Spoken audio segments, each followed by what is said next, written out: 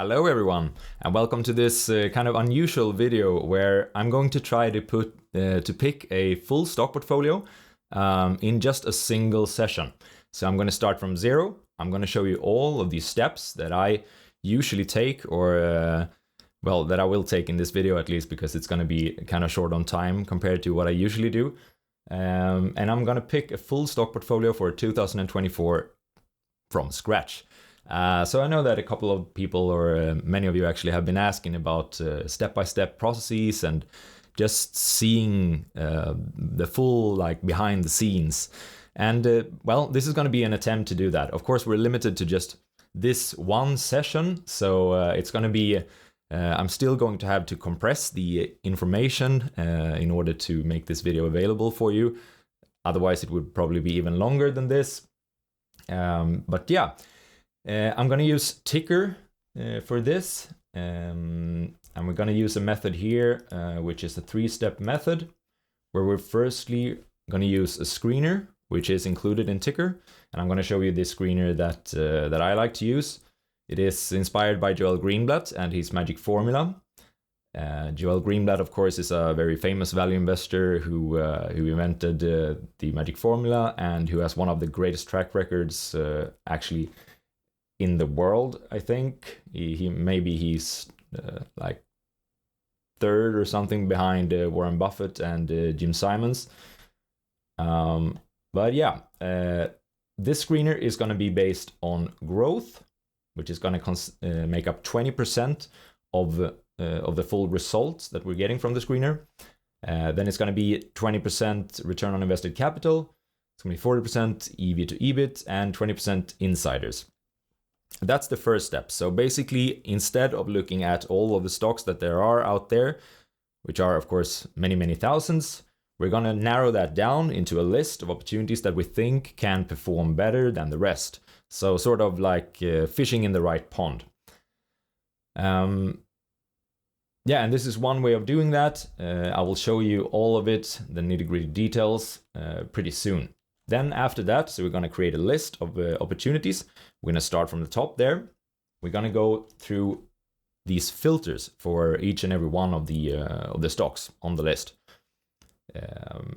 Yeah, we'll get to that soon. But if the stock passes all of these filters, basically, I'm going to go to a normalization phase of we're going to normalize the revenues, the operating income, and the growth for the company.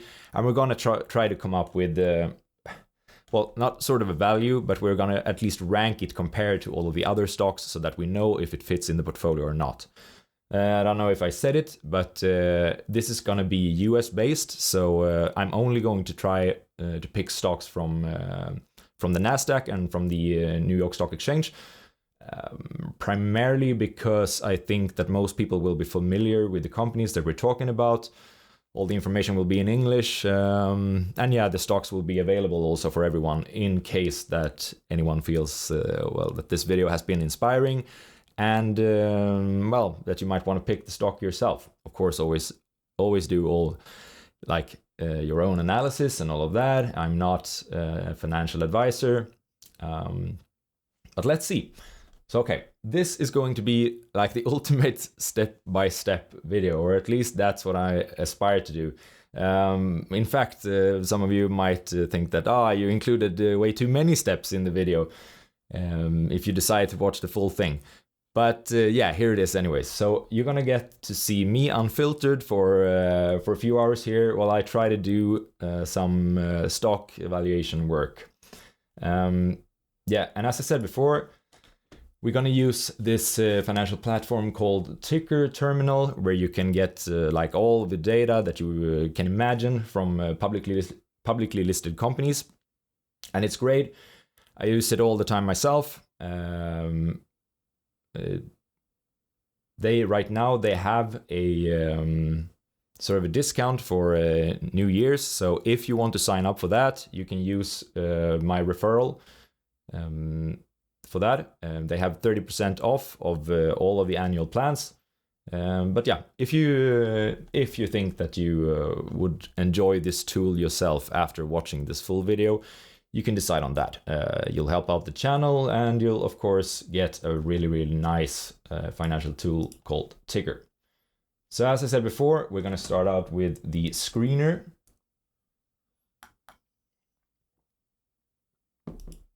So we're going to go here to global screener.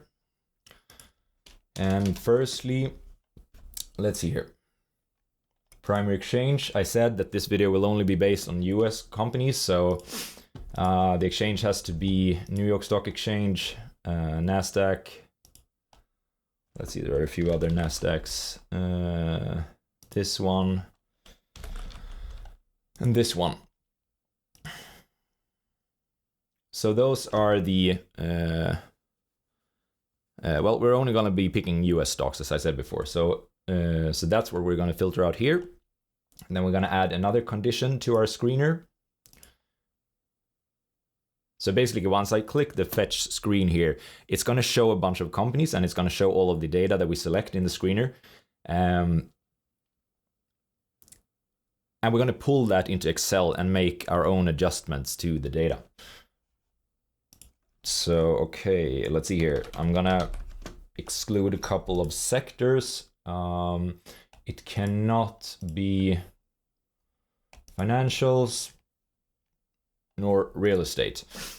This is due to, like, of course, there are awesome companies to pick in the financial and real estate sectors as well, but I'm limiting myself to this because, well, frankly, they do not fit inside my circle of competence yet. I haven't studied many financial companies. I haven't studied many like banks and such. They operate in a certain way. That's kind of, well, not the way that a typical company would operate, much more leverage, etc., etc. And real estate is kind of similar with the leverage part. Yeah, anyways, these two sectors, they are not within my circle of competence, so I exclude them in the screener. That's what's really good about these screeners, that you can just apply filters and you just get the things that you want to pop up. All right, next we're gonna check it so that the market cap is not, let's see, it has to be greater than, let's say, 30 million. I don't want the company to be too small. Sometimes you get stuck in those companies and oftentimes they're very concentrated or dependent on like a single person, maybe the founder of the company. So yeah, this just makes sure that the company is sort of large enough to be an organism of itself, so to speak. Yeah, so market cap, I want it to be greater than 30 million. I'm going to go back to the PowerPoint and show you first step here. So we need to find out something about growth here. We need to find out something about return on invested capital, something about EV/EBIT, and then insiders. I'm going to do that in another way real soon. But so first, let's see growth. We're going to check the growth for revenues. So total, let's see, total revenues. This is, of course, the sales that a company has made during, well, I'm going to pick 2016. It's going to have to be greater than 5. That's just, you can pick any number there. It doesn't really matter. I don't want the company to be too small again for several reasons. I'm going to pick that. I'm going to pick total revenues 2020. 2017. It's also going to have to be greater than 5. And then total revenues. I'm selecting the last 12 months, which is going to have to be greater than 10. Okay, so what we're going to do here is we're going to pull all of these numbers. We're going to pull the sales from 2006. We're going to pull the sales from 2017 and from the last 12 months. Then I'm going to compare last 12 months to 2017 and the last 12 months to 2006. And we're going to get some growth rates there, some CAGRs. And that's what the rankings are going to be based on, at least when it comes to the growth part here in our screener. You'll understand that real soon, I think. we don't only want to check the sales. I think that's a very, very important part of growth because, well, if sales do not increase, the company cannot really grow in the very, very long run. It has to increase its sales sooner or later. Of course, the company can improve its like profit margins and so on. But I mean, profit margins can never be higher than 100% maximum. So even a company with, sooner or later, that growth is going to end. So we want to check the sales growth, but we also want to check the growth of the earnings. And actually, the screener that we're building, when we're pulling out this data later, we're going to check so that we're going to use the lowest growth score that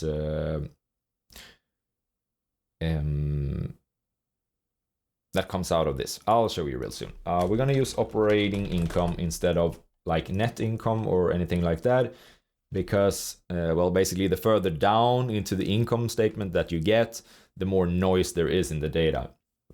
If you do net income instead of operating income, you'll get a lot of like write-downs and impairments and stuff like that. It really isn't, well, sometimes it is valuable information, but it's really not that close to the cash flows, and we want to get kind of close to the cash flows. So we're going to use the operating income here instead of net income.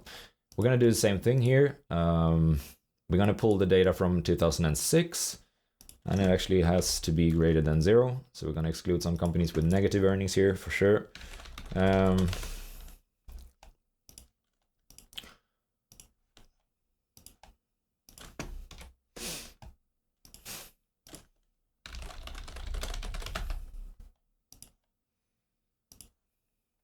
Okay, then I'm going to do something which is a little bit different than for revenues. I'm going to pull data from both 2021. That does not have to be greater than 0 because that's during COVID. Operating income. Okay, so for revenues, we're just pulling the data from the last 12 months and comparing it to 2016 and 2017. So essentially we're getting the, from 2006 to today, that's about 16 years. We're getting the CAGR for 16 years, and we're getting the CAGR for 2017 to today, that is, 6 years, approximately. We're getting the CAGR for that. But here, because earnings, they fluctuate a ton more than revenues do. And because of that, we're going to use both 2021 and the latest 12 months to estimate sort of where the operating income is today. So we're gonna use the highest number of these two once we've built the screener. All right.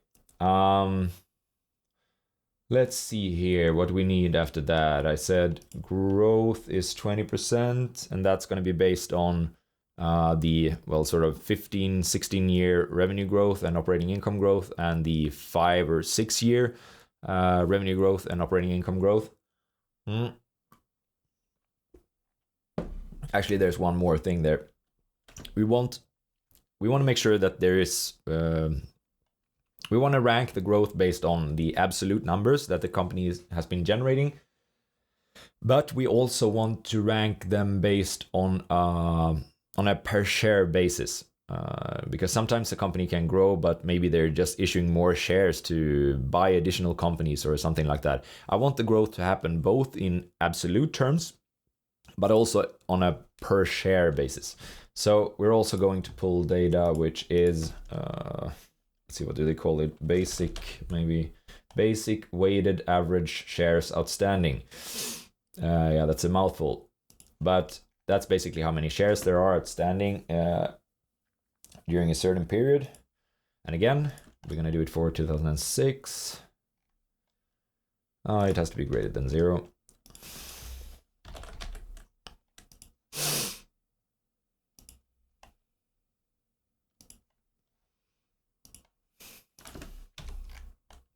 And we're going to pull the latest number as well.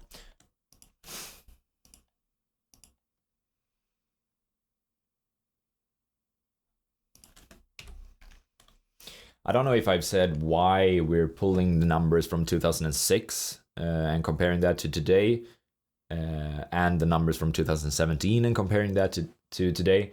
But basically that's because I want, for quite a lot of companies, there has been a ton of growth from 2017 till today, but that's been during, only good economic times. So we're gonna get a lot of cyclical companies in this screener, and I want the cyclical companies to be measured from can't see myself from a peak to the next peak. I think we're in some sort of economic peak right now, but that's of course just speculation. At least we know that 2006 was sort of an economic peak in the past. So I want to see how much could the company grow from there. For instance, like home builders, they look like they've been growing a ton since 2017. But if you compare it to 2006, well, yeah, that's a different story. So I want the growth over a full economic cycle. And I also want the most recent growth, because of course a company kind of it could have changed a ton since 2006. That's a long time ago.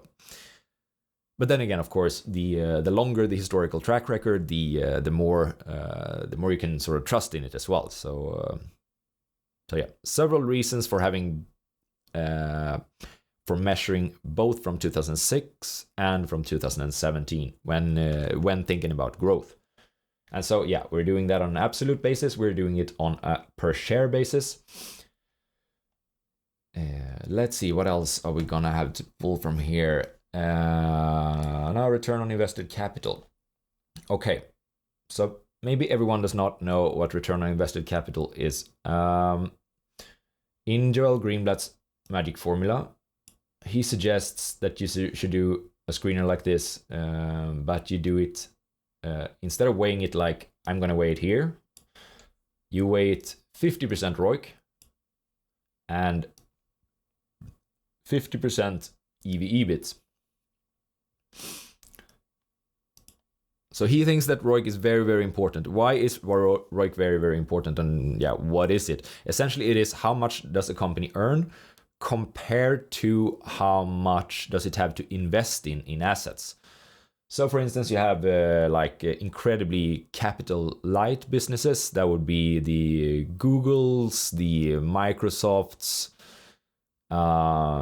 maybe the Netflixes of the world. And then you have other businesses that are terribly capital intensive. That would be maybe the Exxons, the Caterpillar. There are quite a few companies where you have to invest a ton in net property, plant and equipment, and maybe in inventories, stuff like that. And actually, the less you have to invest in these assets, the better. So everything else equal, a Google is superior to an Exxon. Because if Google wants to grow by 20%, they might just have to push a button, say that, our ad rates are now 20% more expensive, so deal with it. They don't have to do any investment to do that. If they have pricing power, they can just do that. Exxon, on the other hand, if they want to earn 20% more, if they want to grow 20%, they're going to have to they're going to have to build new production facilities. They're going to have to do a ton of drilling and a ton of stuff. They're going to have to make a lot of investments. And Google, as compared to Exxon, can just distribute that money to us instead. Instead of just having to put it back into the business, they can distribute that money to us. So that is much better for a shareholder. So yeah, the higher the return on invested capital, the better. And essentially, return on invested capital is operating income divided by the invested capital. And I don't want to get into too much detail about this, but there are many ways of measuring this. And I'm just going to show you the way that I like to do it, at least right now. That's my favorite one. We're going to pull total receivables from the balance sheet, that is, let's see here. That is essentially the things that you've sold to your customers, but that you haven't been paid for that yet. That is essentially tying up capital, because you've probably built the product or whatever, but you haven't yet got paid for it. So that's from a cash flow efficiency standpoint, you want the total receivables to be as low as possible in every company. No, let's not use fiscal year. Let's use the last 12 months here. Display only. Okay, then another thing that you need to have in a business in order for it to work, that is inventory. A lot of companies require, quite a big inventory, and that is also tying up capital. Once again, if you want the business to grow, you're going to have to build out your inventory in a lot of companies. Not in Google, but if you're the Amazon or the Walmart of the world, then you probably, if you cannot become more efficient, then you're going to have to build out your inventory. Display only. And then we have a big one, probably the biggest one for most companies here. Net property, plant, and equipment. This is basically machinery and the factories and all of that. And of course, like if not Coca-Cola, KO, but the bottling company, well, if they want to build a new production facility, that is going to cost a ton of money. And once again, everything else equal, we prefer it if the company does not have to do that. We prefer earnings that comes from a business where, let's say, that much of the earned capital has to be invested back into the business. We'd rather see that the company is able to give us dividends or to buy back shares with that money, because that's directly going to benefit us. Let's see. Last 12 months, display only. And then we have one account here which is offsetting the receivables. I'm not even gonna go into that. But okay, so essentially we want to calculate return on invested capital. I'm gonna soon I'm going to call it return on net tangible assets. But we're gonna add receivables to inventory, to net property, plant, and equipment, and we're going to deduct accounts payable. And essentially that is going to tell us a rough number on how much capital there has to be in the business right now in order for it to work as it does right now. And then if you compare that to how much it earns, you get this ratio, which is very, very useful. You want this number to be as high as possible. You want to earn as much as possible based on these assets. Okay, next up, we're going to return on invested capital. I think we're done there. Then we have enterprise value to EBIT. And we already have EBIT, operating income, and EBIT. They're very, very similar. So we already have that. We have pulled the operating income here. So then it's just going to be enterprise value, I guess. Last total enterprise value, display only. Let me think.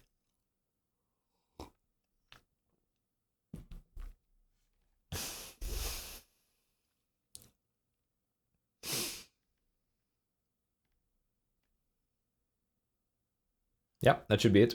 Okay, so fetch screen.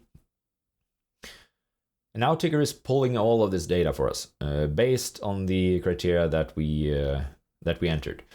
So, okay, already we're down to 1,200 companies out of 67,000 possible companies on TIKR. So this database is just huge. Again, if you are interested in using this service, then please use the referral link that I'll add in the description. It helps this. It'll help the channel. It'll help yourself because you get an awesome tool, and you'll help the people who have created TIKR, which I actually know them, and I like them. They're really nice people.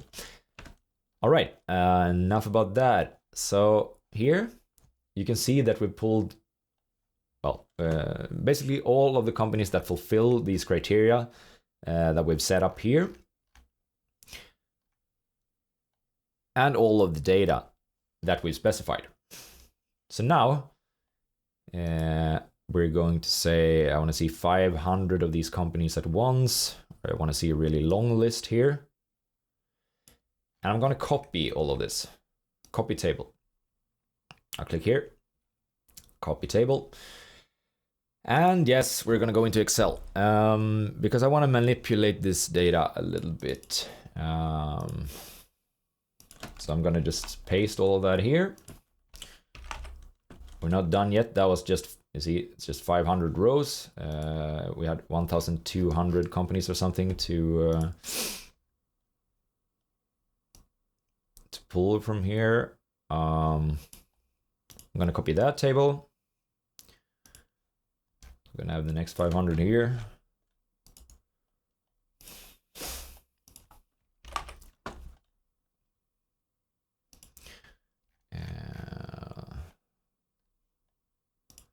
Then the final 200.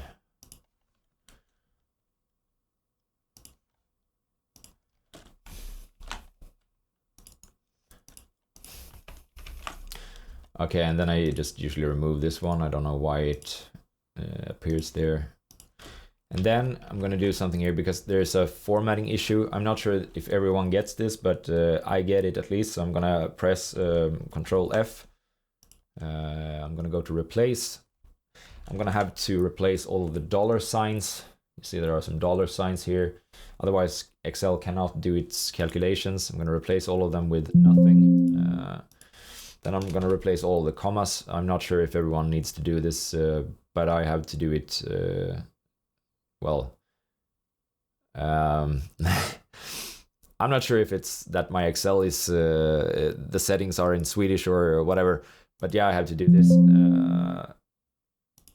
And now the data is ready to be sort of worked with here. So where should we start?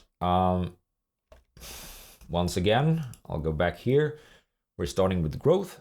So now I'm going to add a column here. And by the way, I'm going to add this. I'm going to upload this Excel in some way to the channel. Maybe you can find, maybe you'll find it in the description in a, what is it called again? The Google spreadsheet format or something like that. But yeah, see, you won't have to do all of this by yourself. But well, as I told you before, this is the true step-by-step process. So you're going to see all the steps nonetheless. So yeah, in this video, you're going to see all the steps nonetheless. In case you don't decide to forward in the video. Okay, so let's see here. We have total revenues 2006, total revenues 2017. What is it that I want to start with?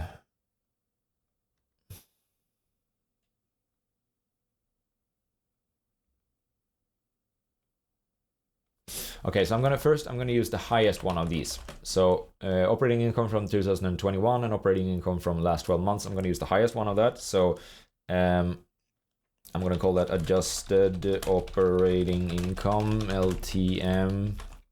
No, I'm going to skip LTM. You know that all of these numbers are like current numbers. Adjusted operating income. That's going to be the maximum of these two. Then I'm going to calculate the margins. So it's going to be operating margin 2006. Then we take that, the operating income, and we divide it by the revenues for that year. let's see, we're gonna do it for 2017 and for LTM.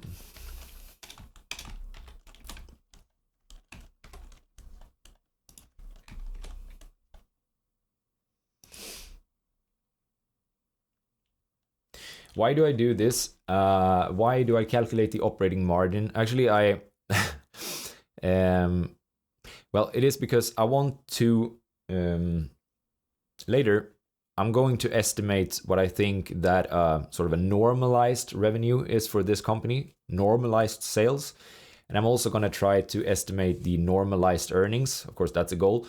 But I prefer to calculate the normalized sales and the normalized margins and just multiply those in order to get the income, instead of just going directly to the operating income number and try to come up with what the normalized number is there. Because as I said before, like the sales, they do not really fluctuate that much in most companies, but operating margins, they fluctuate a ton. So I want to normalize the margins while I keep the sales, and then I multiply the sales with these margins. Okay, let's see here. The final one is going to be that one divided by, the adjusted one. And as we can see here, Apple is the company that we're working with right now. They have increased their margins from 2006 to 2017 to today. And that's great. Once again, where are we going with this? Yeah, that's right. Growth.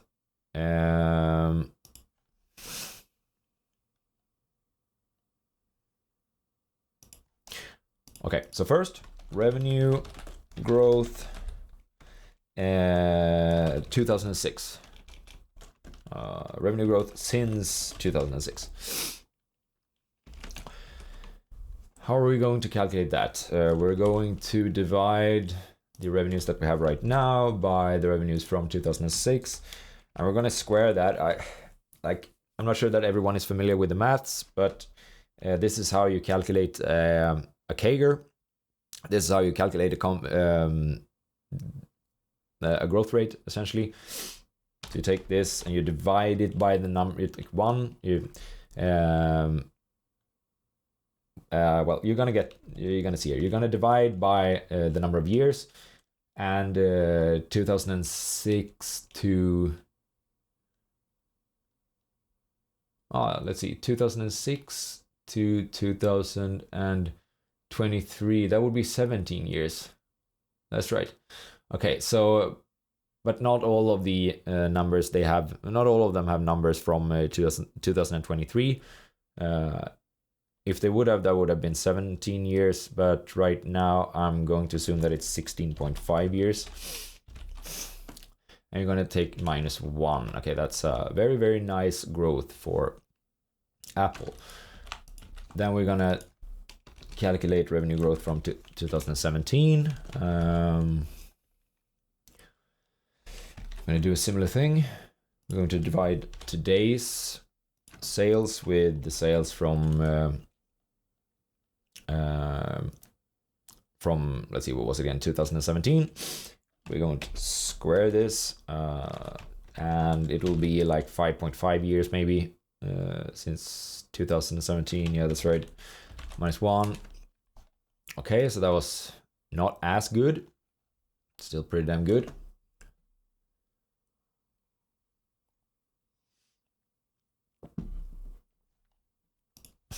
Okay, and we're gonna do the same thing for operating income.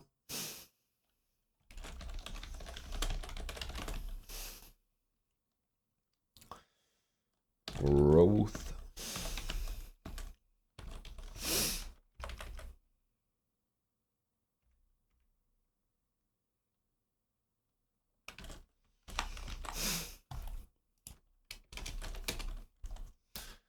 Gonna do the same thing here.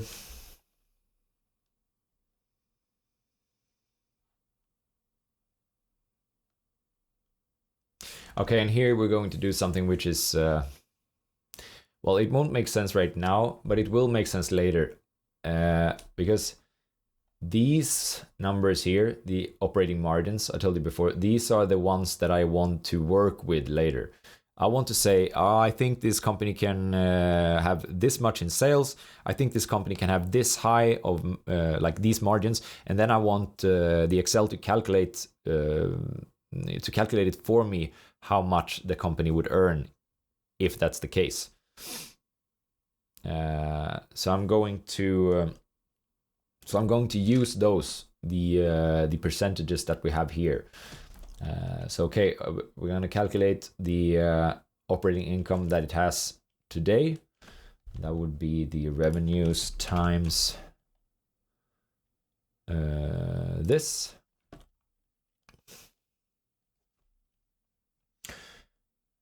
And then I'm going to divide that by, let's see, I'm going to do this just to be sure. Then I'm going to divide that by, let's see, that was from 2006. So then it's that one times this one. We're going to do the same thing here. 1 divided by 16.5 minus 1. 26%. Okay, so we see that they're all in the same ballpark, which is great at this stage when we're not sure if all of our formulas are correct or not. Operating income growth from 2017 is going to be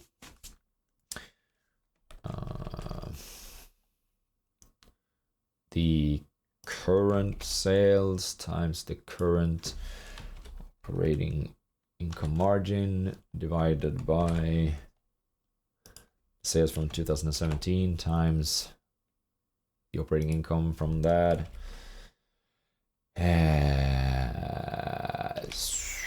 Squared 1 divided by 5.5 minus 1. Okay, still seems to be in the correct ballpark. That's good for us.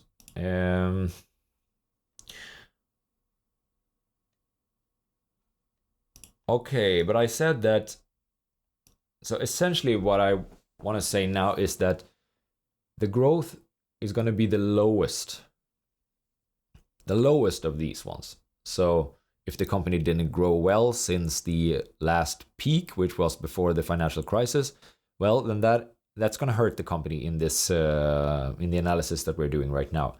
But on the other hand, if it hasn't been growing like during the last 5 years, that's going to hurt the company as well. So right now, if we would only be using these numbers, Apple would get 10% in growth. That's what we're going to score it based upon, because that's the lowest of the 4 alternatives that we have right here right now. But we're also going to add the per share growths, because some companies, as I said before, they might have been able to grow in absolute terms, but that could have been because they were just issuing more shares, and they bought other companies that didn't actually grow anything or organically. And that's not good for us as shareholders. So I'm going to use the lowest of the absolute growth and the per share growth. So okay, now we need per share sales and per share operating income. So revenue per share 2006. And this is, of course,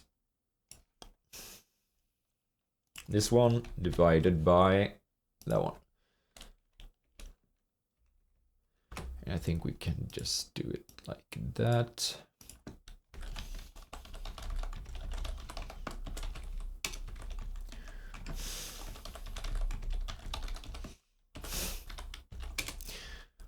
All right, and then we have operating income per share 2006.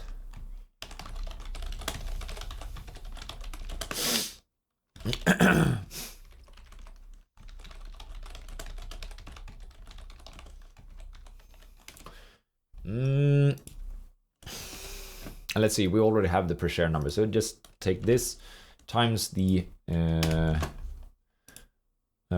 margins instead. Okay, and then we're going to do some CAGRs here as well. So revenue per share growth since 2006.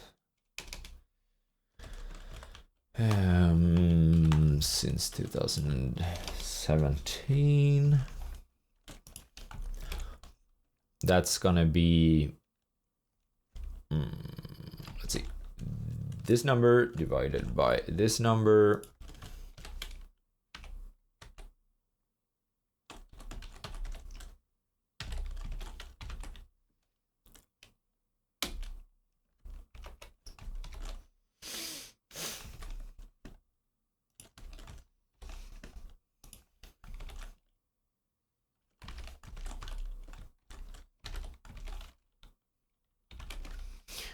Again, we can check it. They're in the same ballpark as before. So, and yeah, I also know that Apple has been buying back quite a lot of shares. So this would probably make sense. 23% CAGR instead of 20% CAGR. When we had the absolute numbers before.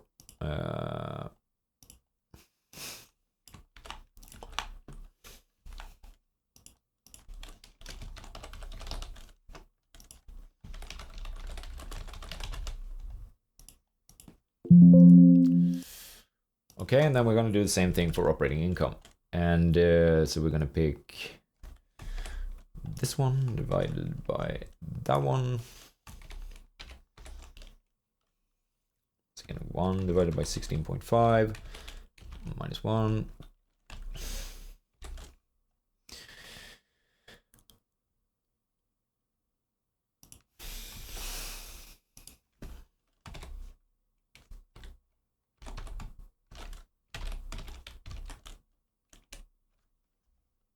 That's okay. So this is useful. This one is in the right ballpark. This one is totally not. What happened there? Okay, yeah, I divided by instead of squaring it. So 18%. That sounds better. Okay, so now we're gonna write lowest growth. Lowest growth. That's what the companies are going to be compared in. So I'm gonna do the minimum of this and this. That's 10%. That's this one. Yeah.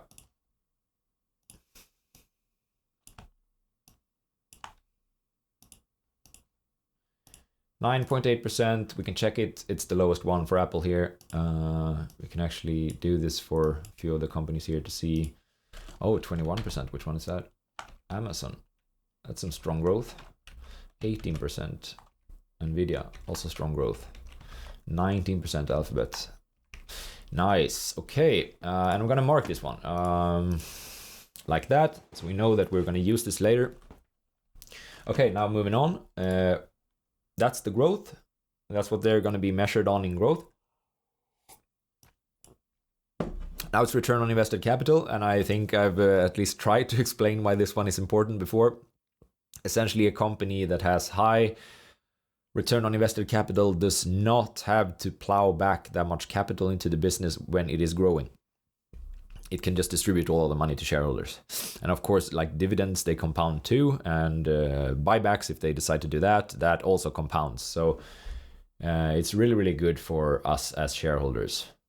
In addition to that, there's also, it reveals a little bit about the qualitative part of a company as well. Because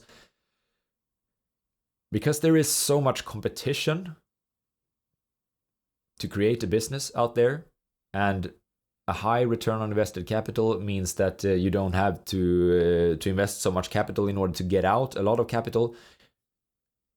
In a capitalistic society, those businesses with very, very high returns on invested capital, they're usually not allowed to exist. because other people will want that money, right? They will also want those returns. They see the returns, and they also want to get in and compete in order to get those returns for themselves, sort of. So if a company has very high return on invested capital and it has that over a long period of time, usually that says something about the business.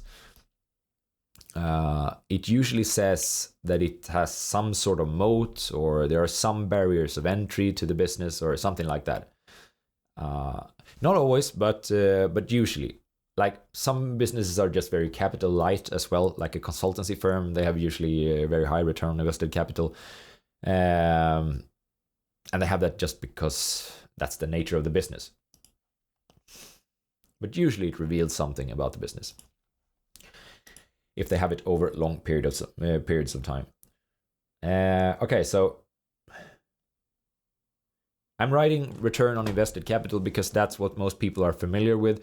But I think if we're gonna be a little bit technical here, no, we're not. So I'm gonna write invested capital. It's going to be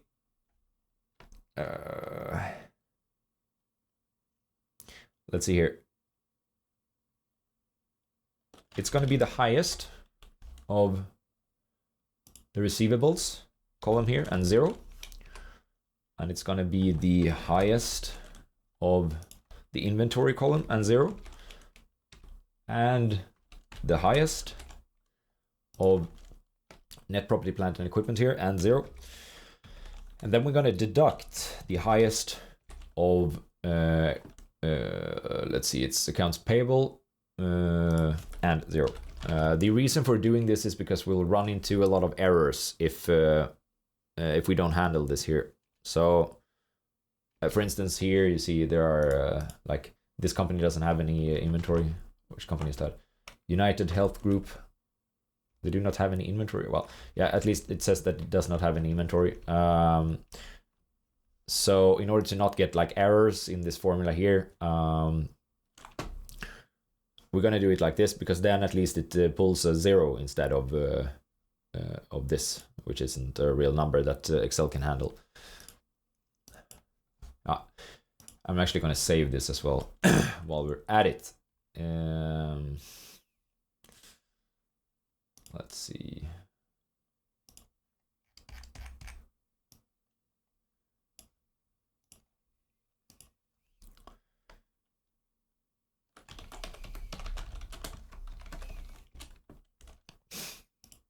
Okay, so we have the invested capital, and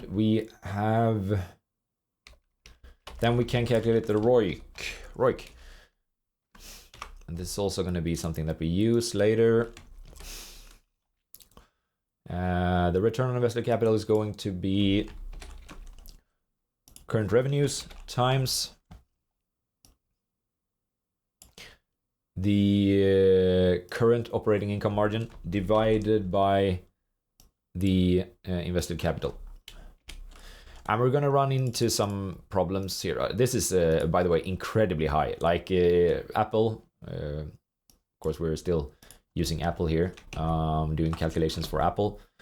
193% return on invested capital is incredible. They're very, very cash flow efficient, or not cash flow efficient, but cash efficient business. We'll see that not all of them are that efficient.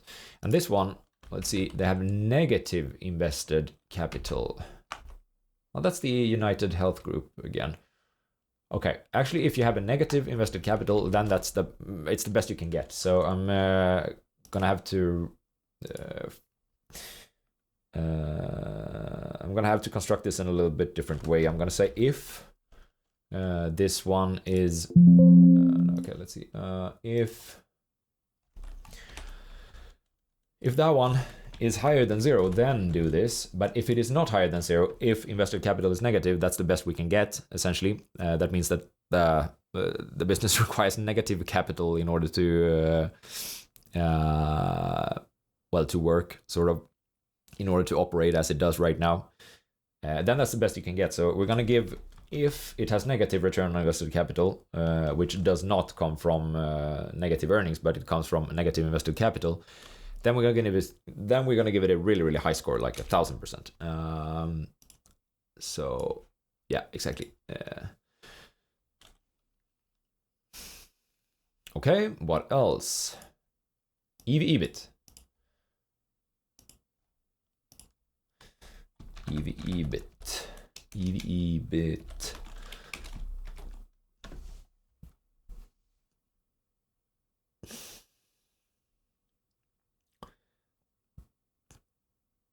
Okay, and here we also have a condition, I think, because I'm not sure, but I think that some of these will have negative operating margins.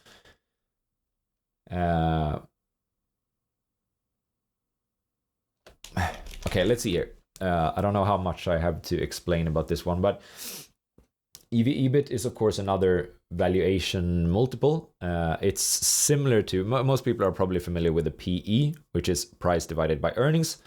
EV/EBIT is enterprise value divided by EBIT, which is a little bit higher up in the income statement than like normal earnings. But the main difference here is that we use EV instead of market cap. If you compare PE with EV/EBIT, the main difference between the two, I would say, is that you use enterprise value instead of market cap. And enterprise value is market cap plus all the company's debt minus all of the company's cash. So essentially, EV, enterprise value, it is very similar to market cap, but it also takes into account how the company has been financed. I prefer to use EV/EBIT compared to PE in almost all cases, as does Joel Greenblatt with one of the best track records ever, as does Warren Buffett with the best track record ever. So I would say learn how to use EV/EBIT instead of PE. That's just a good idea in general. But let's calculate it. We have EV, that's this one, and we divide it by, let's see, it's also revenues times the operating income there. And, oh yeah, that's right. This one can be negative. This one can be negative due to two reasons. If either EV is negative or if EBIT is negative. If EV is negative, that's a great thing, because that means that, as I said before, EV is market cap plus debt minus all of the cash. And essentially, if EV is negative, then it means that the company has more cash on its balance sheet than what the current valuation of the company is. It's very rare, and I don't think that we'll see that right now with this US stock screener. But it does happen. There are some Japanese companies, right? There are actually quite a lot of Japanese companies where that's happening currently. But it's not really common, and if it happens, it's a really good thing. So if the negative value here that if we're getting a negative value here, and it is from the EV, then it's a really good thing. So then we want the company to get the highest possible score. But if the negative score or the negative number here comes from that we have a negative EBIT, then it's a really bad thing. So I'm gonna do something like this. If this one is greater than 0, then we do this. Otherwise, we're gonna give this the shittiest score, which would be a very, very high score, like tens of thousands or something like that. Yeah, let's see. And once again, 25 for Apple is reasonable, I think. So 63 Amazon, that's incredibly high. Nvidia, of course, very high. 8 for ExxonMobil. Okay. Yeah.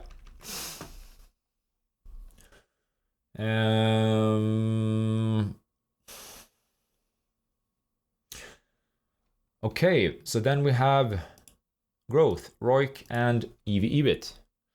We're getting there.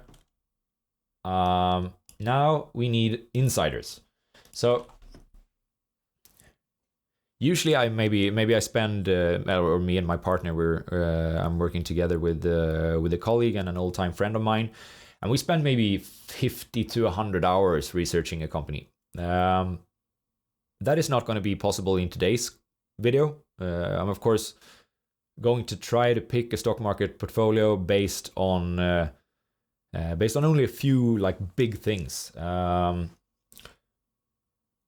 And I think we have a good chance of overperforming by only focusing on these very important things as well. But of course, I would love to, like, if you want to do this in an optimal way, you of course want to spend as many, maybe or almost as many hours as possible. But okay, so if we're going to spend very little time with these companies, which is going to be the case today, then insiders are really important. They are important in any case. But when you do not spend that much time researching the company, then insiders are really, really important. So if maybe the CEO has been purchasing shares in the company, of course, that's a really good sign for us. And when we do not know that much about the company, which will be the case today, for me, I won't know too much about most of these companies that end up in this list, and I won't have time to read up on them either. If I want to complete this video for you like today. So then we want to rely on the insiders quite a bit. And there are some tools on TIKR for this. So for instance, if we go to like Google, let's see, company overview here, you can see there's an ownership tab here where you can see inside transactions. But I don't know how to pull that in bulk from TIKR. So what we're going to use is another tool, which is not sponsored, by the way. It's just a great tool. It's Insiderscreener. And this one, it'll actually give you the insider purchases from a ton of companies, from a ton of different countries. And you can screen for them, similar to what we're doing here. You can pull like an Excel worth of data, which is great. So I have saved a search here. Call it US purchases. I've created a filter for this. Let's see. Here I've said that it has to be United States. Let's see. Minimum market cap 30 million. Economic sector, what did I do here again?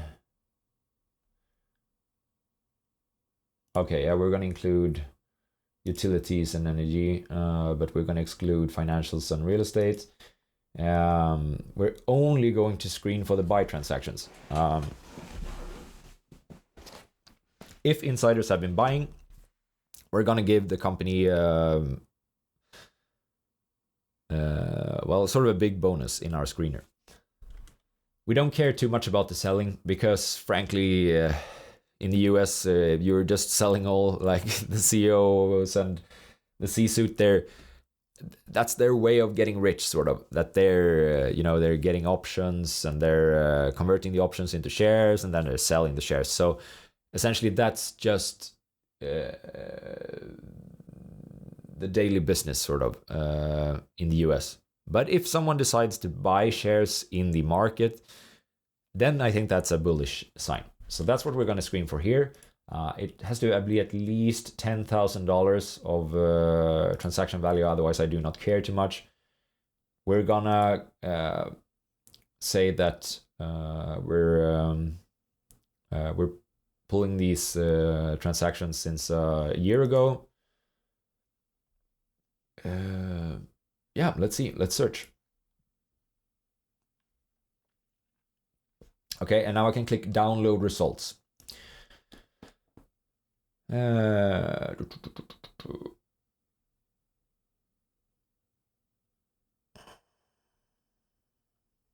Yeah.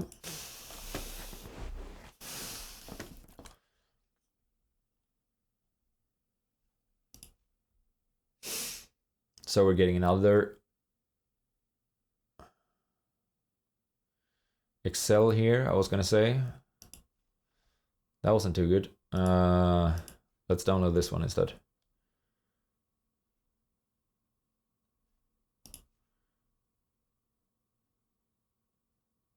Ah, that's much better.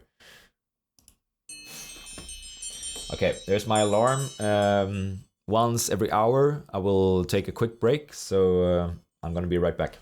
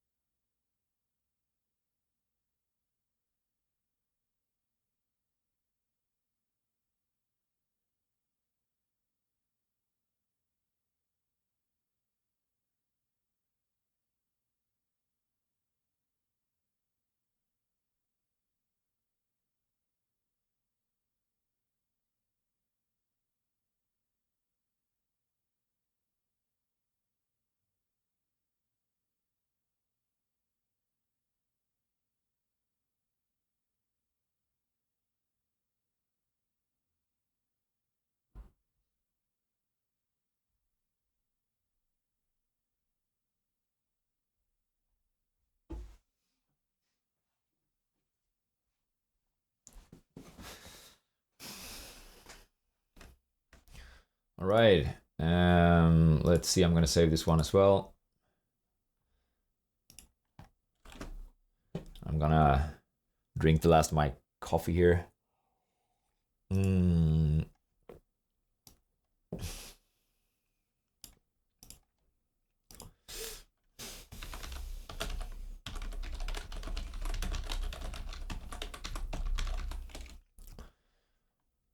Okay, so what I want to do here is I want to create a pivot table where I sum up all of the transactions that have occurred during the last year for a single company. Let's see, I'm going to do that here. So that's going to be by each company, and then we're going to have the value, sum of value of the transactions. That's correct. And I'm actually going to do, I'm not sure if you need to do this, but I'm going to do it anyways. I'm just going to paste the data like here.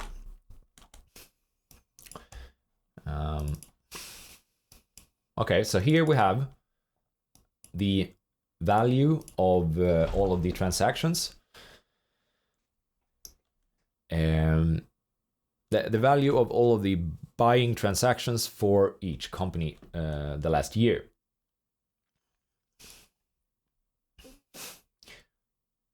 So now we want to use that in the other Excel. So I'm gonna write something like insider purchases. And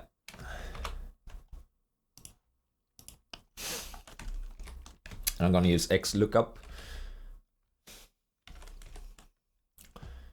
I'm gonna try to find the name of the company in this. Then I'm gonna return this. Not applicable, didn't find Apple. Not applicable, not applicable, not applicable.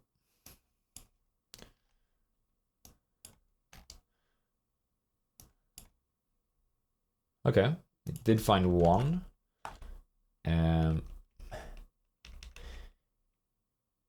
But I'm pretty sure I've checked this before, and there's a difference between how TIKR is naming the companies and how Insiderscreener is naming the companies. First and foremost, of course, not all of these companies are going to have insider purchases. So we're gonna do a little bit of a we're gonna catch some errors here. If error, we're gonna try to do this, but if it doesn't pull the correct value, or if it's an error, then we're gonna just say 0. Okay. And then I'm gonna say insider purchases as a percentage. We're gonna do this, and we're gonna divide it with the market cap. There we go. And that's a percentage.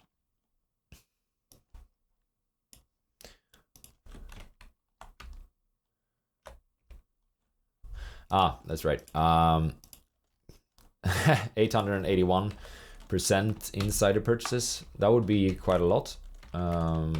That's not what's happening. They have the like Insiderscreener, they have the insider purchases in just normal dollars, while in TIKR right now we have all of our numbers in millions. So we're gonna have to divide by a million. 1, 2, 3, 1, 2, 3.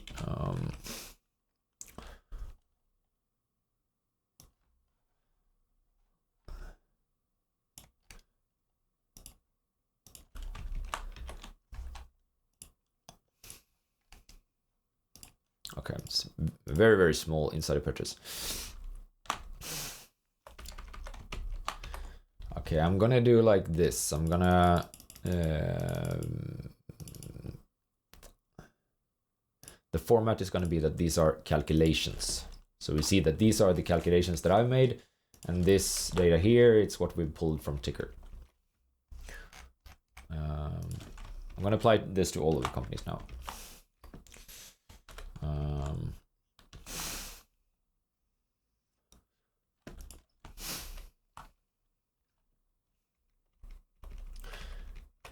I'm gonna check something here. Let's see, like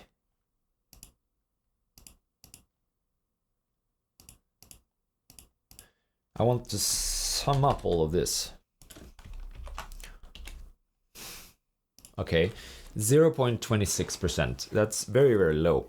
But I know that the naming, like the way that TIKR is, that's not because there have been so few insider purchases in the US during the last year. That's not the case. It is because, for instance, TIKR says Apple Inc. dot, while Insiderscreener says, okay, I'm not sure that Apple will show up here, but Apple would be, okay, you have this example here, 2U Inc. It doesn't say Inc. dot, and then it's no match in Excel when we use when we use the X lookup. It doesn't give us a match. So in essence, I want to change the TIKR names so that they're similar to the Insiderscreener names. And I've checked this one before, and mostly, yeah, we should just remove a few things from TIKR. So do you remember it was like 0.26%, something like that? Let's replace all the dots with nothing.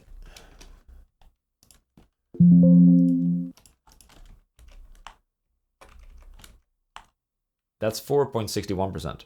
That's an improvement. 4.61%. Now let's replace all commas with nothing.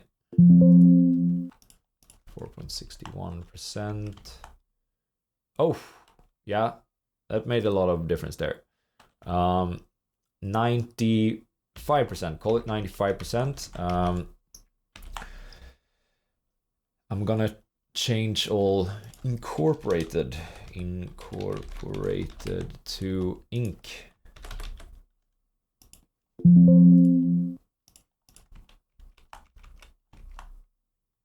Small improvement. I'm gonna change all company to co.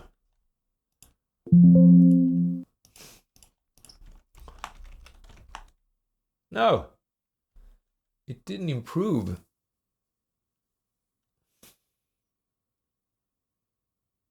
Okay, now we're not going to do that. Then we're going to replace all corporation, I think, at least. Corporation with corp.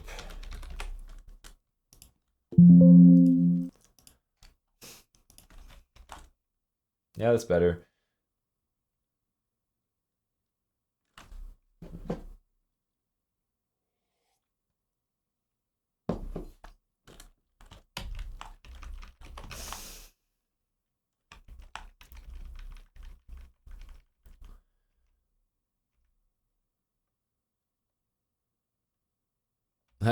Yeah.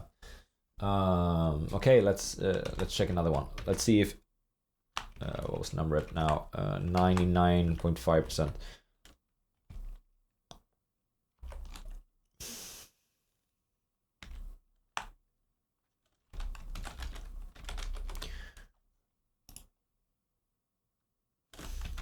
I'm gonna try this again. 99.5.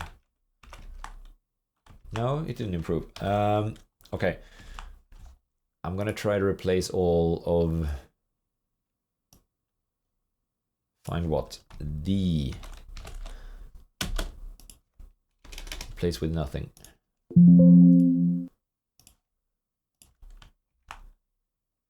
Small improvement. Okay, yeah. So that's it. Okay, so now now we're gonna score these. Now we have, that's all of them, right? I think that's all of them. 4. And now we're gonna score them. So 20% score is gonna go to growth, 20% is gonna go to ROIC, 40% is gonna go to EV/EBIT, and 20% is gonna go to insiders. Let's see how we're gonna do that. First I'm gonna remove this. Let's see, growth score. And Joel Greenblatt in the Magic Formula suggests that you should just rank them. So you should just rank the companies based on how well they're doing. And there's a function in Excel that can do that. It's called percentile rank. Let's see. We're gonna enter the array that it's gonna be ranked based upon, and then we're gonna rank what, or then we're gonna enter what is going to be ranked. And I'm gonna lock these. Okay, so there's some issue here.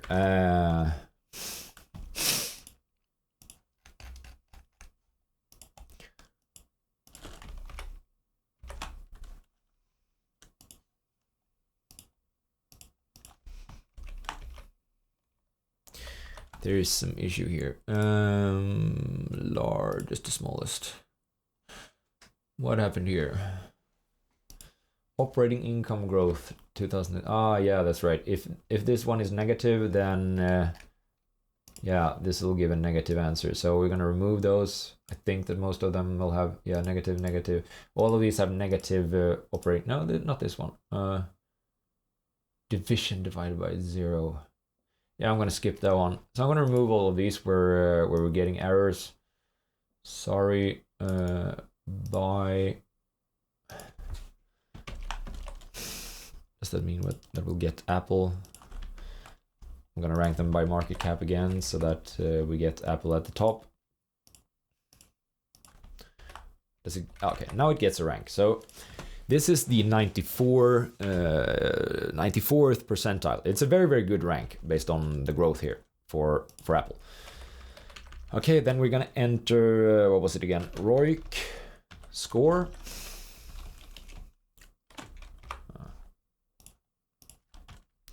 We're gonna do the same thing. Percentile, rank. We want this to be as high as possible. We're gonna use this.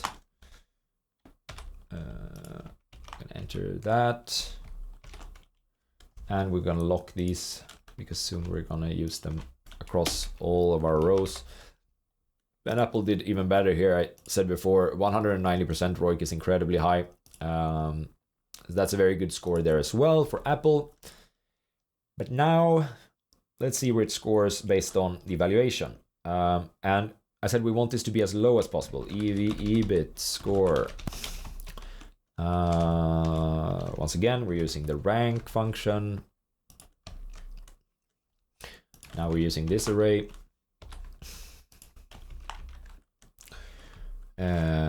Yep. But instead of using, because now we're just gonna get how, well, it's not the higher the better when it comes to EV/EBIT, so we're gonna do 1 minus this. It's the lower the better. And here, of course, Apple scores kind of poorly. And the final score that we have is the insider purchases. Insider score. It's gonna be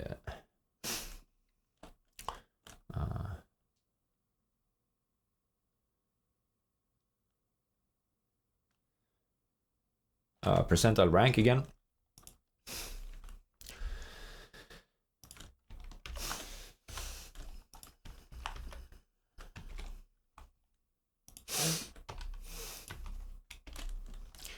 And there it gets 0, yeah. Okay, and then we're gonna add these total score. Total score. And this, of course, we can make it bold, and we can make it bigger, because this is what we're gonna rank everything based on. So, okay, that was, I overdid it a little bit there. Total score is, I said, it's 20% of this, it's 20% of this, it's 40% of this, and it's 20% of this. I hope that makes sense. So Apple gets 46% out of it. There's 100% that one could get possibly, and Apple got 46%. So pretty good, but I think we're gonna see companies that rank better than this for sure.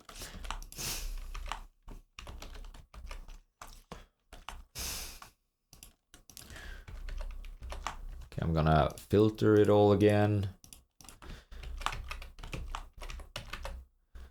And let's see. Let's get the ones with the highest scores at the top. So here we have a 90% score.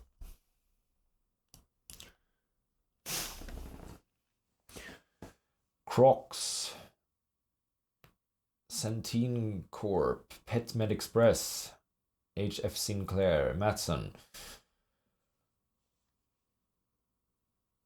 Okay. Let's see, I'm just gonna check a few of these.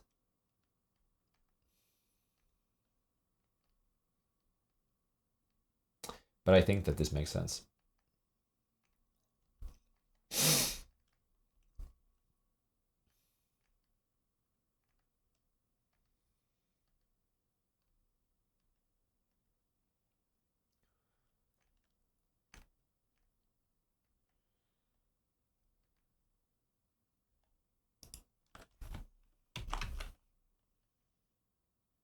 Okay.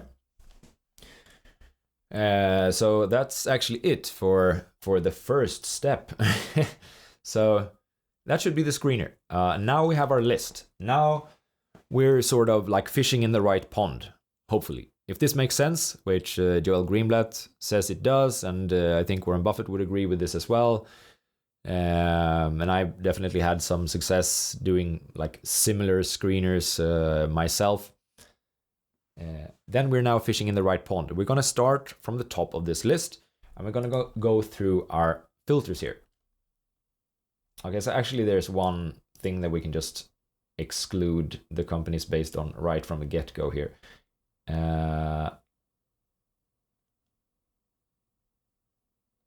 Okay, let's see, this one I think I can just exit, right? Yeah, it still pulls the number. Still pulls the numbers. That's good. Let's see here. less, I've said that if the growth is less than 5% CAGR, then I'm also not interested in this company. It's just a sinking stone. It could, of course, revert to the mean, but I would say that usually those companies where this is the case, they're a little bit more advanced and difficult to analyze, and we do not really want that for this type of video. Once again, I'm going to try to pick a portfolio in just this session. So I'm going to stick to the 1 foot bars. Buffett would say in his analogy. I don't want the 7 foot bars here. I want the 1 foot bars. Okay, so we're going to exclude the companies if they have less than 5% CAGR in growth. And let's see here. How many filters was that? 1, 2, 3, 4, 5, 6, 7. So I'm going to enter 1, 2, 3, 4, 5, 6, 7, actually 8.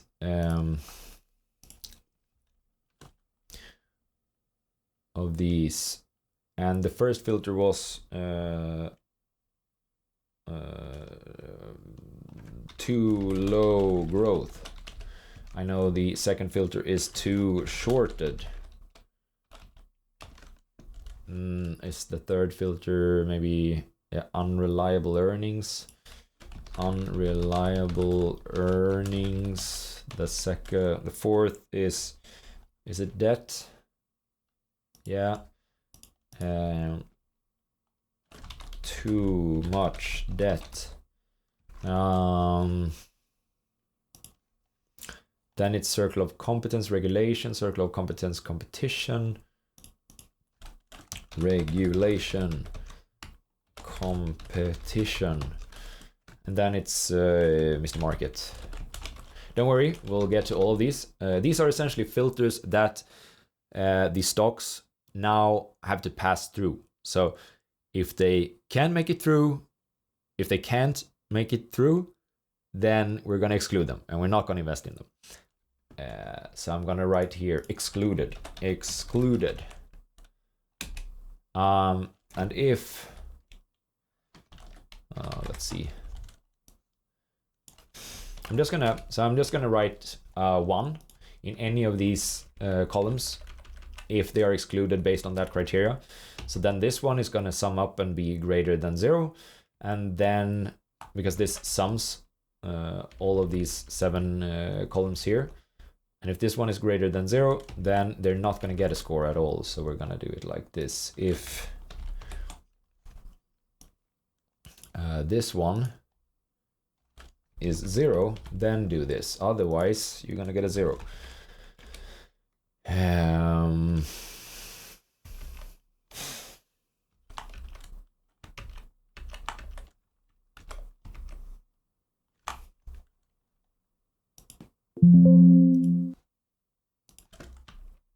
I don't know what that was.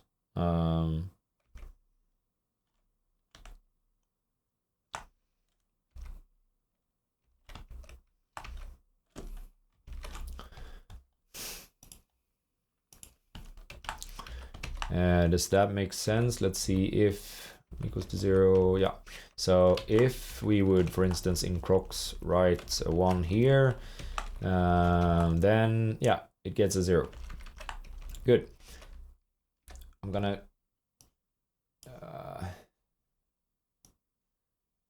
change the color of these into red so we understand that they are dangerous.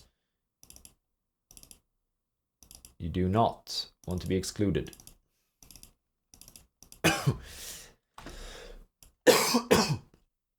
But then I'm going to do something else as well. I'm going to highlight these because they're going to be important. And you're going to know why real soon. These ones are also going to be important. Then actually the rest of them, they're kind of not that important right now, so we're going to hide them. Hide.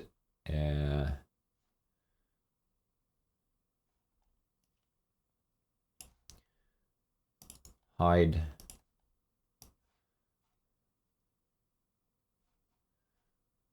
and hide.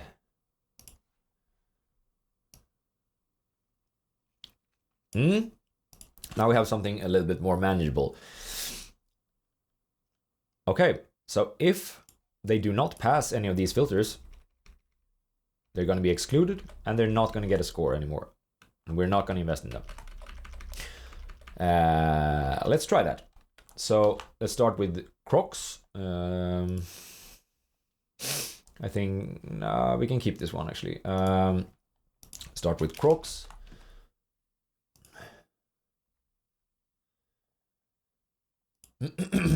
And the first filter. So the first filter is yes, yeah, that's right, too low growth. If this is a calculation as well, if,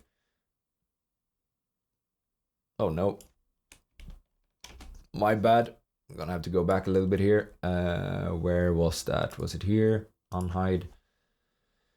Lowest growth 15%. If the growth that we calculated before, if this one is lower than -5%, then it's going to be a 1. Then they're going to be excluded. Otherwise, it's going to be a 0.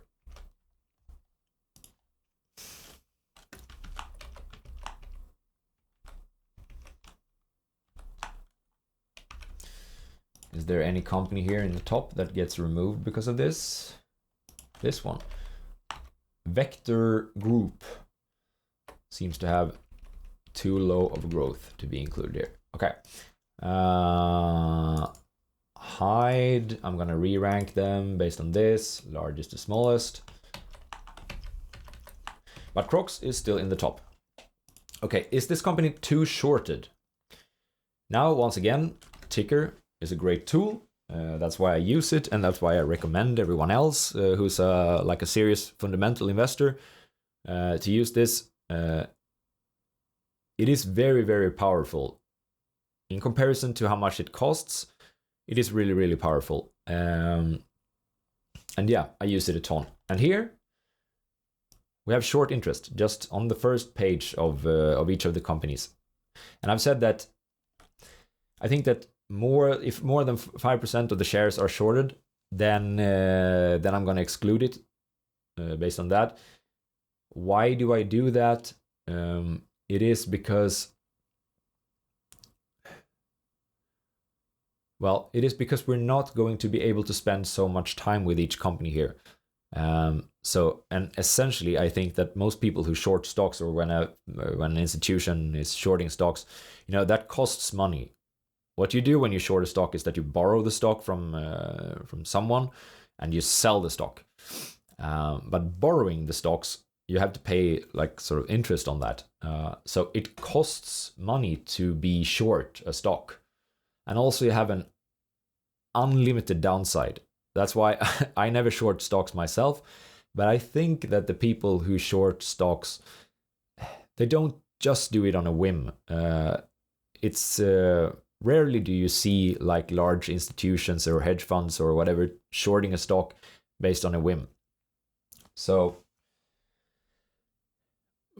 but you might see them go long on a whim. No, but you might see like, anyways, the people who have shorted the stock, I think they've done their analysis, and this is just a very, very shorthand, no pun intended, tool of being able to exclude some companies.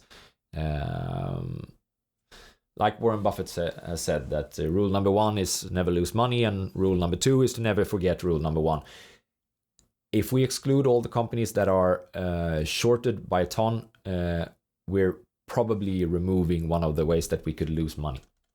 So Crocs is actually too shorted. 5% is my threshold, and Crocs is shorted by 9.3%. So I'm not even going to go into, what does Crocs do, although I know that they're doing something with the footwear, shoes, but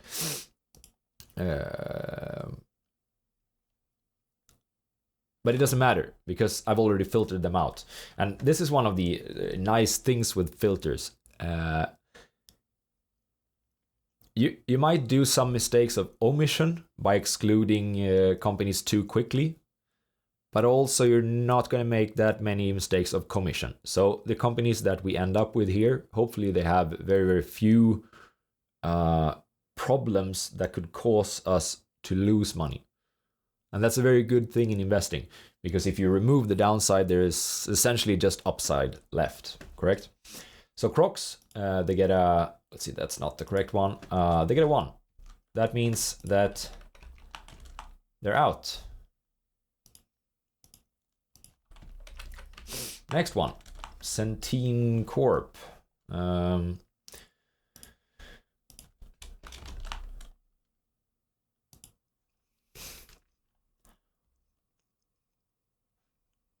It's not too shorted. So then we're gonna check if they have unreliable earnings. Actually, I'm gonna just real quick check what this company does as well. Centene Corporation operates as a healthcare enterprise that provides programs and services to underinsured and uninsured families. Okay, commercial organizations and military families in the United States. Managed cares and specialty services.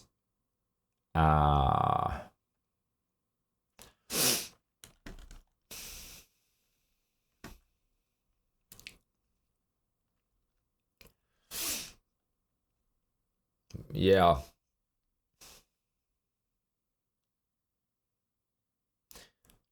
No. Okay, I'm jumping ahead a little bit in the in this one, the filters. We were gonna check if they have unreliable earnings, but I'm not actually even gonna do that because I know that I have so they have to pass all the filters, right, in order to be something that we're interested in. So if I can recognize that they're gonna fall short on one of them, I'm just going to remove them instantly as soon as I see that, just so that we can be as quick as possible, although we've already spent 1.5 hours and we're just starting out with the company, so maybe you would disagree that we are not being as quick as possible. But hey, this is step by step. No, but you want, while investing, you want to turn like as many stones as possible. And especially if you're just trying to pick a portfolio in one single session, which is what we're trying to do here. So okay, I have 2 filters, which is based on my like circle of competence. Here you see circle of competence, and it's going to be both based on regulations and on competition. So I have 2 things here. If I'm not really sure that this company, well, essentially what we're trying to do with what is circle of competence? It is what we can. What we know something about, and what we sort of think that we have a high probability of predicting. You know, of course, investing in the stock market is just a matter of like trying to predict how well the company will do, put that in relation to how much the company currently costs, and then just invest in the things that look the most favorable from that perspective. But if you do not know how to predict a company, then you have no business investing in it, correct? Because you cannot assess what the real value of this business is.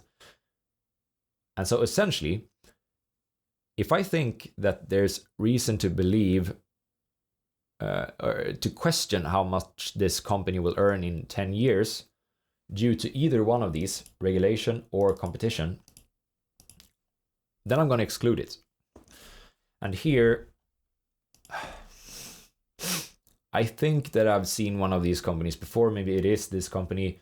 And I think that this is, they're providing programs and services to underinsured and uninsured families. I think this is something that is state-backed. There's some subsidies, definitely, that's making this business possible. And in a video like this, I will not be able to evaluate that, especially not for the United States. I will not be able to evaluate if, well, are these subsidies still going to exist in 10 years? Now, I might actually be wrong on this. It could be that they're not governmental funded, but I really think they are. And I don't have time to dive into that right now.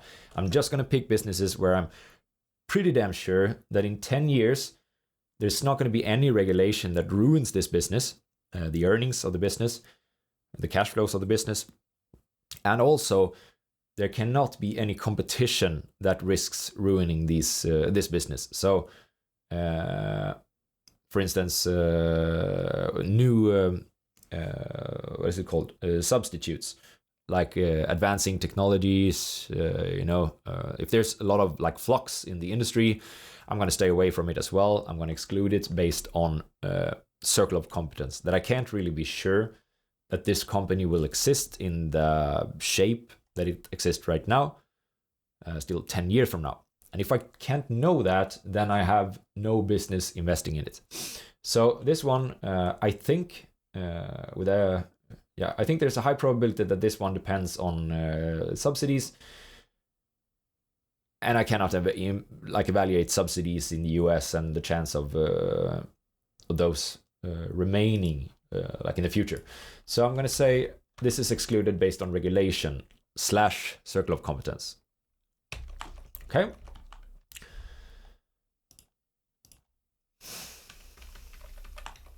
PetMed.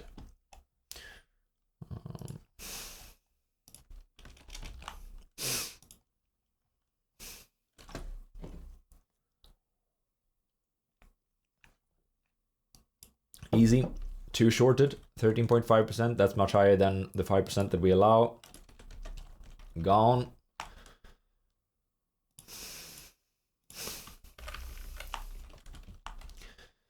HF Sinclair.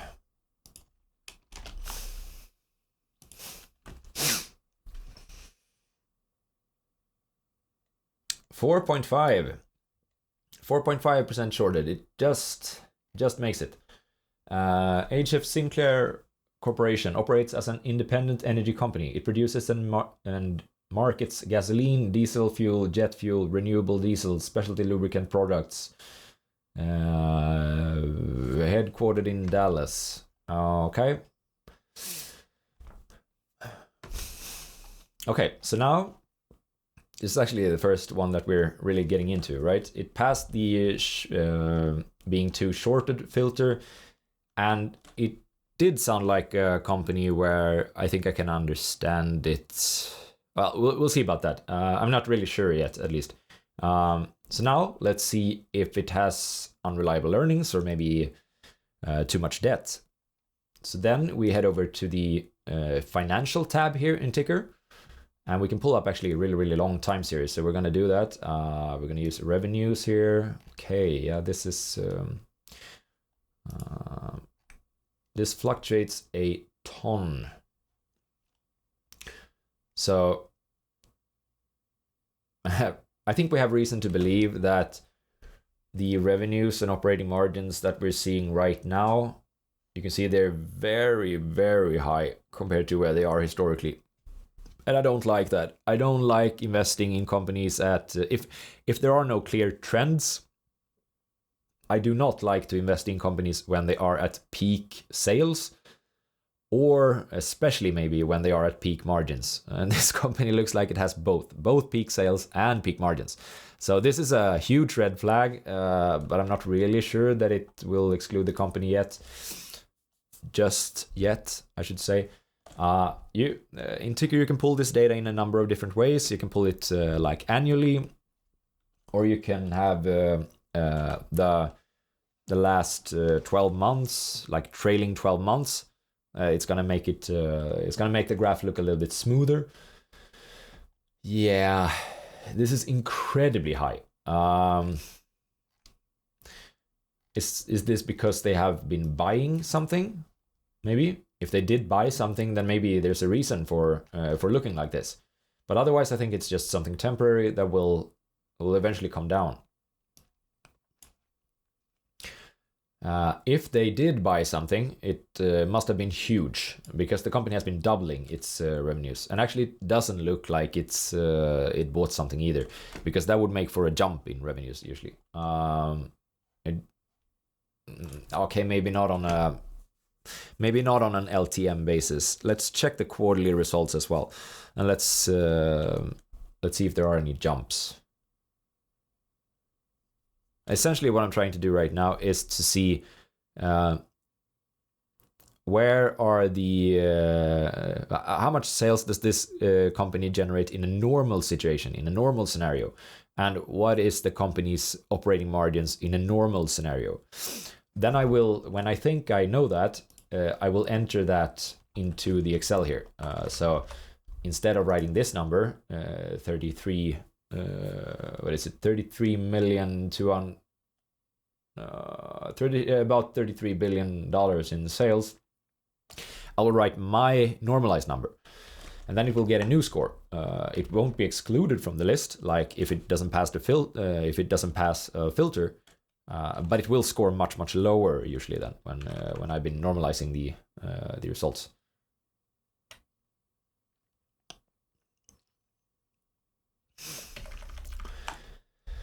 Okay, so I'm trying to normalize revenues. I'm trying to normalize margins. That's actually the third step here, normalization. Normalize the revenues, the operating income, and the growth. But we'll go back and forth between these quite a bit. Okay, what was it that I was going to check again? These are the quarterly results now. I clicked this, so we see the results per quarter instead of like per. Okay, no, this doesn't really look like it's that the company has acquired something either.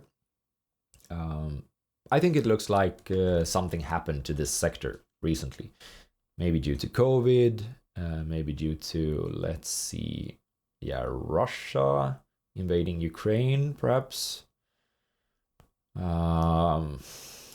something like that, and we want to normalize that. Okay, if it acquired a company, it would probably have you would probably be able to see it here in the shares outstanding, or in here in cash acquisitions.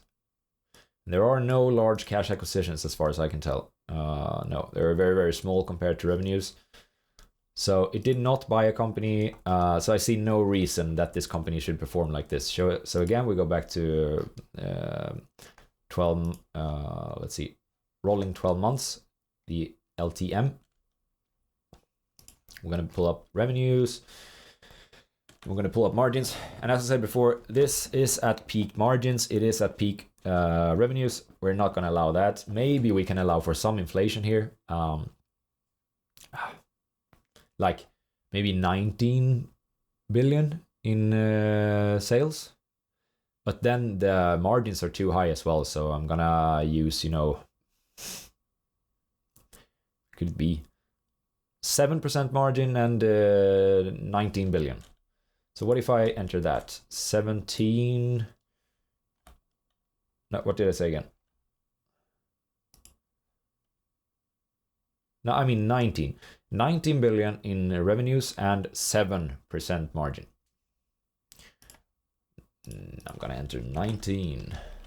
And I'm just gonna make it light blue. That way I know that I manipulated this number. And oh my god.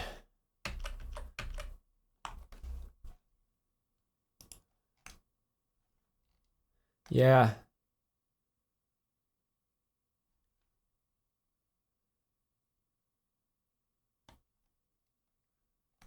There's something here which is a little bit strange.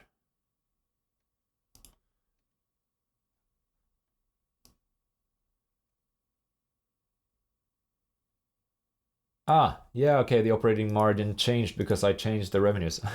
I was so confused. It doesn't really say 16%, right? I'll have to keep that in mind. Let's see, operating margin 7%. I changed that as well. Now it gets 65% in score as well. We might get back to this one, but it is scoring much lower than what we thought from the start. Let's move on. Matson Incorporated. 2.5% shorted. That's fine. What is it? provides ocean transportation and logistics services. Well, we can be pretty sure that this one also has some like temporary boosts to its revenues and margins and stuff like that. Let's just go ahead and that's not the right one. Revenues. Yeah, what's this? I mean, there's nothing normal about what's going on with any like shipping business right now. So basically, I could probably have excluded all shipping businesses from this screener, but I still want to give them a fair chance. But yeah, I will not use these numbers for shipping businesses right now. I do not think that they can go on like earning this much forever. Actually, if we pull up the quarterly results for this company, I think that it should that it's falling right now. But let's see.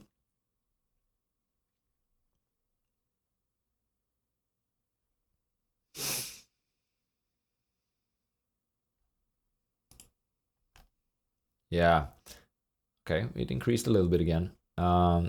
But I really do not think that this is sustainable. I will use what they earned in, yeah, maybe 2020.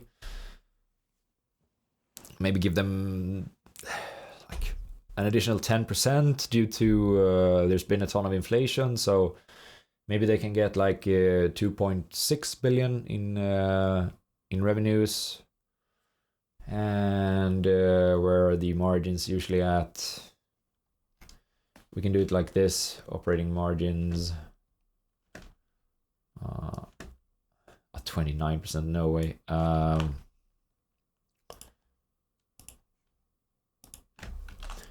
The average margin during the last, whatever, 10 years something is 7.2.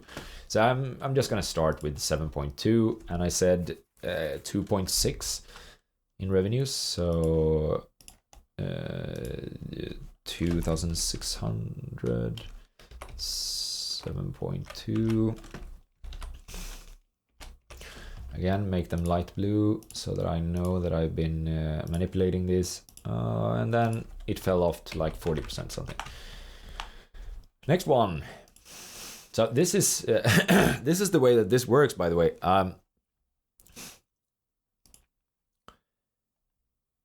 Always when you're doing a screen like this based on just quantitative numbers, there's something that you're sort of biased for in the screener, and you're gonna have to adjust for that, just like we're doing right now. And there's gonna be a lot of companies that we say, well, we're not gonna want to invest in this one. But hopefully, I think that you'll learn a lot by just doing, by just understanding what at least I want to see in a company. So therefore, I think that you'll learn a lot by seeing the exclusions as well. I think sooner or later we'll bump into something here which we might want to invest in, or actually I'm gonna sit here until we bumped into enough of them in order to create a portfolio. So maybe at least like 6 or 8, or my goal is to find 10 of them that we want to invest in. But let's see. But I'm gonna sit here until we find the ones that are great. And meanwhile, I'm gonna stick to the principles, and I'm gonna remove everything that I do not think passes these filters. EOG Resources.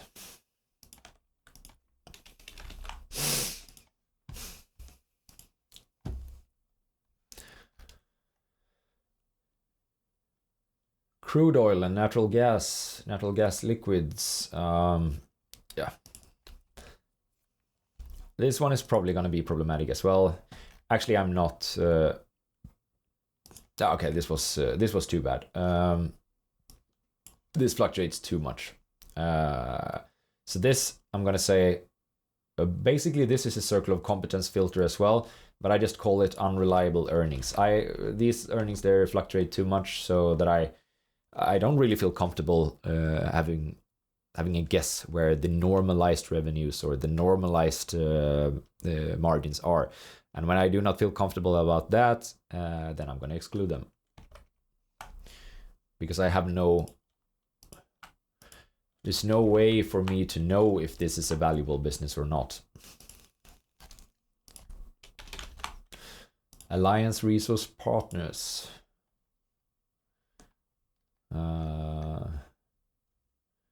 Coal. Okay, there's a ton of these. Maybe I should have excluded all of them.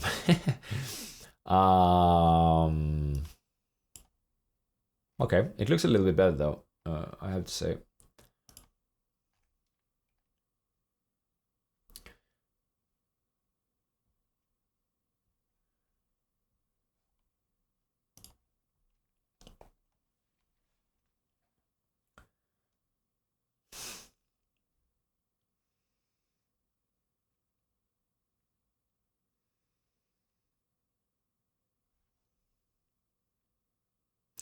Actually, you know what? Let's do this.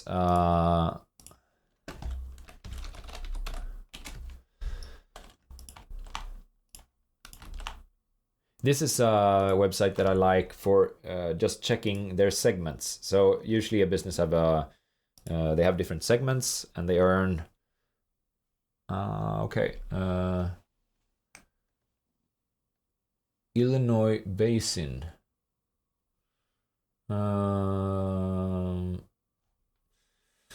Diversified natural resource company. I like to use Market Screener because it shows us this: the sales per business, the segments, and the development of segments in a really nice way. So sometimes I will pull this if I think that it's necessary. Okay, yeah. Illinois Basin Coal Operations. Appalachia Coal Operations. And to be honest, I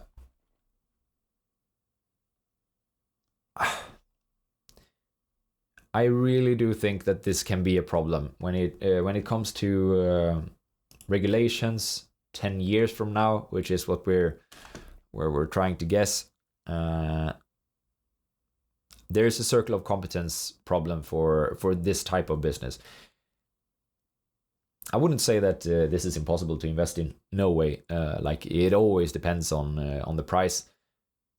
But of course, coal. I mean,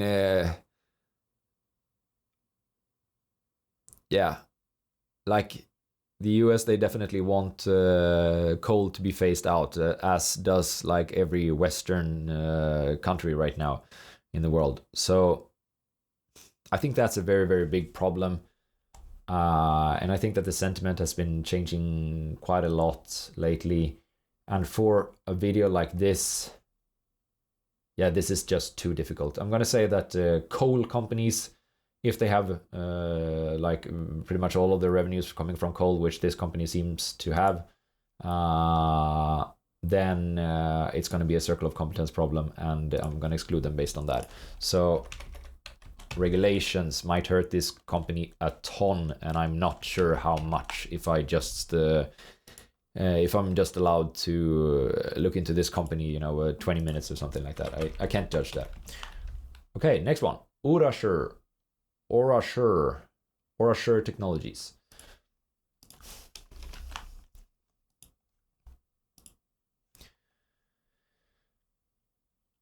Oh, 3.4%, 3.9% shorted. That's good enough.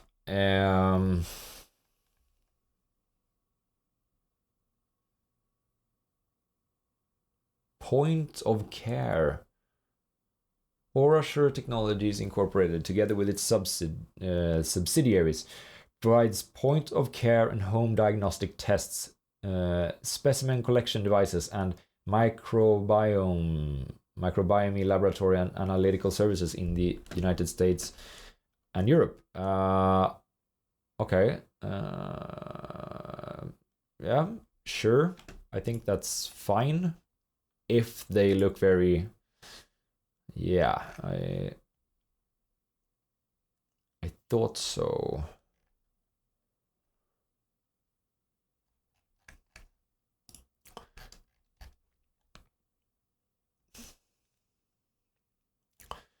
Okay, they have been buying something, but at the same time, this is just, they've increased their revenues by a ton. Well, they grew like this, like very, very slow, and then poof. So a company like this, for sure, It could be like COVID boosted. Let's check the quarterly results as well.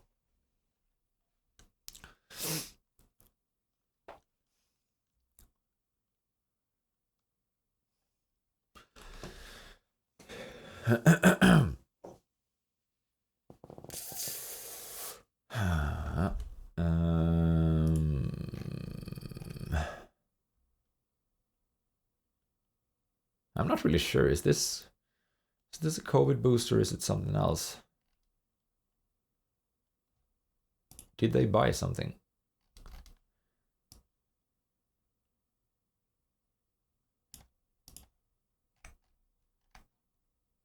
Not anything huge.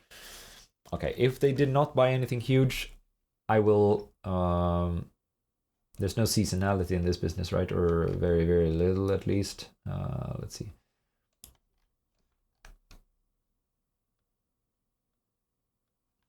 There might be some seasonality, but very little.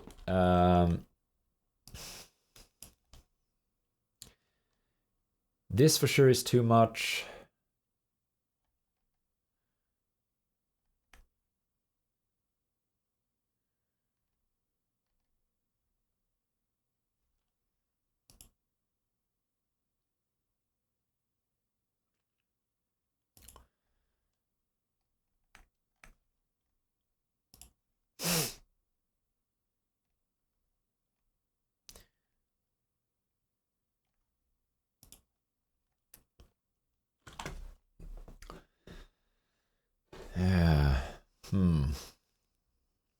Yeah, where are the normalized revenues and normalized earnings of this company? Let's see if we can understand that.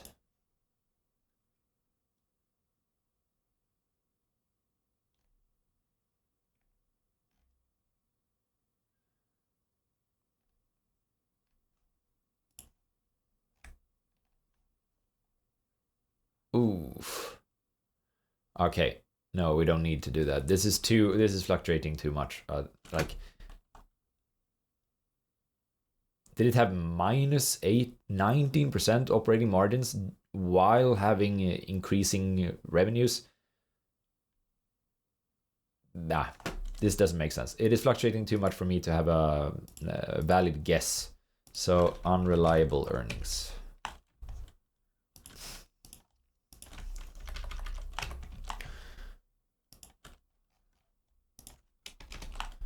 Taylor Devices. It is not too shorted. In fact, it doesn't seem like it's shorted at all. What does it do? Design, development, manufacturing, and marketing of shock absorption, rate control, and energy storage devices for use in machinery, equipment, and structures. Okay, this could be a circle of competence problem. Not from like, I don't think that this will be regulated, but I think I might have a very hard time understanding the sort of environment that this business works in. But let's see. Sometimes I think that yeah, if it's been in business for a long time and if the margins are very stable, then they might be forgiven.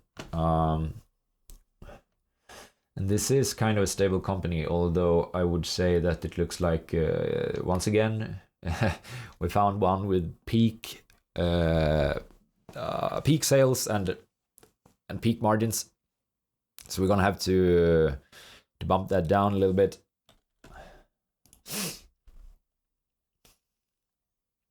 But this one, it looks like it's kind of cyclical, maybe even...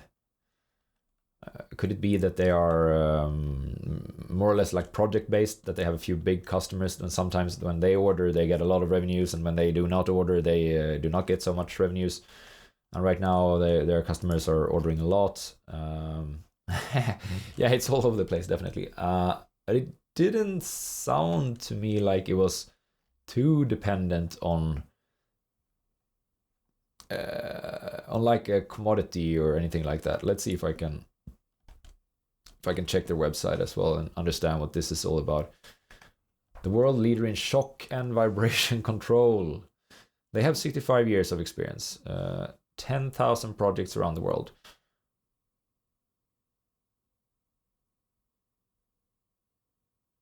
Okay.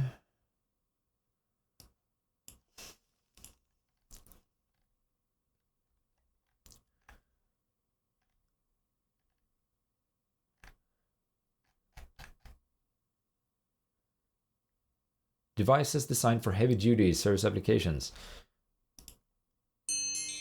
Ah, all right, that's my hourly break right there. I'll be right back.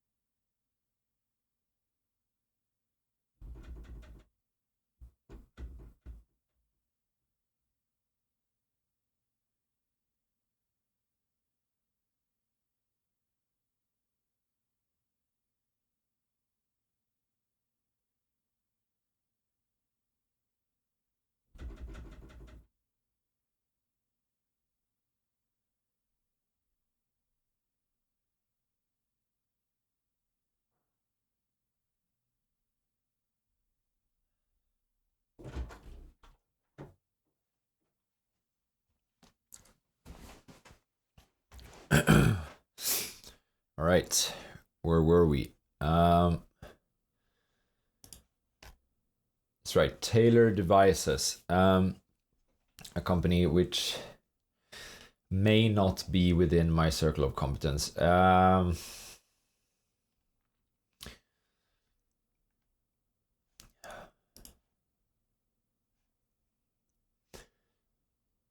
Civil engineers worldwide to protect their structures and the people who rely on its safety. I mean, this is earthquake mitigation, relied upon with over 750 bridges and other crucial structures worldwide. That sounds pretty good. Taylor Devices continue to be a valued supplier to the aerospace, navy, and military industries. Okay.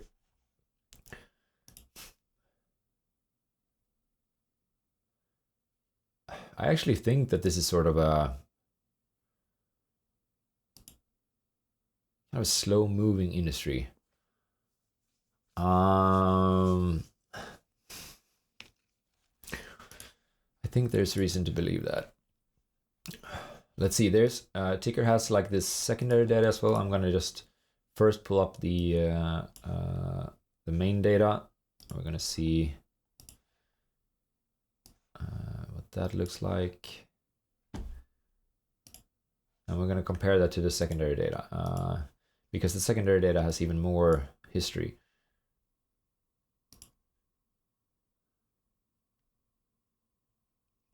Okay, this is, I mean, whoa, this was a great company once upon a time. I did really, really well there. You know, this is since, what is it, 88 to 2023. So this is 35 years of history. That's a ton.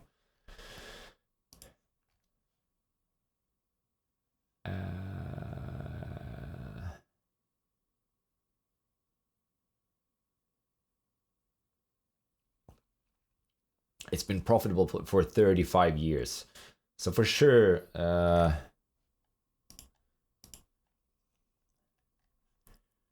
you know, this was probably something due to COVID.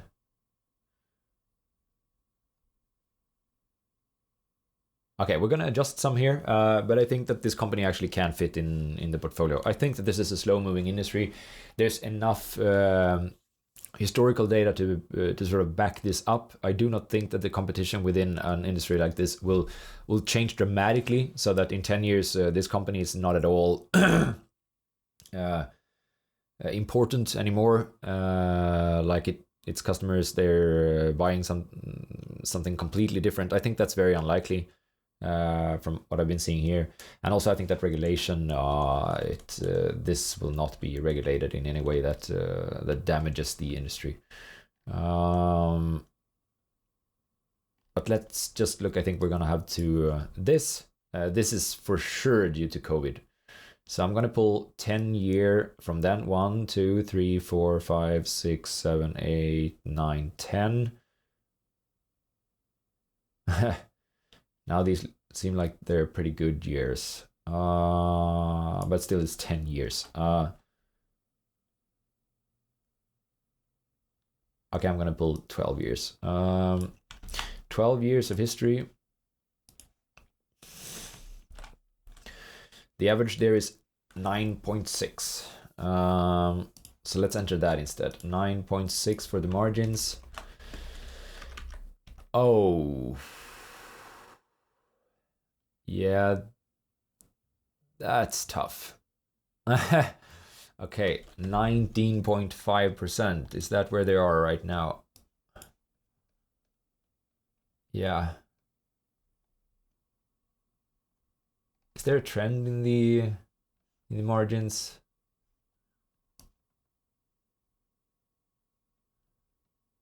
Maybe.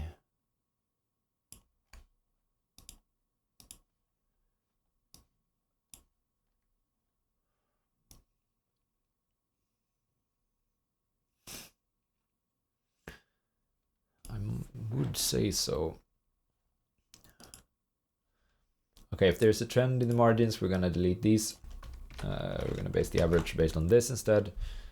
That's at least an average of 10%, but still, yeah, this company is gonna be completely wrecked by this 10% margin. And revenues 41. We're gonna use the main data again.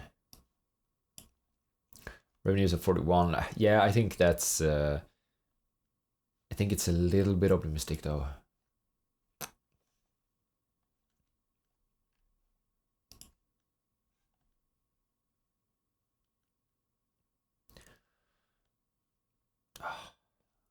Tough one.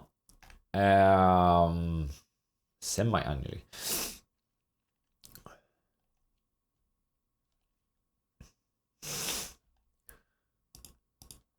Yeah, I'm gonna bump it down a little bit. 38. Okay, yeah, 60%. I mean, we might end up there. Let's see, that's 180. Yeah, let's see. Maybe not.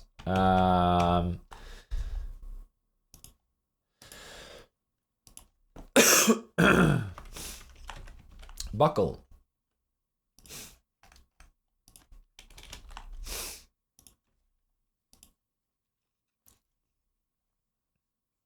5% shorted.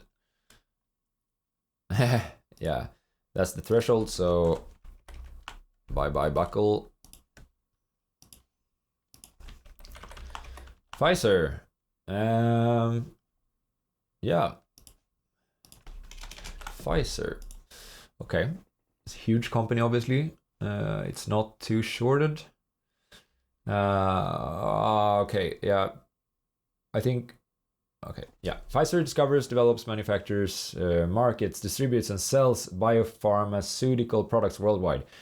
It offers medicines and vaccines in various therapeutic areas, including cardiovascular, metabolic, migraine, and women's health. Yeah, this is a huge pharmaceuticals company, right? And for sure, this company is COVID boosted. So we're going to have to knock off quite a lot of this company's revenues and margins. Probably so much so that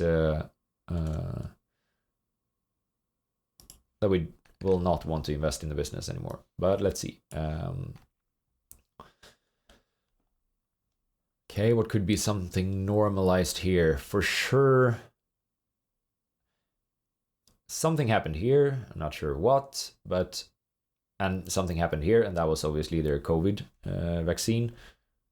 Maybe we can even see what analysts says about this actually. Where do analysts think that this company will end up? 60 here, but then stabilize from 60. So the 19 analysts estimate that it will be 60 billion in revenues for 2024. This is also something that is great with TIKR, by the way, the estimates tab here. They also estimate that the margins will be at 28%, and that's 14 people who think so. Okay, and we can also see what management says.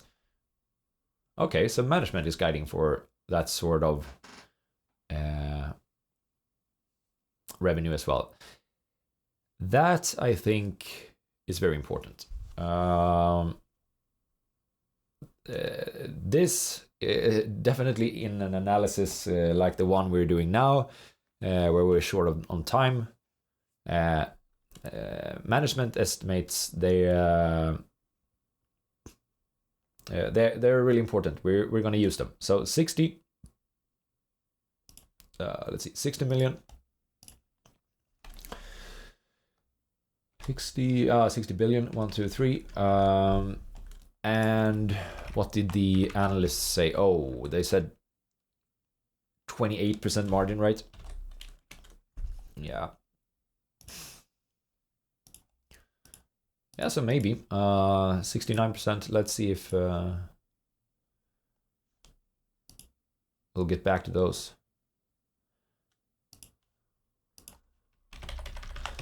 What's this?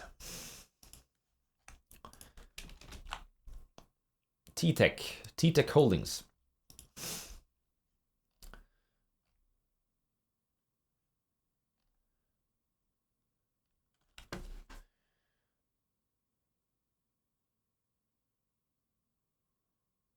Okay, customer experience technology and services company that designs, builds, orchestrates, and delivers digitally enabled customer experiences designed for various brands.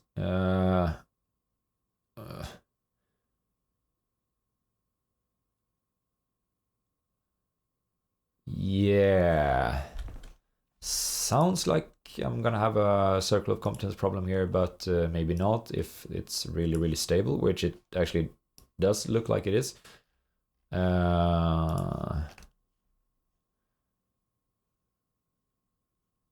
Okay.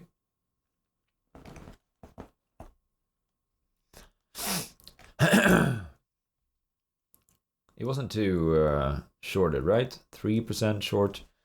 It's not too bad. I'm going back and forth with a couple of things here. Let's see. Is it... were there any insider purchases? Yes. Holtzman, Mark Holtzman. bought this in June this year. He purchased for, and it's even lower now than when he purchased it. That's good. Okay. It does look like this company has a lot of debt. Let's see. I actually think that the margins right now, they it looks fair. Let's see if it looks the same way on the LTM graph as well.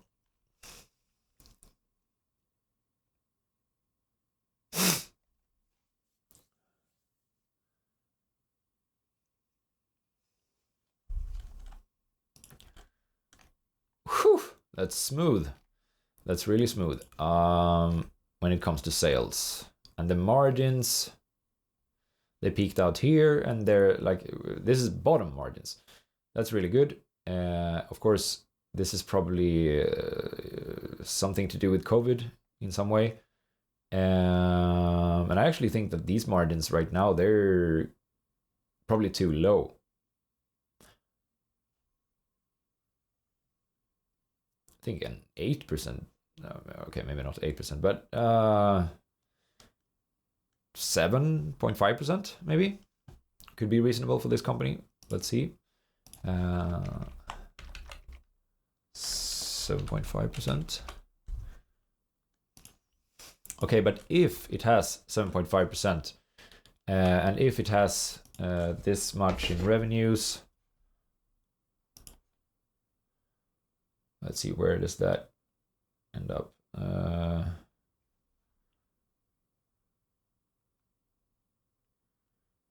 Then we have, like, call it 200 million in operating income, and I think there were was a lot of debt here on the balance sheet. So we go to the balance sheet. There's a tab for that in TIKR, of course. Let's see, net debt 947. This is, I would say, just outside. Is it just inside? It's very, very close. It is, of course, a very stable business.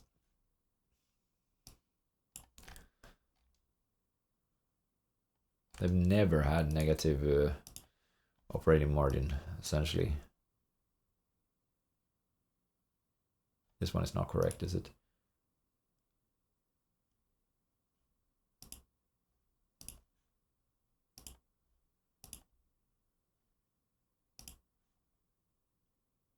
Ah, it doesn't reset. Huh. That is interesting. I think we pulled the last company's data. Well, let's see here. They've never had negative operating margin, so of course they could have some debt. Right now they're paying 17. No, that's not the right year. Right now they're paying 36. Okay, we're on the secondary data. Let's pull the main data again. Right now they're paying, yeah, 36. Sorry. Okay, right now they're paying 72 million in interest expenses on a quarterly basis. How much do they pay then?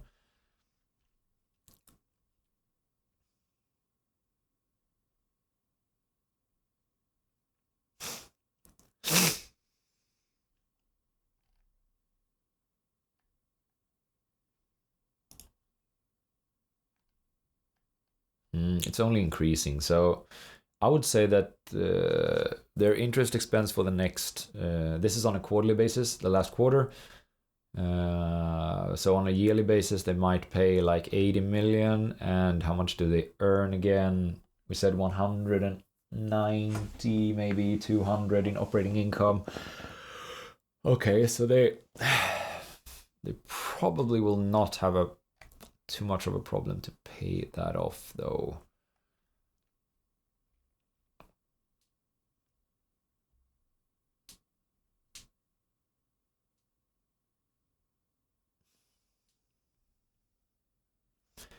there have been insider purchases at higher prices.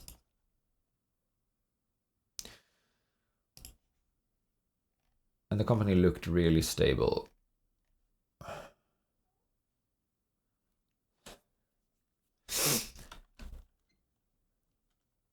Their debt level is very close.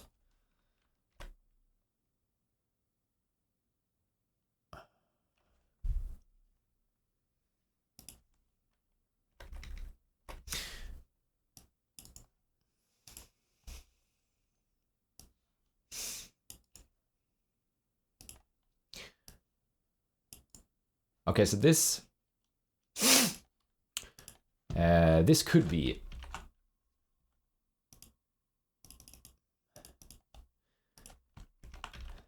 an interesting candidate. 10.7 EV/EBIT if we use 250. No, let's see, 2,500 in revenues, which does look like the graph is totally smooth, and we're increasing the operating margin by just a little bit.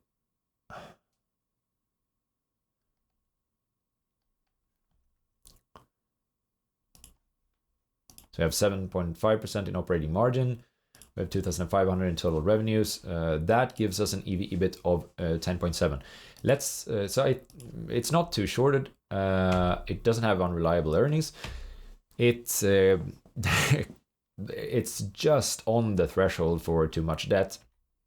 I'm not really sure about regulation and competition yet, but I would assume that it will not have too much of a problem with that. Let's get into that a little bit more.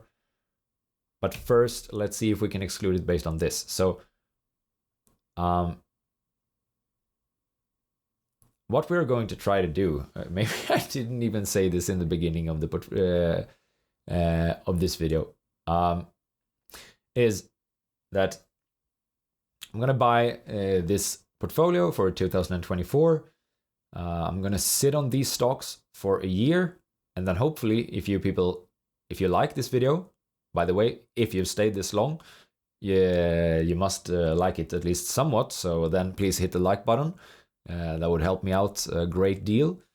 But if you guys like this video, then I will make another one the next year, and then I will review how the portfolio did this time, and I will also update and give you a new portfolio for 2025. And if you're holding stocks for a year, we want to sell it probably. We want to, in a year, it would be awesome if the market had, if the value of the company was higher, so we can sell it to the market and then buy another company that is undervalued. So we're actually going to use some of what Mr. Market says about the value of the companies to see if is it usually valued higher than where it is right now. So 10.7 in EV/EBIT. We can actually check this at TIKR as well. So we go to valuation, and here we can pull up how it has been valued historically in the market. So for instance, EV to EBIT. During the last 5 years, it's been valued at 18.1 on average, you see? And right now it is at, TIKR says 10.8, but my calculation says 10. Now, TIKR's valuation says 11.8, but my calculation says 10.8. I think that the margins can come up a little bit. If we do a 10-year, this is pretty much the lowest that this company has ever been during the last 10 years. That's, of course, something that we... this is something that we want to see. If the market decides to pay like 25 times or whatever, 20 times here, EV/EBIT again for this company, then that's really nice. That's what we want to achieve. So essentially, this company does not fail on the final test here. Let's actually quite a lot of upside in this company. I can even, I'll try to remember that by making that one green for this. There's quite a bit of upside if 10.7 is correct, if like these two are sustainable, if the revenues that we, if $2,500 million in revenues is sustainable and 7.5% in operating income margin is sustainable, then this is a really good valuation to this for this company compared to where it has been trading historically. Let's check some more things here. Analysts, where do they think that this company will end up? It is a smaller company, right? It was just like 10 billion in market cap, which is usually good, by the way.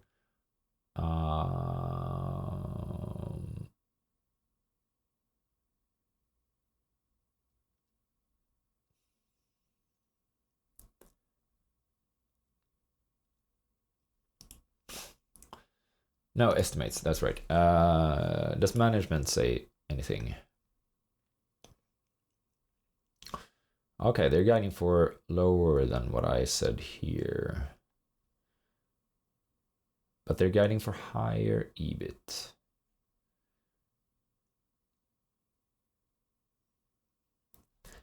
That's just during this year. So analysts for next year says that revenues should go down a little bit, and they also say that, okay, they do not think that margins can remain this high.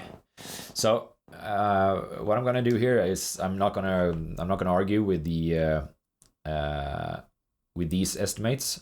I'm gonna say there's just one analyst who says anything about 2025. That's too little, I think, to depend on. So I think 6.5% margin is good, and I think we'll keep the revenues where we have them right now. But I'm going to change this to 6.5. 6.5. Okay. I'm going to try and remember that Mr. Market, it did pretty well there, and that I still have to check it a little bit from these two perspectives. But I think this is some sort of it's a consultancy business in some way. So I don't think that this is too hard to understand, to be honest. Let's see. Yeah, if we come back to them here, we could definitely be interested. Turning Point Brands.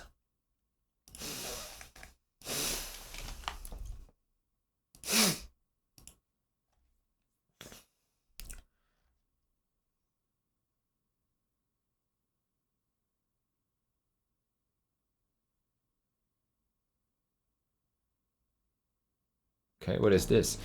Turning Point Brands, together with its subsidiaries, manufactures, markets, and distributes adult consumer products. Ah, it says tobacco. Okay. It operates through ZUMZ, Stokers, New Gen. Ah. Yeah. Let's see. But this one is another one where regulation could for sure hurt this company. And, you know, probably will. The question is just by how much.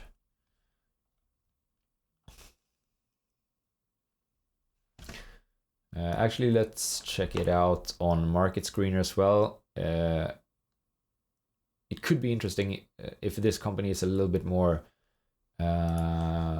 spread out geographically.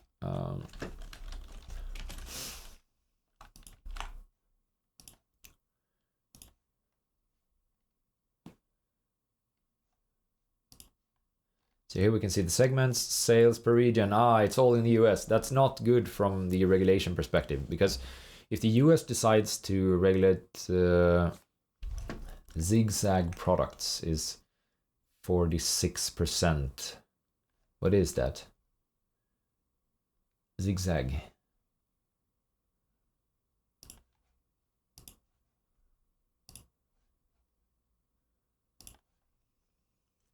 If the US decides to regulate this, it will hurt the company by a lot.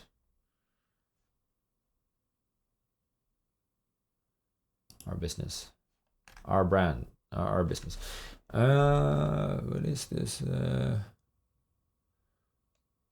Alternative smoking accessories and consumables with active ingredients.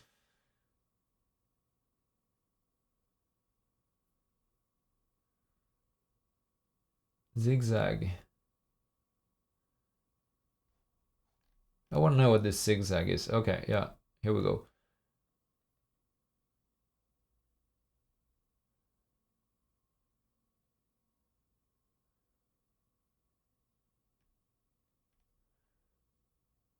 Okay, it's like roll your own.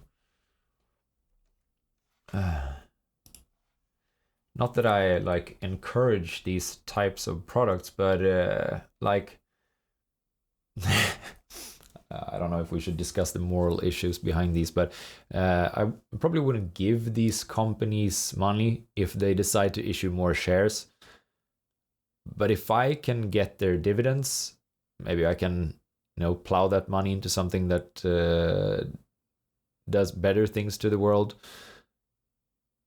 somewhere in the future, then I don't see what the problem is really. I'm not going to give these companies money, but if their shares, or if these companies are allowed to exist, I might as well collect the dividends and plow that into something that is good, maybe somewhere down the line.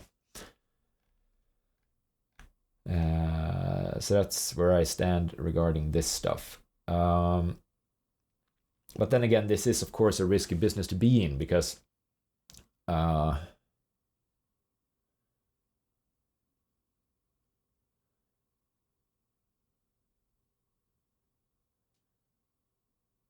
these things could definitely be regulated.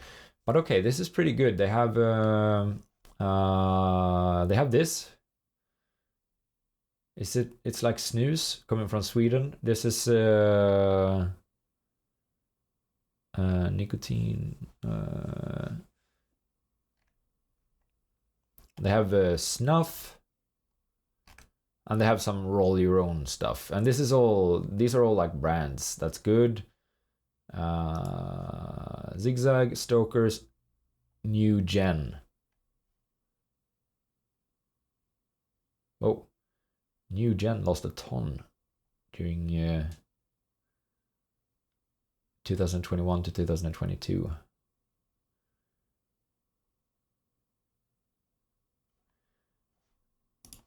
And were there like insider purchases in this company as well?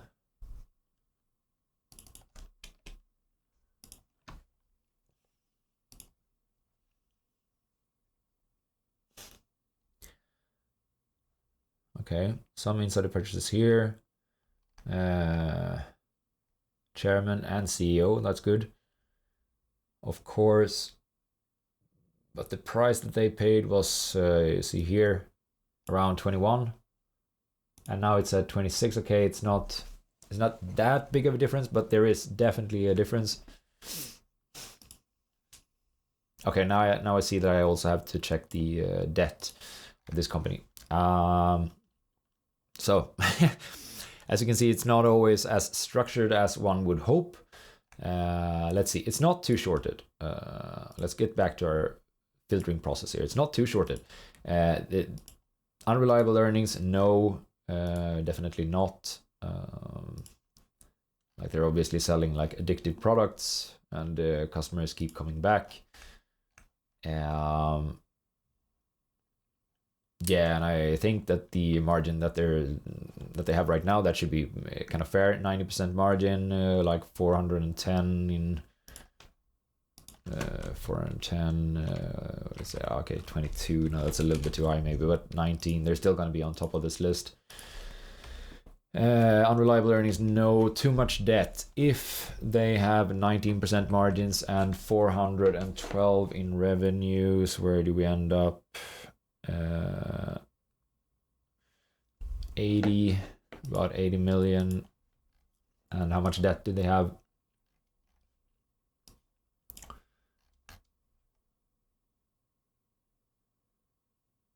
That's not, it's a lot, but it's not too much. So they passed that test as well. The question is, do they pass Circle of competence regulation.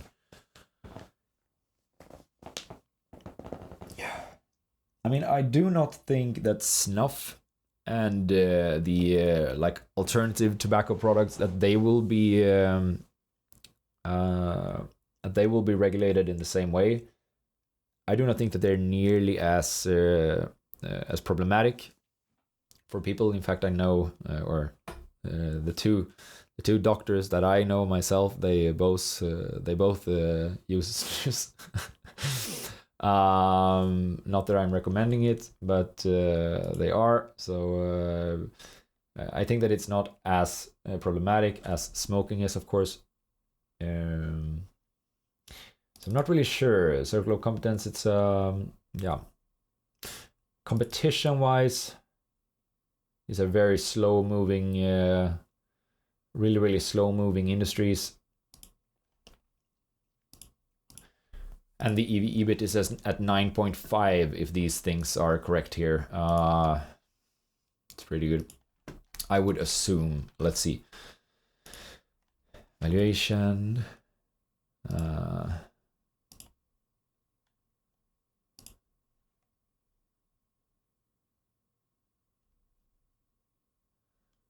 Okay, like...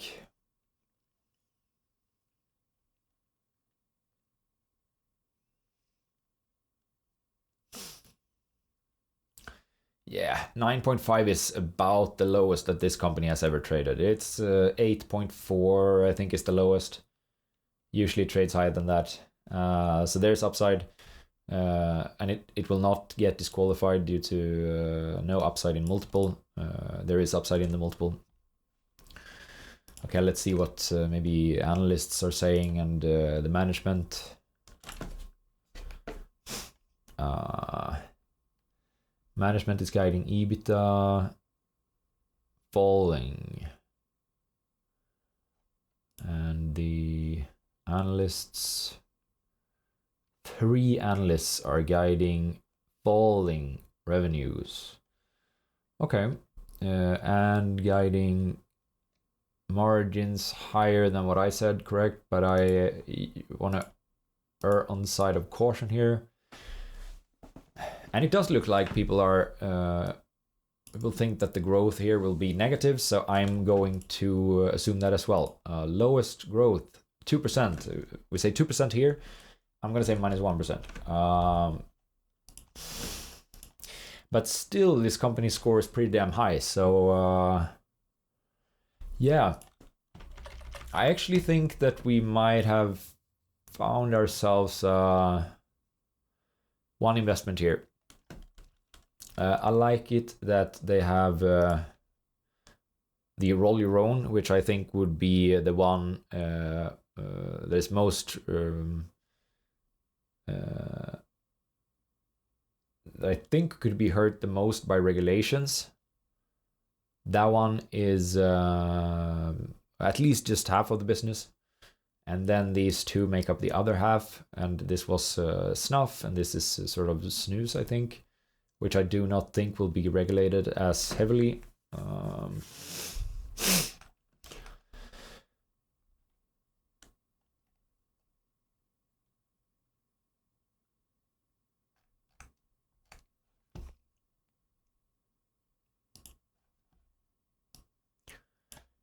Yeah, so actually this one, it passes the test. Passes all the filters, and we've normalized the revenues, we've normalized the margins, and we've also lowered the growth rate here. So yeah, they're falling a little bit on the list, but not by too much. You see, they end up here. So we're probably gonna get back to them.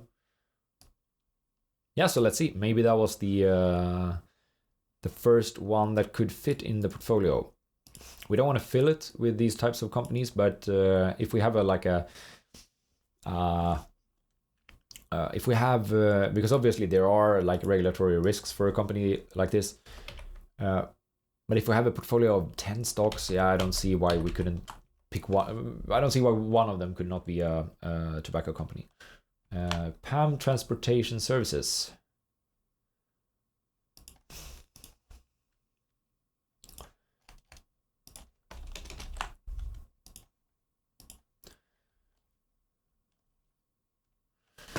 I'm gonna give myself a new coffee, like more coffee every third hour. So in the next break, I'm gonna get some more coffee. That will be really nice. PAM Transportation Services is not too shorted for us. It operates as a truckload transportation and logistics company. That sounds good.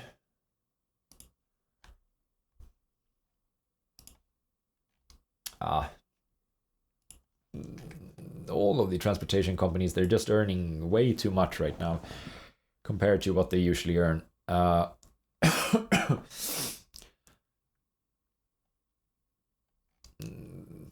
Like all the rest of them, they probably didn't buy anything, correct? No, in fact, the number of shares have just decreased each year, which is good, of course, but they have not bought something. They did buy something. Okay, 64 million in cash acquisition, but it's not that much. It's not nearly this much. Okay, so they did buy something, but I still think that normalized revenues for a company like this is maybe an inflation adjusted 2019. So if we add like 15% to 2019, that would be like 580 maybe in revenues, and then the margins. This company usually does not have high margins, not at all. Not at all. Gonna check the secondary data as well. Just gonna clear the chart.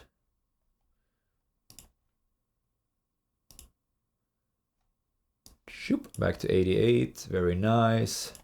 Checking the margins. Oh, they have fallen for sure. I'm gonna go back to the main data again. Now, okay, so we're gonna assume like 580 million in revenues. We're gonna assume an operating margin of like 5% maybe. What was that? 580.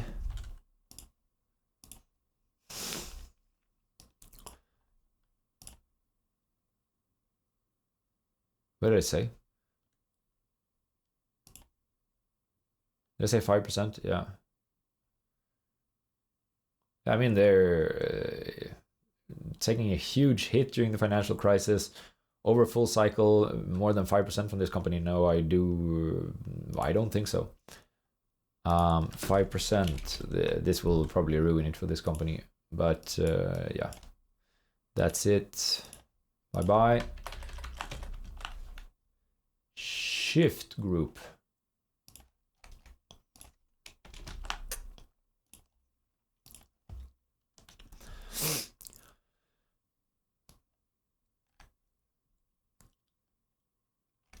Not too shorted. Manufactures and assembles specialty vehicles for the commercial vehicle and recreational vehicle industries. Okay, it operates two segments: fleet vehicles and services and specialty vehicles. Commercial vehicles used in the e-commerce last mile parcel delivery. Okay. Yeah, let's have a look.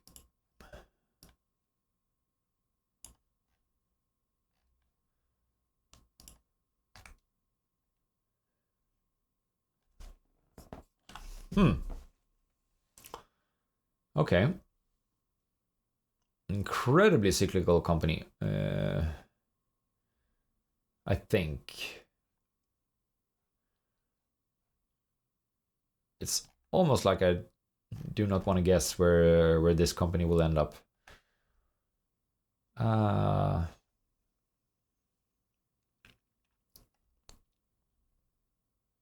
don't. Okay, let's just have a real quick look at what this really is. Driven to deliver.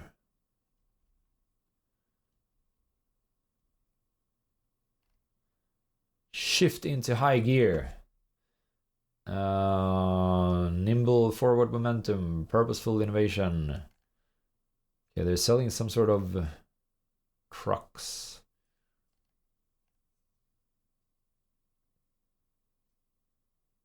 Delivery trucks. I mean, yeah, why not? But this one has to be, this is a very cyclical business, I think, from based on these financials. Let's see if we can pull up the secondary data set as well to see even further back. Let's clear it. I think it still pulls from the last.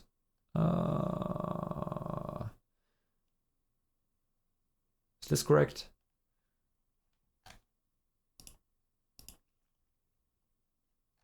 Yeah, it seems correct. Okay.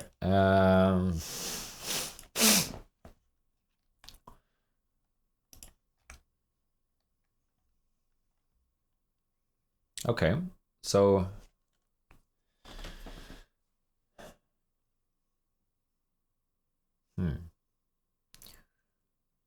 this is over many years, of course, like 35 years here. But they are very close to peak margins, I think. Here we're saying that their margins are 8.6% is what we're using. 8.6 exactly. That's peak margins. I would not dare to bet higher than maybe 5% over a full cycle, and maybe that would be a little bit aggressive as well. I'm gonna say 4.5, and I'm also gonna knock off some revenue, maybe at least 10%. So $900 million in revenues. I said 10%, so 70 then. And what did I say? Like 4.5% margin. It's probably going to be problematic for this company.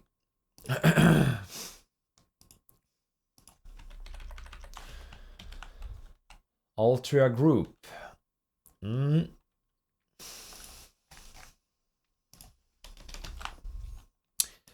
know this one.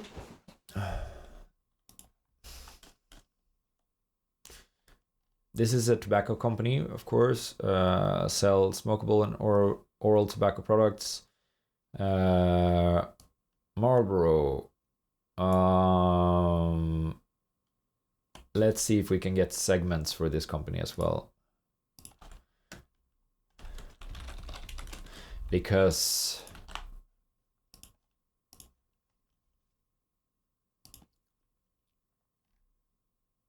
cigarettes is 85%. So this is actually both because we have the other company in the screener, which I think was it ended up a little bit higher in the screener, and they had like 50% of the more new stuff, so to speak, the products within tobacco and nicotine that I do not think risk being as regulated as, for instance, cigarettes. So because of that, we're going to say that because we already have one company, one tobacco company that we might throw into this portfolio, I'm going to say that Altria does not fit.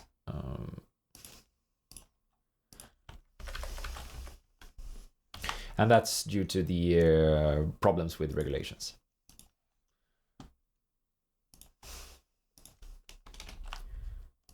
Gray Television. 5.6% shorted. It's too shorted. Medifast.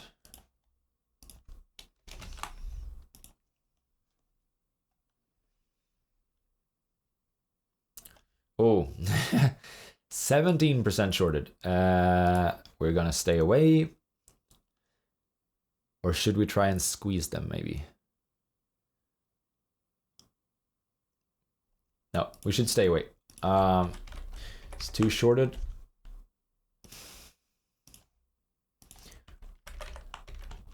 Bell Fuse.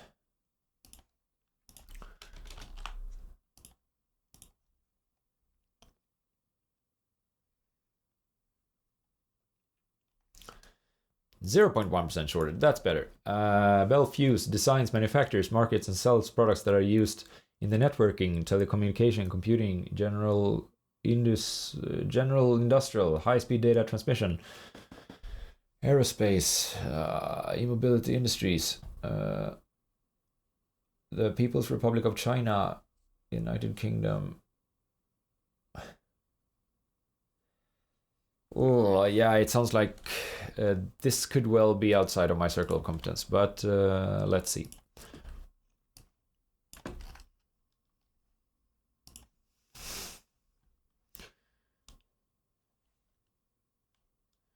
It is stable, though. It is cyclical, but it is stable. I'll be right back.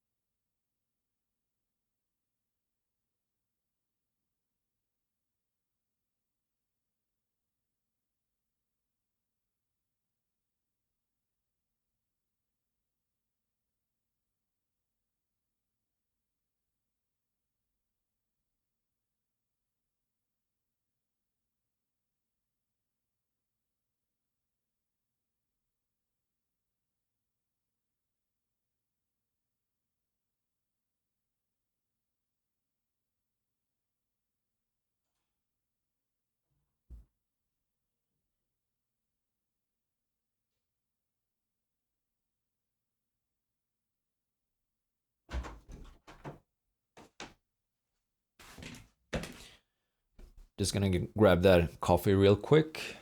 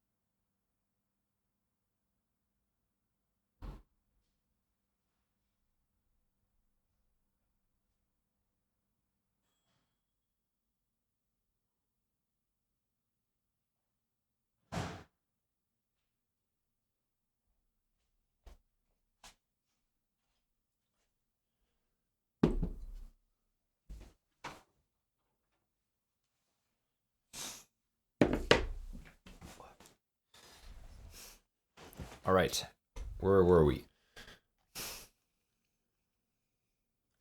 And yeah, I just want to repeat, maybe I haven't said this before, but yeah, I've definitely said that this is going to be an all-American portfolio. And yeah, we're time restricted here, so maybe this video will be at maximum like 12 hours long or something. And I'm going to try to pick a portfolio in that duration of time. But usually I spend maybe 50, or me and my colleague, we spend maybe 50 or 100 hours researching each company that we add to our real portfolio. And if you are interested in seeing the real portfolio, you could head over to my Patreon. It's called The Swedish Investor at Patreon as well. And there are a bunch of different like subscription alternatives if you want to see the real portfolio that I have, because we're showing the full thing. We're also providing like deep dives, like 10-page analysis on each of the companies that we're buying. We're telling everyone when we're buying or selling something. So yeah, if you want the like the full insight into my own portfolio, where there's a lot of companies outside of the US actually, many Swedish companies, and some US companies, and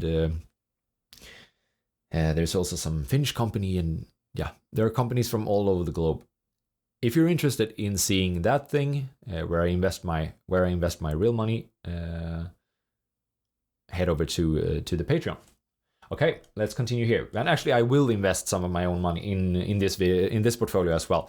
Just not as much as as in the real portfolio. In the end of this video, I will go to my online broker, and I will invest in the companies that we find here, so that we can track the performance next year if you think that this video was a good one. Okay, Bell Fuse. What was this again? Something kind of cyclical. And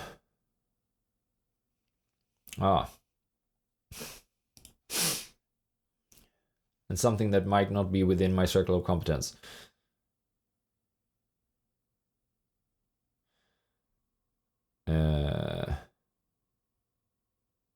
Connectivity solutions. Circuit protection. Connectors. Bell Power Solutions. Connectivity solutions. What did you say? Did this company have like a ton of history? It's been around for some time, for sure.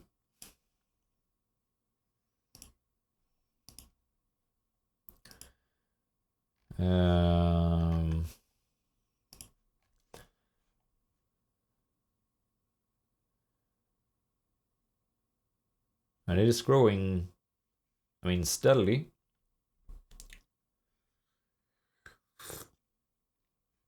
Margins are all over the place though.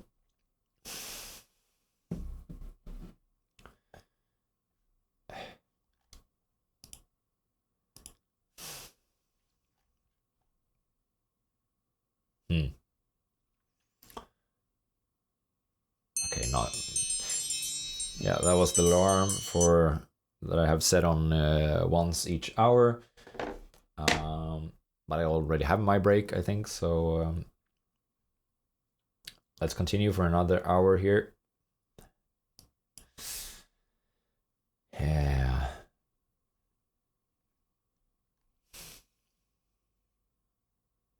Is this a slow-moving industry? Within my circle of competence, actually, I am not sure about that. Let's just, this is not within my circle of competence. I will list it under competition. I think that's the most accurate thing that I could say that I filter out this company based upon. If you give me 20 minutes, I will probably not be able to say like what the competition in this industry works like, and I will not be able to say if there are any substitutes lurking around, that this, the products that Bel Fuse sells will be replaced by those in 5 years. I do not think that I will be able to express myself regarding the probabilities of something like that happening, and therefore I have no business investing in Bel Fuse either, if I cannot do that. So yeah, Bel Fuse, sorry, you're out due to my lacking circle of competence. But again, this is it's like Warren Buffett says, you only have to wait for the fat pitch. You don't really have to try and hit everything that is being thrown at you. I don't know much about baseball, but I think that in baseball you could not act like that. But in investing you can. I mean, this list is kind of long. I don't have to swing at all of these companies. So let's not do that. But let's see if we should swing at CNX Resources Corp.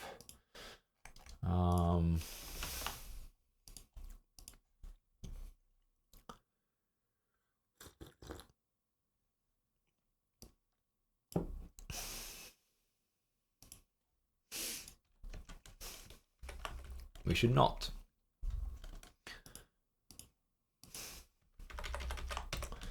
Superior group of companies. It sounds like something that we should swing at. Oh,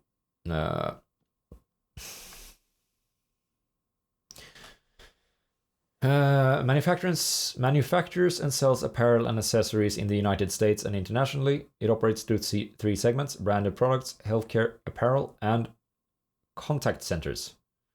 Customized merchandise solutions, promotional products, branded uniform. Okay, this sounds pretty good to me.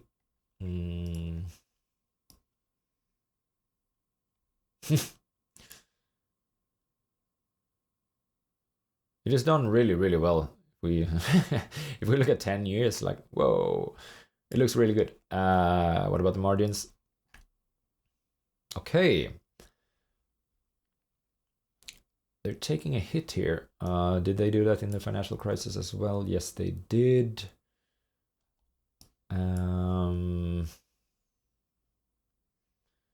Okay, so it's a cyclical business. But they are growing. Are they growing on a quarterly basis as well?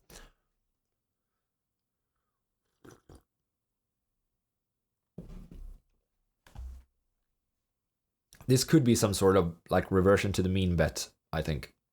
But let's see. The revenues, they're fine and stable.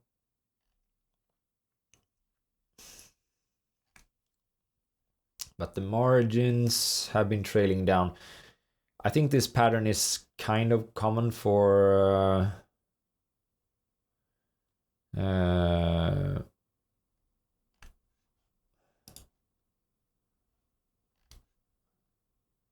let's see, maybe they're not a retailer really. Let's see, maybe I'm a little bit wrong about what this company is doing.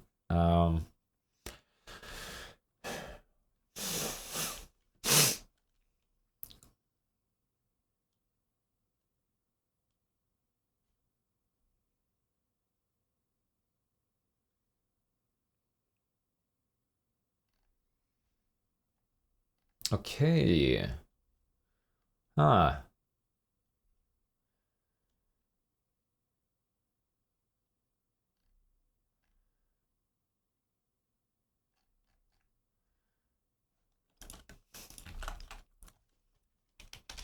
They're selling more like branded stuff, yeah. SGC.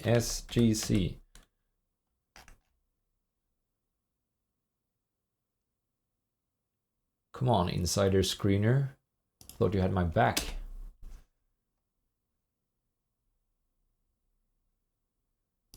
SGC. Superior group of companies. Look at this. CFO has been buying, CEO has been buying. Okay, CEO and CFO were buying. Okay, maybe not the largest inside transactions, but still this, I mean, that's definitely something. They bought at around $8.4, $8.8. It is at 14 right now. Okay, that's quite a big difference. That's quite a big difference.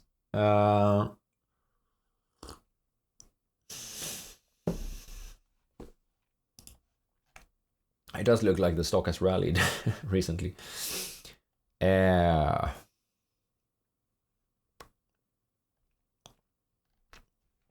Okay, let's stick to the script. They are not too shorted.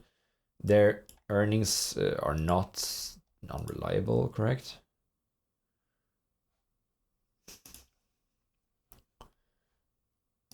A little bit bumpy, but no. I think we can set up some average here, and I think we'll do fine.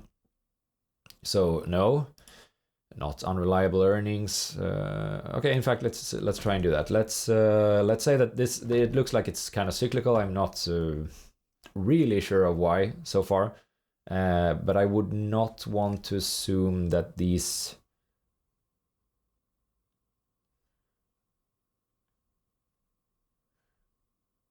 sort of margins do we have in this case here. 7.7% right now. 7.7%. Is that too high? It could definitely be a little bit too high. I'm gonna try and use some sort of average here instead. Let's pick 10-year average, maybe 4, 5, 6, 7, 8, 9, 10. Let's say that this is more reasonable.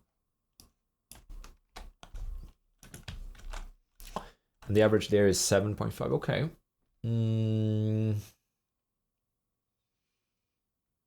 Okay.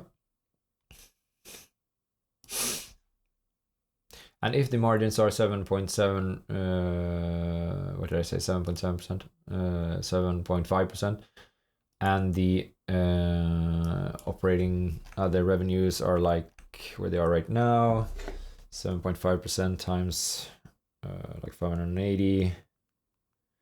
That's 43 million. Where is their net debt at? Net debt. Okay, yeah, that is not going to be a problem.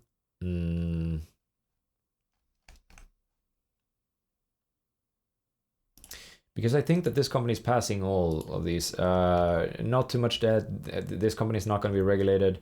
Competition, probably a very slow-moving industry. Mr.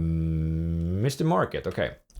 So if, let's put it at 7.5 for now, then that results in an EV/EBIT of 8.2. Is there an upside according to Mr. Market?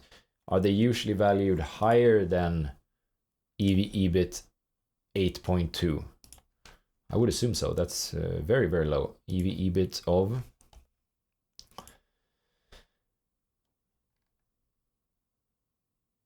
that's basically the lowest that they've ever been valued at. So for sure there is an upside.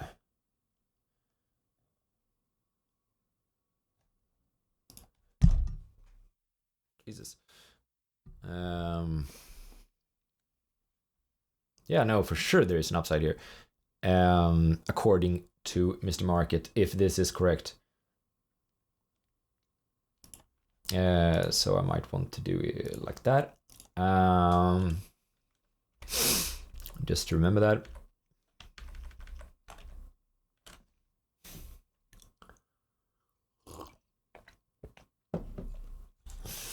Okay, let's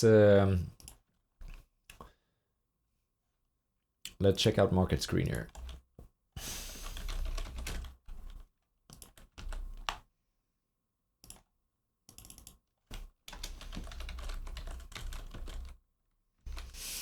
Superior group of companies.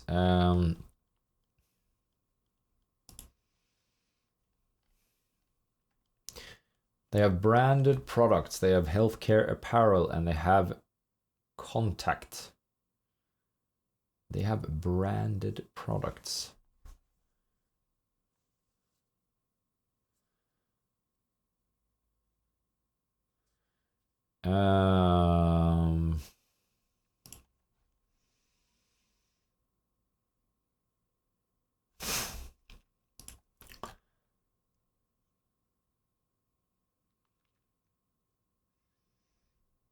Let's check the estimates. Where we're saying 545 in revenues, we're saying 7.5 in operating margin.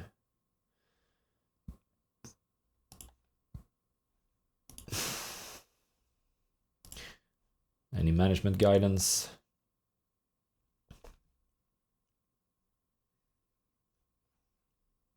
No.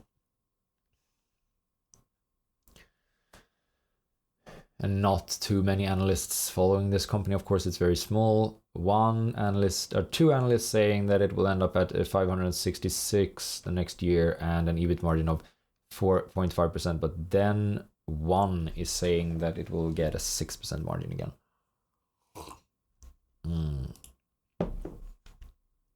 And I'm at 7.5. That's a problem. That's a problem. Really? Do you think that they will take that much of a hit?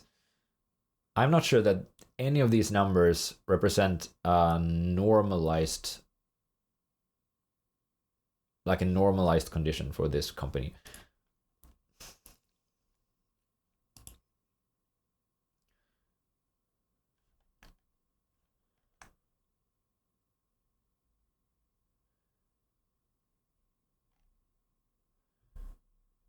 What are they doing? We build brands by providing their customers and employees with exceptional experiences. These experiences create deep brand engagement and lasting connections. Strategic and synergistic combination of companies providing a diverse offering of products and services. Yeah.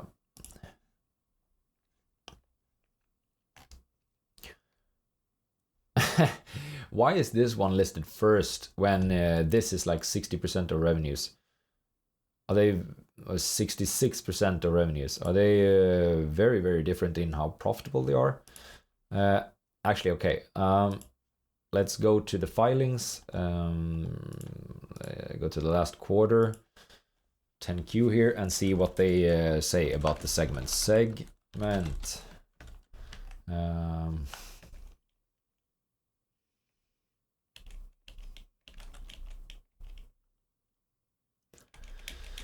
I want some sort of graph or something. Branded product segment. The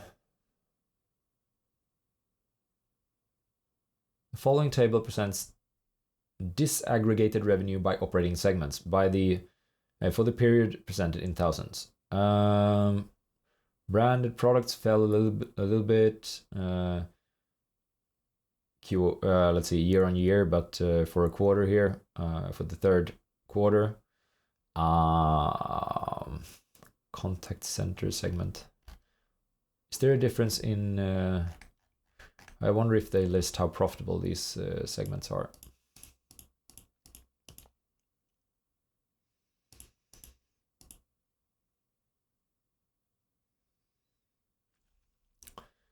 The company manages and reports the following segments. Branded product segment.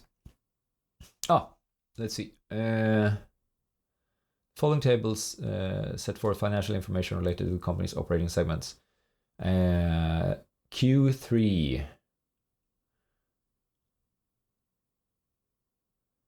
Okay, no, there's still a big difference in like gross income, depreciation, and capital expenditures. Does it continue here? Net sales.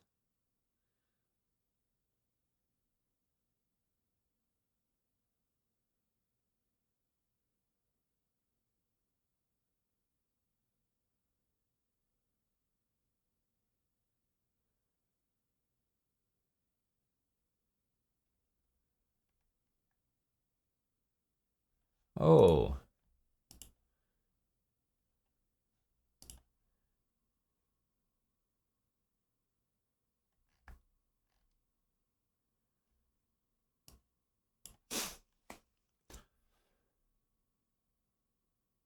What does that mean?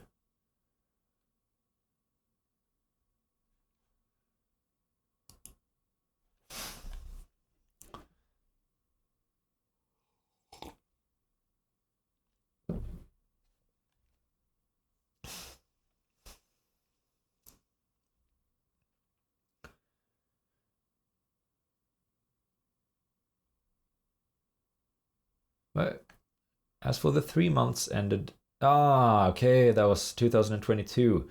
They're saying that income before tax expenses was negative, and I was like, no, that's not correct. But it is positive now. Yeah, and okay. And in total, this other.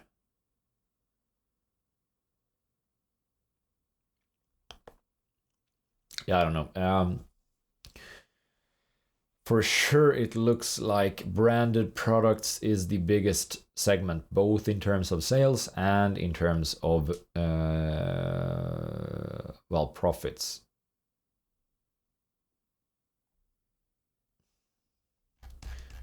Does it look like that on a 9-month basis as well? 9-month, here we go. Yeah, I don't know why they're listing this one first. Maybe it just sounds better than branded products. But this is the most important business segment that this company has.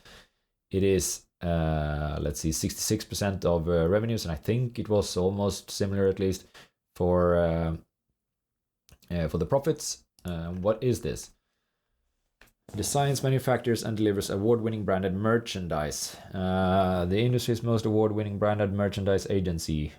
Is trusted by the world's biggest brands. Bumco uses innovative branded merchandise solutions. Okay. Sure. I mean, I could understand why people are not so excited about this right now, because there are many other ways of advertising, like for instance on YouTube, social media in general.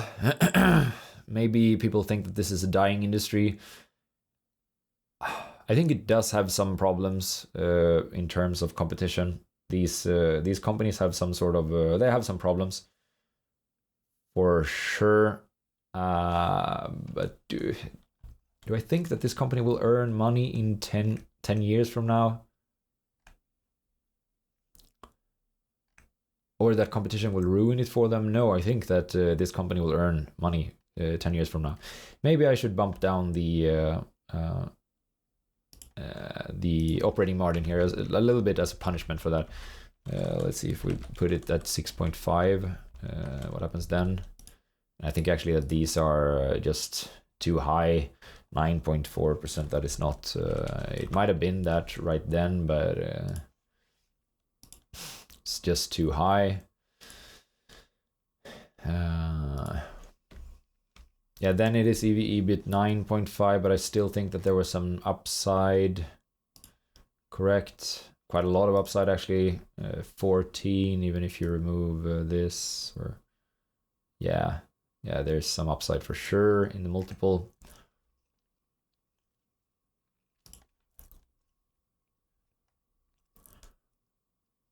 This looks pretty good. Superior group of companies.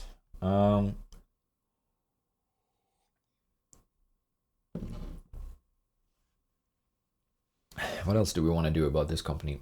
We might want to check the growth. So what sort of assumptions do we have here regarding the growth? 8.4%. That I think is aggressive. Or is it? Yeah, I think so.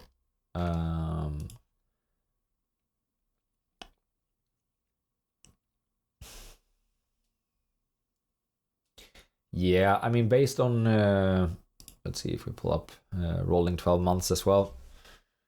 Maybe during the last 5 years, the company did pretty good, but during the last 3, it seems like there's been some issues.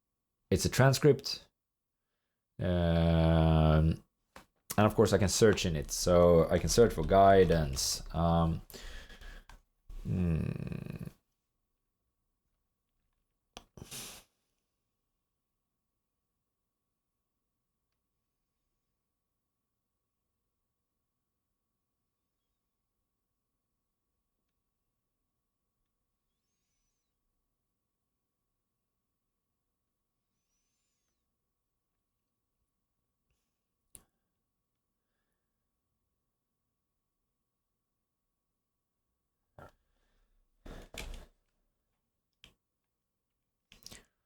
They're saying that they will grow some in Q4 as well.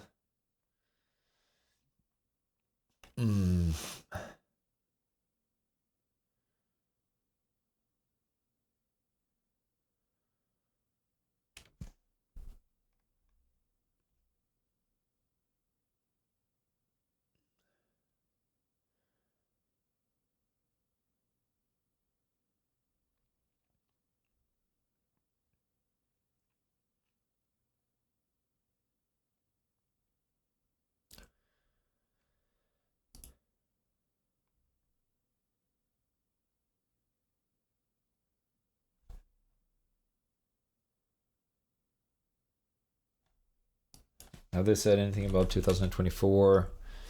And again, our intent is to end the year in a much cleaner position than we did last year and entering 2024 in a way that we can really focus most of our energy forward.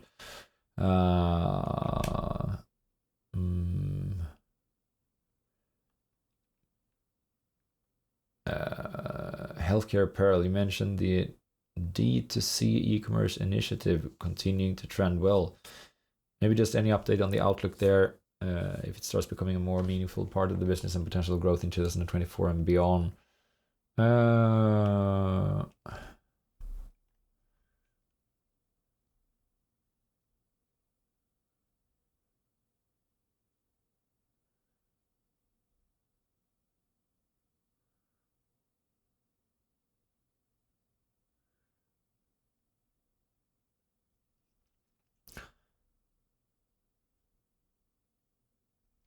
Yeah, what can I say? Let's cross-check the evaluation for this one.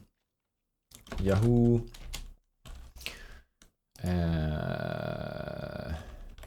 No, that's not it. Superior Group companies. The market cap is 238 million according to Yahoo. 238, which is what we have here as well. Yeah, okay. Yeah, no, I think that we have another one that has qualified. Awesome. So it will fall a little bit down the list here, but I think if I'm gonna have to guess, I think we'll get to this company sooner or later. Okay, let's continue. Gannett Co.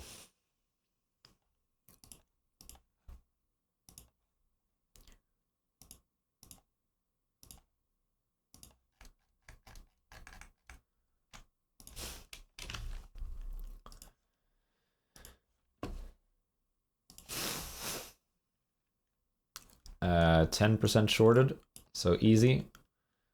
Just exclude it.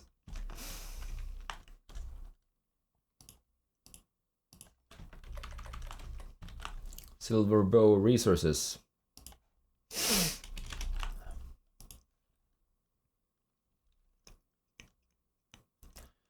4.8% shorted. Oh, it barely makes it. An oil and gas company. Well, yeah. No, this is totally unreliable. Whew. Operating margins though, like 50%. It's nice. Yeah, but this is obviously super cyclical. It looks like it's at a peak right now. We do not have time to analyze these types of companies. So unreliable earnings.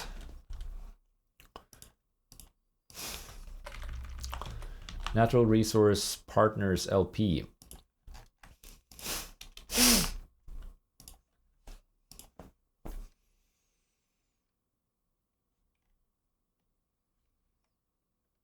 Mineral properties in the US. Okay.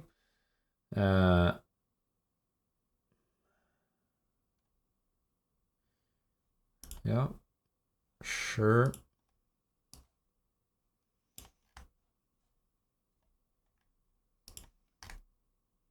Whoa. This one is also like all over the place and not something that I want to analyze today. Or maybe even could analyze at all. So yeah, bye-bye. Albemarle or Albemarle.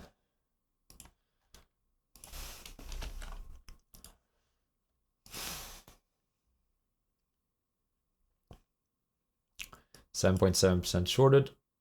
They're out.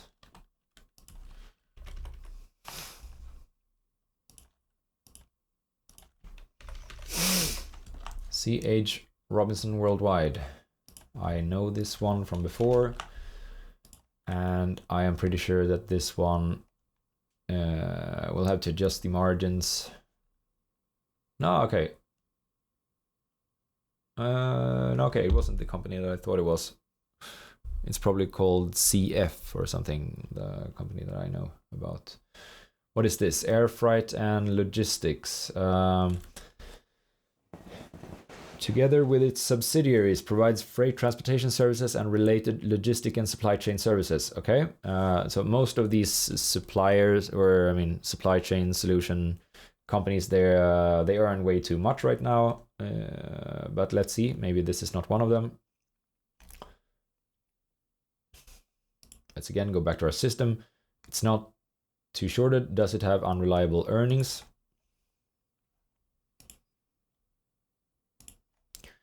Let's look. Oh, that's a nice trend right there. Okay, no, this is the sort of the opposite of unreliable earnings. These margins, they're kind of tight. I mean, during 20 years, they varied between 4% and 8%. That's very, very good. I think it's kind of easy to just, or easy, I mean, it's never easy, but this is less difficult than many other companies to estimate where margins should end up, I think. But for sure, they seem to be earning a little bit too much right now. This bump right here, I don't believe in it. So I'm going to use, like I've used for a couple of other companies, 2019 as a basis for the revenues. I'm going to multiply that by 15% or something like that for, let's see, for inflation, because there's been a lot of inflation and maybe the company grew a little bit as well. I think that this company is coming down. If we look at the quarterly results, let's see if it's falling down back to maybe, but I think it would be more normal.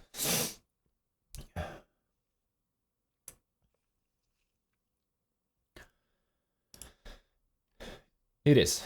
Okay. There's basically no seasonality here. I think we can multiply this one by 4 and use that as our estimate. So that's 4,300 multiplied by 4. That would be 17,200. Let's write that, 17,200. That is my estimate.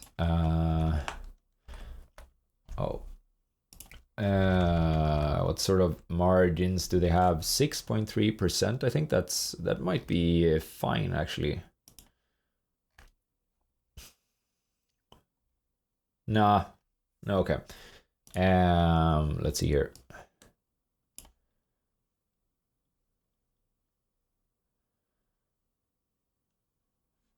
Doesn't look like they're too cyclical, but I think that we're still going to use some sort of average margin here. So 1, 2, 3, 4, 5, 6, 7, 8, 9, 10. Let's use these.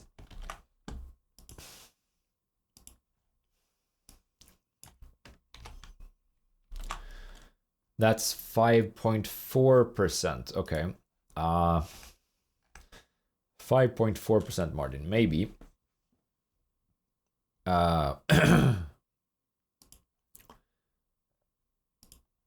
Is there some guidance? No.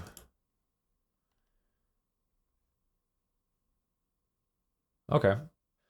Yeah, 4.5% seems to be where analysts think that the company will end up pretty soon, at least, and the revenues are pretty much in line with what analysts expected as well.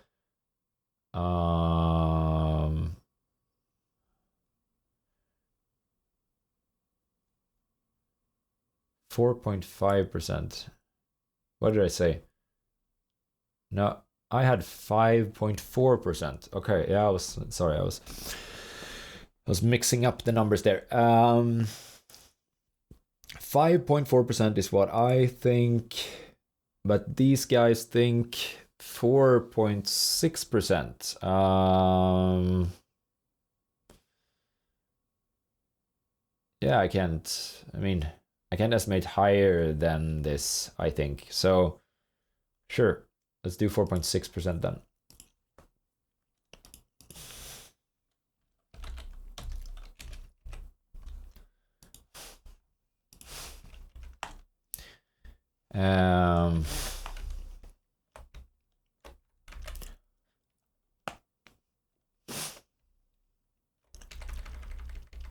Then I think that maybe these two are a little bit on the high side. Let's check it out. Was the margin really around 2006? Was it really at like 6.4%? Yes, it was. And around 2017, was it really at 5.2%? Yeah, that was, that's being generous probably. Okay. But is 4.6% really something that you want to estimate here?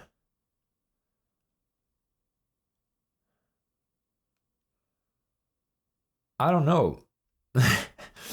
I'm usually not one to disagree with analysts on when I only have this little time to analyze something, but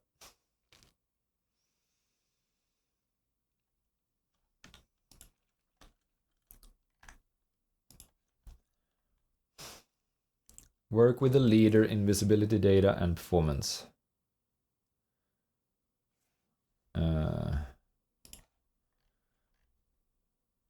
Find a freight shipping quote that's right for you. Instant shipment quotes for a small business. Get a quote, select a carrier, schedule a pickup, and pay with your credit card in minutes. Okay.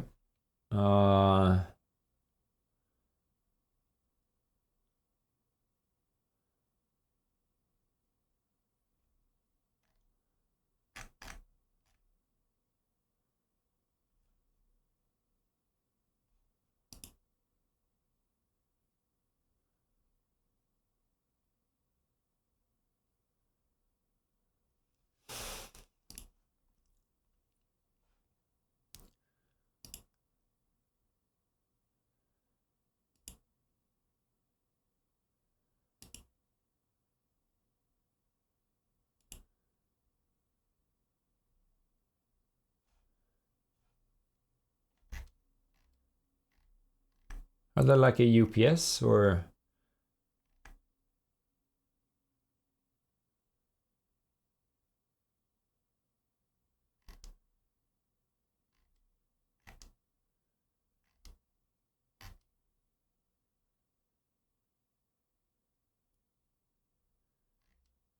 Okay, these are some nice customers, of course.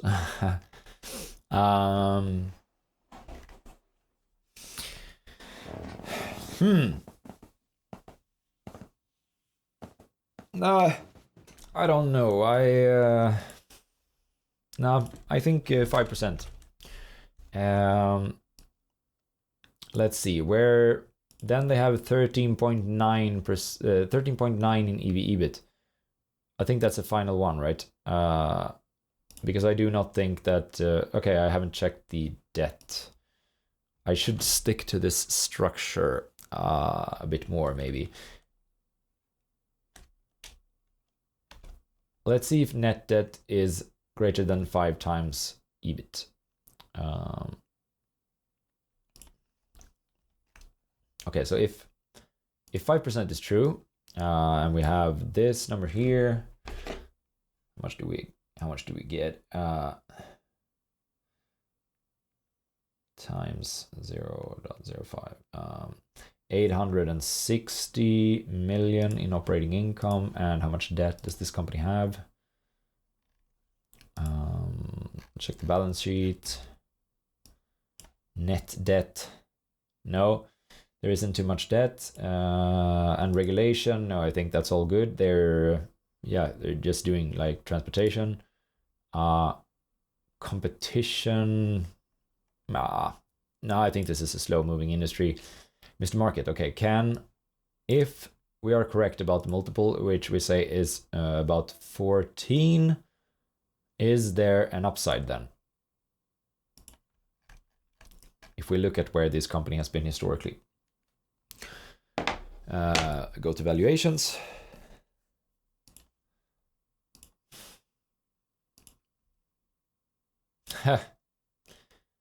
Yeah, there's a very, very small upside.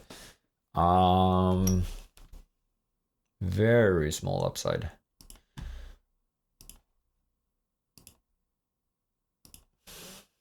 It's not red, but it is yellow for sure.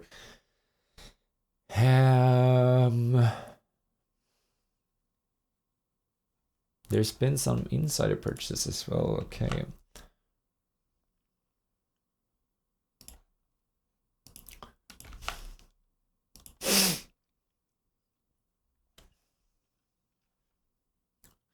Recently, president and CEO.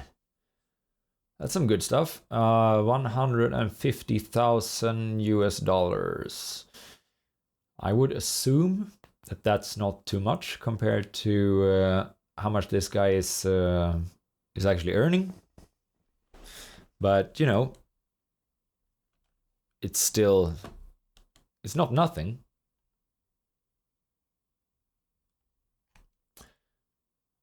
So there was an insider purchase and it was at 82. It's now at 86. That's pretty good. There is some upside. Okay, let's see. Oh, it definitely lost some position when we. Yeah, but I think that this one is. This looks good enough. If we get to this again, I think it could end up in the portfolio. Let's see how far down is it. Okay, 78. Yeah, let's see. Dorchester Minerals.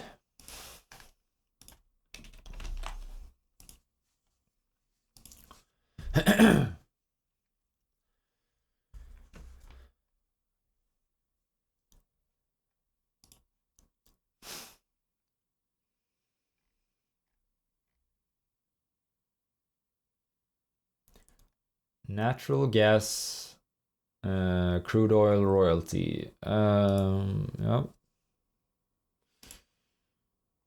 No, that's unreliable earnings.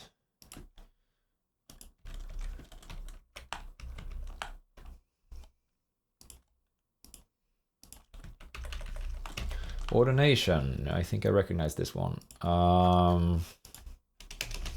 Let's see.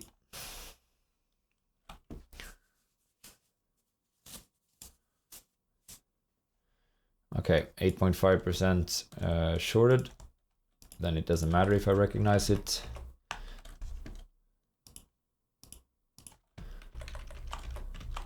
Zumiez.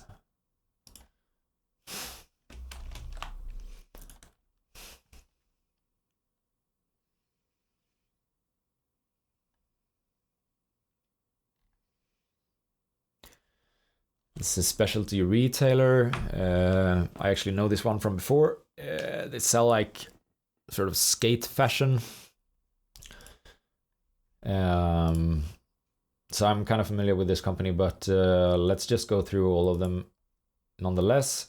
Shorted more than 5%, no. Unreliable earnings. This is like a turnaround case, basically. They're doing quite bad right now.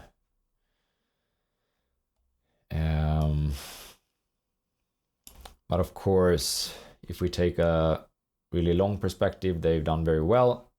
Right now, they are taking a hit for sure.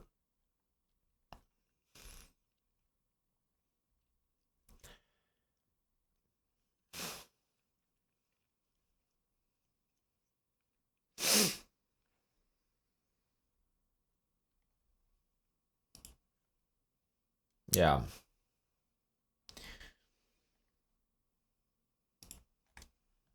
Choop. They're at negative operating margins right now.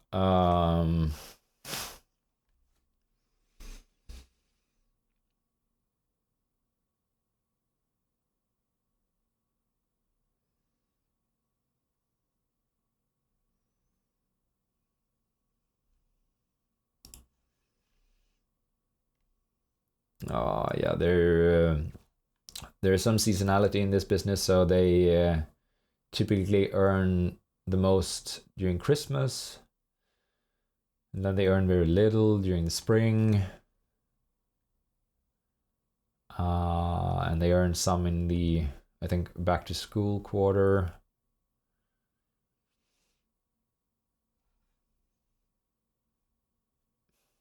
Yeah, but of course this one is very, very low. It's sort of the worst. I don't know. I think they have I think they're naming the quarters differently than what other businesses do, but this would be almost like a Q3, and this is basically the worst Q3 in a long time, right? Like 10 years. But then again, this is a cyclical business. They're selling like streetwear fashion, and of course, a squeezed consumer. This is not a very high priority to buy this stuff, I think. So I'm not surprised why they are performing so bad right now while consumers are squeezed. Okay, it just looks kind of weird. But anyways, this is sort of like a turnaround case, but because they have negative operating margins right now. But really, I think that this is kind of a slow-moving industry. Of course, there's some. Let me show them to you. They look like this. Zumiez.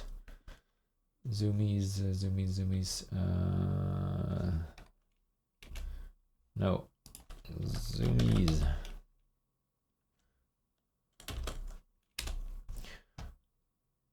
Images. This is what they're doing. They're a retailer and they're selling this stuff like streetwear, skateboards.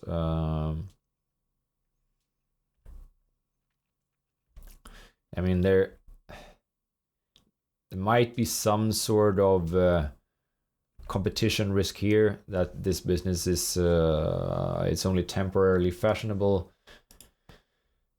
But then again, this is like 20 years of growth. I don't think that one can assume any similar growth for this business in the future.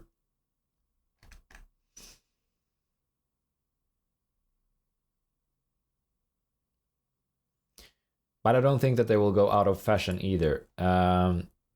Let's see.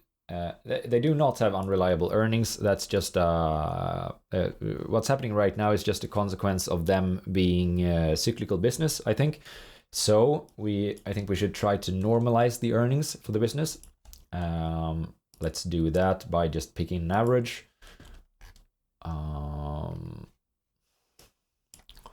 Operating margin. I'm not sure how long. Do we want this margin to be since there are no trends in it, correct? No, whoop, and then down again. So let's just pick an average from 2008 till today. 2008 till today. The reason why I think that one can do that and use the average is because once again, there are no clear trends here. So it goes up, it goes down, it goes up, it goes down, it goes up, it goes down. So better use an average here when we're trying to normalize the earnings. And the average is 7.5.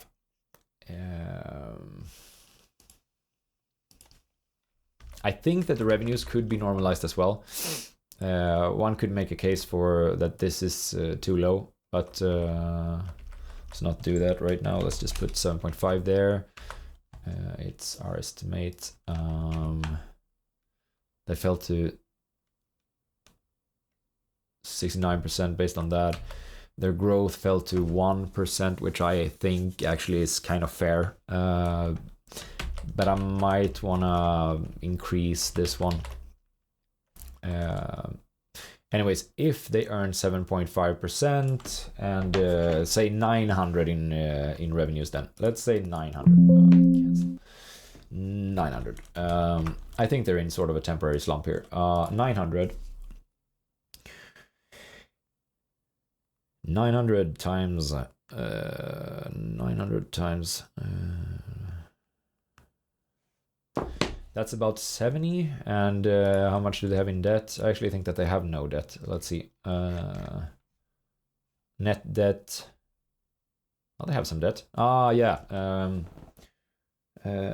It's they have capital leases. That's what they're paying in, or what they are going to pay in rent, essentially. But they have. I don't think they have any long-term debt. No, they have nothing. So they only have these capital leases, which is what they're paying, what they're expected to pay in rent before the end of their contracts, basically, I think. So they have contracts that say that they will pay 170 million before the end of them. But in exchange, they're gonna get to use their, the stores or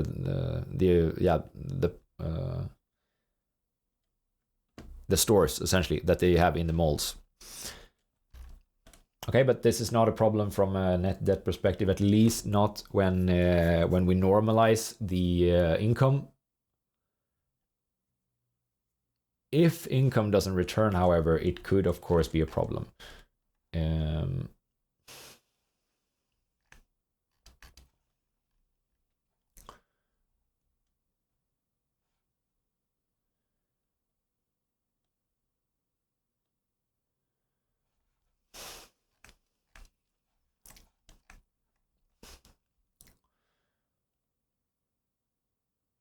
Okay, let's see, where were we?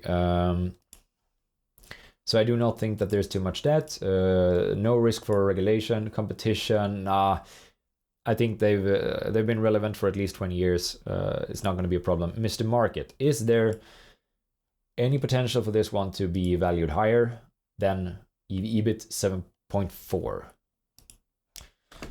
One would assume so.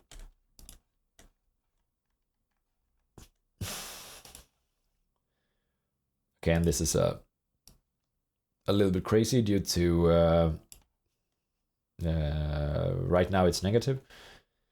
But if we pull up a 5-year before it went haywire, that's 9. EBIT of 9 on average. Okay. I think there's some upside here.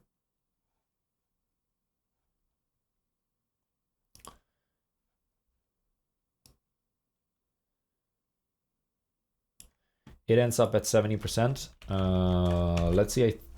There were some insider purchases as well, correct?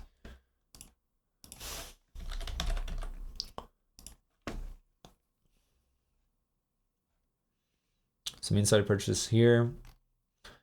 3 different ones. CEO, President International and some director. This is not a small purchase either, like $1 million. Around, okay, yeah, this was around 14 and 15 though. The company is trading at 20 right now. 14 and 15.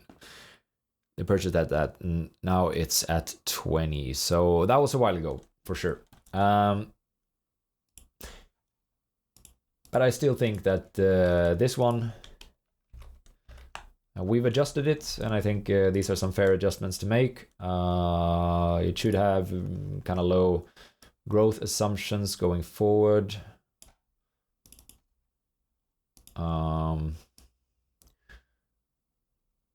7.5% margin is based on the last 15 years because we didn't see any clear trend there. The revenues, yeah, I adjusted them a little bit upwards, right? That's because I think that they're in a temporary slump.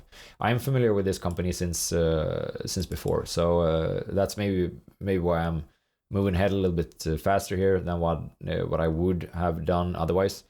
But this one gets the pass. It passes all the filters, and yeah, if we let's see, they end up in spot 28, so we're probably gonna get back to them. So they're probably gonna end up in the portfolio. Let's see. Okay, next one. Sociedad Química y Mineral. Yeah, I butchered that. But 2.1% short interest. That's fair. Produces and distributes specialty plant nutritions, iodine derivatives, lithium derivatives, or what is it? Lithium derivatives, potassium chloride and sulfate. Okay, electrical equipment. I'm not sure about that. This sounds like a chemical company, but whatever. Yeah. This is probably the definition of unreliable earnings. Like, I have no way of judging if this is correct. My the screener is based on the last 12 months. And of course, this I have no idea to understand if this is reliable or not. So this is unreliable earnings.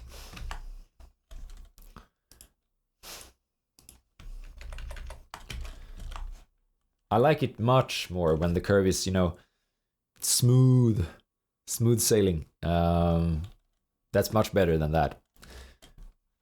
Carriage Services.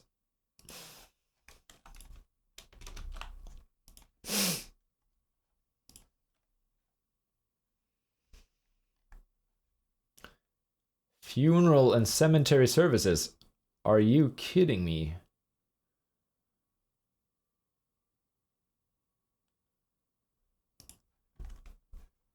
This is like the Peter Lynch business. Oh my god, this is very stable. Okay. Yep. That's a break right there. I'll be right back.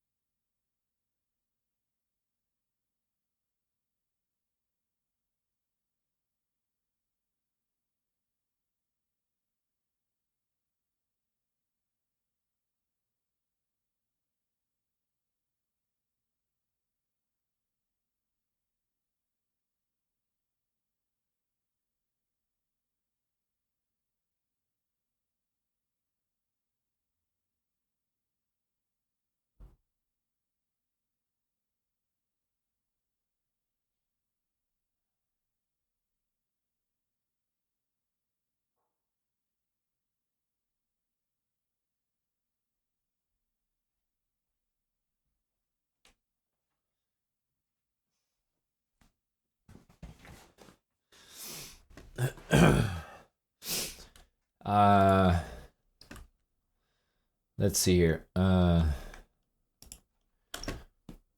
Over 30 years of partnerships with funeral homes and cemeteries. Cemeteries.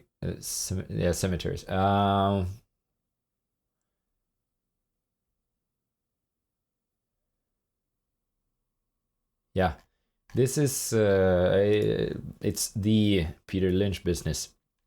You know, he says that you should invest in. He says that you should invest in a company that's so good that even an idiot can run it. I think that's a funny one.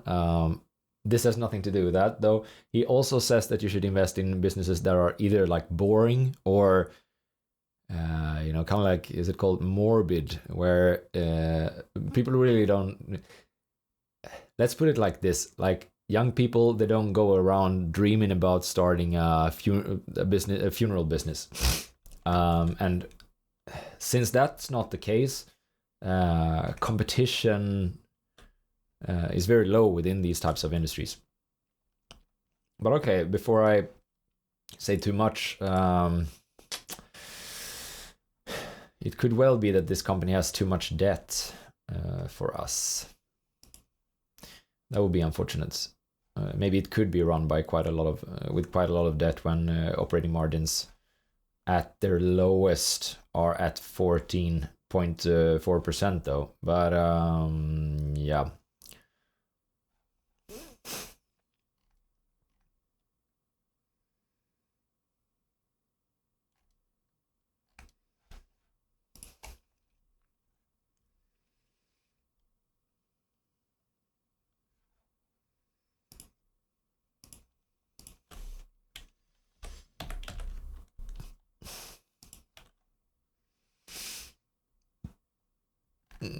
No.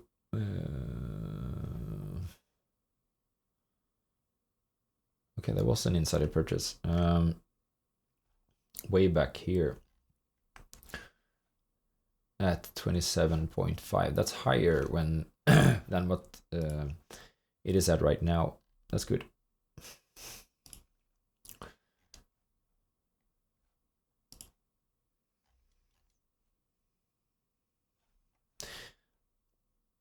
Okay, I think actually that there's some sort of trend here. I think these numbers are fair to use. Let's see secondary data as well.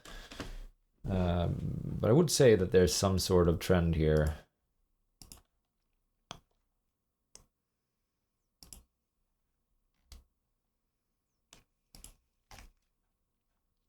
Oh. Let's go back to the main data again.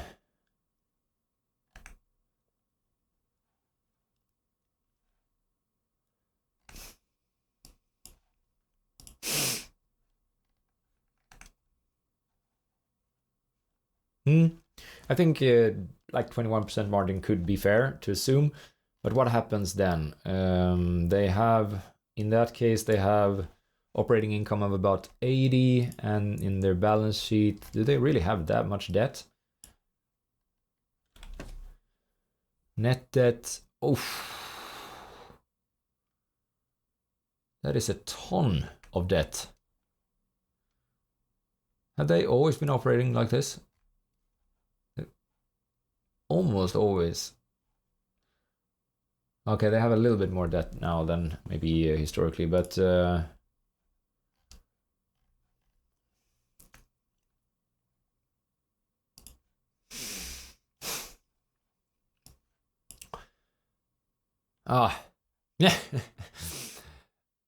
This company has been operating with this much debt for 20 years.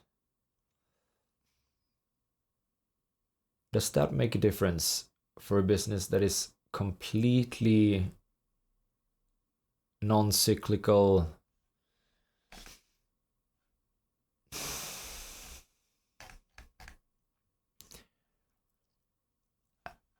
I think it probably does. Let's see what's happening to the interest expenses that they're paying.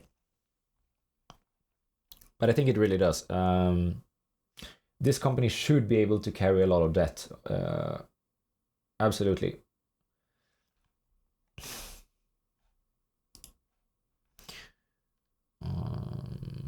Interest expense, yes, it is increasing. 9 per quarter.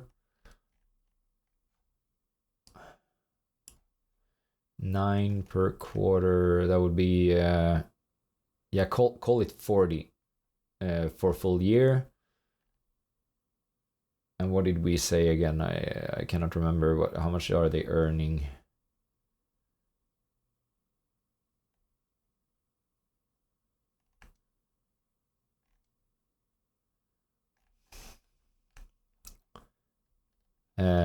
See, 40 in interest expense per year.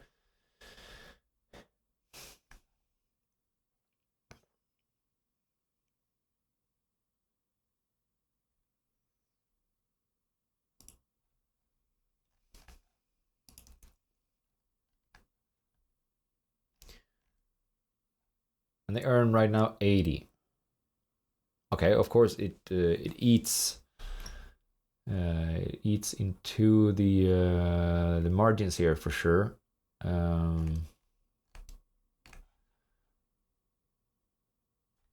Okay, let's see where they're valued at. I said that this was probably fair.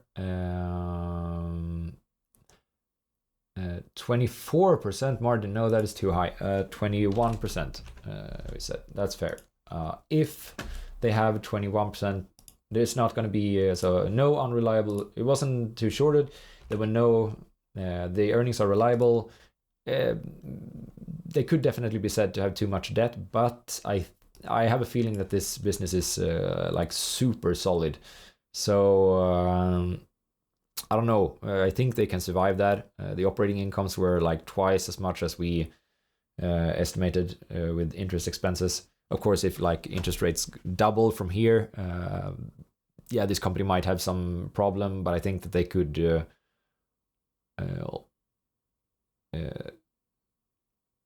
Well, they could probably.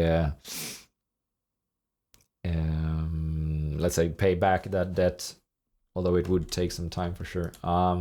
Regulation, no, that's not going to be a problem. Competition, definitely not. Let's see, Mr. Market, EBIT of 12.5. Where do they usually trade? 15. 14.4. So there is upside. A fair amount of upside. And let's think about this debt situation. It is not shorted. It is like quite often people that are shorting stocks, they're doing that because there are problems with the financials of the company. And this company is not very shorted. It is also not a very big company though, like 380 million in market cap. That's kind of small, but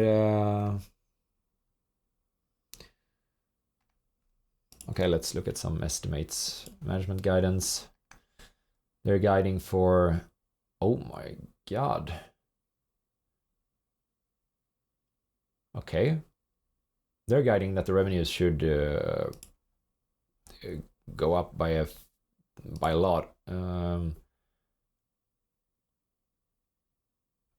And that earnings before taxes should be 100. Whoa. I think this sounds a little bit aggressive, but how...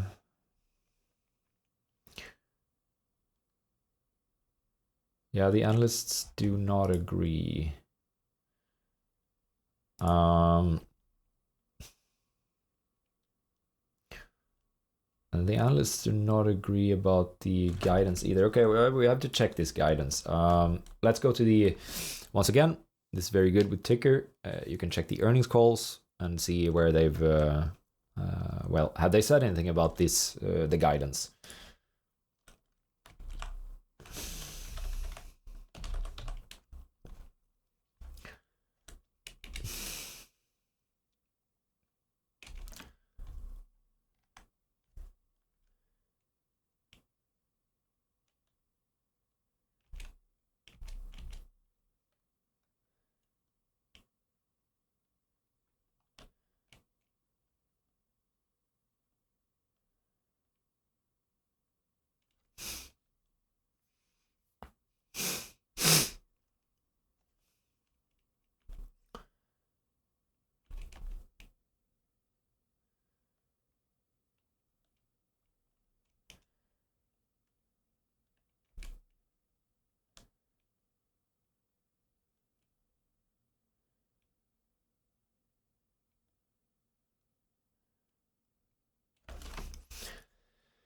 Just to be more clear, do you expect to return to the revenue growth and margin expansion in 2024? At this point, I realize we have to wait until February for full guidance. Okay, but just wondering from 50,000 feet, can revenue grow next year, year over year? Can margin expand? The way we're looking at this, Alex, is if you look at the first quarter of 2023, the decline on volume year on year from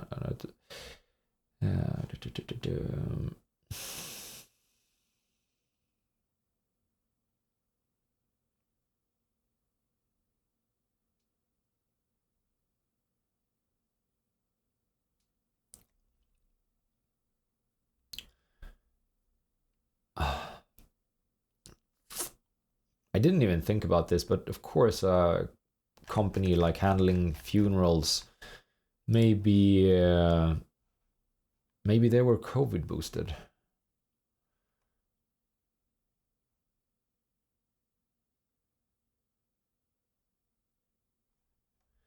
Yeah, I'm not really sure what the management guidance here, what this is all about. They're clearly stating in the last earnings call that that they have no guidance.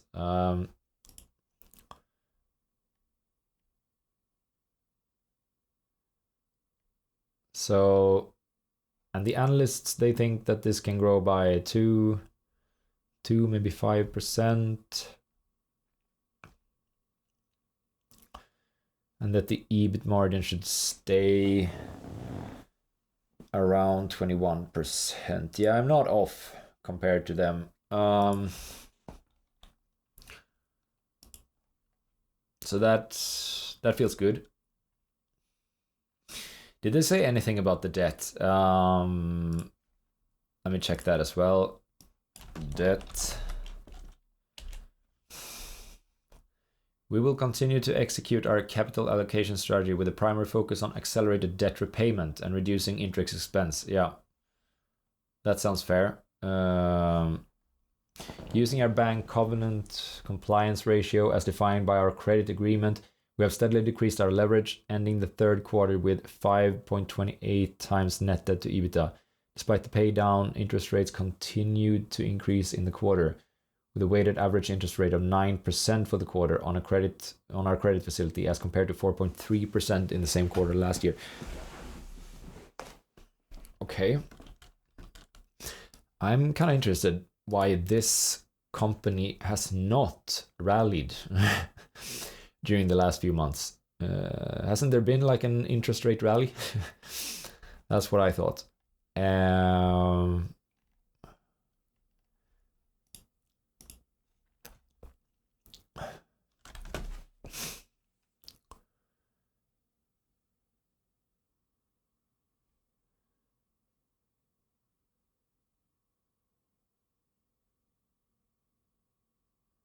Okay, we have fortunately, the credit facility only accounts for a little over 30% of our financial borrowings.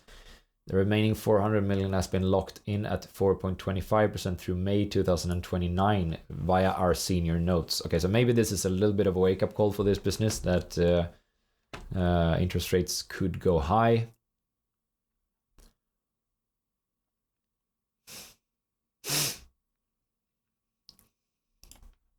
Yeah, I don't know. I'm absolutely a little bit scared here about the debt situation. But I think that they pass anyways.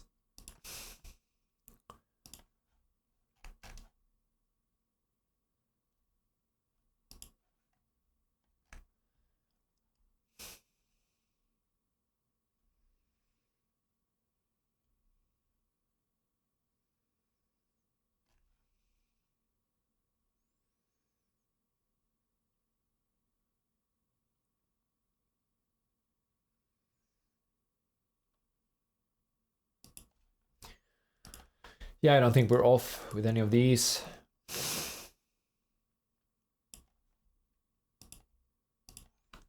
Okay, so we have another company that might end up in the portfolio. They fell to play like 49th place, but sure. UGI Corp. And Although this was an insider purchase that happened quite a while ago, okay, and it wasn't really that small. I was going to say that this helps us because if an insider is buying, you can be pretty sure that the company is not going bankrupt, or at least that's what I think. Then they wouldn't really be spending that money. And again, this has probably been a cash cow for many, many, many years, and most of the banks, they would probably,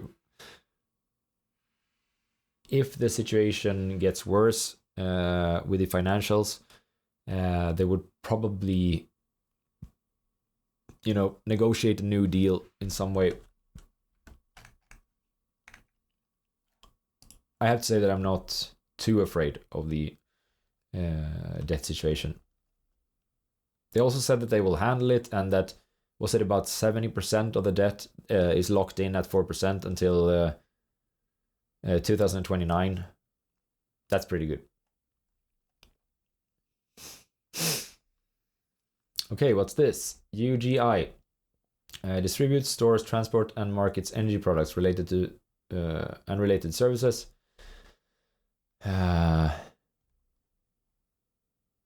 AmeriGas, UGI Utilities.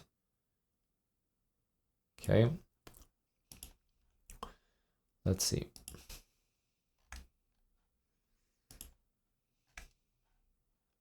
That's fluctuating too much for me.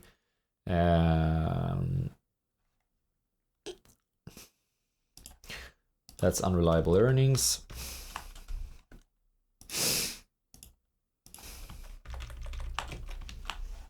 Ryerson Holding.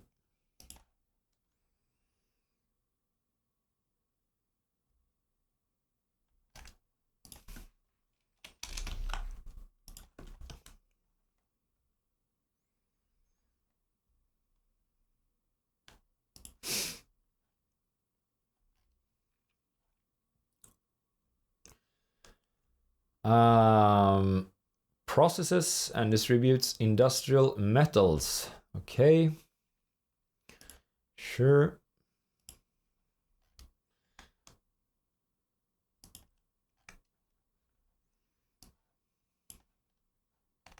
Cyclical. Super cyclical.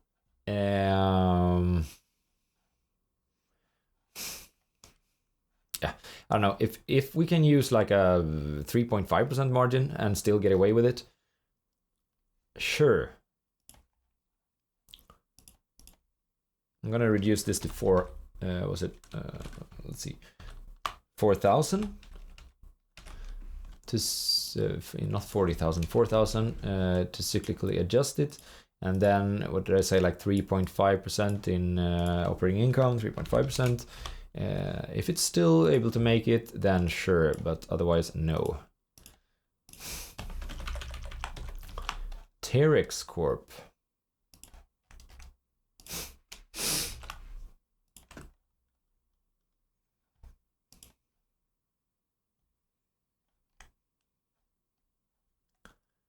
Aerial work platforms and material processing machinery. Aerial work platforms and material processing. Designs, manufacturers, services and markets, aerial work platforms. Yeah, I do not know what that is.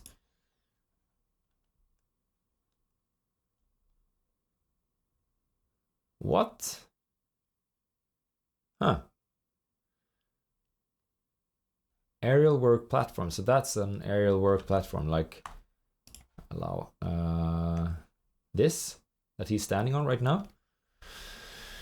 Used with design, build, and support products. And support products used in construction, maintenance, manufacturing, energy, recycling. Okay, yeah, sure. Let's see.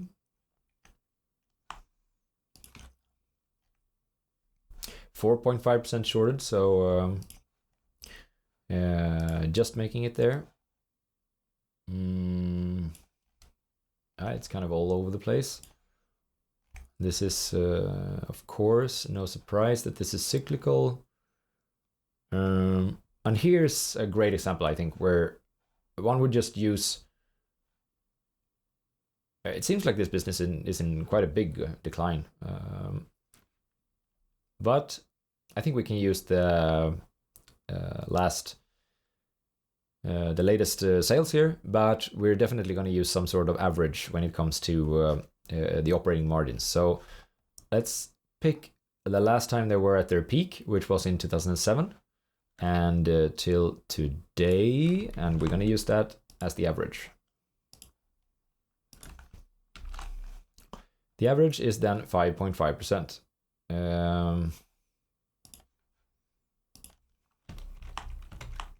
If they can still make it at 5.5%, then sure. And I'm gonna adjust that one as well, because that was probably at a peak.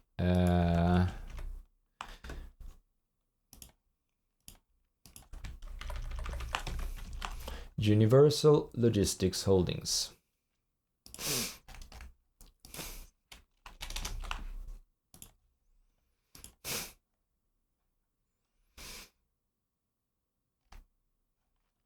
Provides transportation and logistics solutions in the United States, Mexico, Canada, and Colombia. Truckload services. Okay.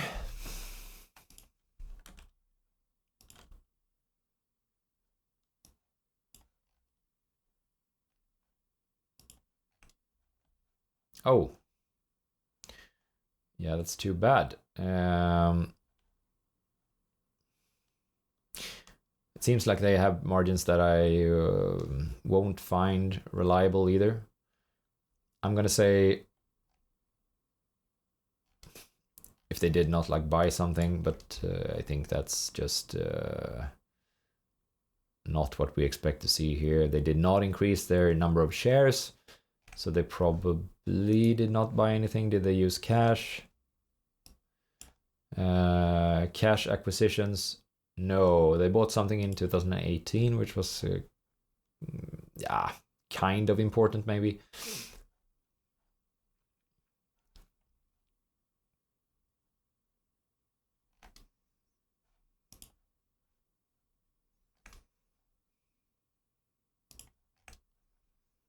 Okay, it was kind of important. It was twice as large as what they earned during the year in operating income. But still.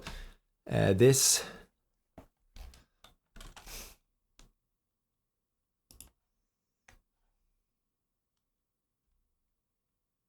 mainly the operating margins now. I think that's probably something this should be something temporary. So let's adjust that to let's see, where do you think, what's a normal margin for this company? 6%.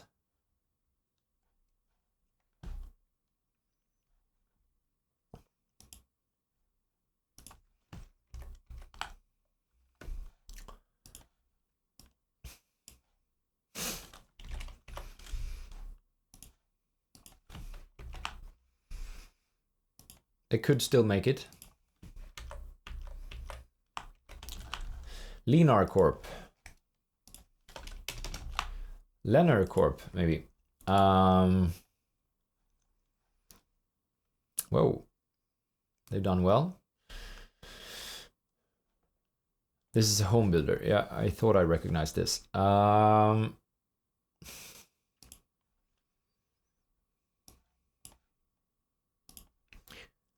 These are, of course, also super cyclical. You can see what happened here. I mean, it went from like 15 billion in revenues to 3. And maybe the financial crisis is it was a little bit like it was centered around housing specifically. So maybe that crisis was a little bit tough on home builders. I think one could assume that. But these, like the revenues that we see right now from home builders, I absolutely do not think that they're sustainable. And I don't think that the margins are sustainable either. You see, look, they're at 16% right now. They were at negative margins for many years in the financial crisis. You absolutely must use some sort of cyclical adjusted sales and cyclical adjusted margins for for these types of businesses. Maybe they're punished a little bit too much by the financial crisis, but still. Let's use... let's see. Let's see what the average is since the financial crisis. So the average is at 9.6%, the margin. And let's assume that the financial crisis, that was that was tough. That was harsh on this business. So let's assume a little bit higher than the 9.6%. Let's assume that the margin can, over a cycle, maybe be around, this is obviously like this, but 11% maybe. I'm gonna say 11%. I'm also gonna adjust the revenues. I think they're at some sort of peak as well. We could just multiply this by, once again, this is an estimate, 80% perhaps. Okay, and let's see if the company still performs. It does not. Okay, now we're back at Turning Point Brands. Then this probably means that this company will be the first one to enter the portfolio, since it is at the top of the list, and we've already adjusted this company. So I said that the main problem with this, it's that company, right? It's the tobacco company. The main problem is, yeah, I know one thing that we did not check. The main problem is, of course, regulation.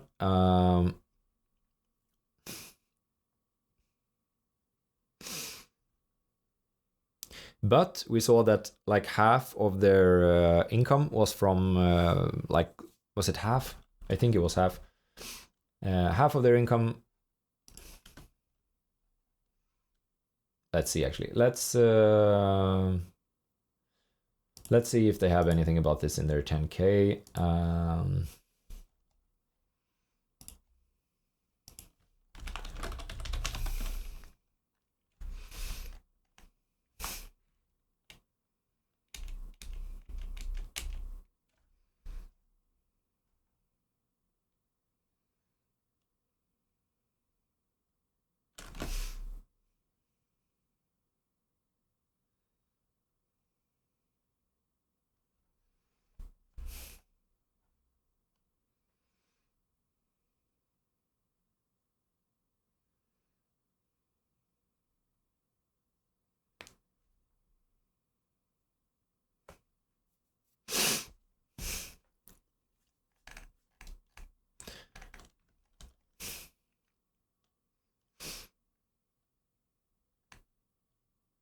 Yeah, I'd love to see how these business segments have changed over time. That would be awesome. Let's see if they provide something like that.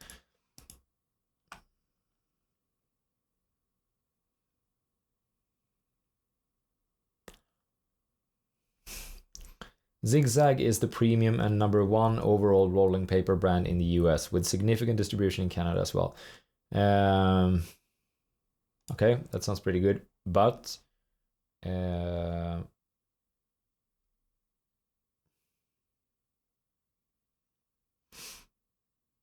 of course, that's also the business that I think might have some issues with regulation.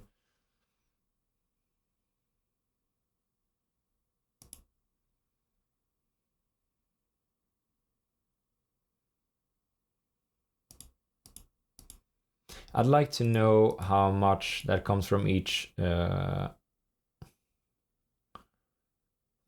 of these segments, both in terms of sales and in terms of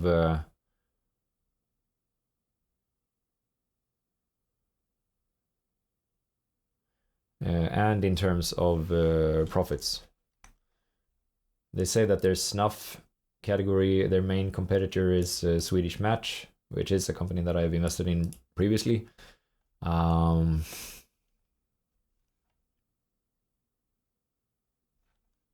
there are 4 principal competitors. the American Snuff Company, Swisher International Corp, and Smokeless Tobacco Company.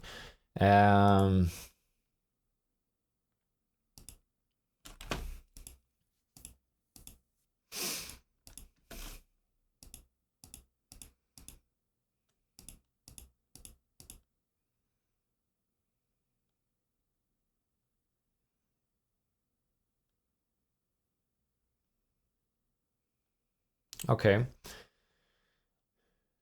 They say that they're number 1 with Zigzag, that they're number 3 and 1 moist snuff and chewing tobacco. Okay, sounds pretty good. Again, I don't really have time to do like a deep dive on any of these companies, but I will just try to cross-check this.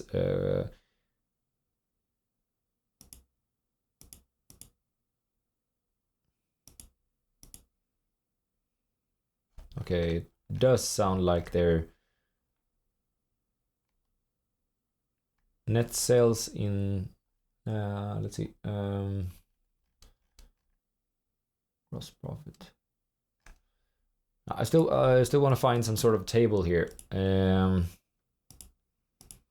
not just sales.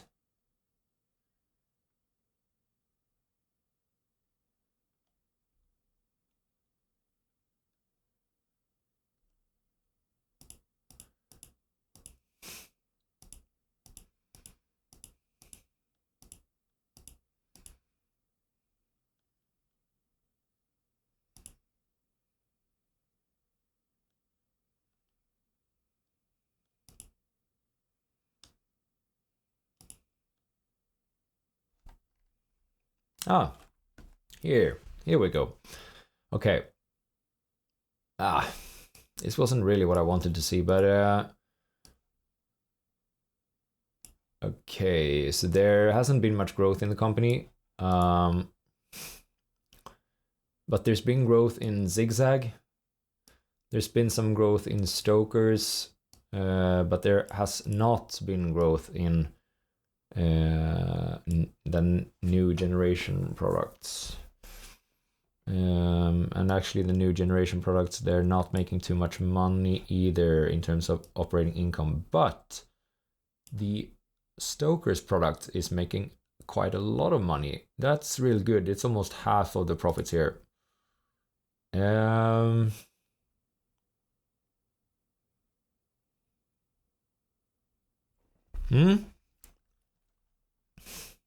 Okay, yeah, that was basically what I wanted to see. The new gen products, yeah, that's a little bit annoying.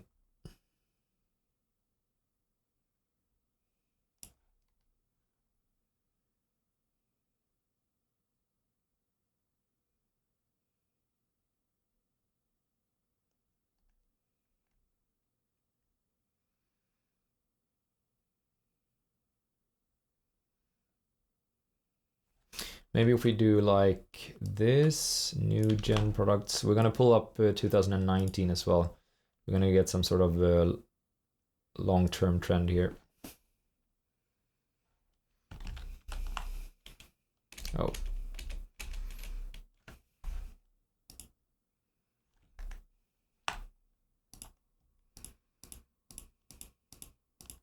I want that same graph for 2019.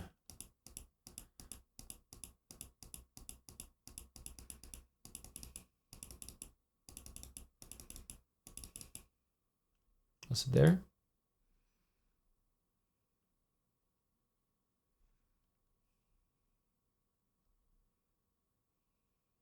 Yeah, I think so. Net sales. Really?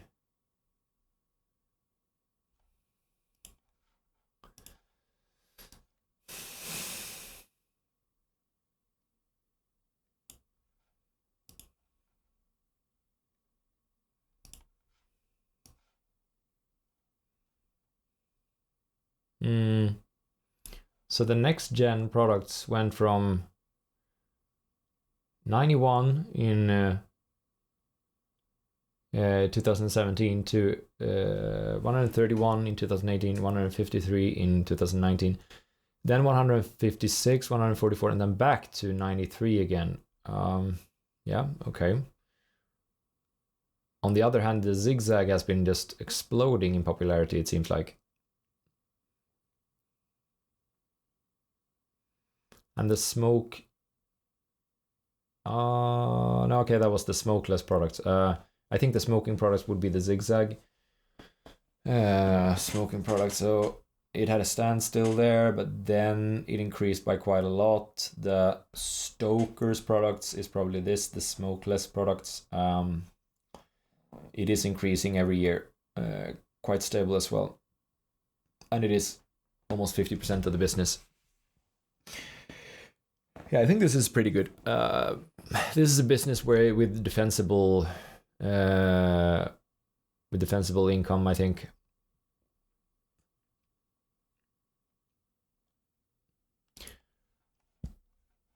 It could definitely be taking a hit when it comes to like regulation and stuff like that. But what are we saying here? We're saying that the growth is minus 1% per year,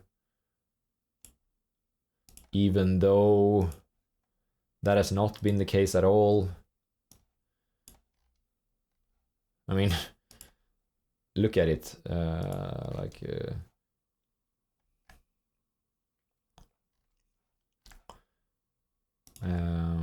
Let's pull out the operating income here, yeah. And it is growing, or it has been growing historically. We're assuming that it won't be doing that in the future, and even considering that we're being sort of that conservative, it still ends up on top of this list. So I think we have sort of some margin of safety here. No, that's not the right one. This one. Yeah, it has been growing for sure. And was there anything about analysts saying something else? Yeah, they 3 analysts saying that this will decline further. 21% margin. What are we saying? 19% margin.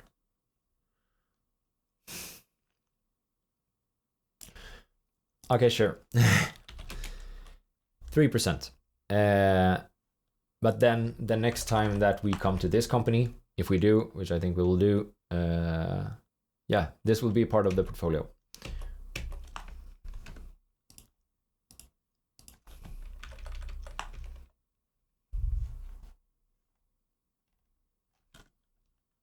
Okay, Dick's Sporting Goods. That's nice. It's the first company for the portfolio.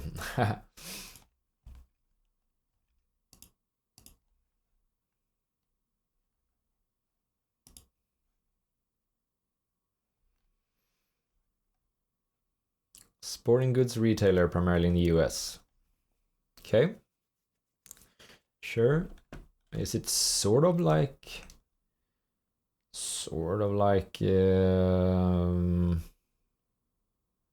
Zumiez?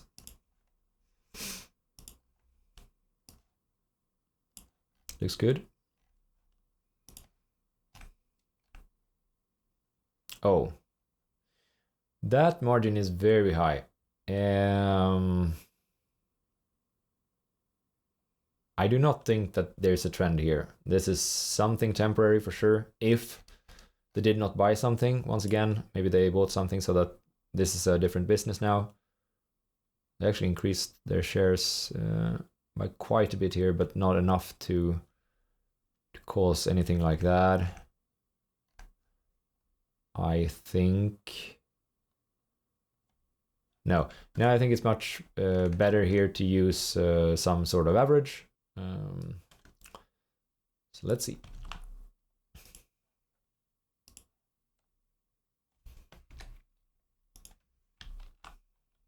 8% maybe.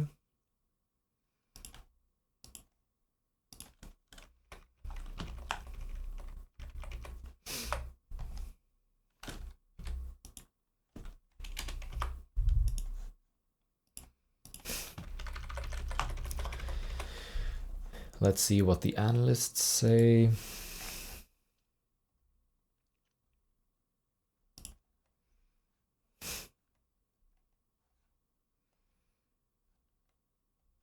Or maybe even management.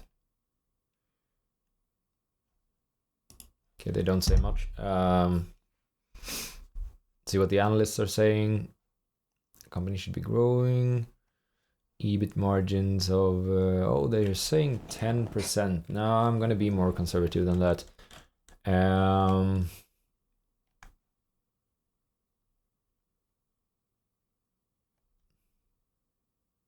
There's like 19 of them saying 10%. Okay. Yeah, I might be wrong here, but I'm going to stick to 8%. But everyone thinks that this should be growing.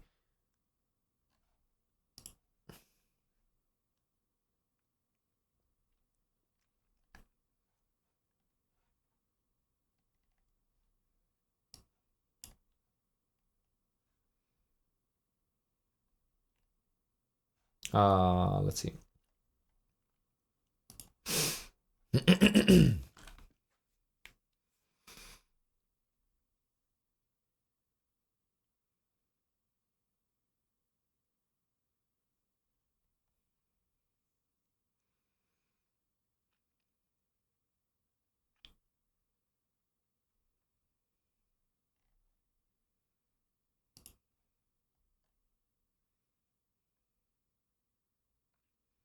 They did grow in the last quarter as well.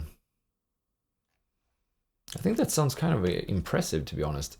What's like Zumiez that we checked before? Error on the play. Zumiez that we checked before. I mean, they're not exactly the same, but this it sounds like it's a sporting goods retailer. It should be kind of similar, I think, and yet it really hasn't been taking a hit.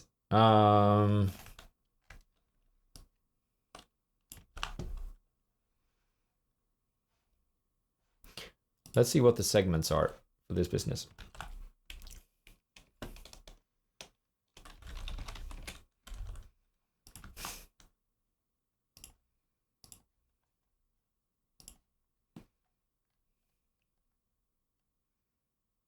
Okay. Hard lines. Are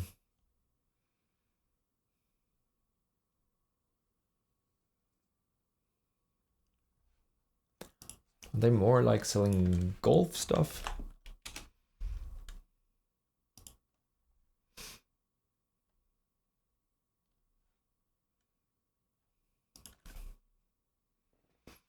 Baseball. Oh, like what are they called? Kayaks? Kayaks?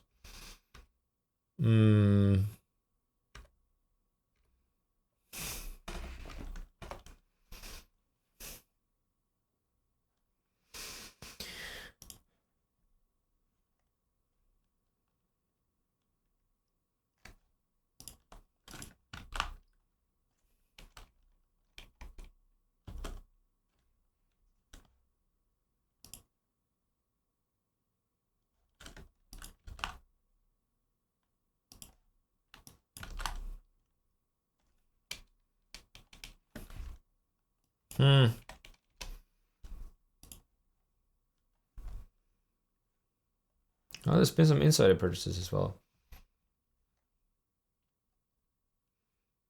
Pretty big ones, around 110, 127. Okay, that's a little bit lower than where it is right now, but still not too far off either.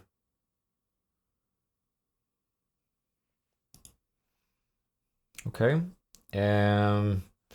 If I am, let's go back to the list. I'm feeling kind of confused here. It's not shorted more than 5%. The earnings are not unreliable. Net debt, is it greater than 5 times EBIT?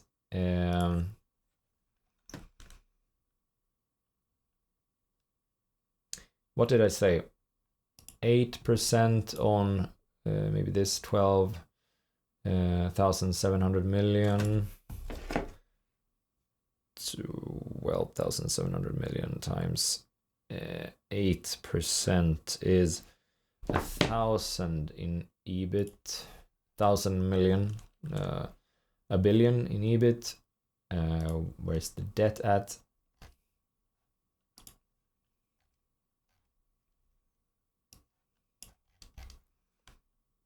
Total net debt 3 times EBIT. So no, okay. They qualify from that as well. Regulation, absolutely not. Competition, no. Mr. Market. So if this company is valued like where it has been valued historically by the market,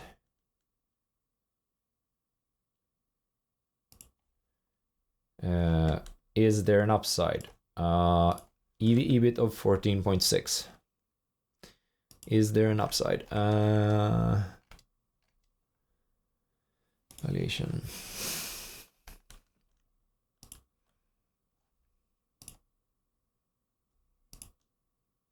No, there really isn't.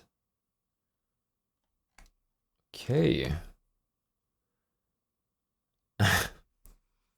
Yeah. That's why we have that filter. So during the last 10 years, on average, even though we had this blip here, which is included in the average, this business has been valued at 10.3, like at an EV/EBIT of 10.3.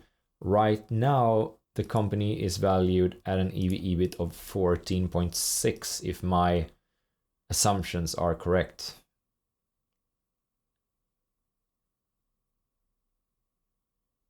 Yeah. That means it's excluded. Mr. Market excludes this company. There's no upside. I will probably not be able to buy it right now and sell it back to the market. Like in the near term and make a profit. Okay, too bad. Next one. Emergent Biosolutions.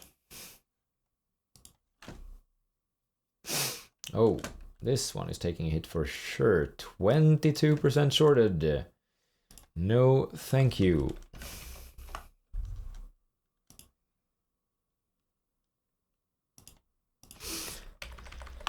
Seneca Foods, right? If we're only going to be investing based on like names, then this one qualifies for sure. Seneca, the old philosopher. Let's see here, 1.3% shorted. Seneca Foods Corporation provides packaged fruit and vegetables. Okay. Fruits and vegetables, prepared food products and snack products. Okay. Sure. Stable.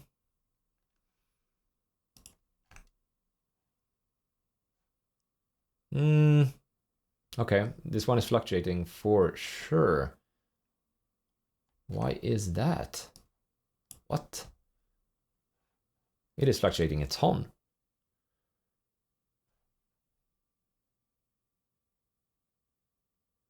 It's like there are like mini cycles of 1, 2, 3 years. 1, 2, 3. 1, 2, 3. 1, 2, 3. 1, 2, 3, 4. 1, 2, 3. 1, 2, 3. 1, 2, 3, 4, 5. Yeah, how are we supposed to handle that?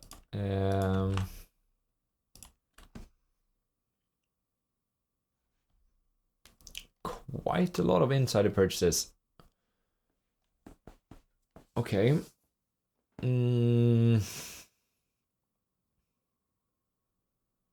They're not that big, perhaps.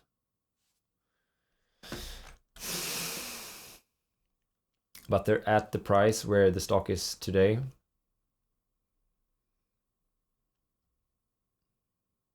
Okay, let's see. It wasn't too shorted, right? No, I don't think so. 1.3%. Next, unreliable earnings. No, I don't think they're unreliable, but they're weird. I'm gonna use an average. I don't see any sort of trend here, so just gonna assume that the business will keep on doing what it has been doing historically, and that means that it will average a 4% margin. The income did not fluctuate that much at all, so it's the costs basically that are fluctuating a lot. So I think we're going to assume, we're going to estimate that that current revenues are fine, but we're going to use 4% for operating margin. So I'm going to use 4% there. This is probably all too high, so I'm just gonna normalize all of these actually. Okay, and that means that, oh, they're falling off a cliff. Yeah, sorry to see that. So their score went from like 73% or something like that to to 53%. So I don't think we're gonna see this company again. That was too bad. Steel Dynamics.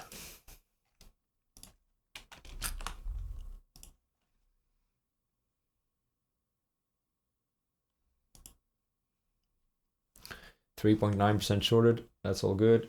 Steel producer. Unreliable earnings for sure.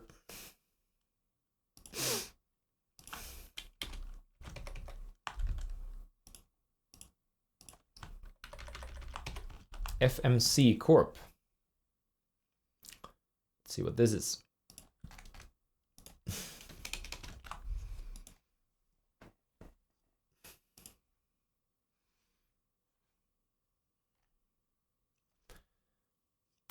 Chemicals. FMC Corp, an agricultural science company, provides crop protection, plant health, and professional pests and turf management products. Okay. 3.5% shorted.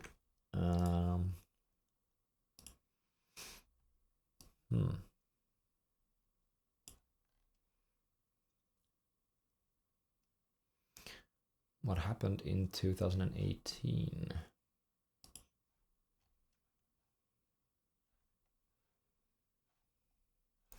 Okay, this is fine. Margins have been, I would say they have been, this is a positive trend for margins, definitely. They were taking a hit here, like 3 years in a row, really.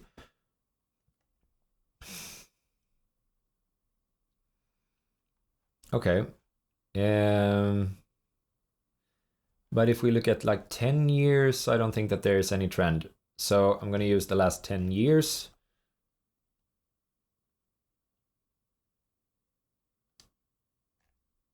What happened here? Did something happen between 2017 and 2018? 2017, 2018. Didn't issue more shares. 2017, 2018. They did buy something. It was kind of big as well, or at least I think so. 1,200 compared to operating margins.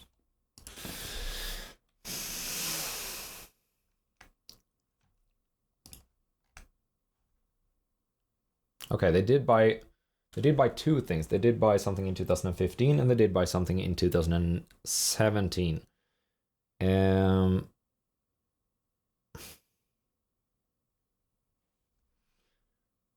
that was, both purchases were kind of big.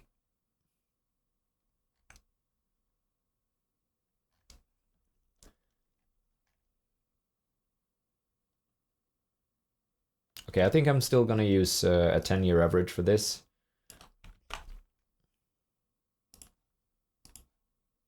Or like about a 10-year average at least. I don't know. 19.7%. Call it 20%. at 23 right now.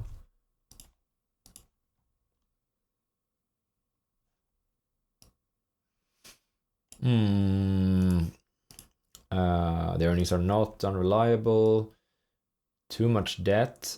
If they have 20% margin, how much do they earn then? They earn $1 billion. How much do they have in debt? Or in net debt? Okay, that was kind of close. It's 4 billion in net debt.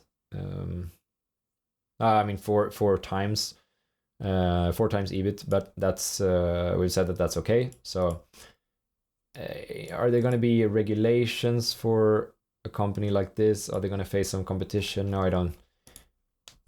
There could be some regulation, I think, but let's see. Global restructuring plan.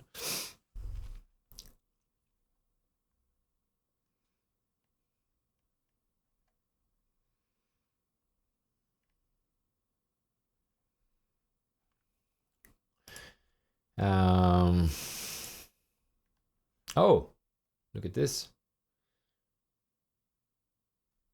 They're guiding for 4,700. I'm not gonna use higher than that. 4,700 for next year. Is that what analysts say as well? Yes. They're also guiding for EBITDA of 1,075. What's their DA at? Their DA is at 181. So that would 900 approximately in operating income then, 900 million. Do we end up at 900 million with 4,700 and a 20%? That's my hourly break. I'll be right back.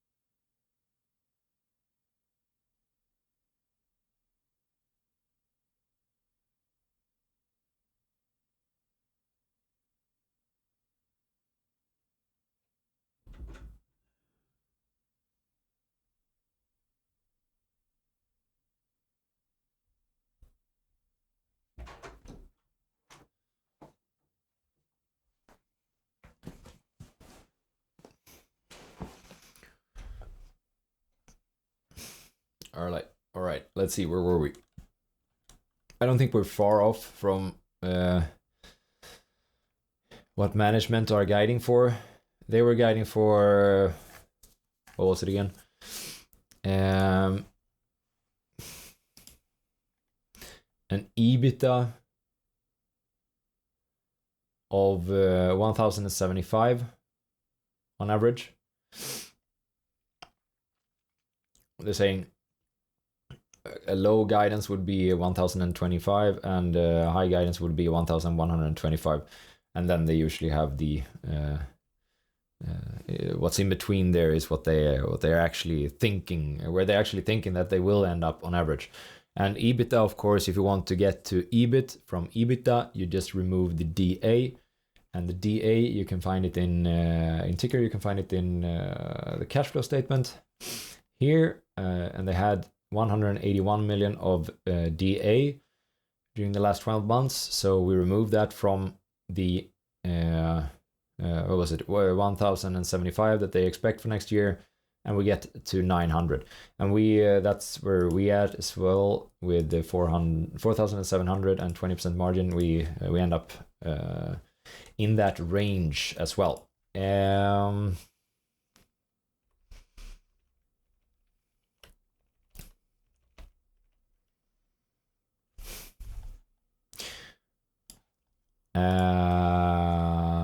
And let's see, did we do the debt check? I'm not really sure. 900 net debt. Yeah. This one is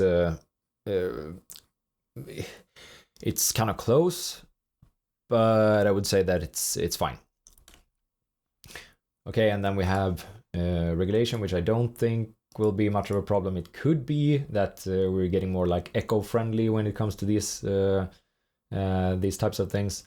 Competition, I think it's a very slow-moving industry. It shouldn't be much different than the last 10 years. Is there an upside here? The EBIT with our assumptions is 12.7. What has Mr. Market said that this company should be valued at historically? This is, I hope you see the power, like how powerful TIKR is actually with all of this data that you can just you can just pull it instantly. I think it is really, really powerful, and I use it, yeah, as you can see, a ton myself. And they're at they're sponsoring this video.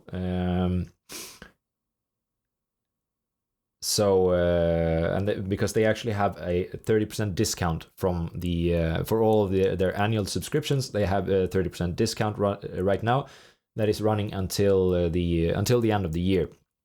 So if you think that this is a powerful tool, then please use the referral link that I'll have in the description below this video.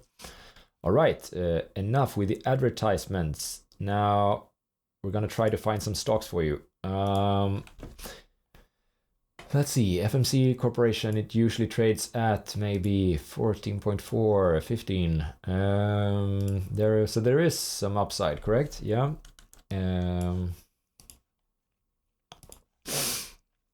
But I think this and this in combination made it so that the score, yeah, got 75%, 65%, down from like 62 or something. So it ends up further down on the list.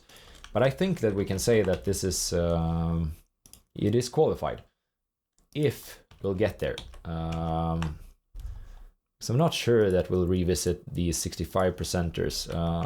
Let's see, where did it end up now? It's at 88 on the list.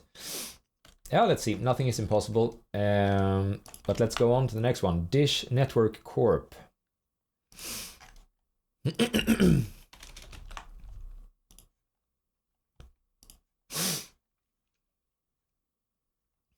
%10 shorted.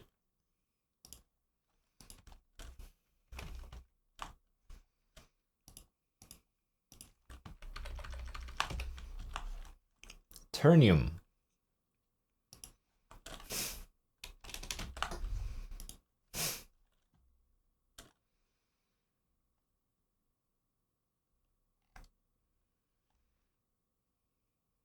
Steel products. Okay, that's going to be a problem for sure. Yeah, all of these companies, they've just, like the steel companies, they've just performed so much better than what they usually do.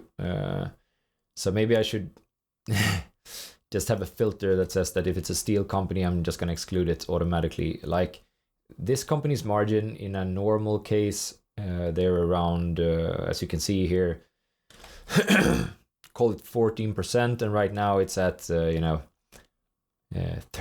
So I think they're gonna be nowhere near where we want to invest in them. So unreliable earnings, unfortunately, for this one.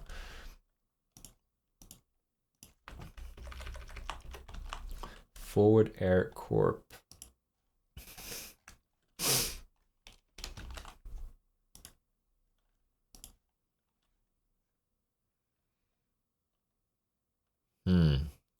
This does not look too good. I said before that the graph doesn't usually tell you that much, or you shouldn't think too much about it. But this, if this looks interesting, we're gonna have to evaluate why this happened.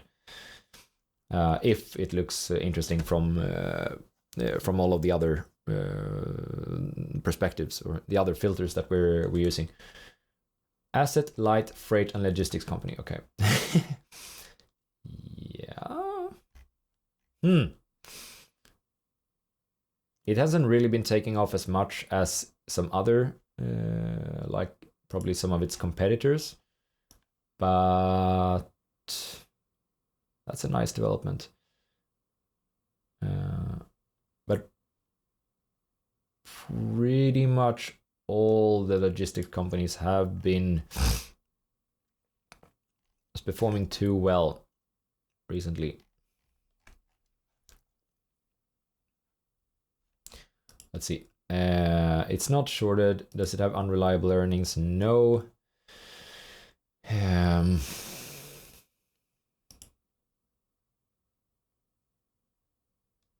Circle of competence. Yeah, I mean,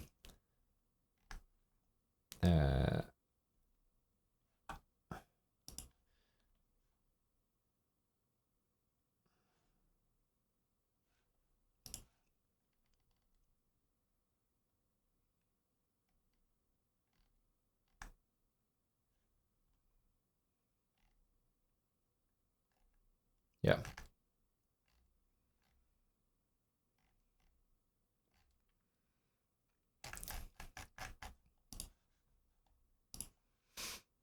Let's see. Are they starting to come down?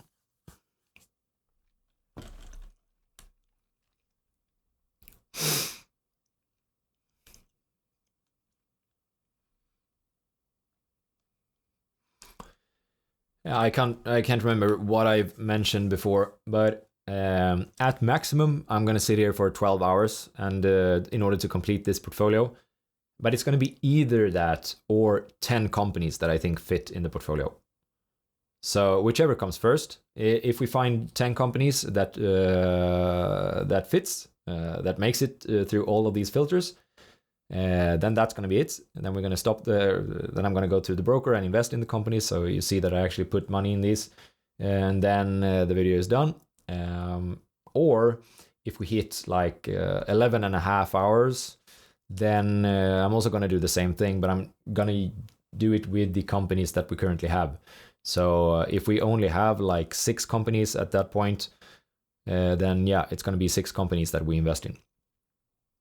If we have less than 6, I'll see, because then I think that we might not be diversified enough. So if we have less than 6, I'll have to think. I'll have to think about something at that point. But that's what we're aiming for: 10 companies or 12 hours.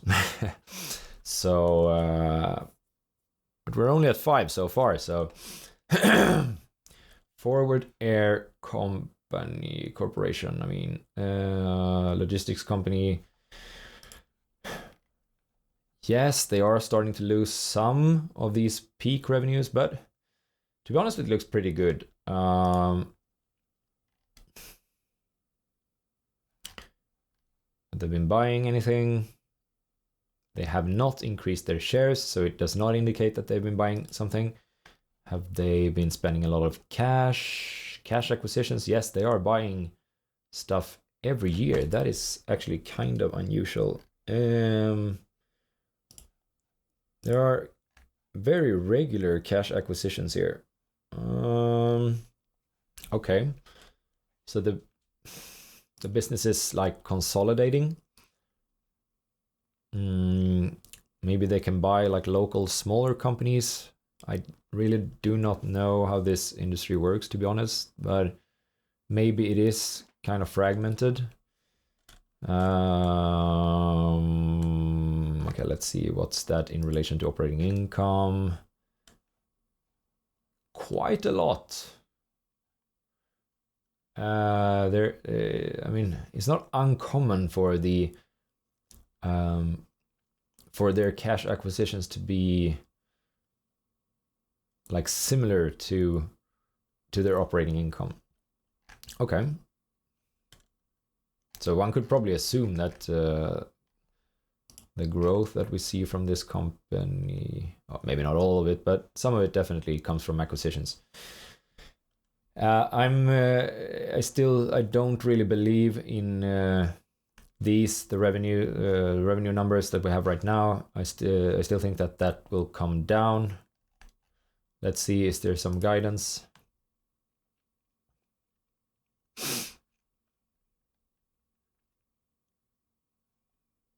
Yeah, okay, so for 2023, 16-15, but they say that it will stop there.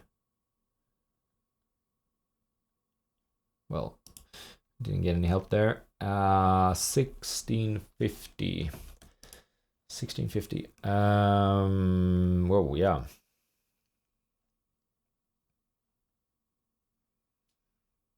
I think that's a little aggressive, to be honest. I don't like that. I want to multiply 2020 with 15%. So I'm going to use 1,450 for revenues. 1,450. And then what about their margins? I can't remember anymore. Oh.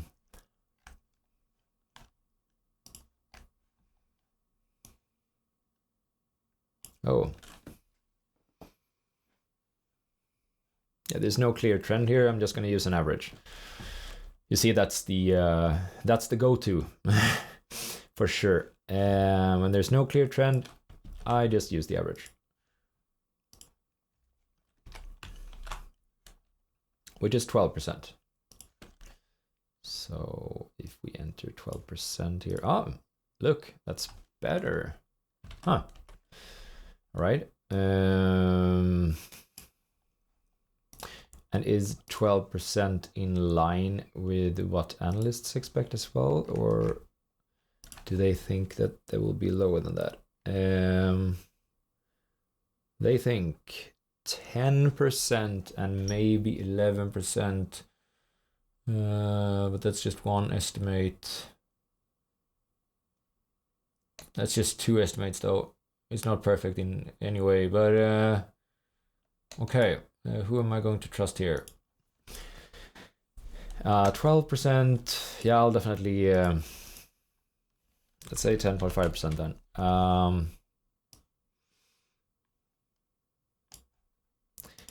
Do they have too much debt in that case? 10.5% times that it's like 150 million maybe. How much debt do they have? Go to the balance sheet. Scroll down. Net debt. No, they do not have too much debt. Circle of competence, regulation, and competition. Yeah, for sure, competition is probably fierce in the industry. If it's that fragmented, but it also looks like this company has been doing fairly well, even if you exclude these. What is happening right now? Even if you exclude that.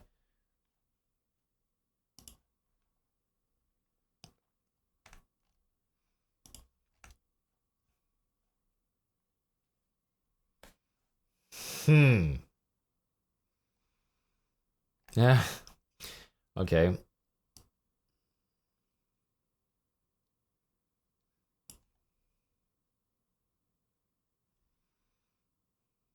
Yeah, I do understand why analysts said that the margins will be lower. I mean, before this, it looked like a negative trend on a 10-year basis for sure. But it's always difficult to know what sort of what timeline should you be using in order to construct these to think about the trends. But this does not look too good, and obviously I think 2020 you can just remove that. So then it was at 9%, maybe stabilizing a little bit around there, and then it was improving. Is that temporary, just due to COVID? Sorry. I don't know. What about the insider purchases? Whoa, nice. Yeah, that's good. So when the stock fell, we're gonna have to, as I said before, we're gonna have to find out what happened there. But then a lot of companies bought there. A lot of insiders bought. Who? Like, whoa, like everyone bought. That's incredible. It's like so many different names here, right? Okay, that's very impressive.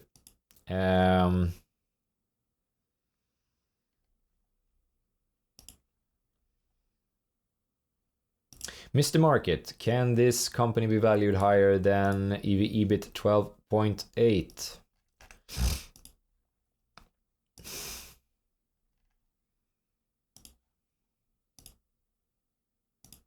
It most certainly can.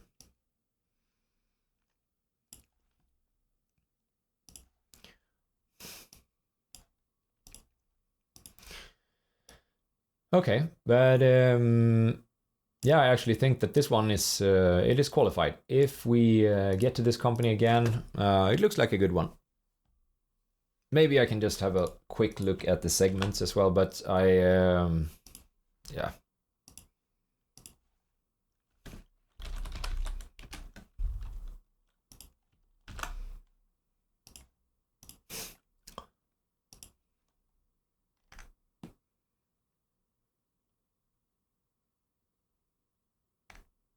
What is expedited freight?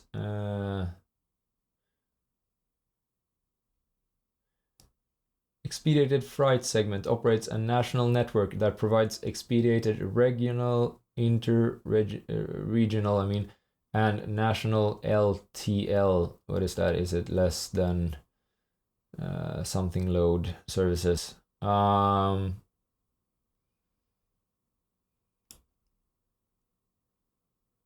Okay, so it's all in the US.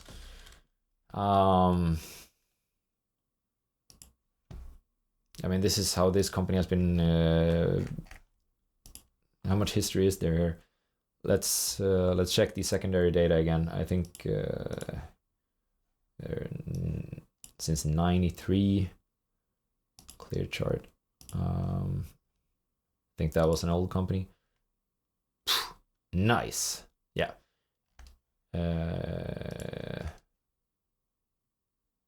Yeah, no, for sure. It's not a problem estimating like the 10%. Okay, this chart is a little bit off sometimes.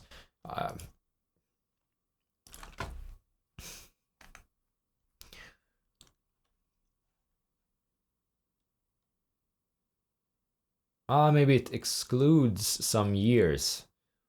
So maybe there's a maximum number of columns sort of that they use. Anyways, I think if we adjust for that, this is a good company. 69%. I think we'll see them again pretty soon. They're right here next to the funeral company. CVR Energy.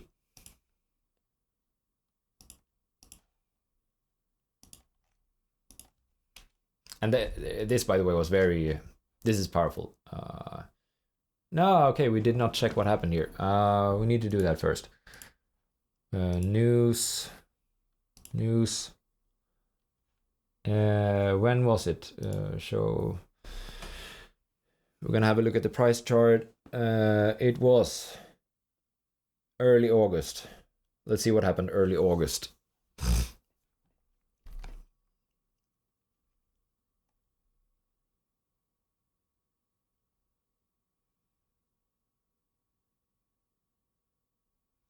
Forward Air Q2 adjusted EPS 0.91 versus 1.28. Was that it? Maybe. Filings. Did they release something early August?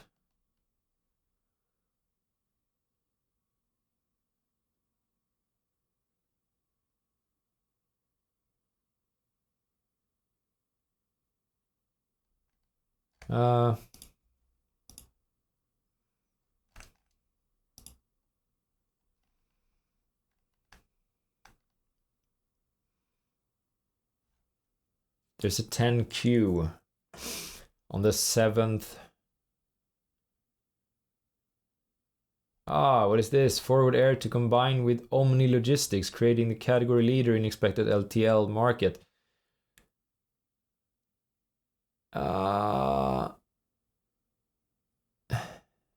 Okay.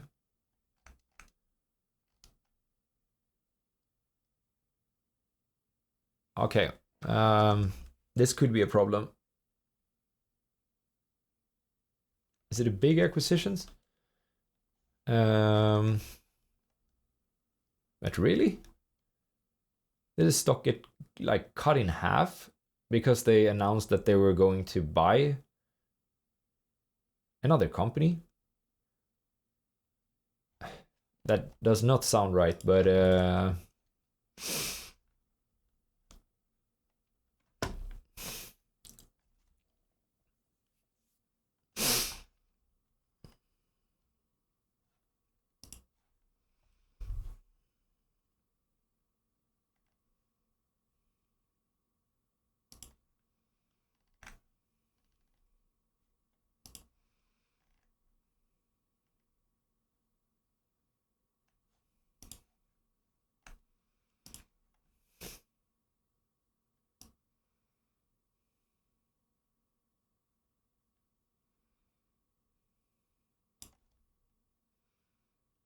yeah, it fell like 6% on the day before.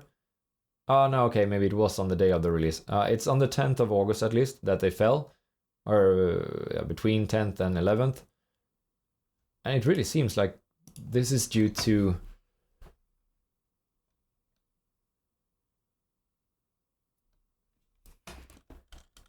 Forward Air reiterates value creation potential of acquisition of Omni Logistics. Maybe the market just slaughtered the shares, and they had to say that, oh no, actually this is gonna be good for you guys. That's hilarious in that case.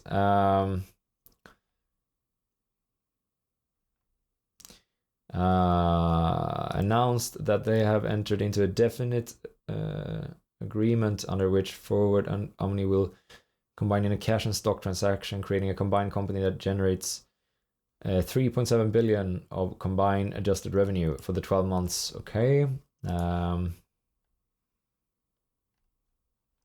What was that again? I can't remember. 3.7 billion. And right now, they're creating, it's at 1.4 billion.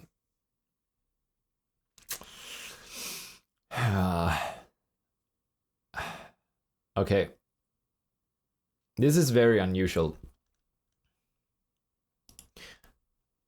This is like a huge acquisition. They're at 1.4 billion themselves right now, and they're gonna acquire a company so that they will become 3.7 billion.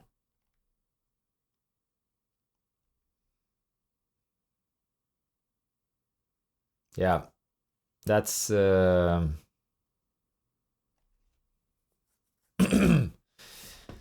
that's kind of sad. But if this really is what they're going to do,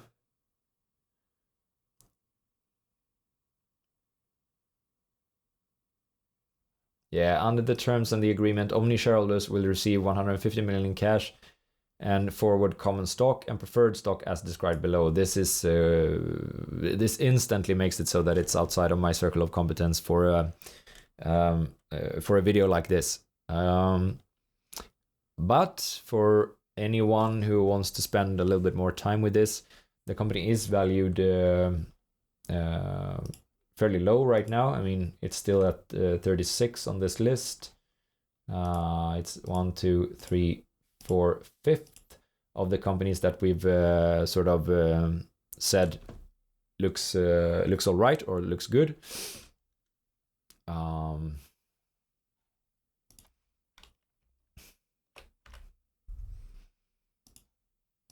So yeah, this it ends up being a circle of competence problem. I don't really know where I should write it, but let's like that, maybe competition.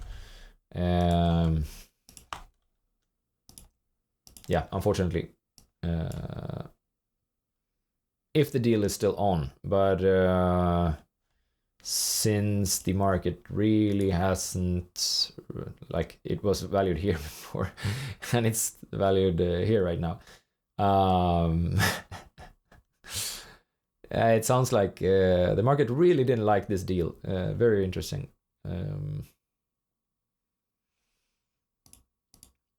Anyways, and then they all bought. Wow.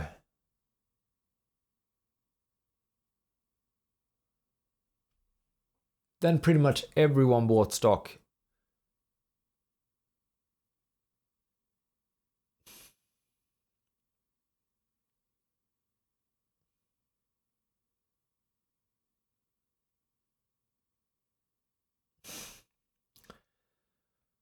Off.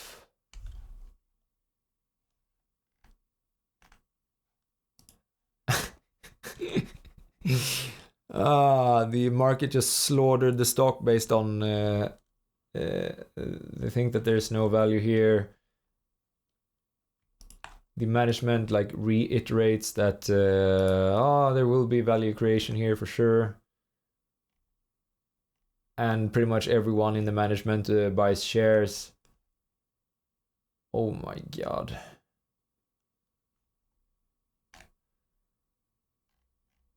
What to do about this?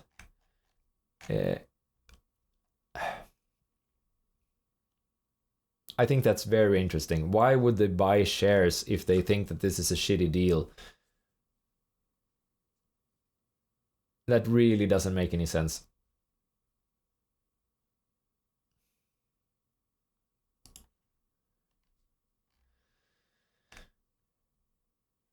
Omni transaction update. Okay, that's file answers and counterclaim against Omni. Forward Air Corporation files answer and counterclaim against Omni. Sale of final mile business. There's a ton of stuff going on here.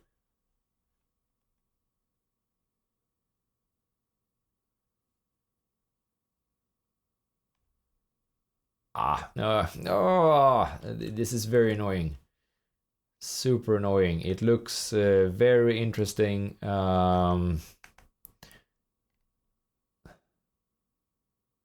What's the strategic rationale for this acquisition?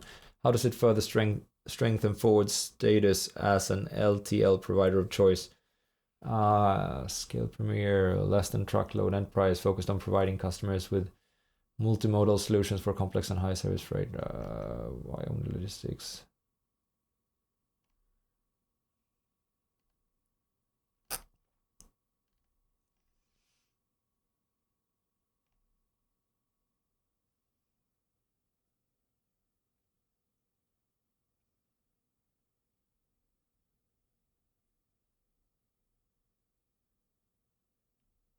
Oh, no, okay. Omni shareholders will receive at closing 16.5% of Forward's common equity on a fully diluted as exchange basis.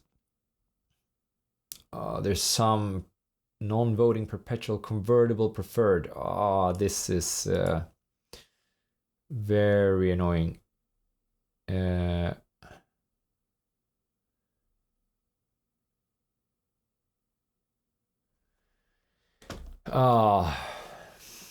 Okay, yeah, I'm still gonna leave it, but this is super annoying. This could definitely be interesting. I just don't have time to investigate that right now.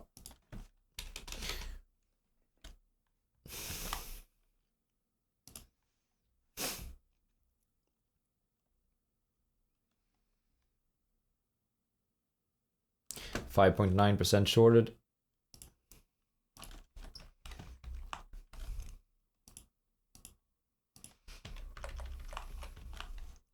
Beldine.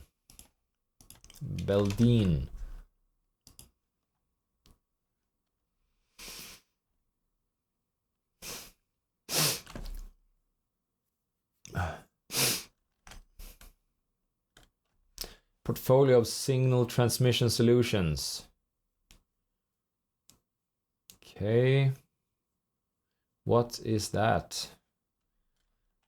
Fiber cables.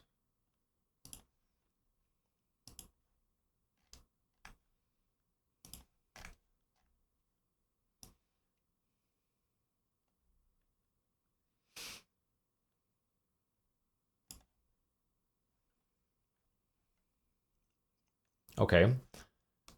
That is pretty nice. So during the last like 15 years or something, it's been, but these are top margins, so that's going to be difficult. There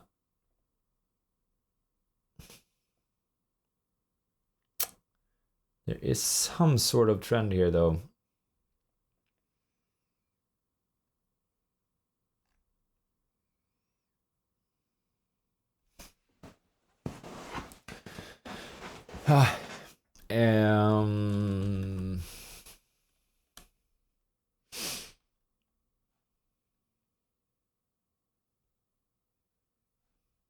All right, stick to the script. It is not shorted more than 5%. It does not have unreliable earnings. Net debt, we're gonna have to try to normalize this, but I actually think that there's some sort of trend here. If we use the secondary data, what does that look like? Clear.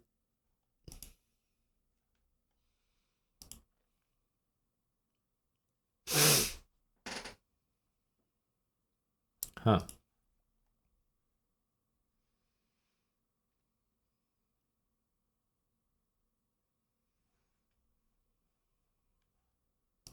Secondary data.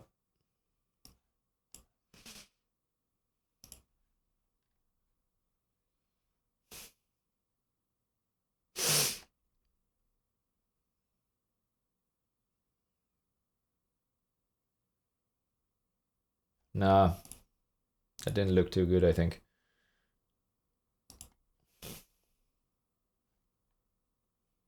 Okay.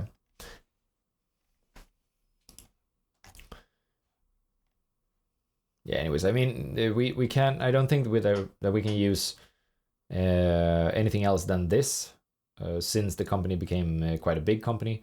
But I'm going to use an average here. I think there is some trend, like this was a peak for sure. It seems like it's kind of cyclical, I think. Yeah, revenues got cut in like they lost revenues from $2 billion to 1,300. They lost 1/3 of their revenues in the financial crisis.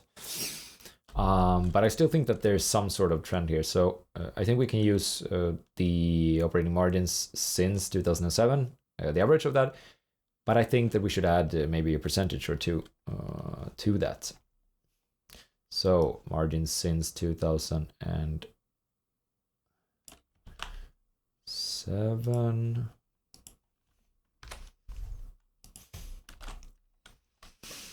That's 10.4 on average.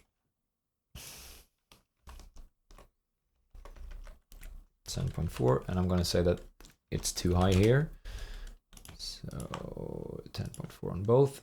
And then what about the revenues? It already drops to 20 to 63% based on that alone, though. So yeah, I think it's gonna have a hard time. I'm gonna, yeah. If I get to that company again, we'll do a little bit more of a deep dive there. But it had both like a questionable circle of competence for me, and it didn't look like the score was too high when we normalized the margins there. So, or no, let's see. Was that 10.4? See, I'm gonna back. 10.4. I said I should add a percentage or two. Let's see, 11.4 then. 66%. Okay, still. Let's see if we get back to it or not. Beacon Roofing Supply.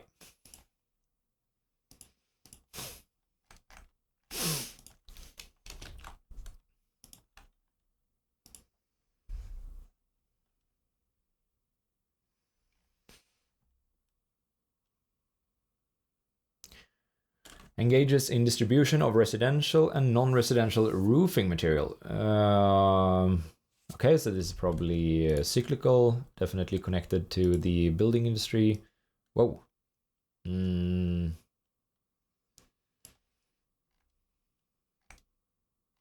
This looks strange. This looks strange. And margins are all over the place. No clear trend, correct? No. Once again, I'm going to use an average.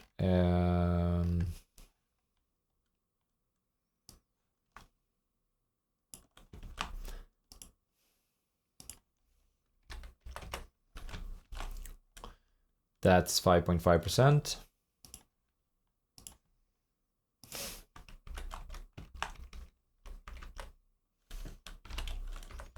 I'm gonna enter 5.5 here as well, so it doesn't distort the growth. That's why I'm doing that. Then it ends up at 60%. So bye bye. Dine Brands Global.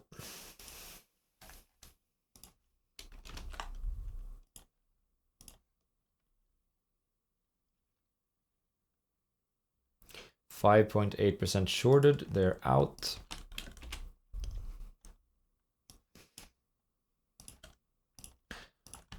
And what does that mean? It means that Turning Point Brands is going to be part of the portfolio. Nice. So that's the first company that makes it into the portfolio. So hopefully I will be able to find 10 before this day is over. And so it's going to make up 1/10 of the portfolio in that case. Let's see. NRG Energy. NRG Energy.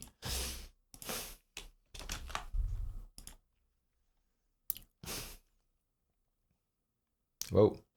It's been doing well, but it is 7% shorted.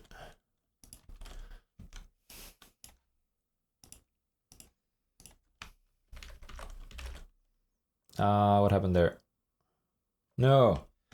Oh, that's right. Okay, so I will actually hide it.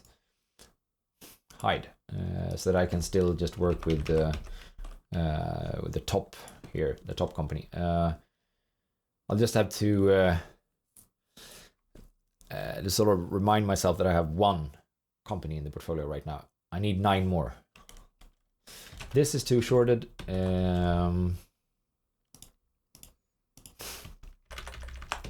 Zebra Technologies.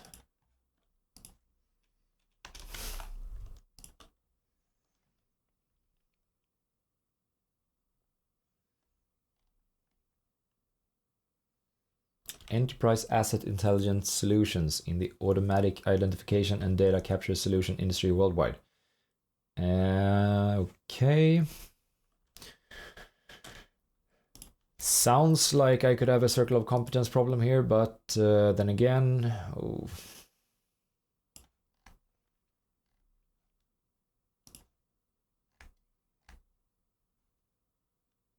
no.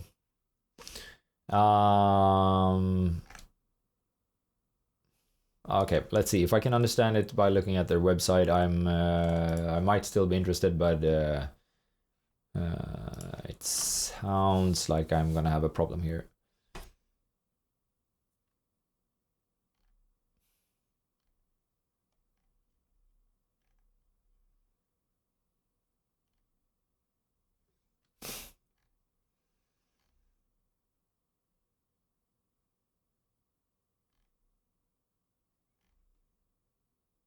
No. I'm gonna write that there because that's the main problem, that I won't understand how this company competes against other stuff and how like vulnerable it is in terms of are there going to be any substitutes quite soon? Yeah, that's the problem here.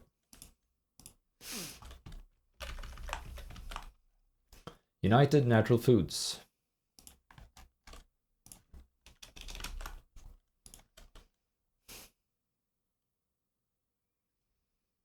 Whoa.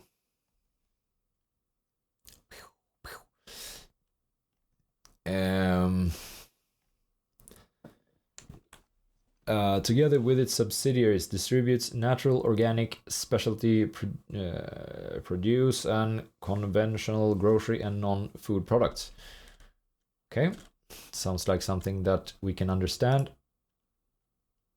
Annoying. Something recently happened with this business. Oh, their margins are paper thin. And they're getting paper thinner. Whoa. Okay, so they had very high margins, then they bought another business probably in 2018. Let's see if that's true.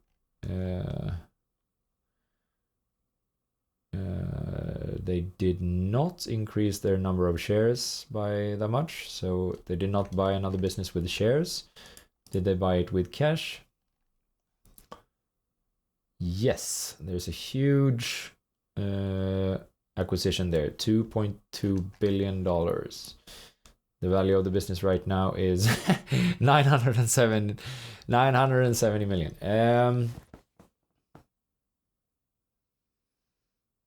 The enterprise value though is 4,500. The EBITDA, it seems like this problems all around with this company. Margins that are trending downwards, a lot of debt. Really not sure why this one is not shorted, but okay, if the maybe if the insider purchases are incredible in this company,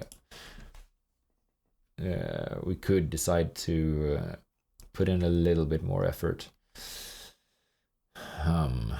Okay, CEO bought and CFO bought. That is pretty good.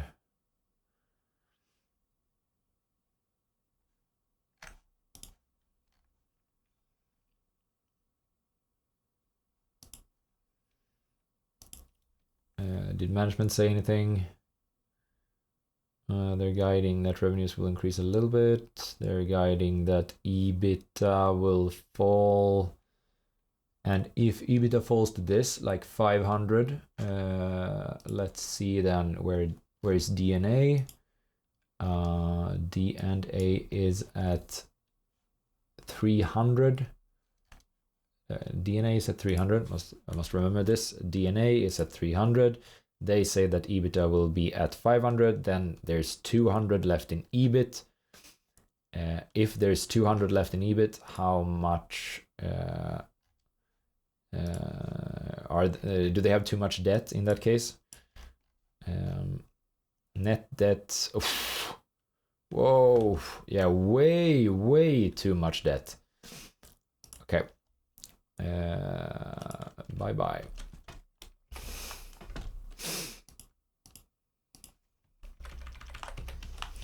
Advanced Auto Parts.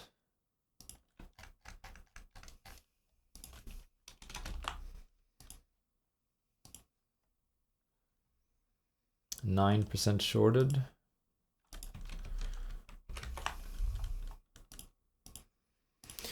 Okay, and here comes a big one, ExxonMobil. Pretty sure that this will be in the too hard pile, at least for me right now, like in 20 minutes or so. I'm pretty sure that I cannot analyze this company that quickly. And actually, I'm always hurting myself when I'm investing in oil. Maybe not always, but yeah, I've been hurt a few times in oil, so maybe I should just exclude the company based on that alone. Okay, no, this is not going to happen right now.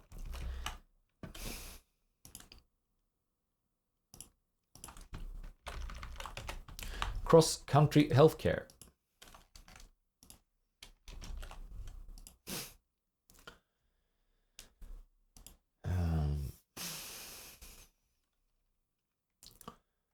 Talent management and other consultative services for healthcare clients. Nurse and allied staffing and physician staffing. Okay, there might be some regulatory issues here as well, if I'm not mistaken, but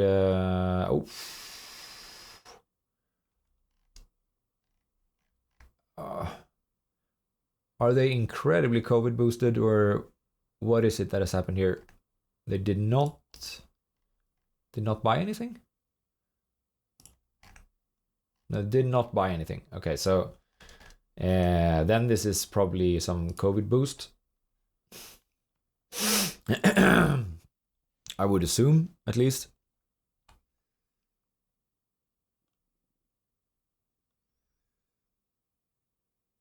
It's already getting dark here, by the way. It's 3:30 in the afternoon, and it's getting dark in here in Sweden.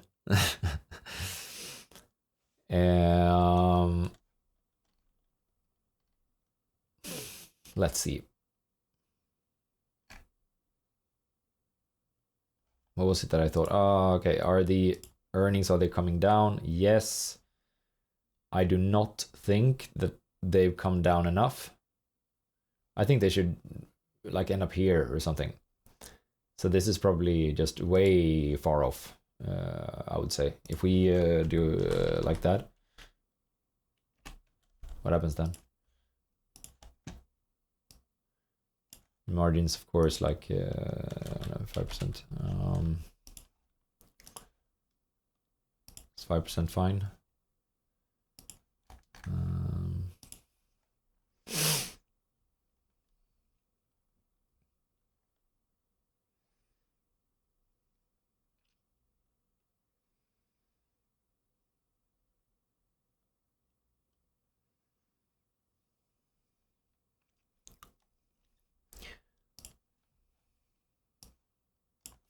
So look at this. It's like super stable, and then phew!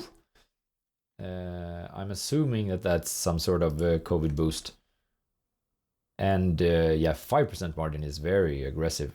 Like 4% margin,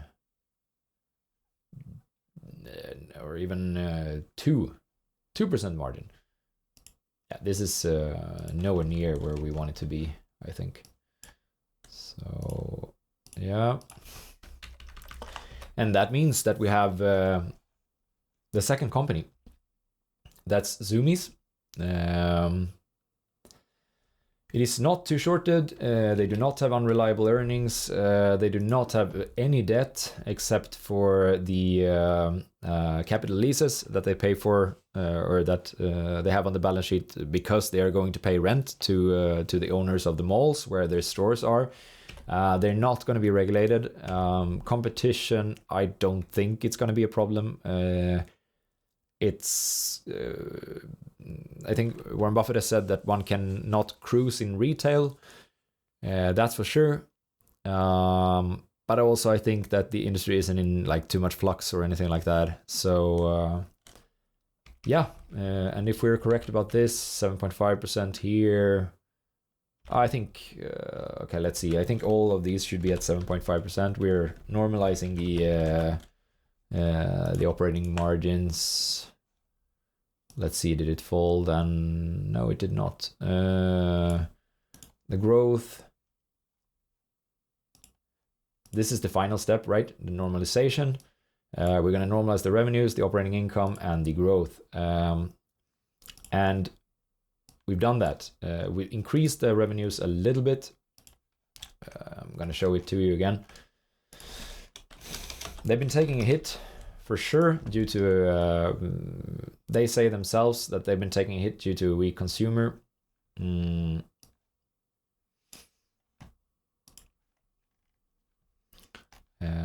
Okay, it's better to use LTM, I think. This is sort of like a turnaround. If there is an extended downturn in the economy, I'm not 100% sure what will happen to this company.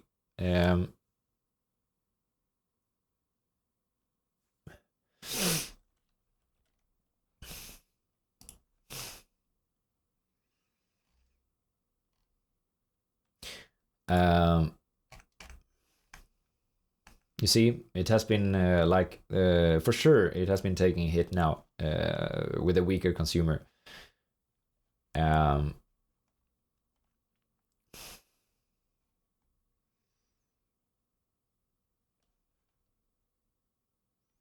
But yeah, we're estimating that revenues can get back to like 900. I think they've done that for a long period of time. We're estimating 7% in operating margins. That's their, what was that? The 15%, the 15-year average. Was it 7%? 7.5%. Yeah. EBIT is 7.4 if we normalize the margin.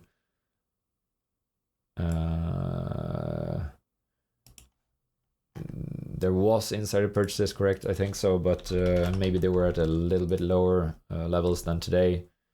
Yeah, they were around like 14, 14.9, yeah, 15.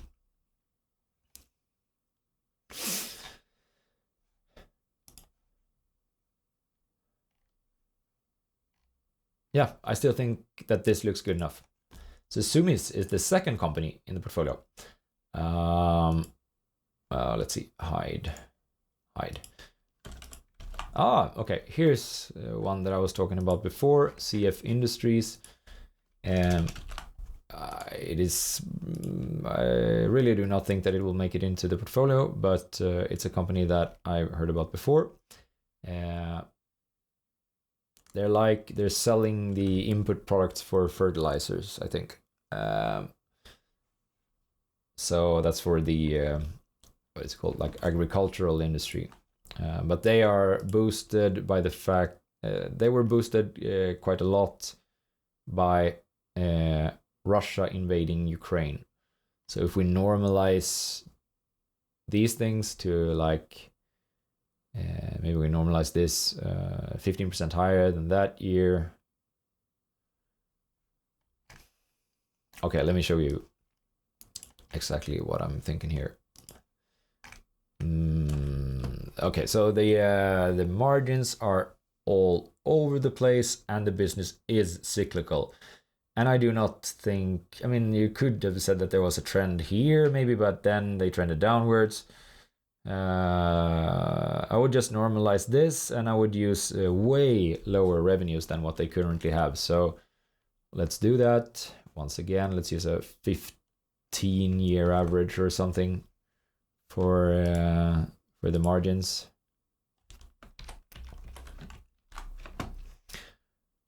Okay, that's 29% still.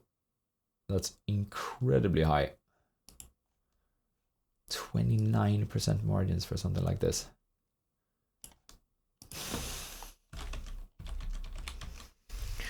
Okay. And then the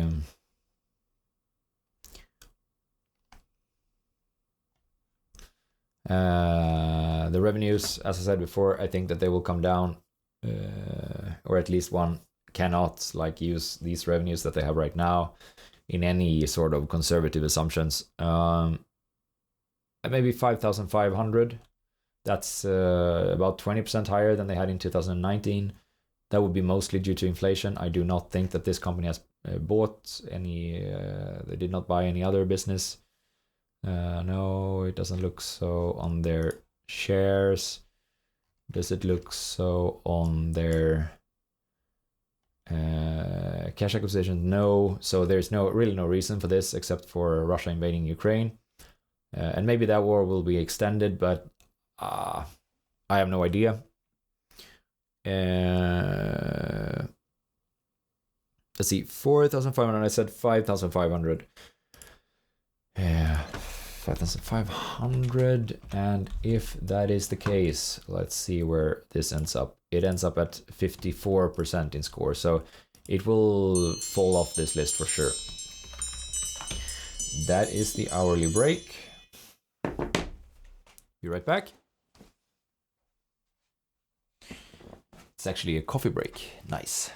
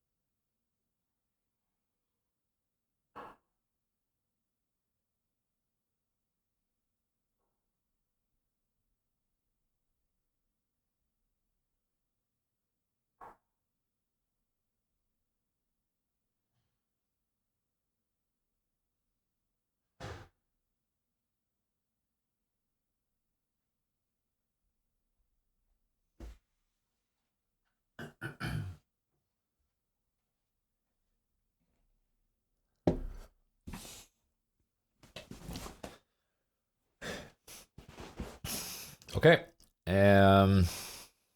Yeah. Next one, Laboratory Corp of America Holdings. I think I know this one as well. Laboratory Corp of America. It's Lab Corp, maybe. Lab Corp. No? Laboratory Corp of America.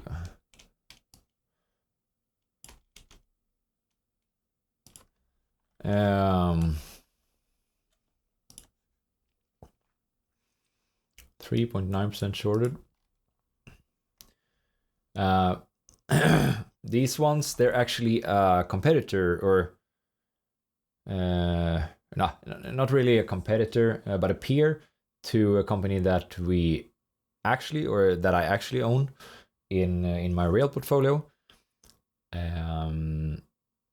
Once again, if you're interested in seeing the real portfolio where I actually invest like most of my money myself, like 95% of my money, then head over to Patreon and search for the Swedish Investor there. There are like many different tiers that you can join, and we put up like 10-page analysis of all of the companies that we go into, and we spend maybe 40 to about 100 hours on each of them. So hopefully they should make for interesting reads.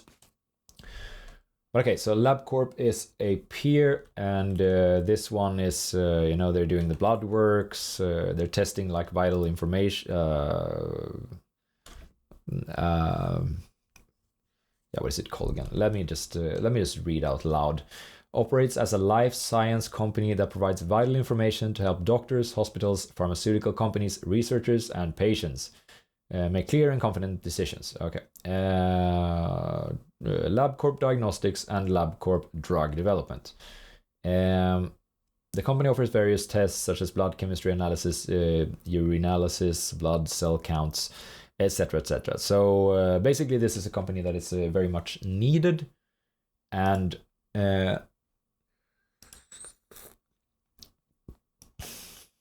I'm not really sure why they end up in this screener. I think, yeah, that's right. They've been like COVID boosted.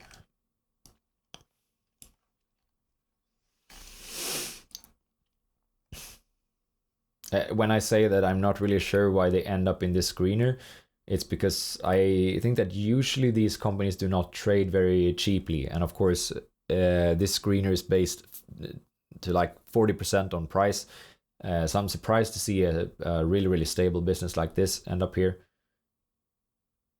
Then again, they've lost a lot of margin lately. So I think our issue is that the Excel is, yeah, exactly 22% margin is what we're using to calculate the numbers for this company. And that's because that's what they had during COVID. Obviously, I had much more work to do during COVID, but 22% is probably nowhere near where they will be. We saw that there was a downtrend in the operating margins. Oh, the market is open.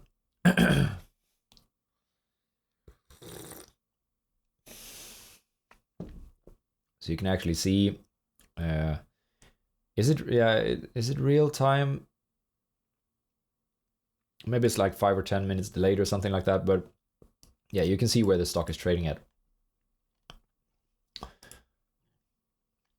Yeah, okay, so it looks like it's back in terms of revenues. When it comes to margins, it keeps falling. So that's a problem. I'm gonna assume that this company can have maybe it can have like a 9% margin, and then it's definitely not gonna be on this list anymore. 9%, and it did actually fall, so I'm not gonna normalize these ones, or I'm not gonna do anything with those. 36%, bottom of the barrel. Middleby Corp.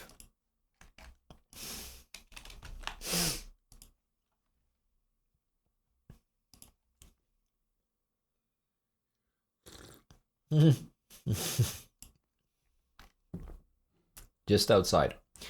5.1% shorted means they're out.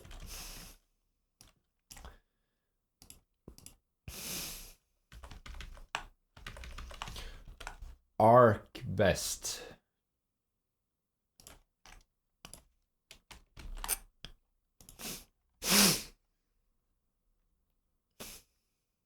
.2% shorted. Whoa. Really like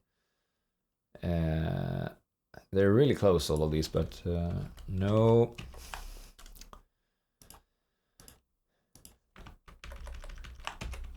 Nucor Corp.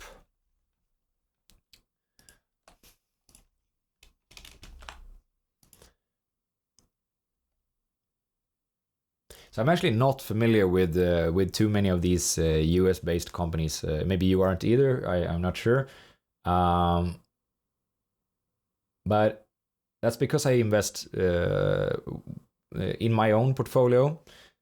I have like quite a big geographical spread. I have there's at least one company from there's one company from Poland, for instance.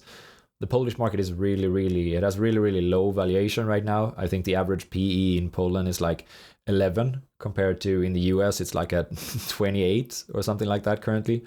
So so I look at a lot of these types of markets right now for where I think that the yield can be higher, the CAGR can be higher by investing in Poland right now than in the US.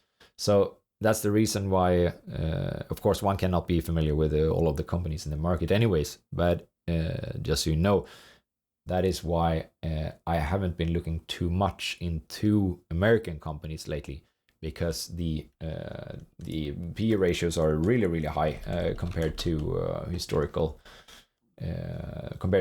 numbers. For instance, if you look at the Schiller PE ratio, which is a pretty good measure to say where we are right now in terms of market valuations. This is based on the S&P 500, and it's at 32 right now. It's been at these levels like not too many times before. So the American market is kind of expensive right now.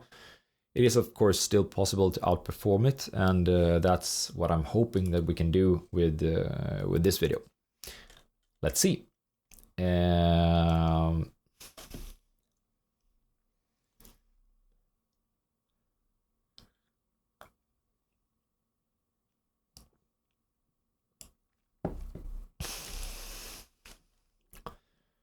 It's a manufacturer of steel products, and once again, steel right now.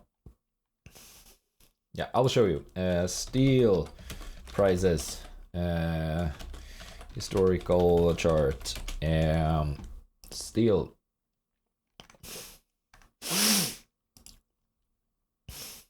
It was really high.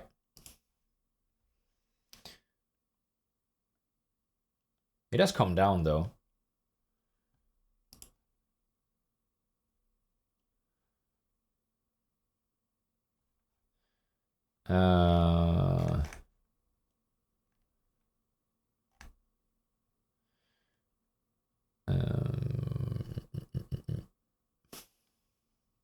Okay, let's see if they actually did they come down as well, Nucor.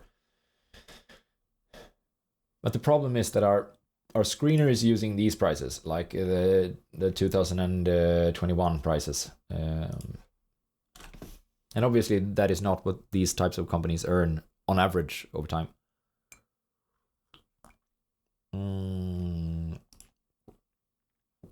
It's starting to come down.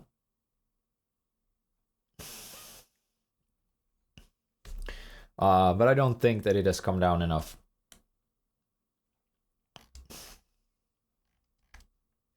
Maybe this business bought some other business in order to do that. Did they?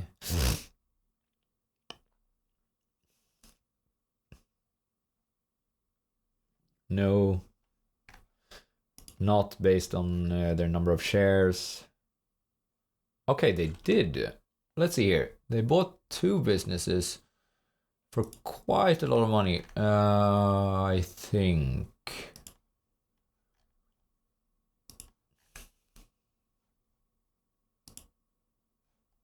Okay. Not for compared to what they usually earn. They bought two kind of big businesses.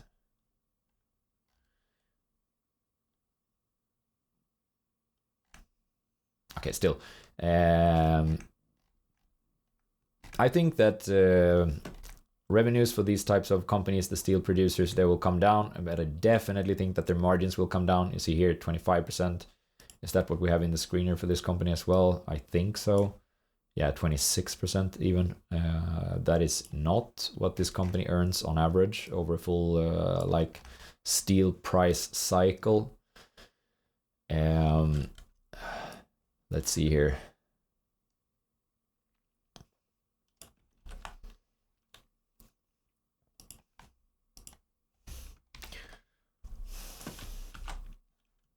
$10.4.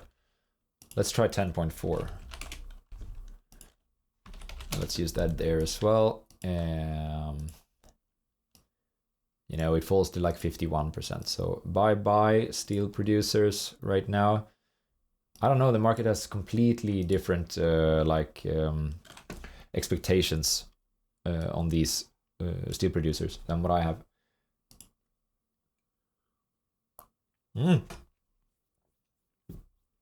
Okay.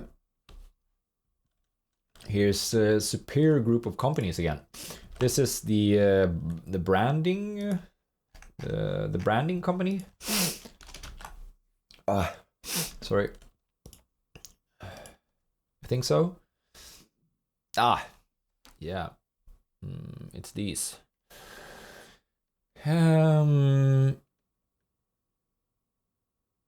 Yeah, I think we checked these ones quite a lot before.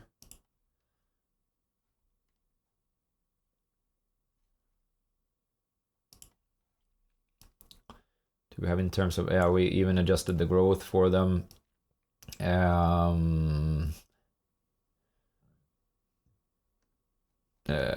What about insiders?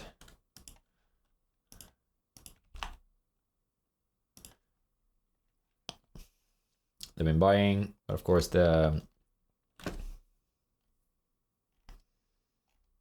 CFO has been buying, the CEO has been buying, but not for that much, and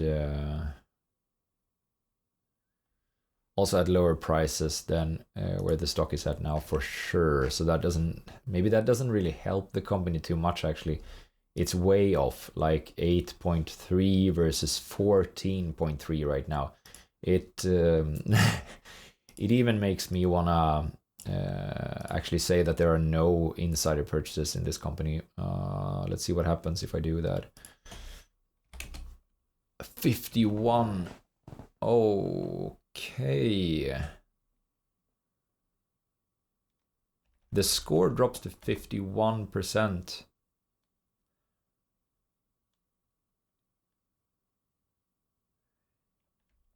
Yeah, return on invested capital 13%. 13%. That's not too attractive.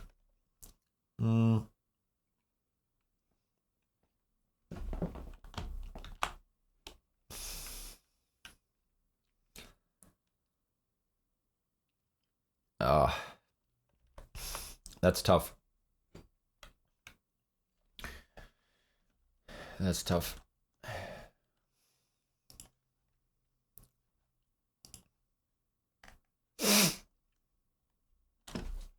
Yeah, the price is 70% higher now than when they were buying.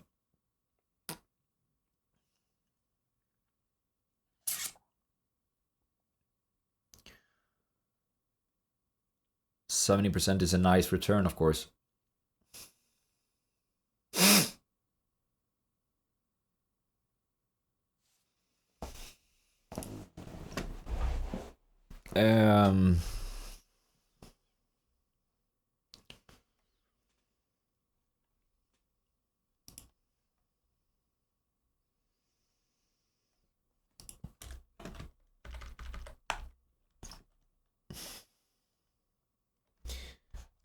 What did we say about the previous two companies? Unhide, Turning Point Brands. Both of these, they had too shorted. No.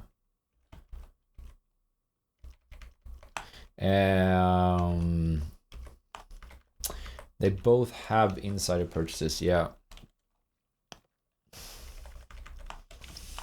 And where was that at?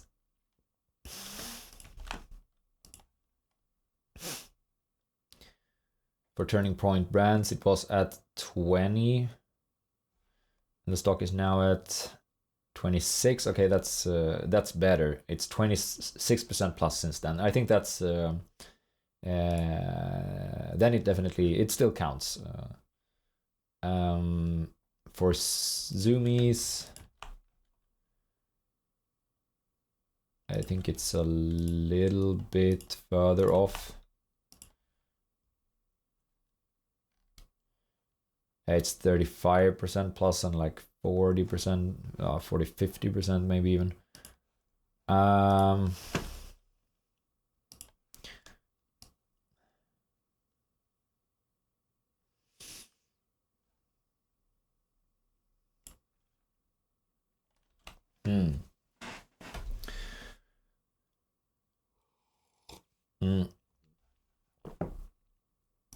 I think that's, I'm gonna keep those for sure. Superior group of companies. Does the insider purchase still count? It's not like 0. So they got like 97% from this. What if they get like 50? It's going down to 61%.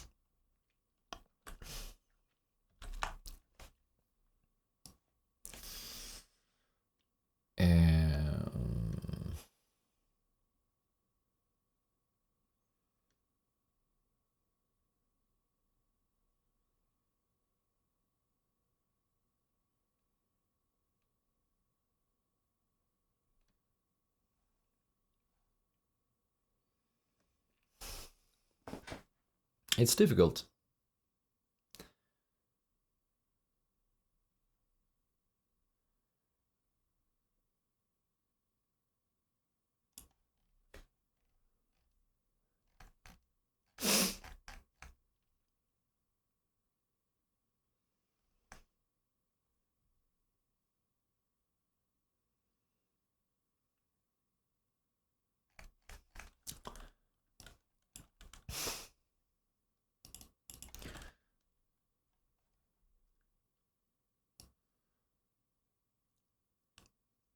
I mean, we checked, so there's an upside. It is not too shorted. Unreliable earnings. Didn't have that. Didn't have too much debt. Regulation and competition.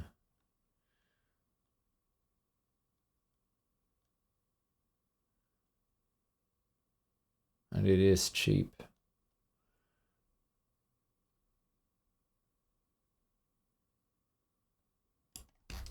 How far down is 51%? If it ends up at 51%, it's at like 300. But that would be completely ignoring the insider purchase, which is, that would be very unfair. 61%, how far down is that? It's at like 100 still, so it's still very high, although I'm not really sure that we're going to be able to get there today, because I'm not sure that we'll have time for that. Okay, I will, let's see, how do I do this?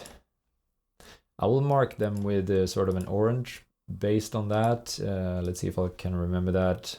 Or not an orange, that signals that something is kind of weak, like yellow. And I will mark this one as well.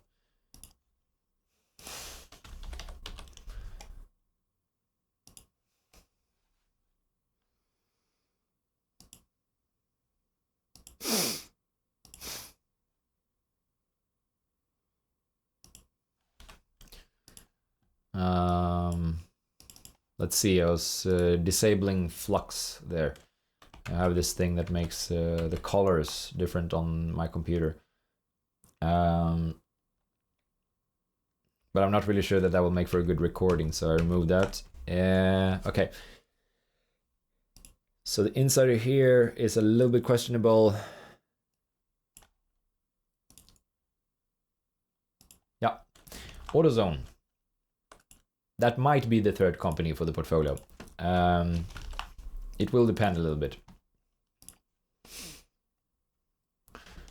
AutoZone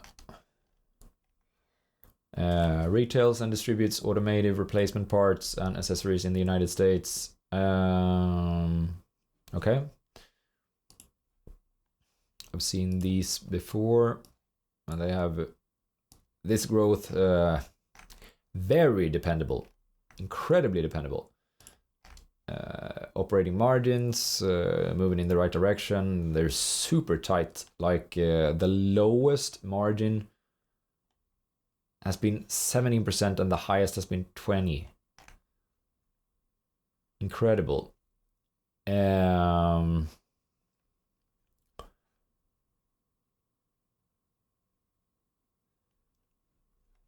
Okay, let's not be that mesmerized. Let's see. Let's go back to the list. Unreliable earnings, no, like quite the opposite. Net debt is that 5 times EBIT. This could be an exception, by the way, but let's see. Where's the EBIT at right now? I think we can use that. It's at 3.6 billion. The net debt is at, okay, so it's basically at 3 times EBIT. That's fine.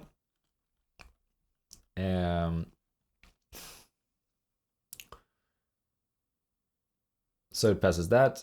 Circle of competence, regulation, selling. They're basically selling spare parts, right? I think so.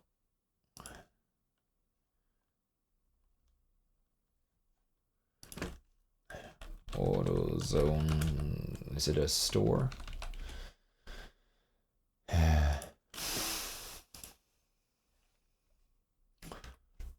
Yeah.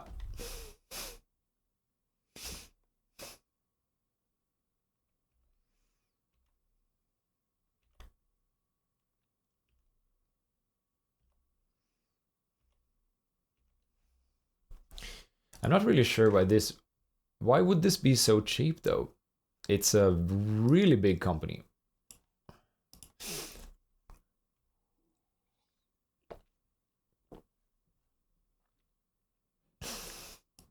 But I do not think that they can have any problems with regulation. Can they have problem with competition?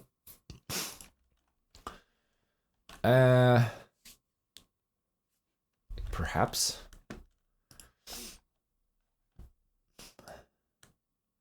But why would that be? Is it like with electrical vehicles, people will not want replacement parts to the same extent that they wanted it for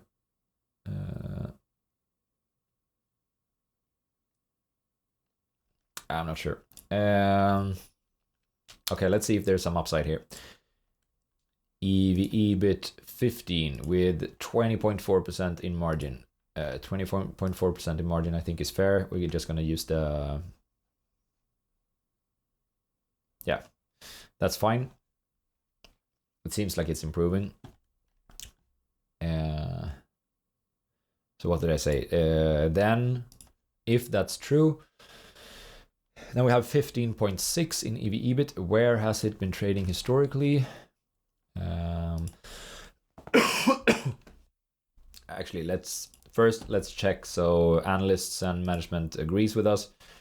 Okay, there is no management guidance according to TIKR. Analysts think that this company will improve. Analysts actually think that this company will grow by quite a bit. And they think that the margins will be there. Okay. 15.6 is the EV/EBIT. And where has it been trading? Oh. Really? This is not better than a 15.6 EV/EBIT?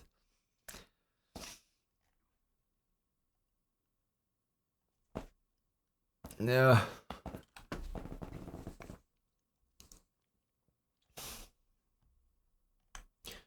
The market says that this company should be valued at 15 during the last 5 years and 13.7 during the last 10 years. And right now it's valued at 15.6.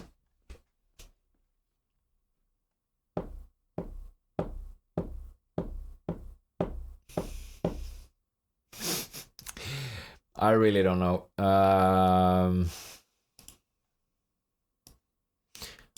But okay.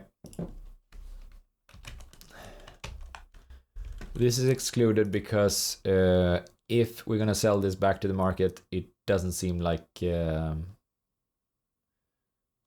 gonna be able to do that at a higher multiple. I'm sorry, AutoZone.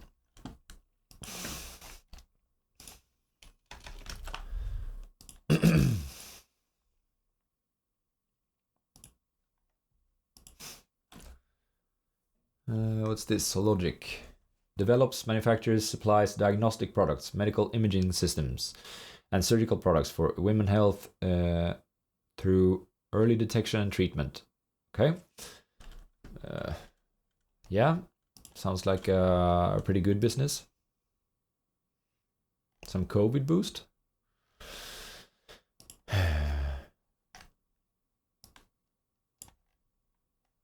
has been a good business.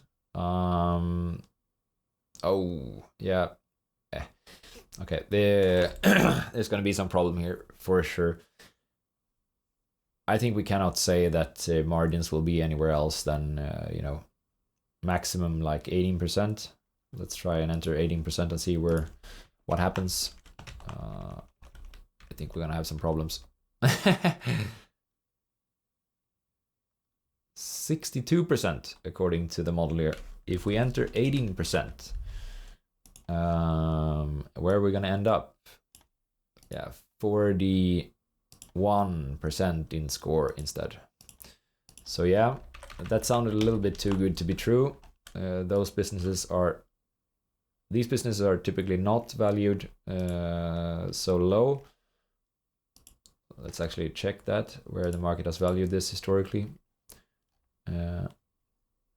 10-year prior to COVID.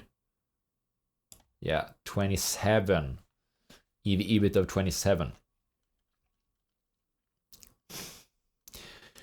That's very, very high. I'm not sure that I don't think that I would pay EBIT an EBIT higher than like 20 for any company. So 27, no, absolutely not.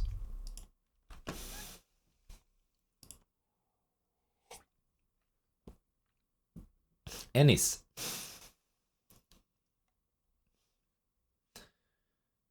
Manufacture and sells business forms and other business products in the United States.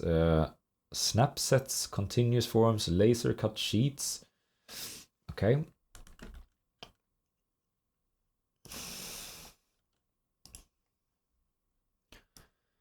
Is it a dying business?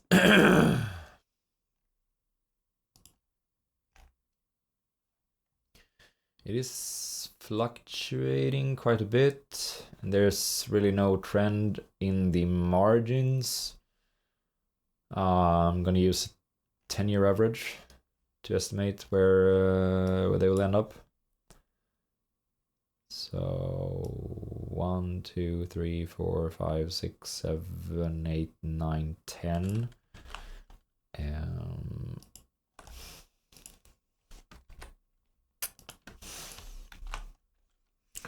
12%. Where are they at right now? Oh, okay, 12%. It was not too shorted.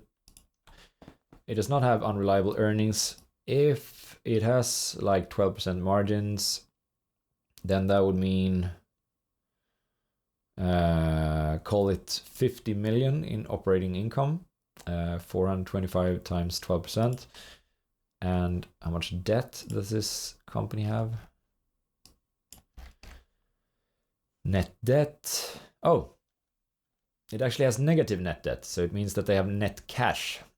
So that is not going to be a problem for this business. Then regulation and competition. Yeah, I don't know what they're doing yet, so I still have to figure that out.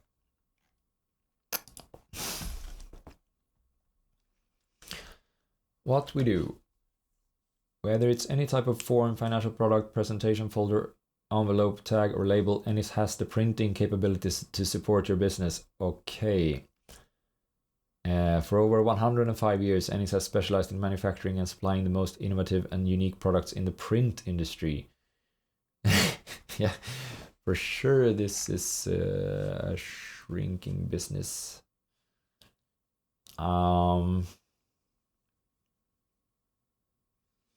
Okay, so this might be a case where we say that the competition, there's like a circle of competence issue with competition, because there might be substitution for this.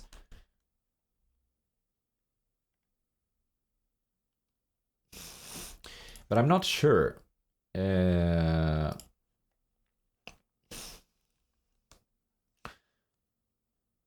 Actually, there's one analyst. Yeah, not too reliable.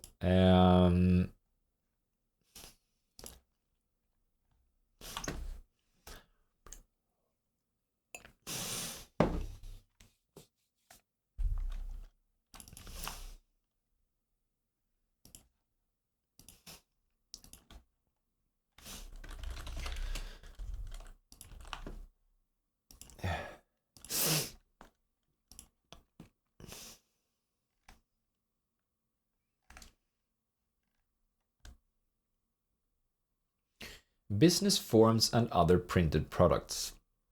That's their only segment, and United States is their only region. Okay, that's good to know. It doesn't seem like this is crashing and burning in any... It really doesn't seem like it. Minus 1.9% in growth, sure. Does it have insider purchases? Yes, it seems like that. Where did they buy?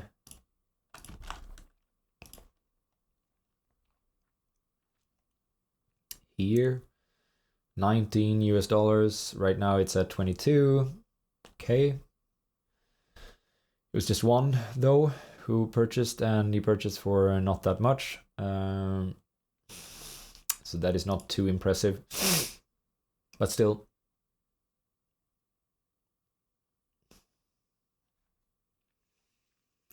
I do not think that this business will run into any regulatory problems, but competition and substitution, that could be a problem.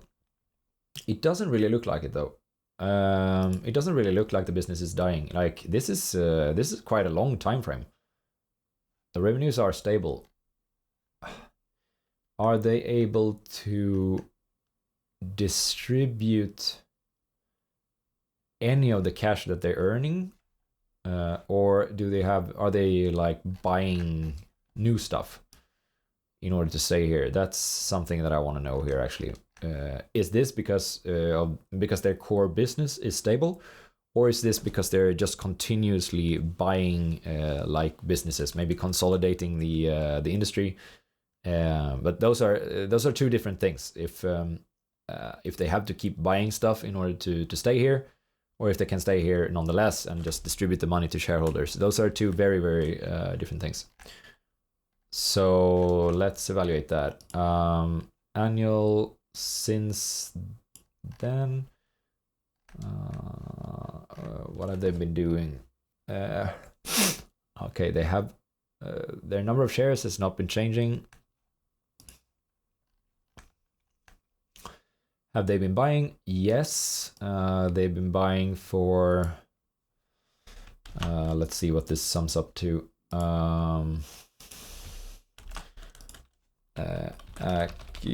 Acquisitions. I can't really spell to that. I can't really spell that, I mean. Let's see, do they have anything weird here? No. Then we can actually use net income. What happened that year? Earnings of discontinued operations. Okay, we can use this net income from here.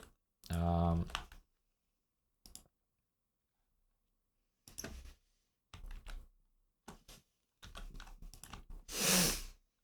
then we're going to remove those two. So they've been buying businesses for a total of 88 million, while they've been earning 253. So basically they've been using 1/3 of their earnings to buy other businesses to keep them afloat. That's not optimal.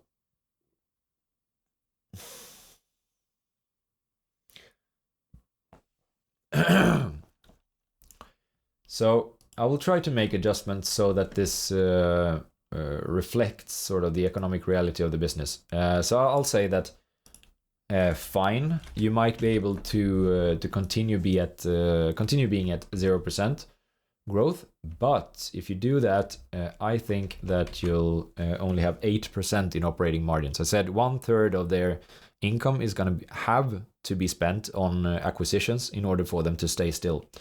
So I'm gonna remove 1/3 or a little bit more because I want to punish them a little bit. And yeah, that makes it so that they end up at 58%. So we're probably not going to see this company again. Pfizer.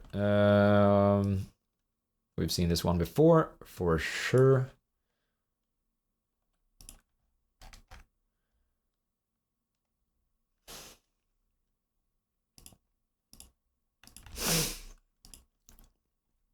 Let's see where the insider. Oh, okay, this is perfect. So it's the same person. That's a little bit sad. And the purchases are very small for a company of this size.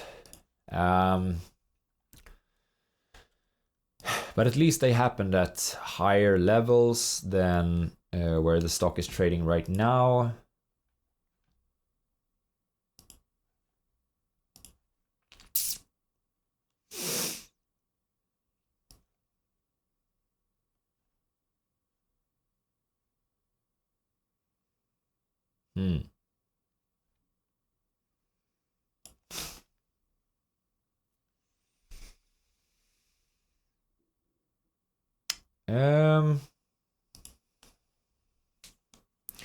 Pfizer.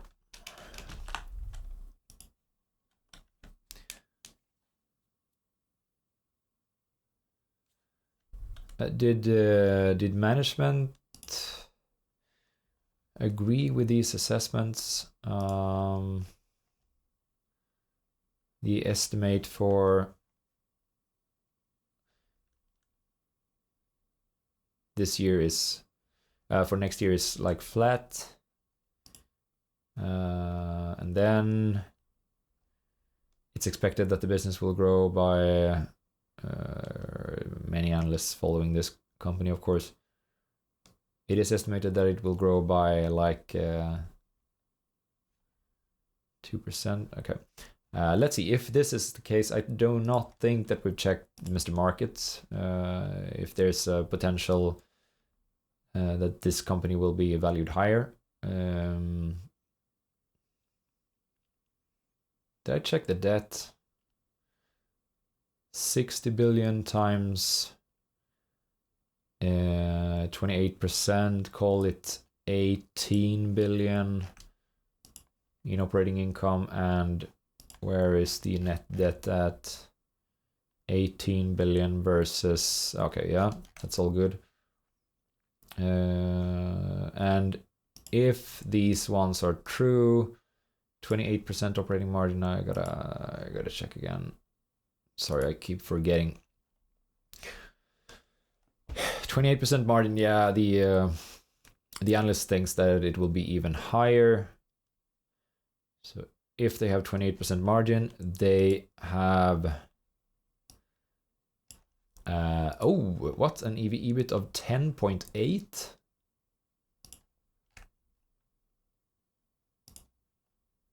That should be way too low for this business, shouldn't it?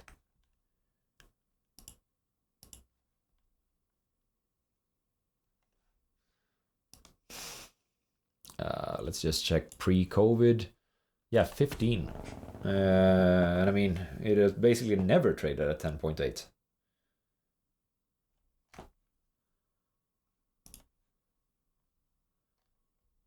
I mean, there are 11 analysts thinking that,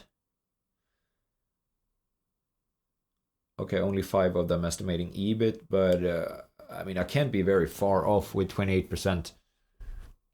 That's 22 billion. The EV right now is 181. That is very low. What is going on?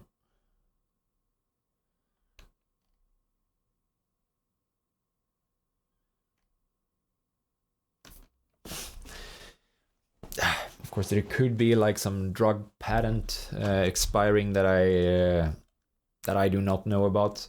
That would be very annoying.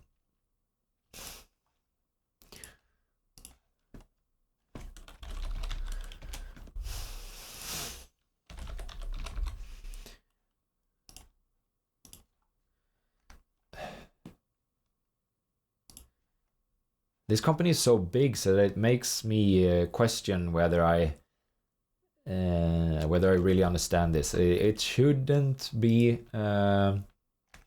It's very uncommon for bigger businesses to be far off from their intrinsic value than it is with the smaller businesses, and this, of course, is one of the largest pharmaceutical companies out there.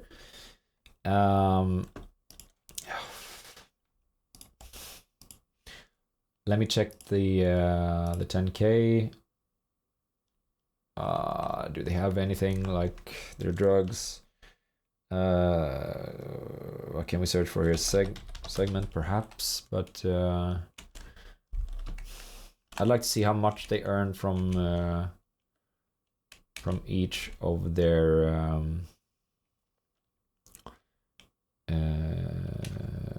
pharma products.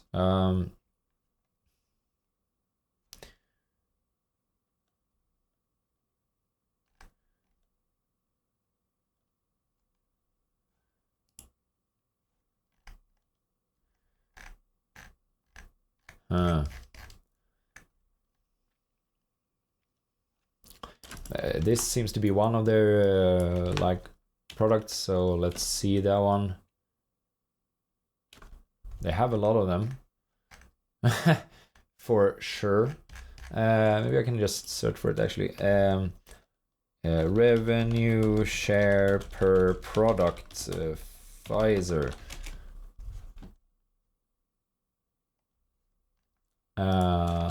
Come on.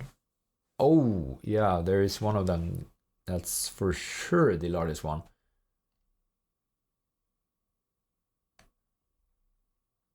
Okay, but was this the...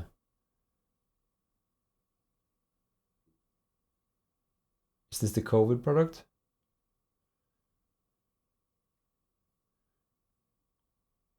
Community.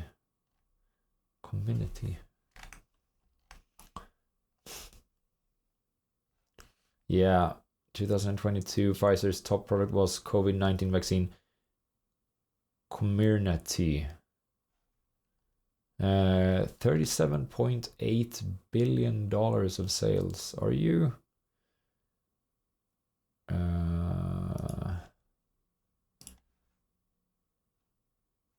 100 billion. That one plus that one. Is this really 100 billion altogether? 37 or call it 38, 40, 47, 57, 63, 69, 75. Okay, perhaps. But if we remove that completely, Pfizer's top 10 products based on revenue in 2020. If we remove that, okay, so they're still very dependent on this. Paxlovid. Yeah, Paxlovid. That was what they were listing before. Let's see. There's something about the patent here.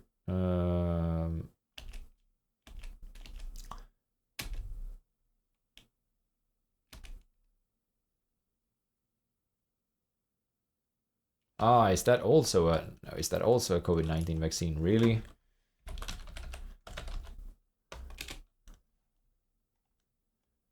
Ah, okay. Now, sorry, Pfizer, you are disqualified based on my lack of understanding things.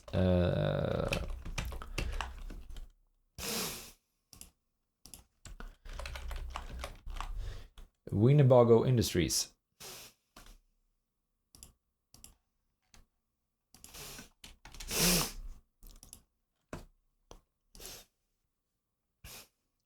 %19 shorted. No, thank you.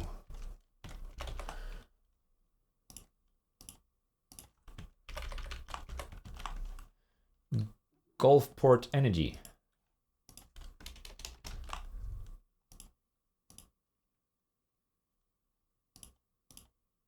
Oh, they look very similar. Gulfport Energy, just 3.6% shorted. Acquisition, exploration, development, and production of natural gas, crude oil. Yeah, probably not something that we're going to be interested in. No.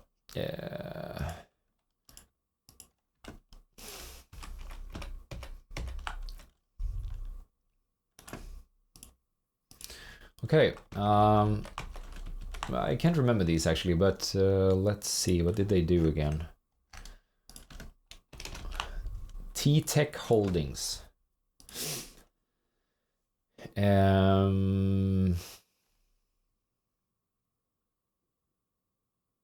Okay. Was this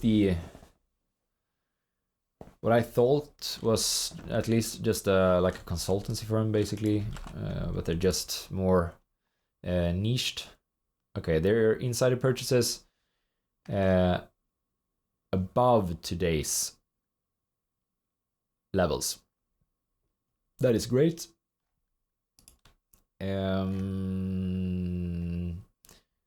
It's just the circle of competence, right? That I need to check.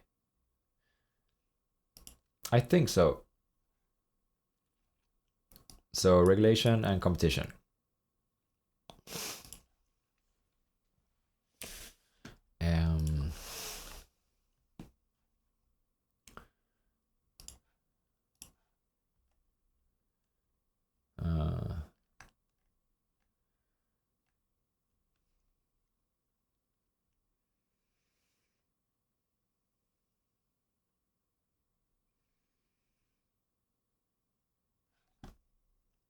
AI operations, for sure they deliver lots of AI operations. Of course they do.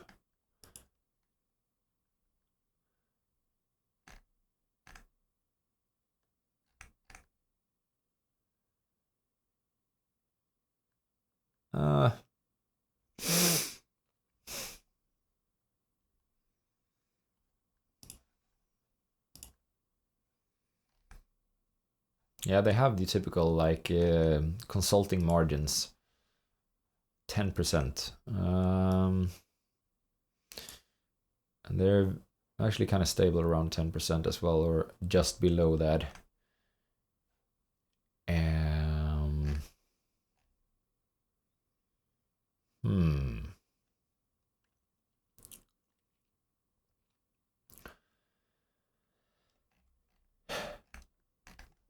They've been doing this for a while.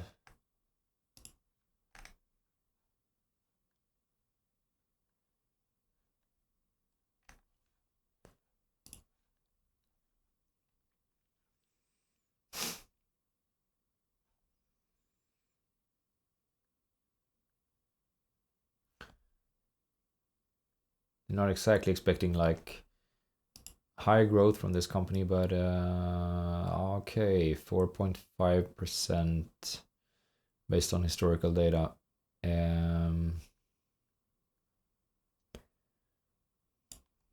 Maybe not then. Maybe that's a little bit too aggressive, or at least 7 analysts thinks that it will not happen then, but the next year it's also like, of course, if they're anything like a consultancy, I think they will be a little bit sensitive to recessions. Yeah, they lost revenues. What do we say that the margins are for this company? 6.5.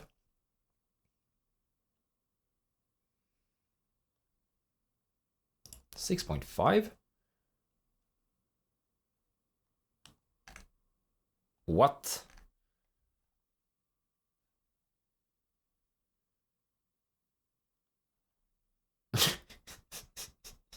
What? Did I forget something here? I'm confused. 6.5% operating margin.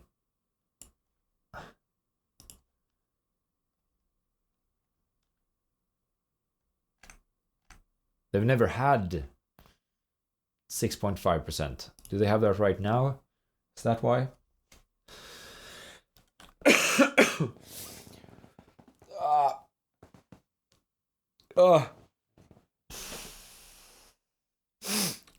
We're soon clocking in at 7 hours. 5 hours to go.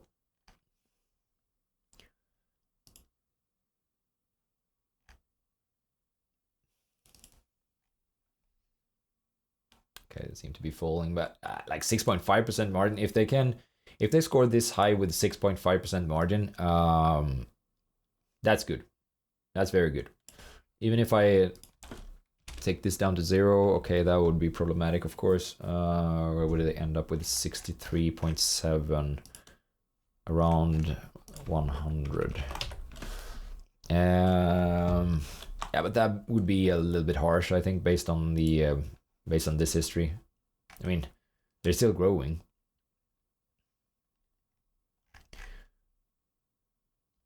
They're buying back some shares. Do they have to spend all of the... Are they like buying businesses for all of their money? Maybe.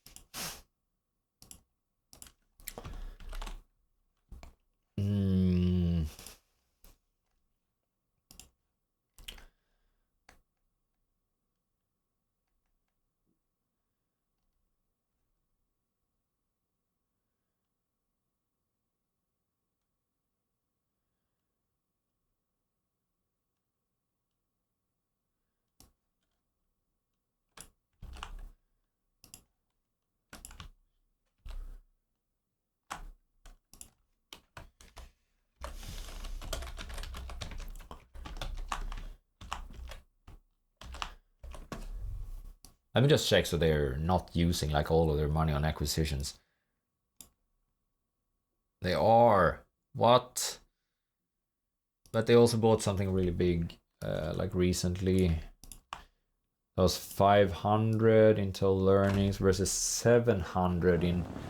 Okay, so they're using a ton.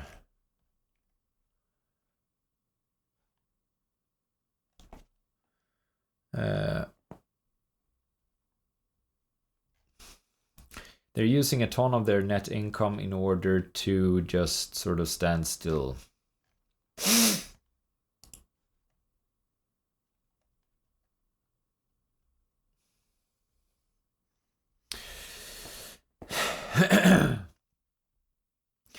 That is not too impressive. Oh, Jesus.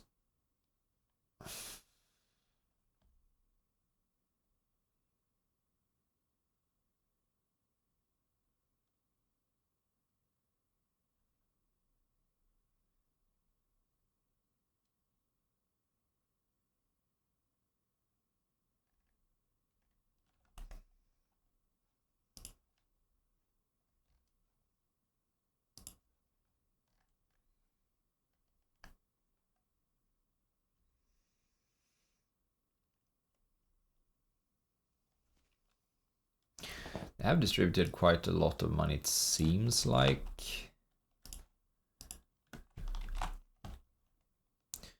300.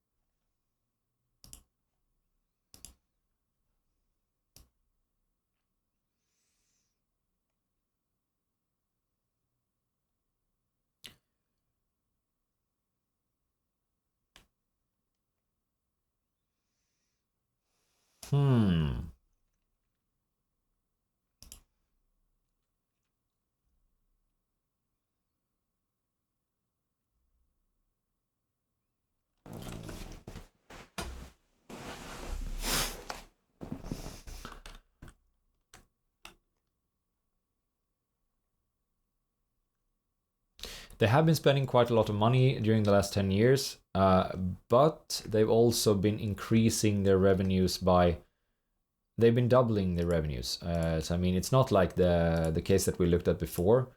Those did not nearly double their earnings, right? It doesn't look like a double, but it is a double. Is it skewed in any way, or is it just so like linear that... Okay, that's the break. But okay, they did double their earnings during the last 10 years, and in order to accomplish that, they have used quite a lot of their income. But that's like if they double their earnings this is a pretty good growth. It's like 3.6, okay, minus, but 15, 2, 9, 18, 16. That's pretty good growth. So no.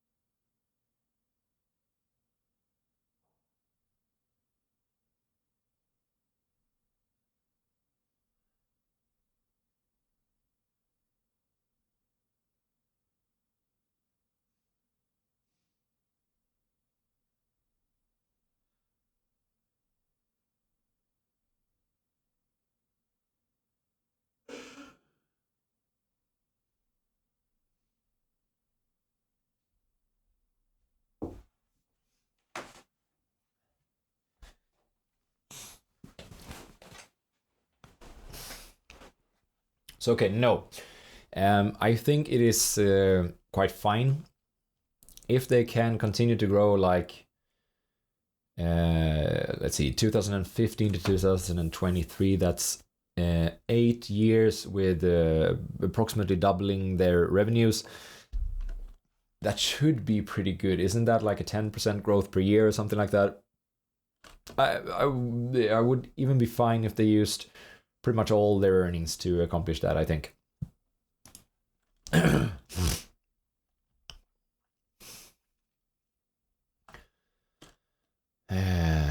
It's a neat website. Services.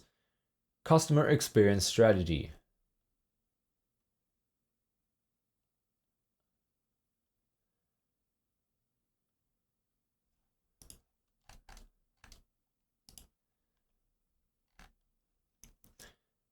customer experience technology and service company that designs, builds, orchestrates, and delivers digitally enabled customer experiences designed for various brands.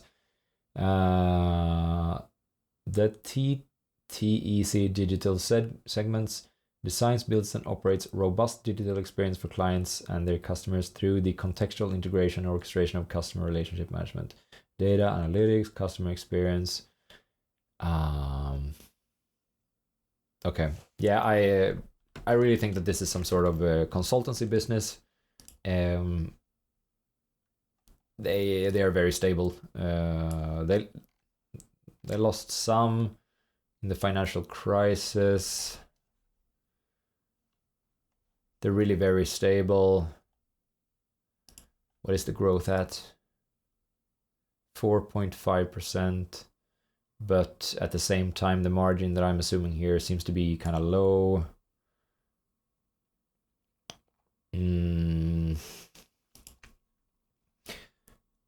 They've never been below 6.5% margin, or 6% margin at least, since 2006.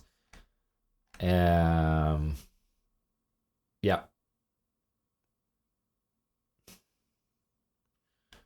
This looks pretty good. I'm not sure. Have I checked some guidance or guidance?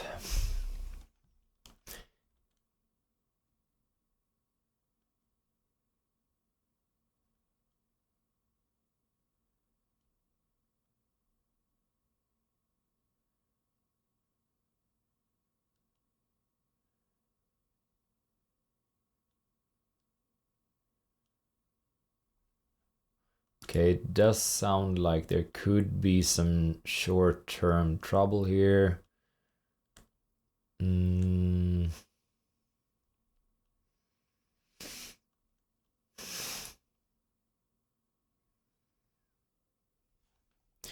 CX remains a priority. However, in this climate, clients are carefully focusing their investments on initiatives with an immediate financial payoff. Cost pressures are challenging clients to do things very differently.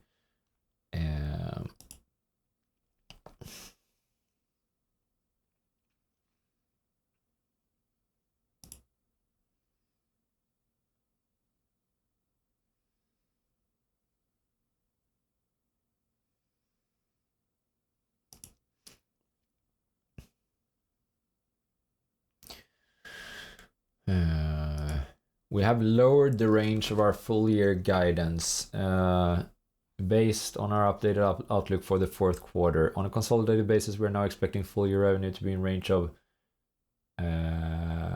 relatively flat with the prior year.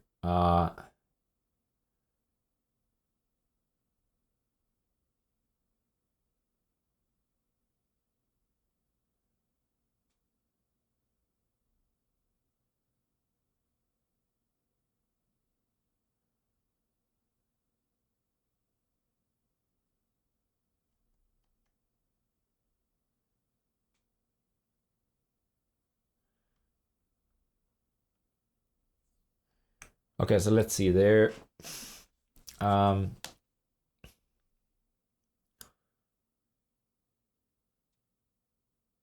If they're gonna come in flat, let's see where they think that the fourth quarter will be then.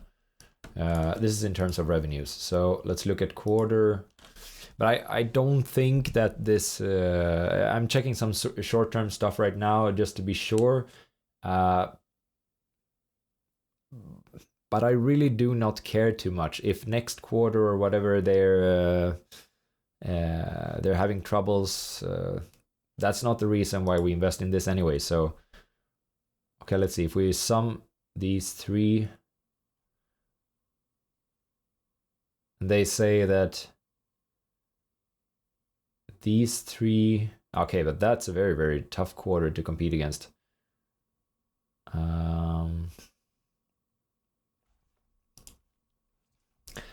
LTM here was, let's see, full year 2022 was at this level. So, okay, so they expect that the fourth quarter will come in 50. I think that is how this should be interpreted. They think that the fourth quarter will come in like 50 million lower than the fourth quarter in 2022. And is that a problem? I don't think so. It's the best quarter ever. Okay, it's usually a little bit of a stronger quarter for them as well. Yeah, it probably means that there is some short-term trouble here. But to be honest, I don't think I care about that. I think this company deserves a part in the portfolio as well. So that is the fourth one, I think, or what is it? Fourth one? Unhide. Okay, 3 plus half. Nice. Then we have, if we find one company every like 40 minutes now, we might make it in time. Let's see. Devon Energy Corp.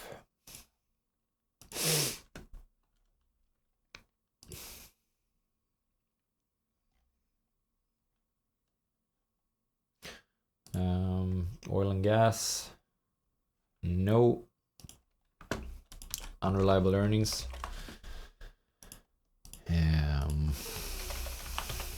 Encore Wire Corp.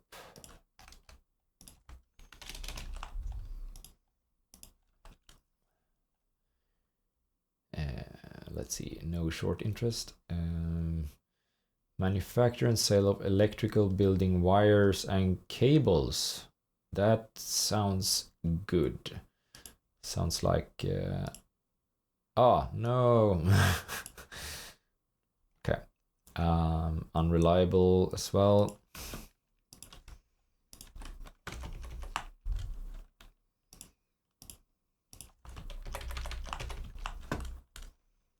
RCI Hospitality.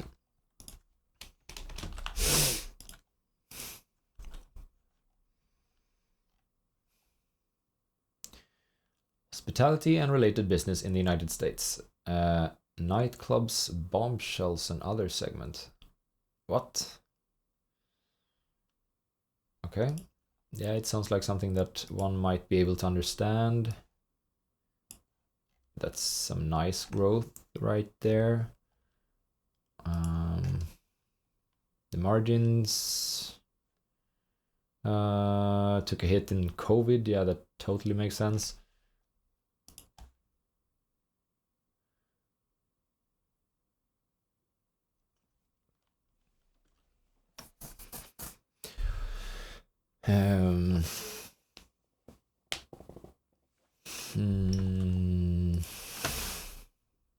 Okay. Very strong growth.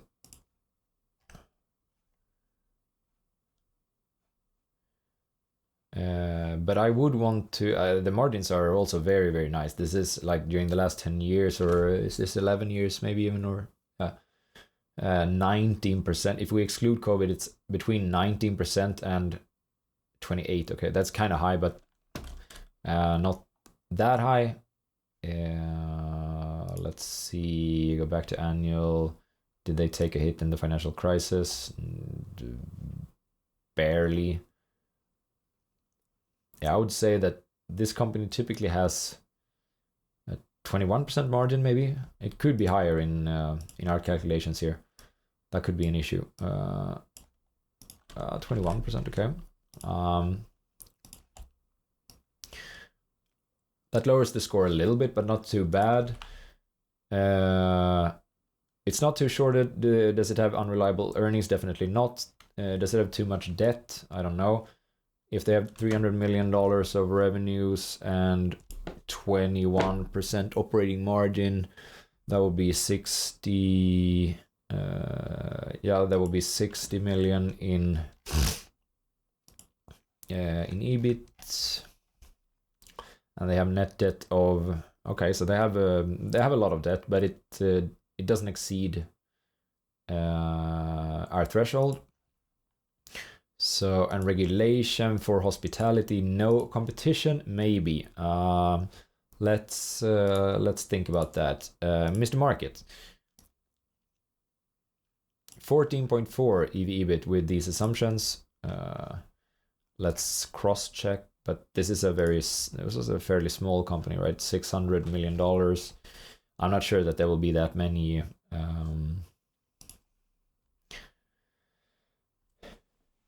estimates for this company. Okay, we have 2 estimates on next year, which says 317.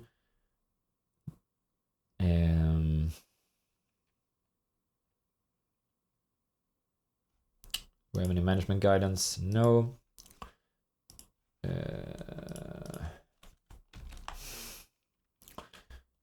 No guidance.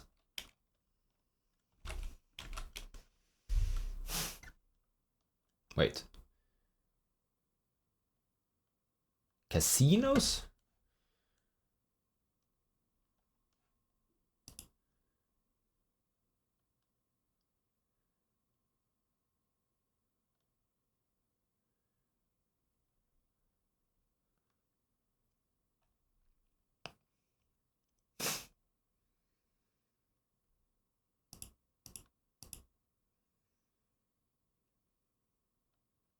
Okay. If this is a casino, I think, yeah, the dynamics for the industry is for sure a little bit different.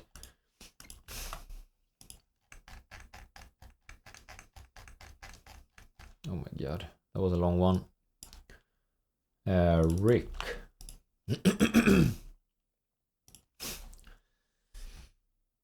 Okay, this looks good. So we have the some executive vice president, CFO, couple of directors have been buying, but well, the sums have been kind of small though. Definitely.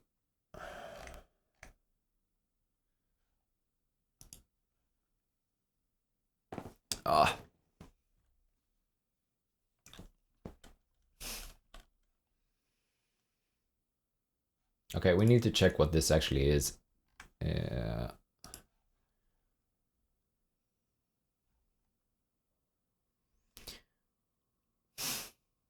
Okay. Our subsidiary brands. Okay, yeah, this is definitely like I might get demonetized if I go into any of these subsidiaries here. Own and operate upscale gentlemen clubs and restaurants. Yeah, maybe I should have understood that when one of the subsidiaries is called like Bombshells. They all have kind of shady names here. Once again, not sure about the moral of these companies, but I might as well collect their dividends.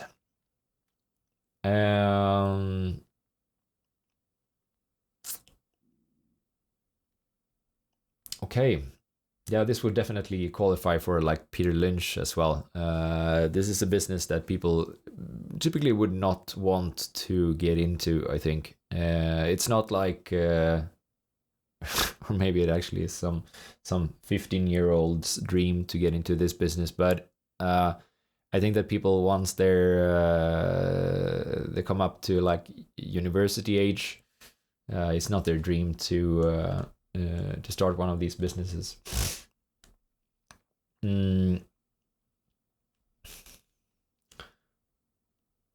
What do I think about this business?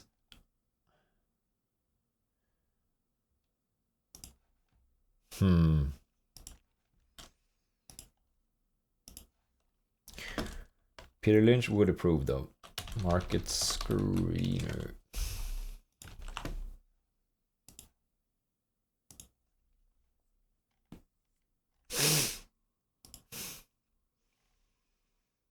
Nightclubs is 80%. Okay, so that didn't sound very like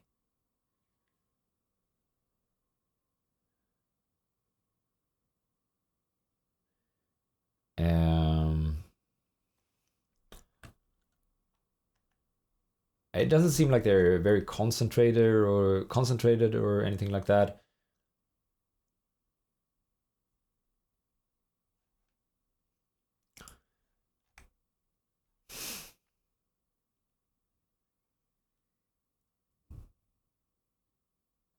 Short interest is 3.7%.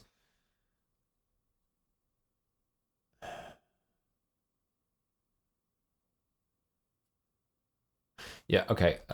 Did I check if they're usually valued higher than this? 14.4.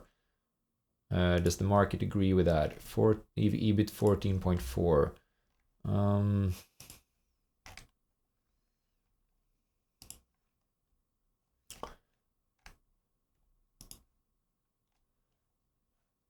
That is too high. 14.4 is too high. It is never valued there. And I mean, I could understand why, but I mean, I can understand why in a sense. Okay, so if we buy this company at 14.4, we'll probably not be able to resell it back to Mr. Market in a year or so at a higher multiple, or at least that would be kind of aggressive to estimate that. So yeah, therefore we filtered this company out. Unify. Kind of dodged the bullet there, didn't I? If I would have like picked a portfolio of 10 companies, or maybe even fewer, where one of them is like a tobacco company and one of them is like adult nightclubs. Imagine that.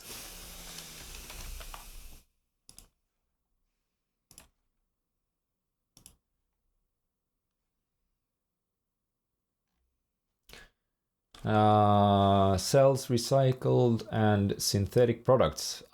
Much better, much better. This is a politically correct company, I think. So then what's wrong with it?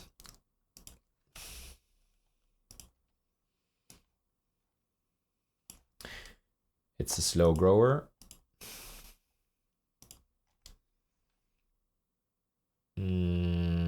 It fluctuates a lot and it's in trouble. It is in trouble for sure. I'm gonna use the last 10 years for this one as an approximation of where the margins should be. 1, 2, 3, 4, 5, 6, 7, 8, 9, 10.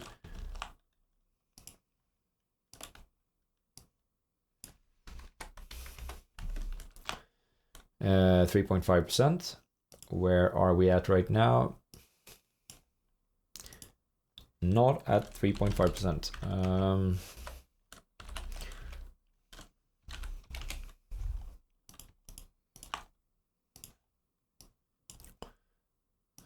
Let's see if we're gonna revisit that company. I don't think so. Grief. Think I've heard about this one before. Let's see.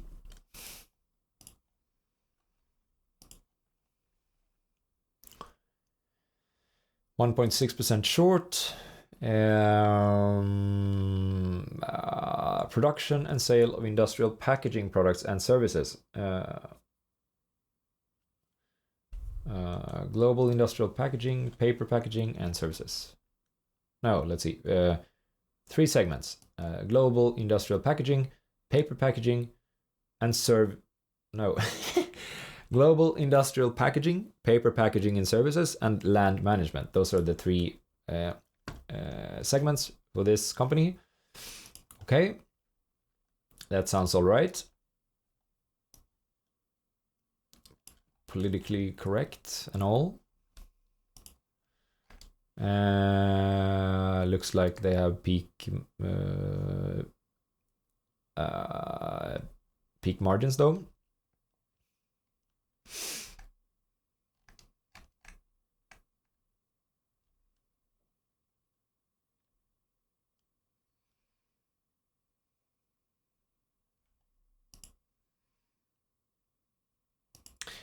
The earnings are for sure not unreliable. Very reliable earnings, I would say.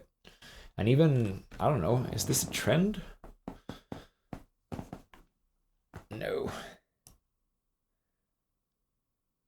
Nah. Maybe not, but I think it would be a little bit aggressive to assume that they have these types of margins. I would say maybe 10%. Let's see if management or analysts disagree with me.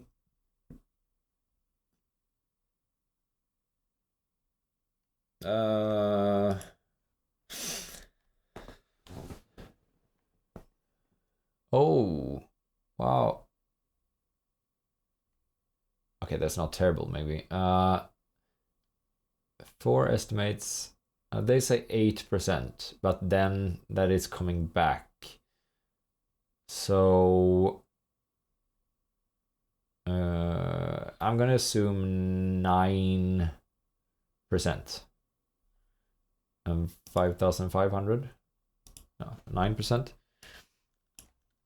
9%.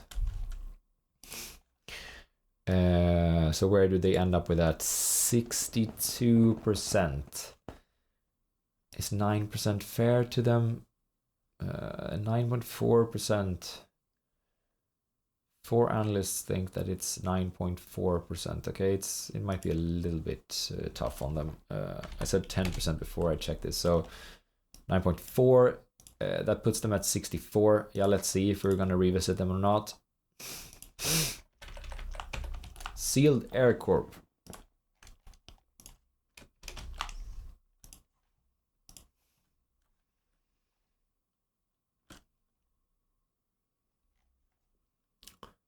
Packaging solutions. Okay.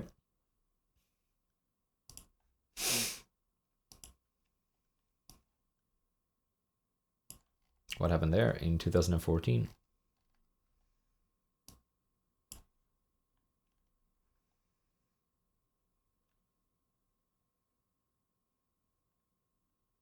I think they sold something.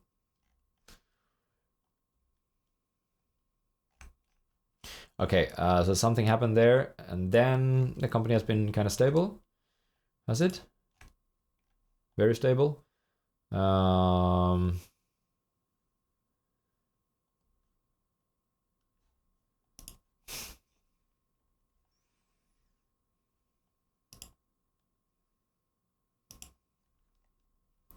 It does not have unreliable earnings.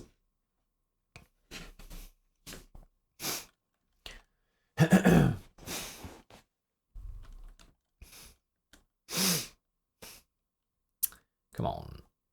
Here we go. Okay, so since then, it's growing a little bit. Margins are really stable, but 15.5% is probably reasonable to assume, or okay, yeah. If I say 15.5%, where does that get me compared to, for instance, what management says and what analysts say? 14 of them are estimating that, yeah, 15.5 is all good, I think. Even 16 in the future. Let's say 16. Okay, that's where they're at right now. If they have 16% margins and they have, yeah, 5,500. What's that? 5,500 times. Basically, we can just have a look at what they're earning right now. Right now, they're earning 850, and their debt is at. Oh, damn. Yeah, that's too much debt.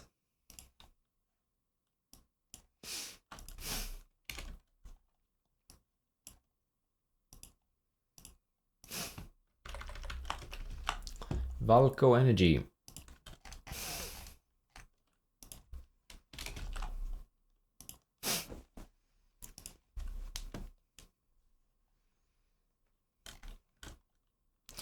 Crude oil.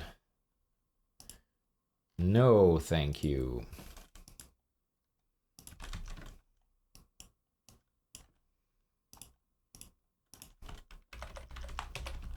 AMN Healthcare.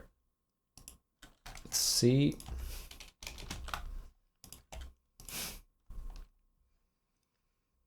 Uh, 13% short interest. That means that they're excluded. And what does that mean? It actually means that what is their name again? Carriage Services.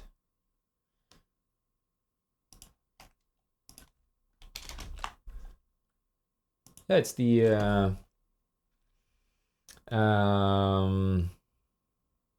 funeral business, right? That they make it. I'm kind of glad to see that. Let's see, did they have any insider purchases? No? Yeah, they had one, but that was long ago. But it was at these levels at least. Yeah, they've been rewarded for that. Yeah. Lowest growth 6%.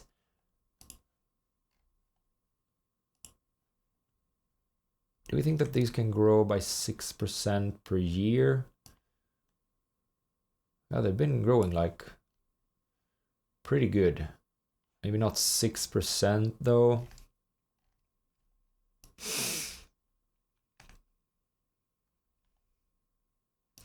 Okay, but if we enter like 5%, would that hurt them too bad? No.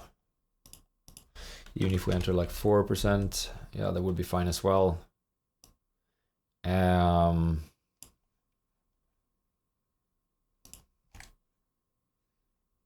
Yeah.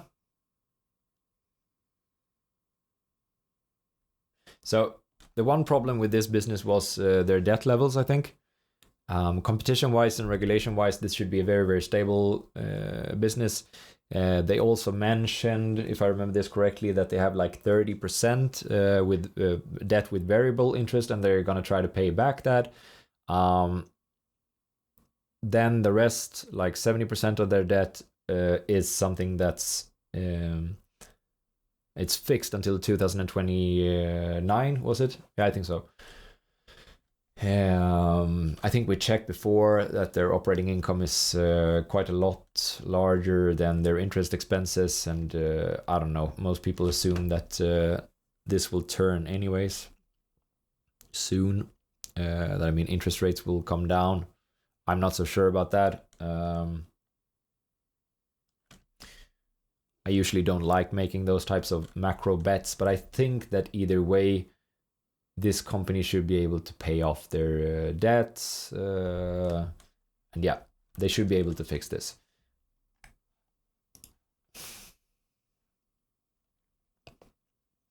Also, that insider purchase happened at an 8% higher level than right now. Oh, and there were some. Okay, during December last year, there were a couple of insiders purchasing, not only this director, but also like this guy, the COO, let's see, the CFO. Yeah. Now that seems solid. They knew that this situation was coming in December 2022 as well, for sure. So I don't think they're throwing away their money. And I think that CSV enters the portfolio. And that means that we have 5 companies in the portfolio right now. Nice. Rocky Brands.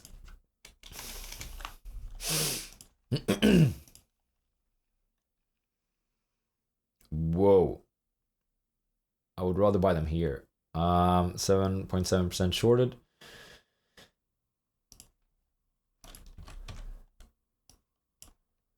Then they're out. ConAgra Brands. What's this? It sounds a little bit familiar. operates as a consumer packaged goods food company. Okay. Sorry, I have been blocked. Okay. The company operates through grocery and snacks, refrigerated and frozen, international, and food service. Do they have like any brands? The company sells its products under the Bird's Eye, Marie Caladiers, Duncan Hines. What are all these? Bird's Eye. Food? Is it food? Ah, lovely. 2 fish fillets. I think it says garlic chicken. Okay. This sounds like something that one should be able to understand. It also sounds like something that shouldn't be valued very low. So let's see if there's something wrong with this business in some other sense. Yeah, okay, it's not growing at all.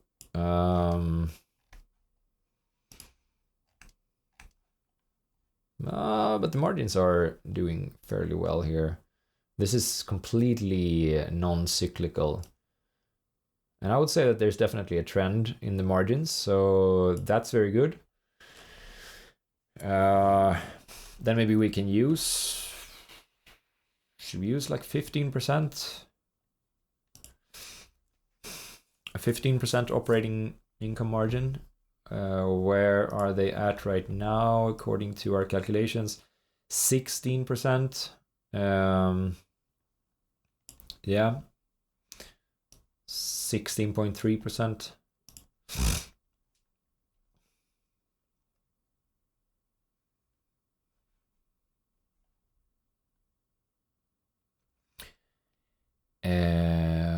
What was I gonna do?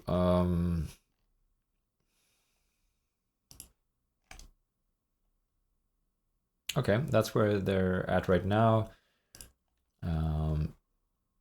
Let's see. So we might be able to use this. Do they have too much debt? This is probably a company that could tolerate some debt as well, though. 2 billion in operating income, and how much debt?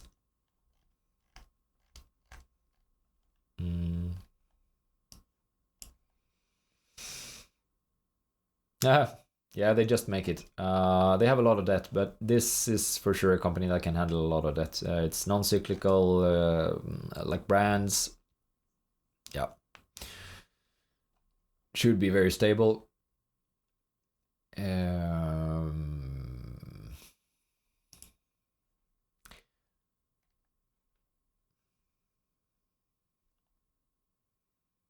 What are we looking at here? Yeah, they say that it should earnings should be up and the margins should be around like 15-16%, something like that. That's good. It's what we're guessing as well. ConAgra. Were there any insider purchases here?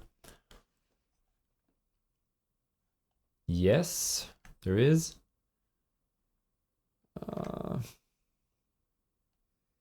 It's not like, probably not like a ton of money, but yeah, that counts for sure. The price is just 4% up since the purchase as well, so that's good. We're paying similar. We're paying a similar price as Lenny Richard Age, the non-executive director.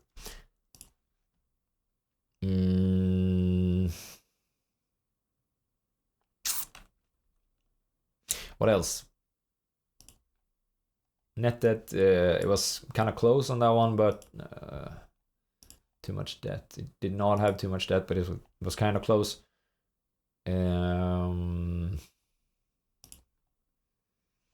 Regulation, no way. Competition, I don't think so. Is there an upside in the multiple or not? So we can actually use what they're valued at right now, which is around 11.5.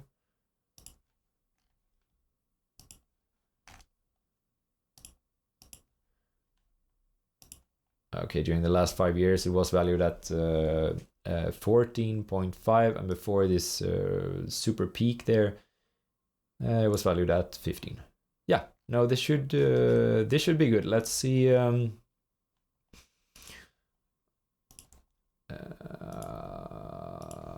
Mr. Market.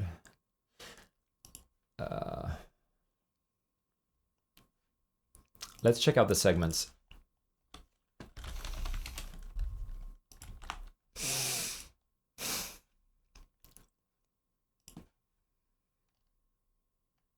Refrigerated and frozen, grocery and snacks. Yeah, okay. I don't know. This is probably a lot of brands. And the business has been around like forever, or let's use the annual. Yeah, it's been, I mean, it's becoming smaller though, for sure. Secondary data. Let's see, can we pull back to 88? Clear.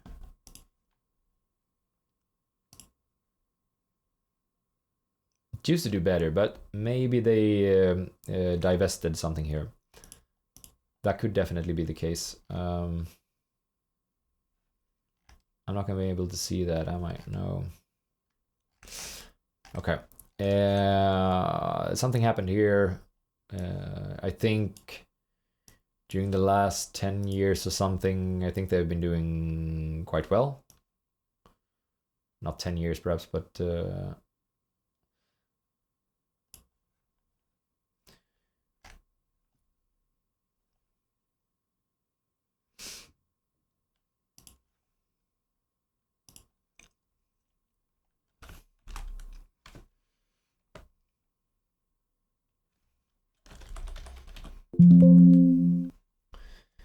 finally, we are reaffirming our guidance for fiscal 24. What does that mean for this company? The last thing was the Q1. Okay. They're reaffirming the goals for 24. Operating margins of 16 to 16.5. We are reaffirming our fiscal 24 guidance that we shared last quarter, including organic net sales growth of approximately 1%. Okay, that's not much, but it's something. What have we? 1%. We also have 1% for growth. Compared to fiscal 23, adjusted operating margins of 16 to 16.5. Yeah.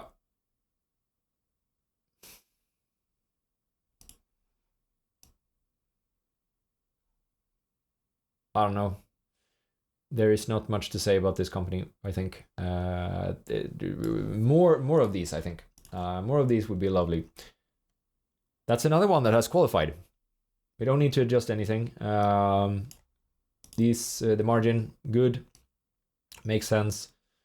Sales shouldn't come down. In fact, it should grow by 1% if we can trust management, which I think we can. It's an incredibly robust business.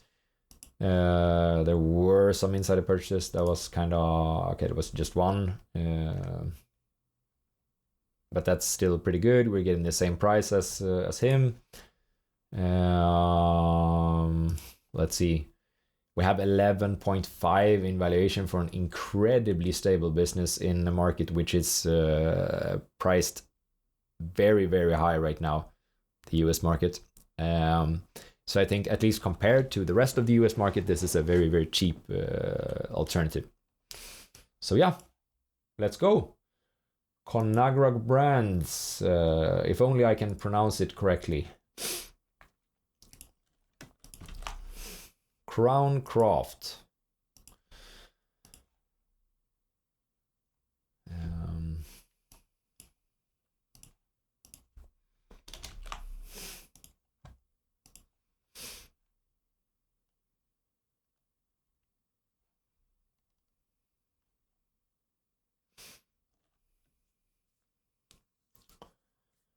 This sounds good. It provides infant, toddler, and juvenile products, including infant and toddler beddings, blankets, and swaddle blankets. I do not know what that is, but this sounds like something that we can understand for sure. Okay, it's another kind of boring business though. It's in decline.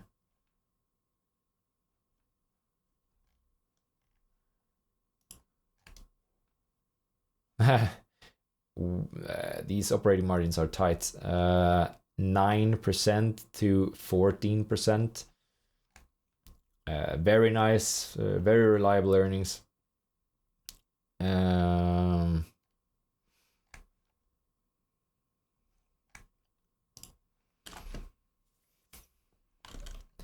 I think that this should be probably a little bit cyclical though. I don't know. Do you save money on this stuff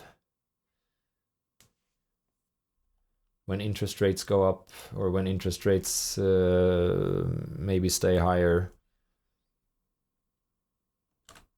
Would you rather have the kids have like new clothes, or would you rather have them staying in the home that they're growing up in?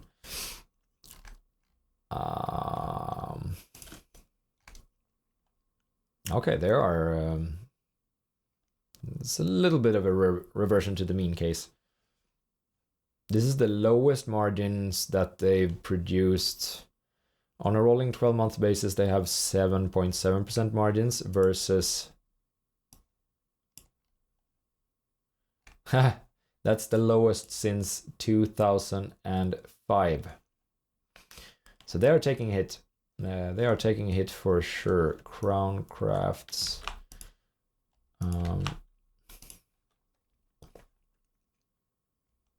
Oh, you see this? This is what we want to see.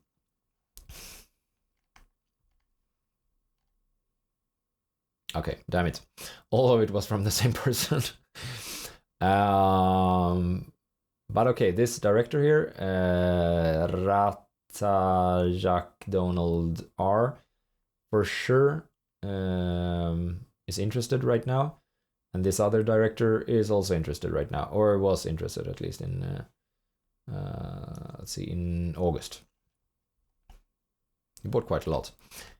But this is good, definitely good. Okay, so what have we checked? Net debt. I really think that they're in some sort of temporary problems here right now. So let's see.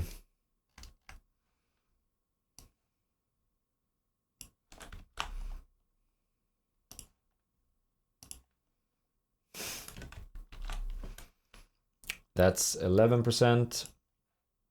And right now we have 12%. Okay.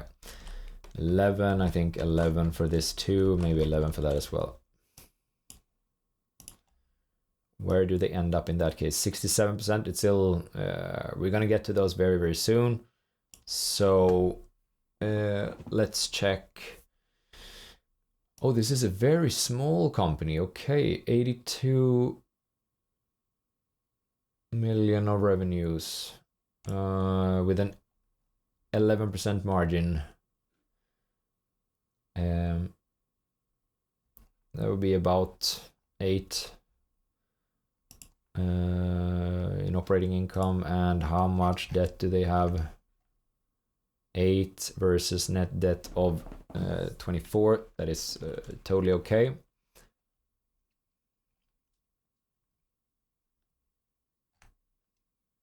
So debt is fine. Regulation, no. Competition, yeah, maybe. Mr. Market. EV/EBIT of 8.2, really? That sounds too low. No, no. The market hates this company. The market hates this company. 7.4 is the average during the last 10 years. My God. Okay. Sure.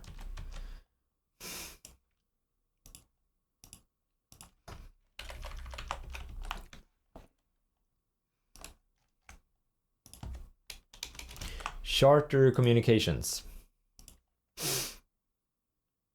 5.7% shorted.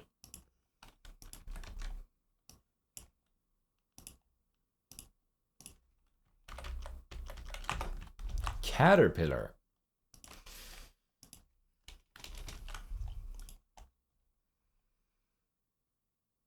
This is a bigger company, for sure. Construction and mining equipment.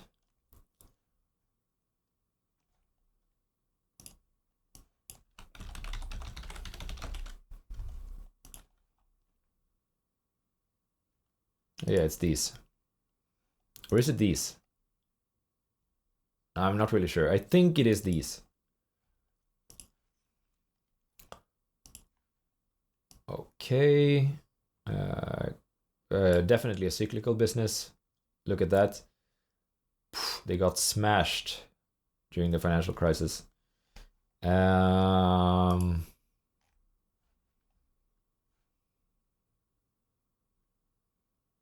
I do not think that there are any clear trends here. I'm going to use an average operating margin since, well, basically the last peak. And that is probably going to ruin it for this company. I would be very surprised if it doesn't. 11.7% in operating margin.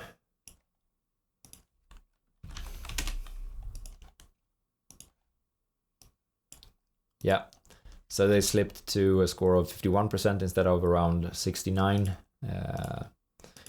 We're not going to get back to Caterpillar. But what about Hudson Technologies?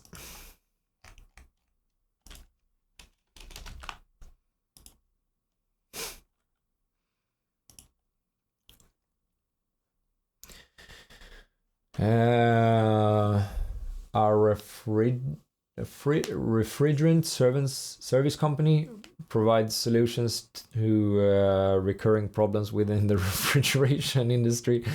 Okay.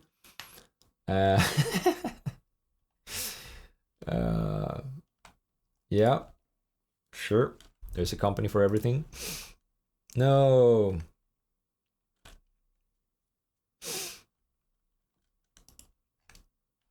No. Yeah. Unreliable earnings for sure.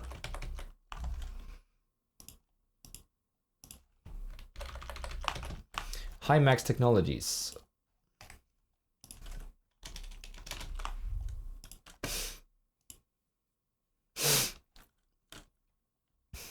.1% shorted. Not a problem. Fabless Semiconductor Company provides display imaging processing technologies in China, Taiwan.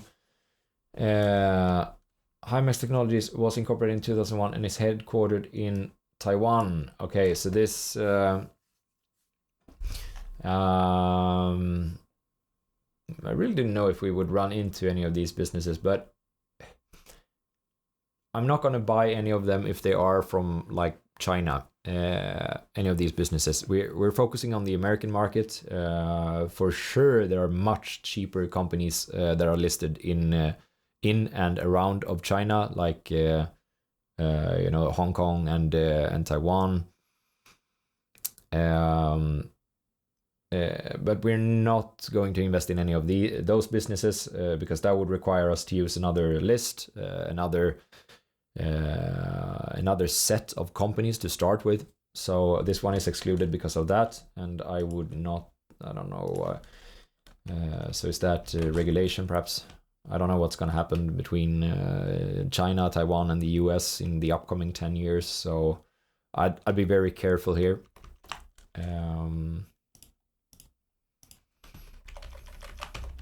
American Public Education, it could be that this one is a similar company. Let's see.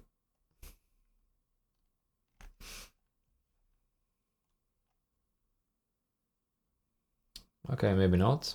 I was thinking about something else. Provides online and campus-based post-secondary education and career learning. Could it be COVID boosted?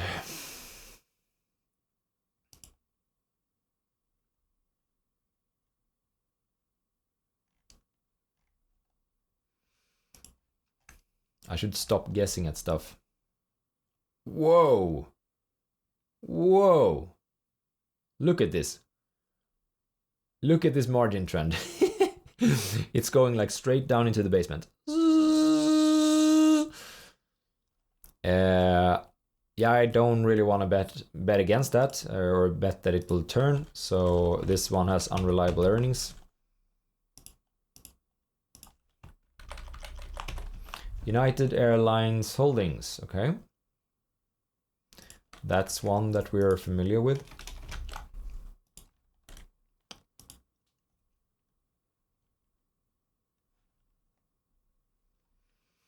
There might be some problems with the debt levels here. I can see just from the get-go. So yeah, let's check that.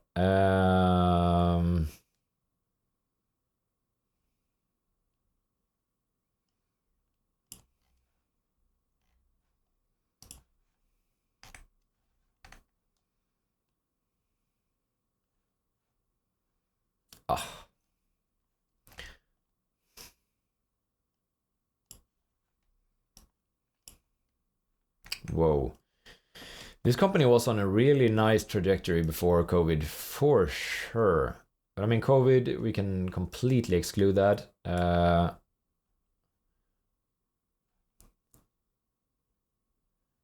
it was on such a nice trajectory.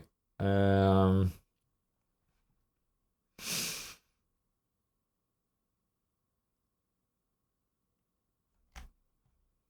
how are we gonna do this? I'm gonna use the last 10 years once again, something like that, but I'm gonna exclude COVID when trying to come up with the fair margins for this company. So I'm gonna exclude these two.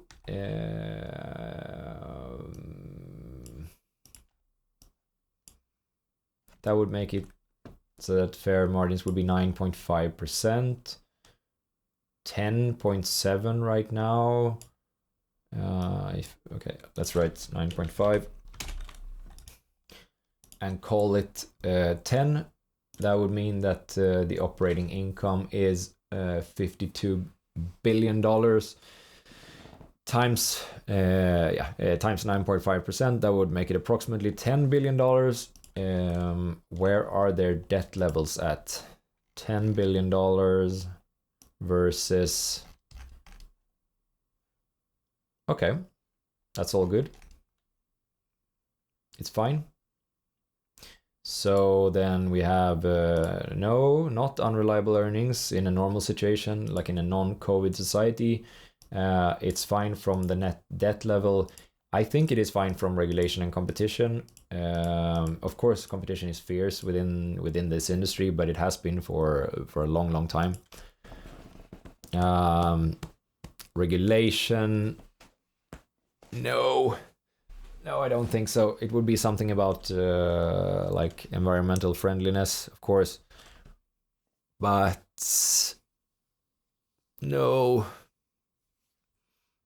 I think it is unlikely, at least. I think people will have to continue to fly. It's awesome to be able to fly to other countries and experience other cultures and so on and so forth. I think it does a lot of good in the world, to be honest.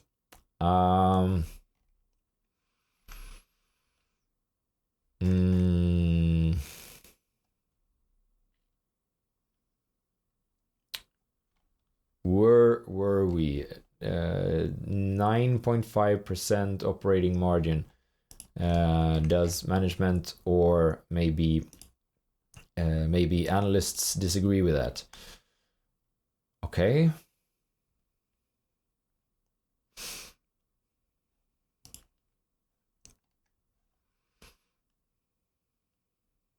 No, a 10% margin seems like something that someone else would agree with as well. UAL, let's see.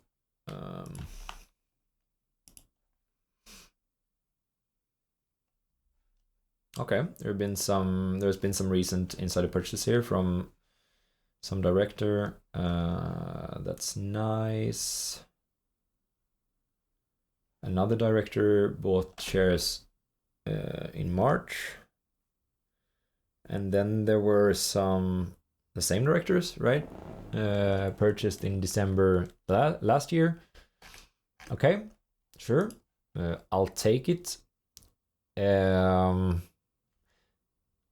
Then let's check the valuation. So we're saying that this is going to have a flat growth. Sure. 6.7 in EV/EBIT. Wow.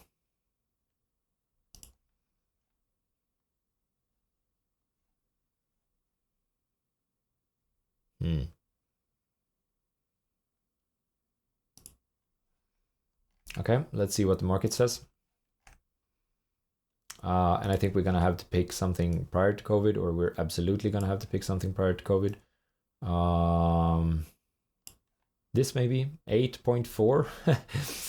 The market is not really generous with this company. All right, that was that was the signal for my hourly break. We have 4 more hours to go, but I think that we're gonna get there. I think we're gonna make it. 10 companies. How many do we have right now? 7, 6. Yeah, something like that. I'll be right back.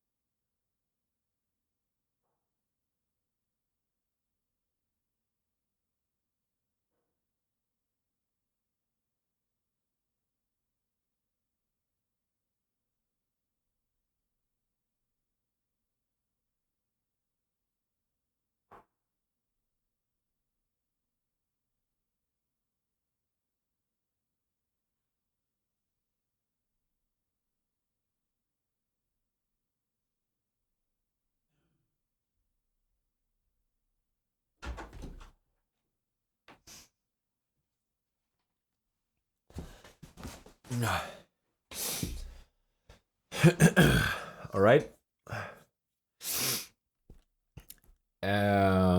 4 hours to go. Let's see if we can get there. There is some upside. 8.4 was the average valuation in terms of EV to EBIT. And right now it's at 6.7, so there should be some upside there. Maybe not too much, but there is some upside. There were some insider purchases. It is not too shorted. It's not shorted at all.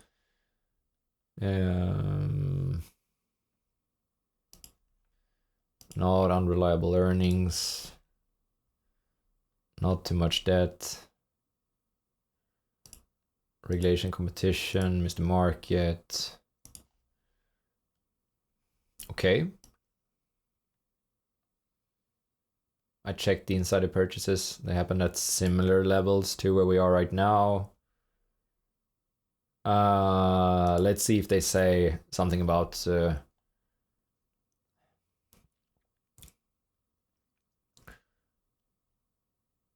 yeah, let's see if there's some guidance. Q3 earnings call.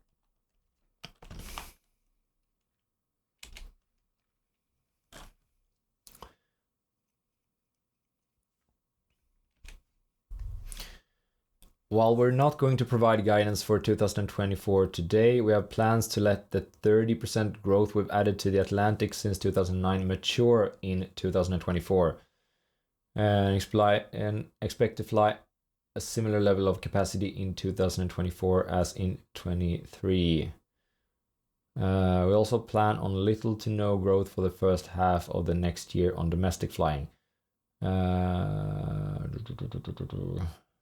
Okay.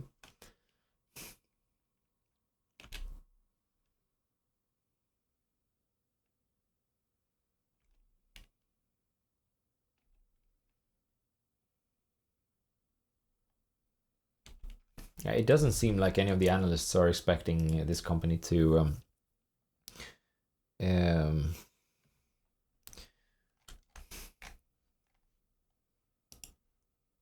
like shrink terribly or anything like that either. So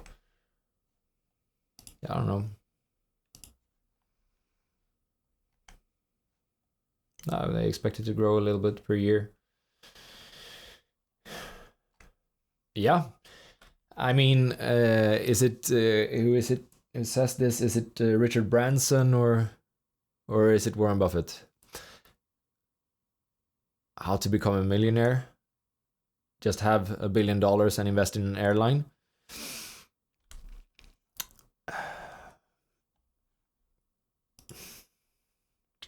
I've never invested in an airline before, to be honest. But yeah, I think it qualifies. These revenues, they're lower than what analysts are expecting. The margins are in line with what analysts are expecting. The valuation right now is lower than how it's been historically. There's been some insider purchases. The return on invested capital is pretty bad, but not so bad that it motivates a 6.7 EV/EBIT. Yeah. In no way a fantastic business, but I think a pretty good price. Or a good price. Awesome. I'm gonna check so that we don't have too many companies that are dependent on interest rates going lower and the economy like not ending up in a recession. So I'm gonna check when we have a few more companies, maybe when we get to 10, which I hope we'll do. I'm gonna check so that we don't have like only cyclical businesses or only businesses that are prone to this. Yeah, because then we may not be like diversified enough. Yeah, let's see. Proficient.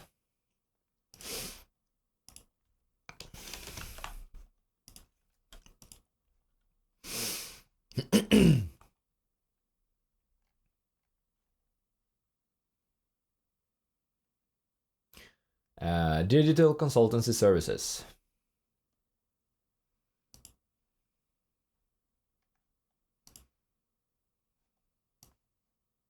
Whoa, that is some good growth. And they also have the okay, they have very high margins right now. That's gonna be tough on them, I think, because this is a cyclical business for sure. So I'm gonna use an an average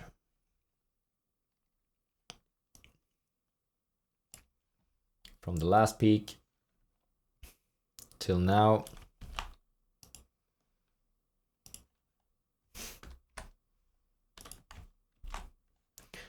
.3% margin. Let's see where that gets us. I think it means that this business is out. Yeah, pretty much.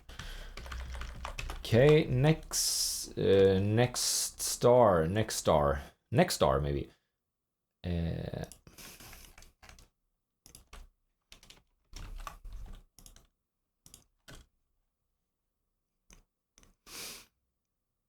6.2% short. It means they're out.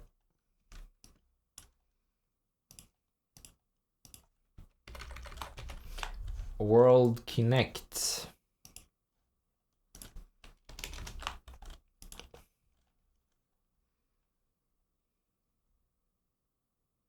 .7% short.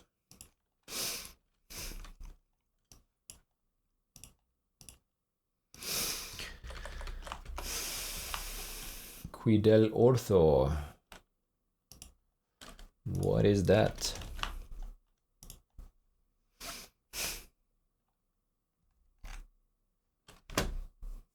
Okay. Focuses on the development and manufacture of diagnostic testing technologies and solutions. The company operates the labs, transfusion, medicine, point of care. Oh, this looks, this sounds good. Let's see, maybe it's COVID boosted. Oh.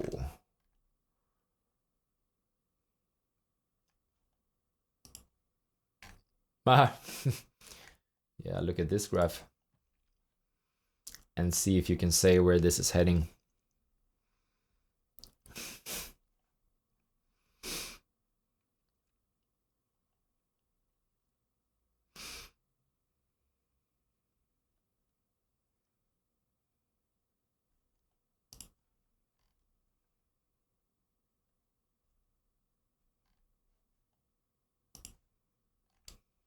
Ah.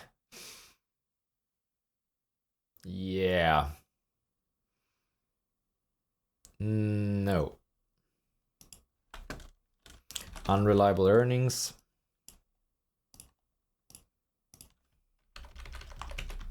Dollar General Corp. Sounds familiar.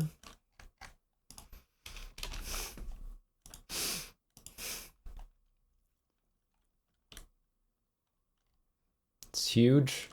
Discount retailer, that's right.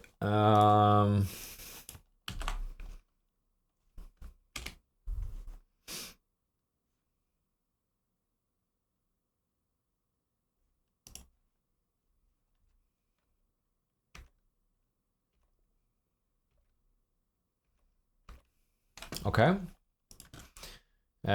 Seems like a business that one can understand.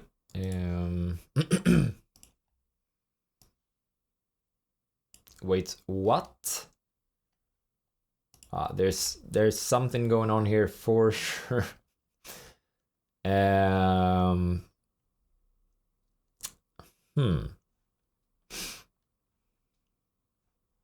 Something is up.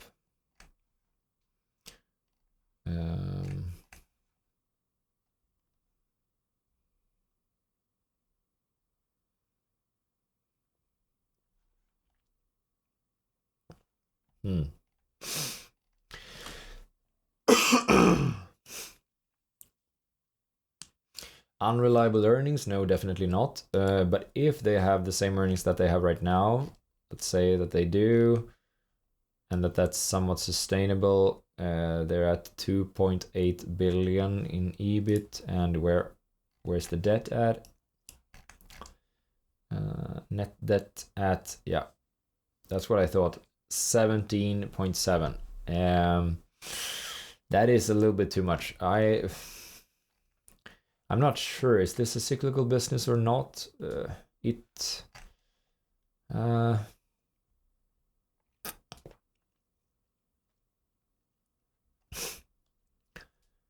It shouldn't really be. I think.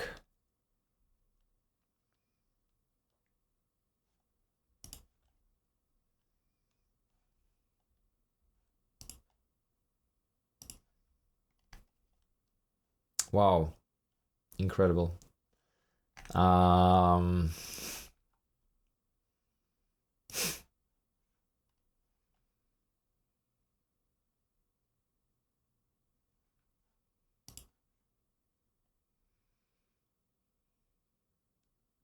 30 analysts think that this company will grow by 4.4% into like next year, and think that EBIT will go down to 6%. Okay.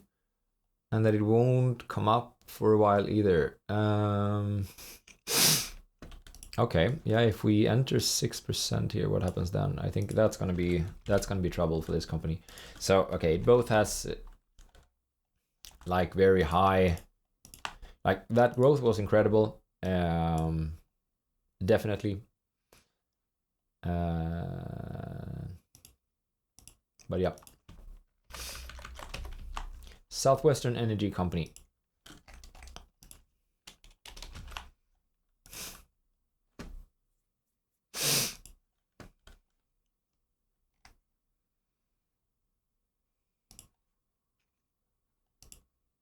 No.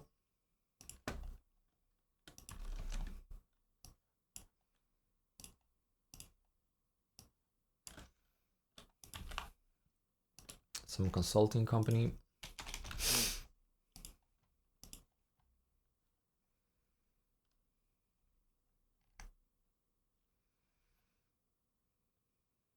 Healthcare, education, and commercial. Okay.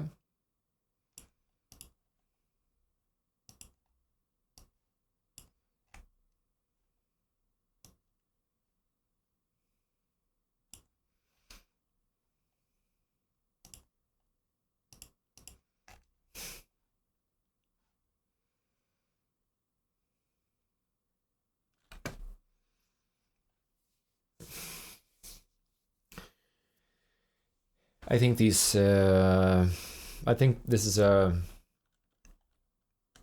it's reliable.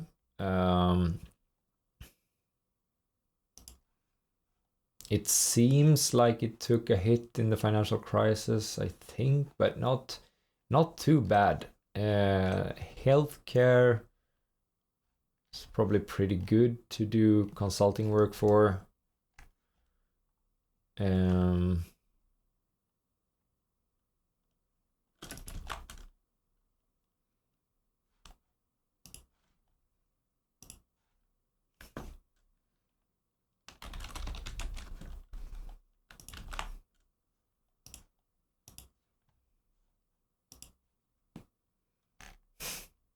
Healthcare 46%, education 31%, and commercial, whatever that is, 20%. This should be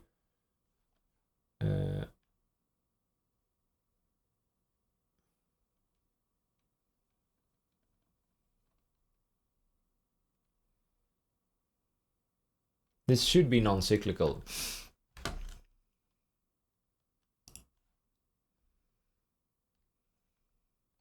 Let's see here. Were they boosted during COVID for some reason?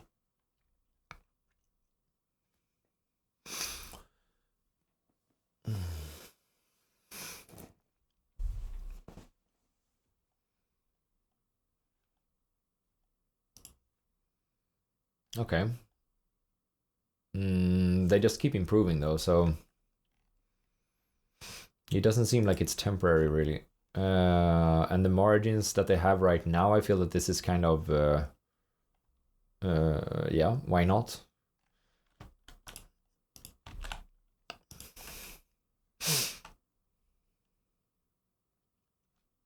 That's a little bit annoying.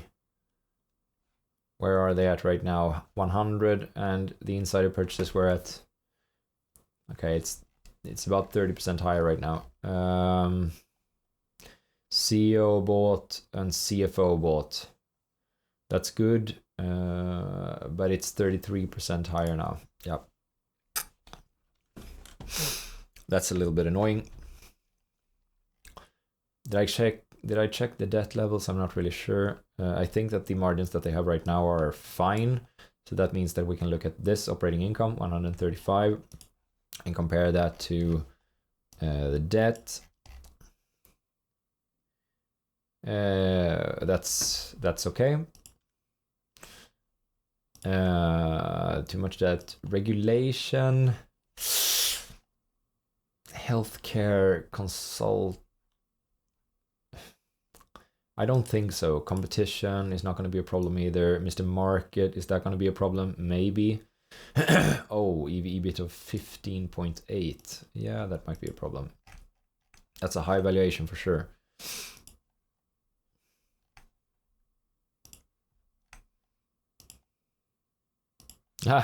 But not as high as they deserve.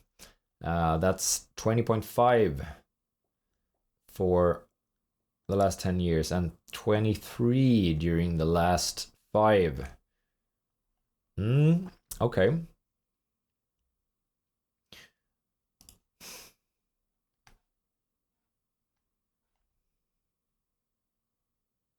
It's not a really large company, but 4 analysts are expecting margins to be 10.8% next year. What did we say? 10.1.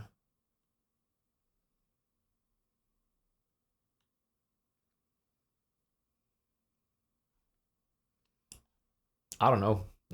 It's almost in already, I think. That was kind of quick. But really, it shouldn't even be that cyclical, if I understood this correctly.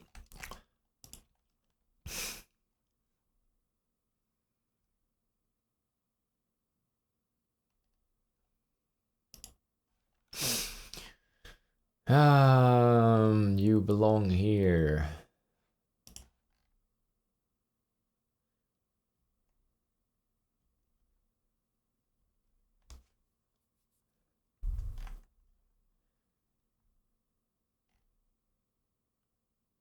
Our people and values, maybe our work.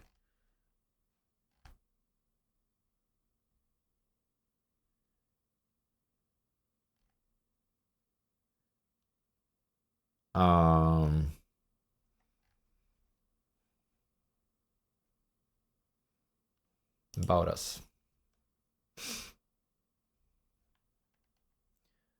Global professional service firm that collaborates with clients to put possible into practice. That collaborates with clients to put possible into practice by creating sound strategies, optimizing operations. Yeah.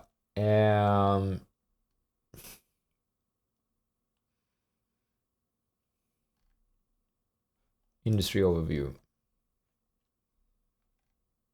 Education, energy, healthcare. What do they do within healthcare? Because that was like 40% or something, correct? Yeah, 46% is healthcare. Thriving in the healthcare industry requires constant improvement and innovation. Huron works with you to rethink what's possible for your organization before putting it into practice with the right people, processes, and technology. Core areas where we help.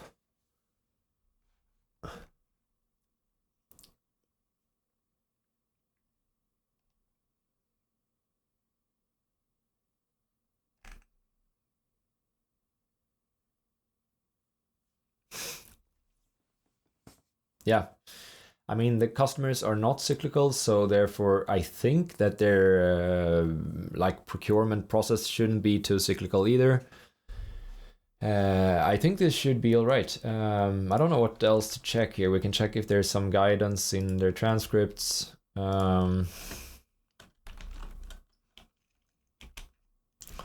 Financial results, guidance. Outlook for the year.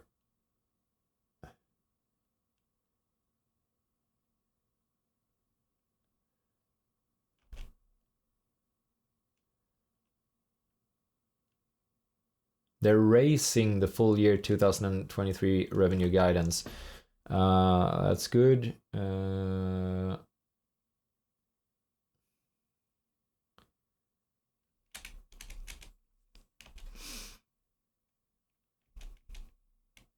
Okay, let's see.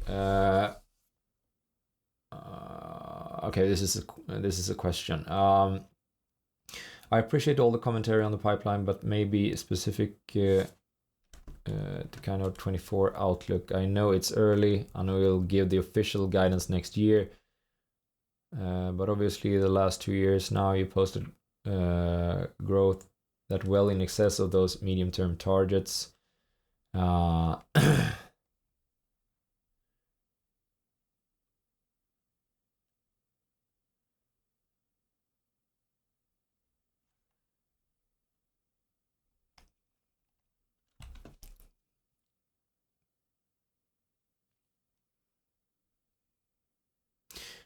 I think the good news from our perspective and the way we framed it at our investor day towards the beginning of last year was that we anticipated low double-digit growth on an annual basis.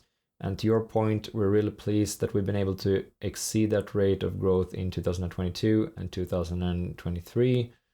And I think the good news from our perspective is even with a bigger base of revenue, that implies based on the growth that we've had in the past 2 years that exceeded those targets, we still feel good about our ability to grow at double-digit pace moving forward. Okay, no, I think we have the most important pieces of this puzzle. Yeah, we say 6% growth. Yeah, Huron Consulting Group is through. Awesome.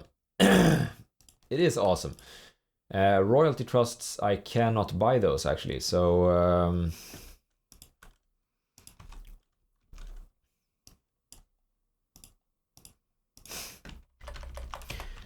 big lots.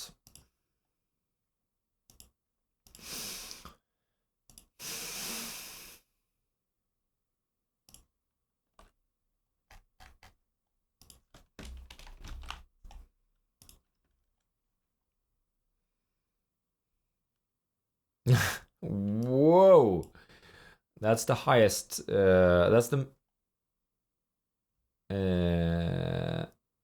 most shorted that I've seen during these 8 hours that we've spent together. So yeah, they are out.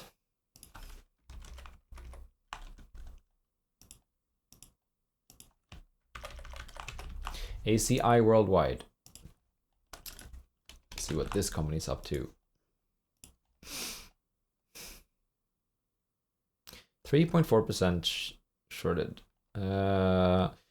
Software company develops, markets, installs, and supports a range of software products and solutions for facilitating digital payments.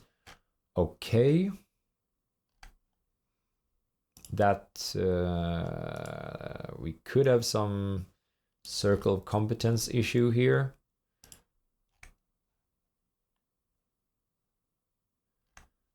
I actually think that we immediately have this is going to be a circle of competence issue.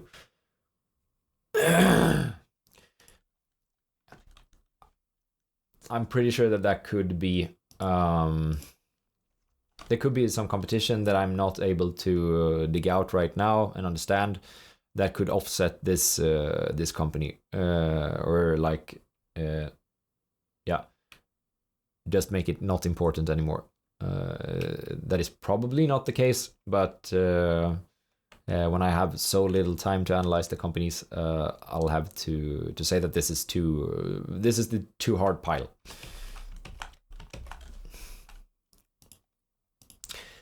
And same goes for this company, which I know from before. It's also a 7-foot bar. Molina Healthcare.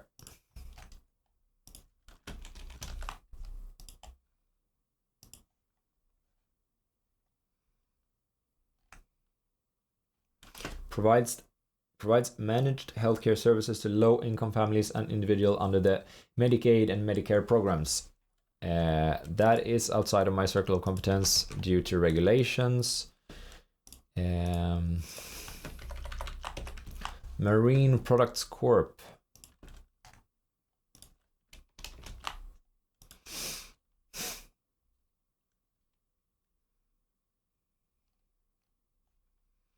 Designs, manufactures, and sells recreational fiberglass powerboats. Okay, something that we can understand for sure, but something that is super cyclical as well. So let's see. Yeah.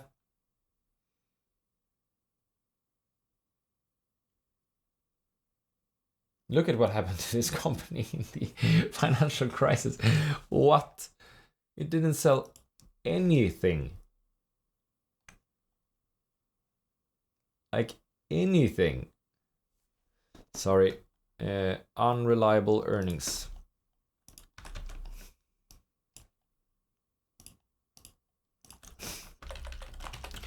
MKS Instruments.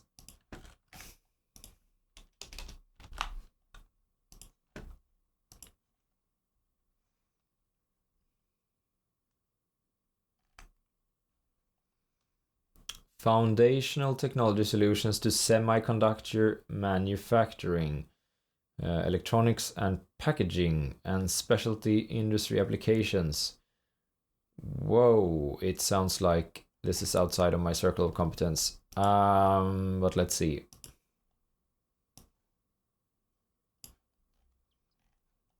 I was gonna... I don't know what I was expecting really. It's of course growing. Yeah,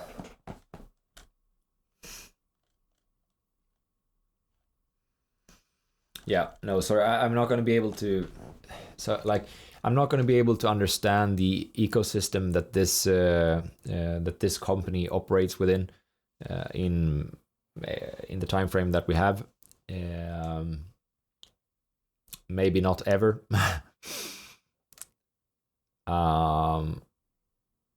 It's not going to be possible for me to judge right now or ever if some competitor can just come in and wipe the floor with this company. It doesn't look like it. Doesn't look like it from the history. But I'm not going to be able to tell that, especially not right now. So from a competition standpoint, this is outside of my circle of competence. United States Lime and Minerals.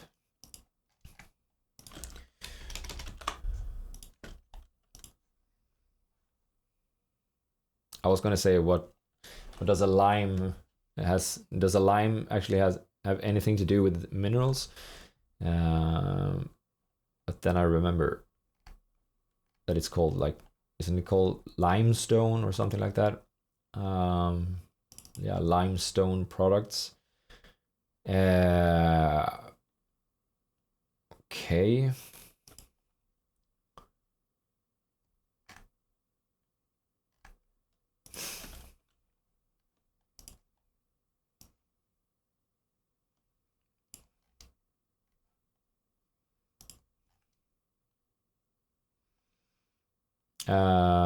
Cyclical for sure, but it's done well for a long time. Definitely. I wouldn't say that there are any no trends here, so I'm gonna have to adjust that operating margin to like a 10-year average or whatever, or maybe we use this one and use a 15. So something like that.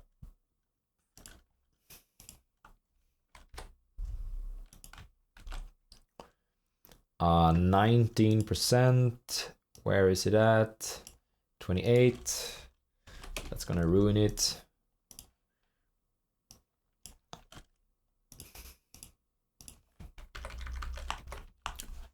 Alamo Group.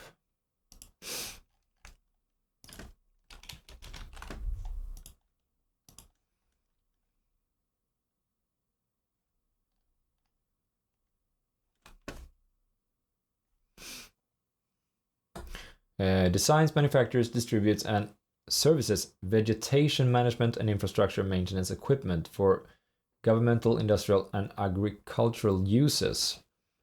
Okay, I'm not really sure that I understand, but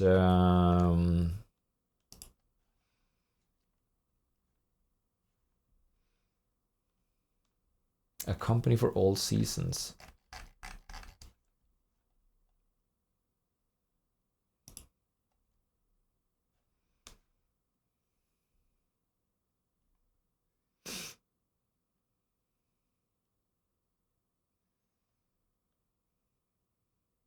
Okay. So they're selling these things that they have behind, like tractors, behind tractors.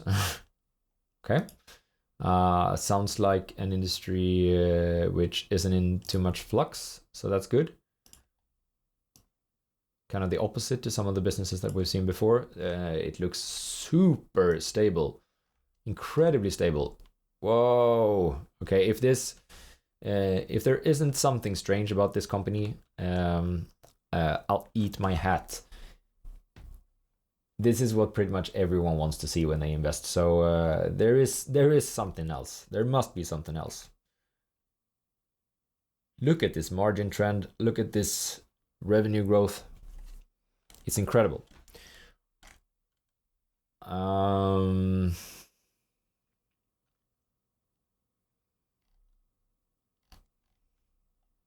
I think we could absolutely use the operating income from the last year here. Or absolutely, I mean, it's really high, but okay, maybe not from that one, but 150. What if we use 150 at least? Let's see if they have too much debt. No, they do not. I don't even know if I'd be too careful, but so the margins right now are very high, and I think that the Excel says that as well. That's right, 11.8% margin. That might be a little bit too high, but what if we say 11? The margins have been trending in the right direction for a long time. Okay, it falls down to 64.3 in the score.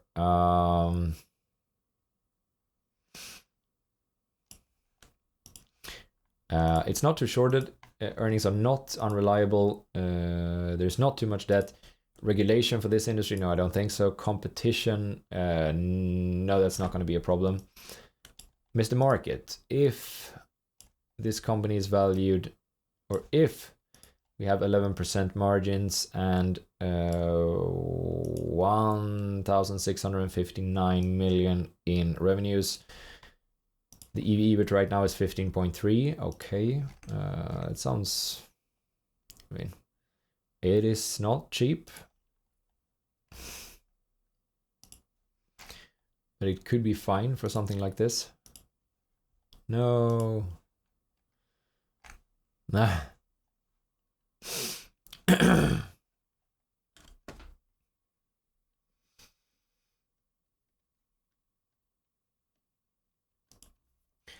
It's very close.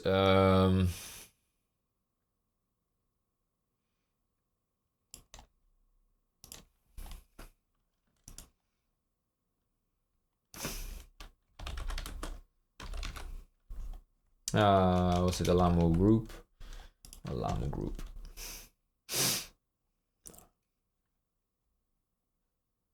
Someone bought here an Eric,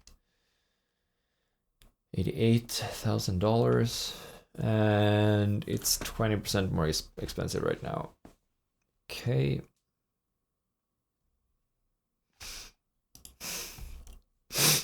Yeah, I don't know what to say about this. It's on a 5-year basis, the valuation is fine. On a 10-year basis, it's not fine.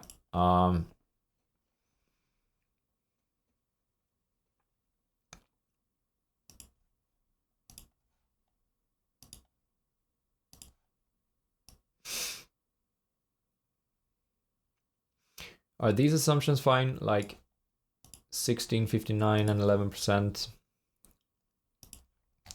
compared to maybe some guidance. Management guidance. Yep. It's supposed to be higher next year. Oh, they're saying like 12%. They think that the trend will continue.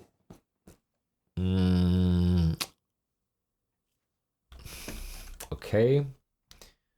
But I think I'm gonna err on the side of caution still.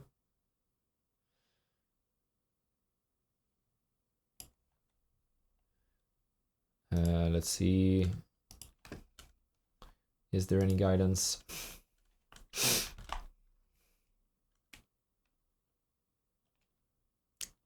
Outlook maybe. I will then provide additional comments on the results and say a few words about the outlook for the next few quarters following our formal remarks. Okay.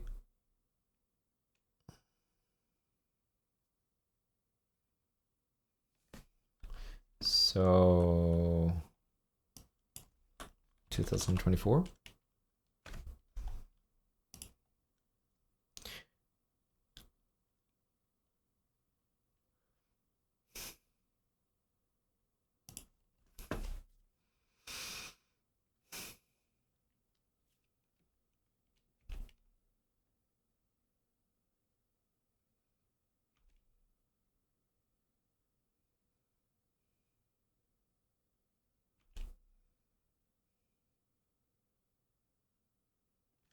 Okay. Doesn't seem like there was too much there. I would now like to turn the call over to Richard, who will take us through a review of our financial results for the third quarter. I will then provide additional comments on the results and say a few words about the outlook for the next few quarters. Following our final remarks, we will look forward to taking your questions. Okay, so it looks like this, or it sounds like this. Jeffrey is going to talk about the future a little bit. In summary, we remain optimistic regarding Alamo Group's future outlook.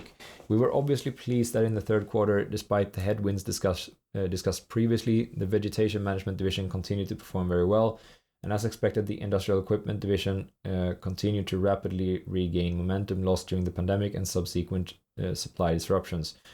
We anticipate that investments by governmental entities will remain elevated and that the market served by our vegetation management division will be stable for the remainder of 2023 and then gradually regain momentum in 2024. We also believe that our supply chain performance will continue to improve sequentially. This is a positive pattern for the company and one we believe will continue to support favorable financial development for the next few quarters as we continue to execute our strategy in a disciplined manner. That was very vague. Very vague.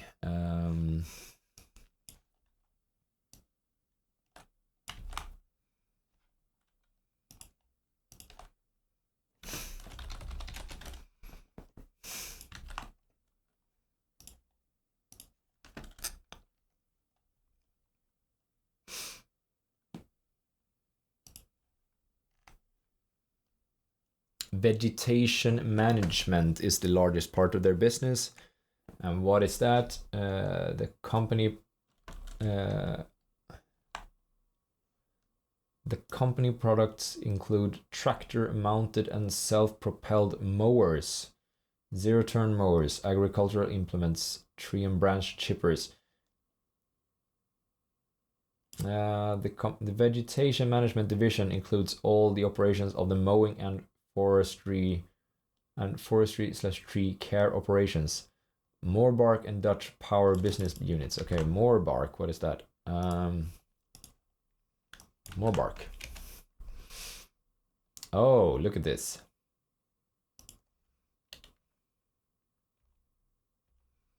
They look funny.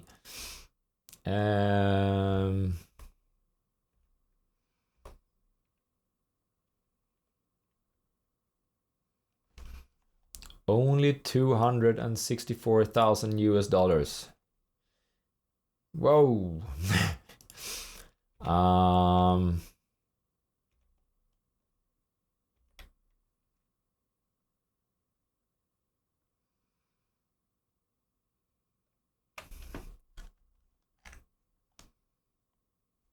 More bark, chipper. Chipper, when do you use a chipper? When do you use, or I mean, who uses a chipper?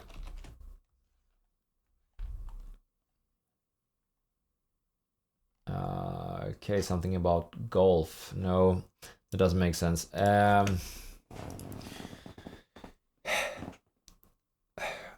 I mean, I'm trying to decide if this business is somewhat cyclical or not.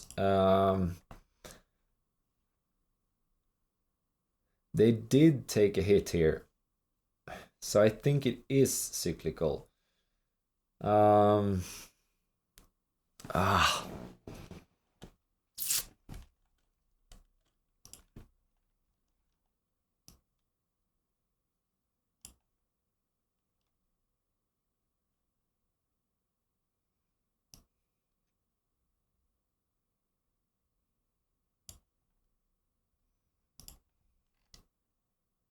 But no issues with their debt. I can't remember. Net debt 226 versus operating income of 195. No, that is not going to be a problem.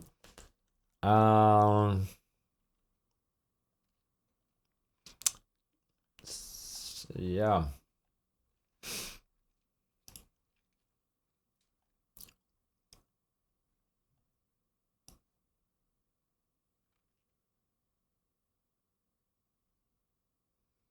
Actually, they are falling a little bit, so I'm gonna give them the green light, but I'm not sure that we're getting to them once again. Let's see. C.H. Robinson Worldwide. Mr. Market had a problem like valuing these higher than where they're valued at right now, which is at EBIT 13.9. But they made it back here anyways, so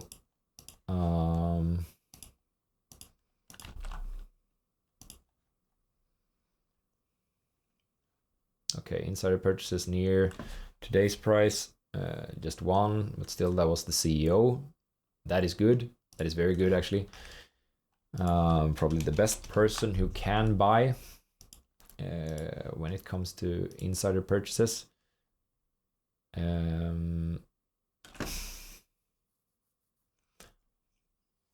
Let's see, what was it about this company again? This is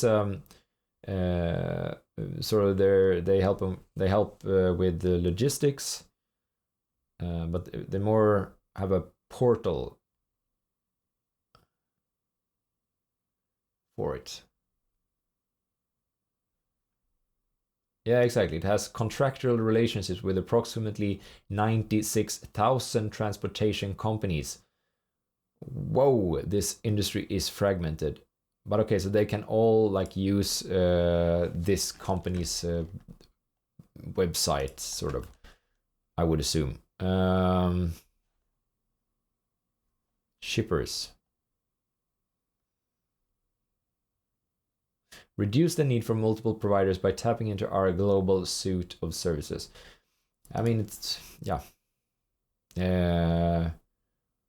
I think I've checked almost everything for this company before, if not everything. What did I say? 17,200 and 5.0.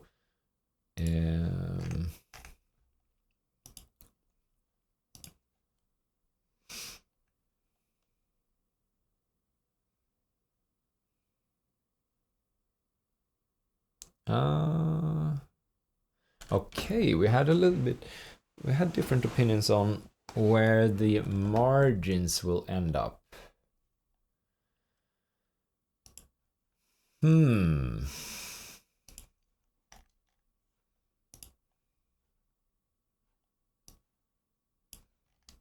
Okay, do I really think that I know better?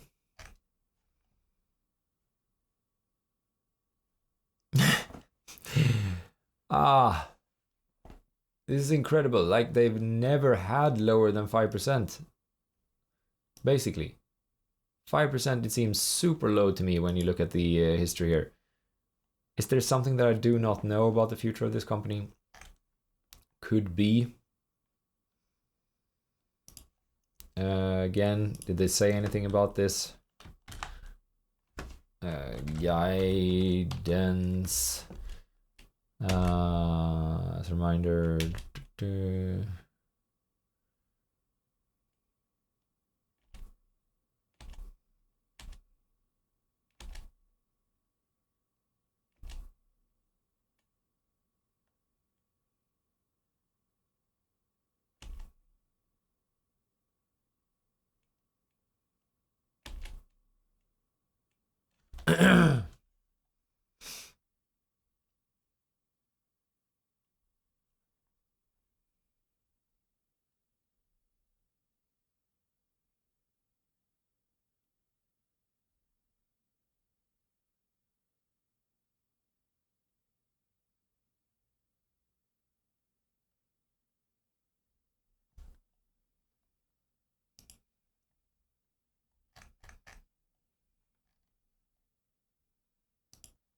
Let's check the news, or not. Let's check the price chart. Did they? There hasn't been a day where they like fell off a cliff. Valuation, or no, I don't think so. There's been some insider purchases from the CEO lately.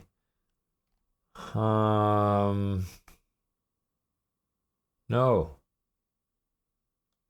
Dave Boozman. Okay, he bought shares instantly.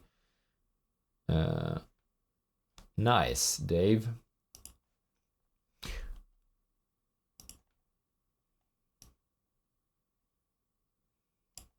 Okay, so what if the margins ends up at like what was it that that the analysts are expecting, the EBIT margins, if they end up at like 4.6%, this is where, okay, 3 people estimate that they will end up at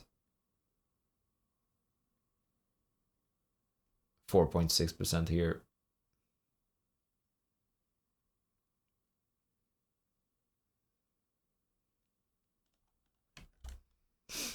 But still, 4.6%, if they end up there, 4.6, what happens then? 62%. Yeah, they fall a bit, definitely.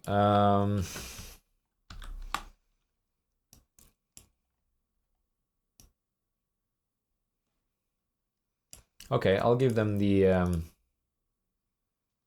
this one, yellow. And yellow, this one is yellow. They might have qualified. Lockheed Martin.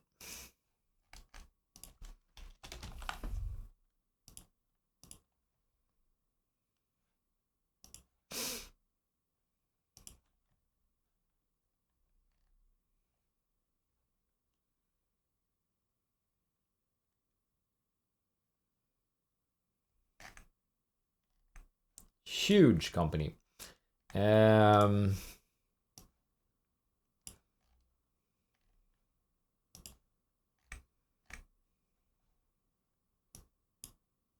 Looks like we have a trend. This should not be too cyclical, correct? LMT.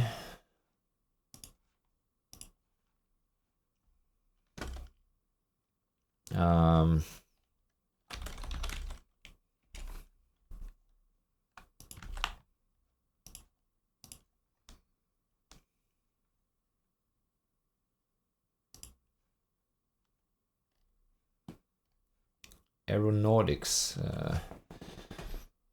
mission systems, space, missiles and fire control. Military and civilian aircraft, primarily for government organizations. Yeah, this should be very stable, of course. I think we can use the LTM numbers here. 13.4%, that is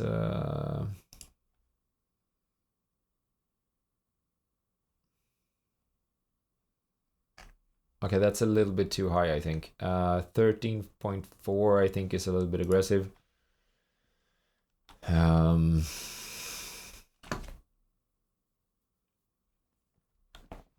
For the margins.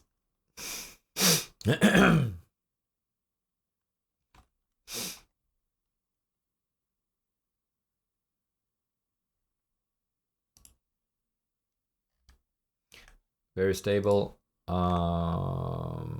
Okay, they're at 13.4 now as well. So then, yeah, we're gonna stick to that. I think that if we look at what analysts are saying, that might be even higher. Okay, no. Or okay, 13. They're saying 12.3, and I'll have to use that 12.5.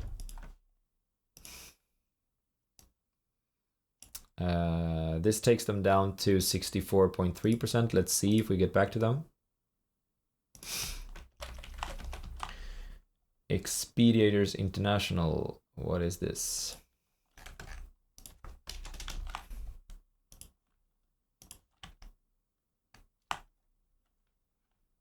4.5% shorted. Logistics services.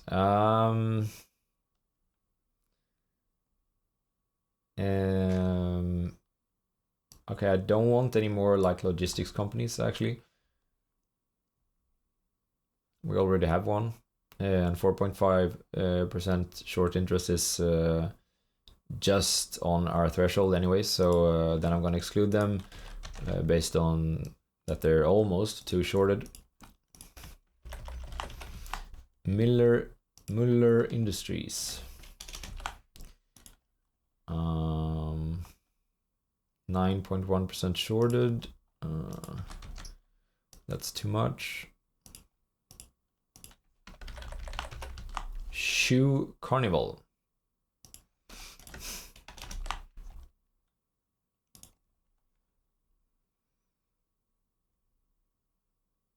%11 shorted. Okay.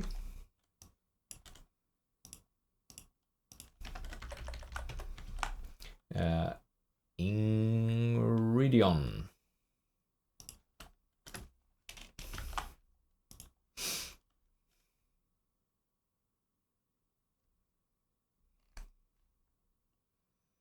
Produces and sells sweeteners, starches, nutrition ingredients, and biomaterials solutions.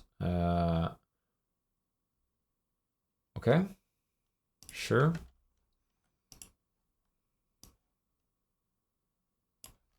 Kind of slow moving. Oh,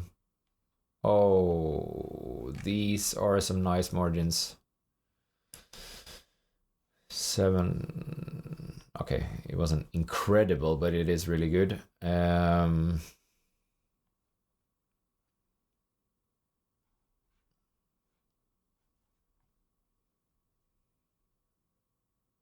Are there any trends? I don't think so, so I'm going to use some sort of average here.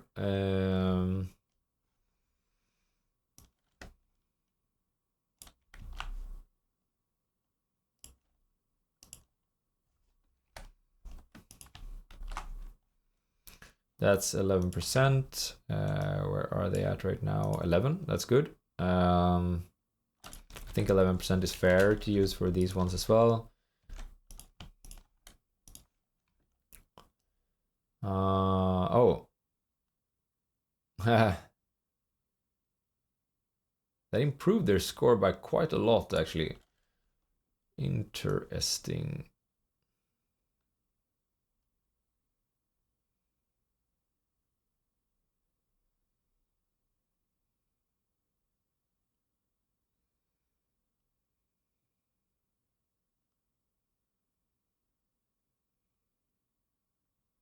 Okay. And what's next? Revenues of 8 billion times that should be around 850 million in EBIT. Where are their debt levels at? Okay, that's all good. No, the earnings are not unreliable. Circle of competence regulation for sweeteners. I don't think so. Competition. No, shouldn't be a problem. Where are they valued at right now? This is EV EBIT 10.1. Okay, let's actually cross-check 11% with what, like maybe management, with what management says.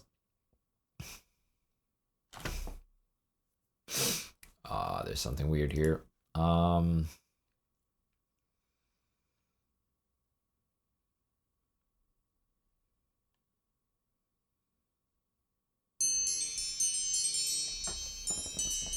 Yeah, that's the break.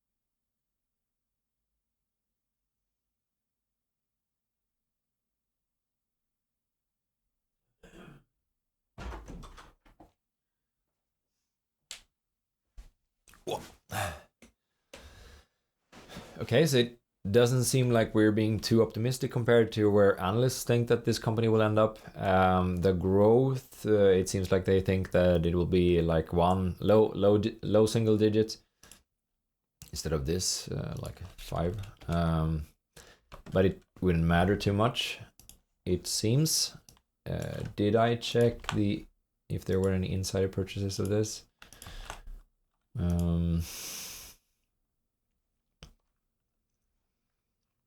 There's been one here.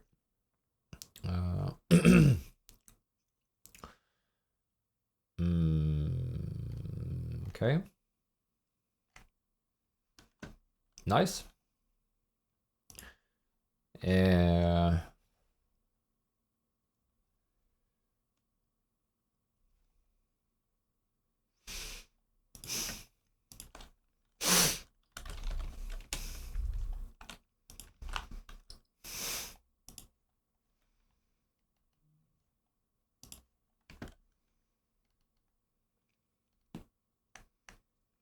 Starches and sweeteners.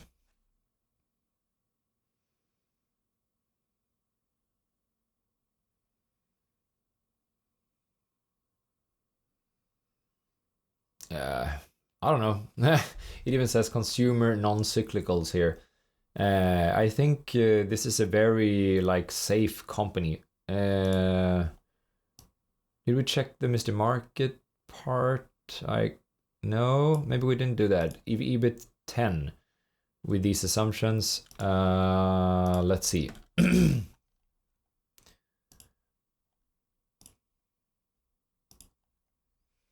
Yeah, there's some margin of safety. It's not incredible, but it's good enough. For sure, especially since we were kind of undershooting what analysts thought that the margins would be. We did not check the transcripts for this one, correct? Is there any guidance?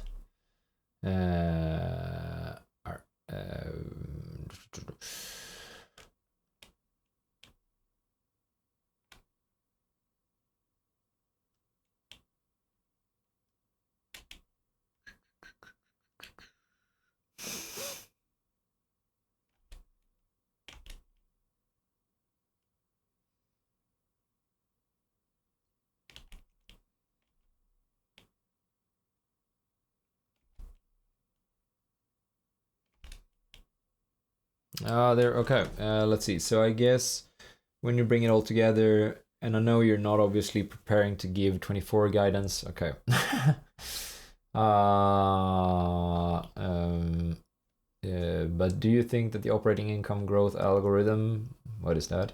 Kind of that level of growth is in play for the next year. What do you think are maybe the risks of achieving that? I'm just trying to, at a high level, put it together, coming off of what is a very, very strong year relative to, okay.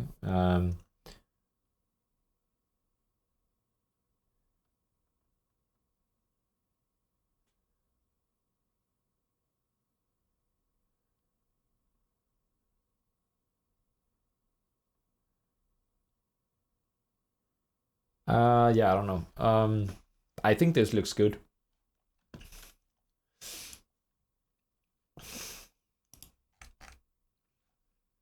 Pretty big business. But I think this looks good. It shouldn't be cyclical.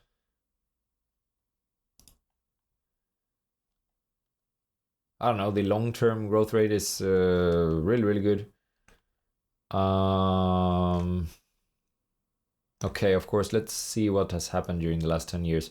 Did they have to use all of their money sort of to stay where, to just stand still? Because they have been standing still during the last few years, for sure. Let's see. So is there anything strange about the net income?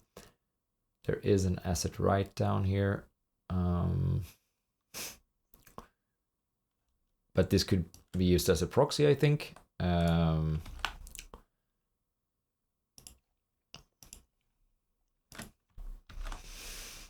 Let's see where the acquisitions are at. If there are any. There are some, yes. And what about the number of shares? They're shrinking. Okay, that's good.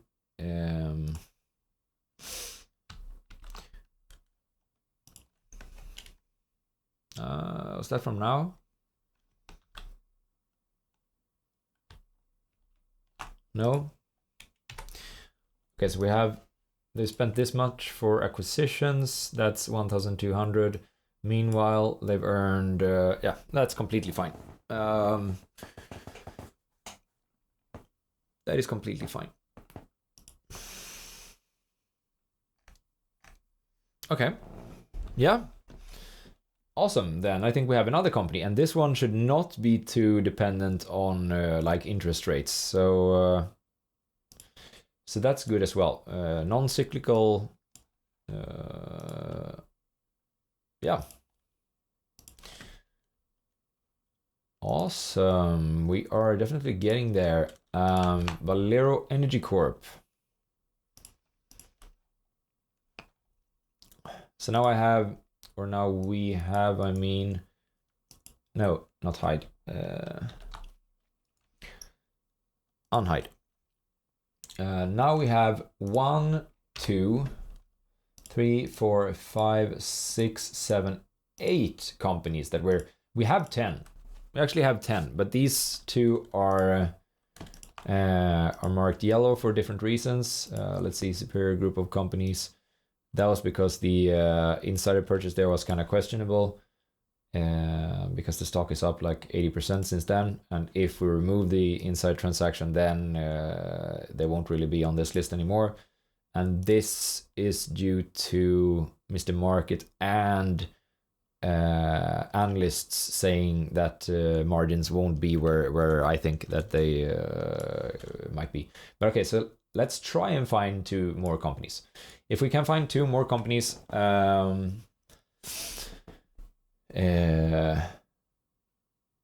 would be great.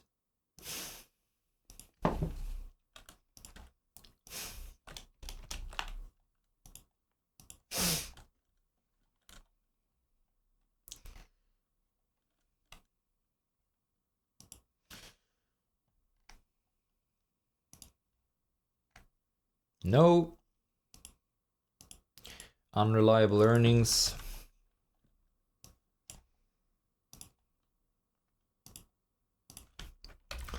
Let's see, HF Sinclair, I can't really remember what was this about.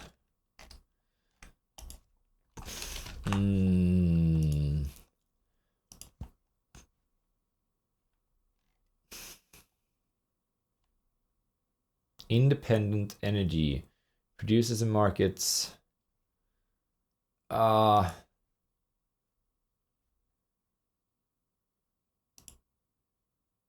What?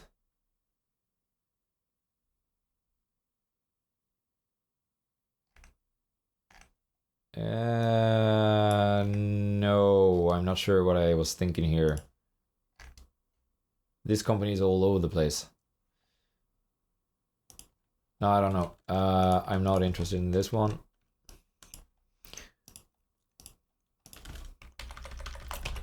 Belden. I've seen this one before as well, correct?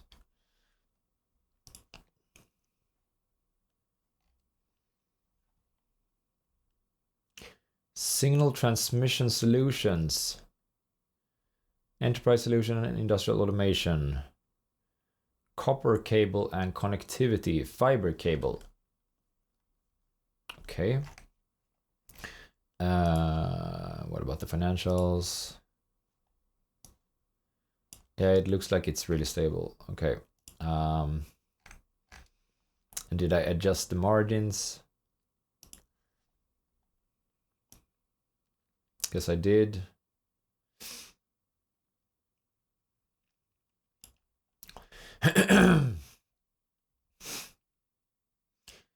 Uh, 2,600 times about 11%, say 250. How much debt does it have?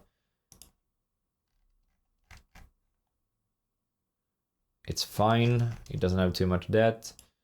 Unreliable earnings, no. Circle of competence regulation, I don't think so. Fiber and copper cables.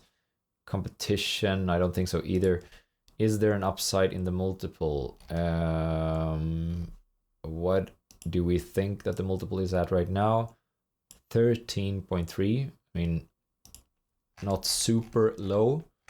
EV/EBIT of 13.3.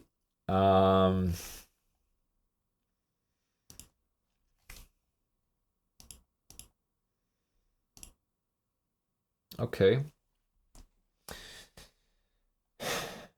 I mean,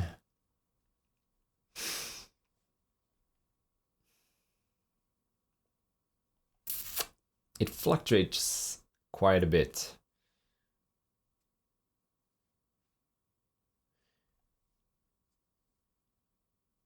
Let's do it like this instead. Is there an upside? Because we think that the current revenue is going to stay the same. So is there an upside on... let me see this again. Okay, so revenues have not been fluctuating as much. And the margins are actually, they're not fluctuating that much either. I'm just gonna check this, enterprise value to revenues. Does it look like it has an upside? Because I don't think that it does. Okay, on a 10-year basis, maybe. on a 5-year basis. No. This is a close one for sure. Mr. Market, I'll make it orange. Insiders, when did they buy this? Belden. Belden.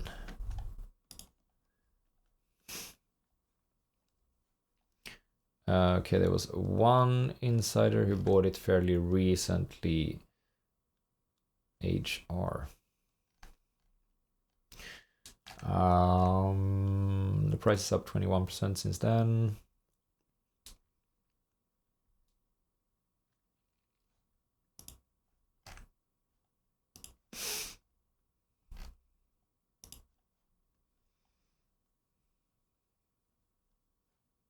Let's see if they have any nice pictures. Products.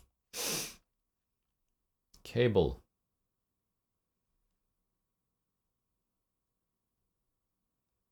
Ethernet cable, fiber optic cable.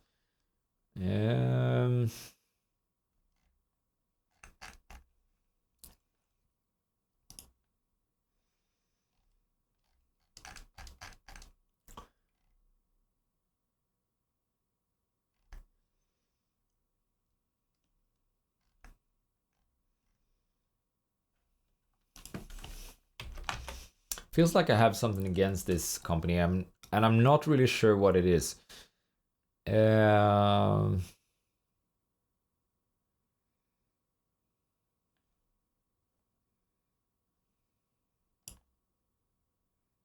3% growth.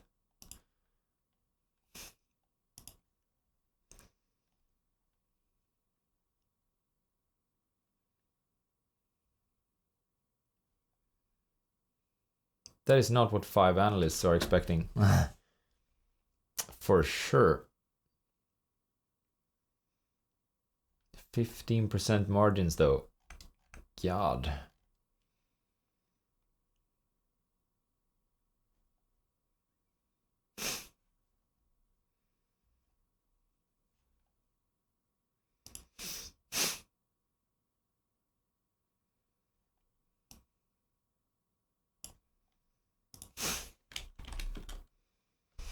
Yeah, I'll adjust that one. I don't know. I don't have a good feeling about this one.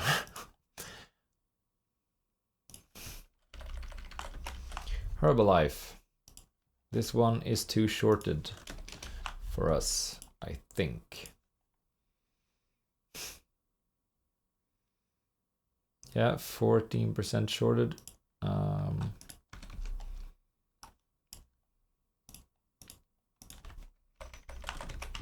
Myers Industries.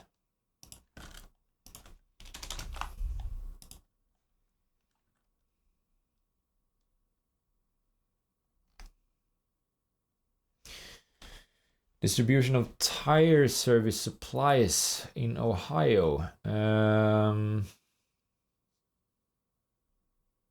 Okay.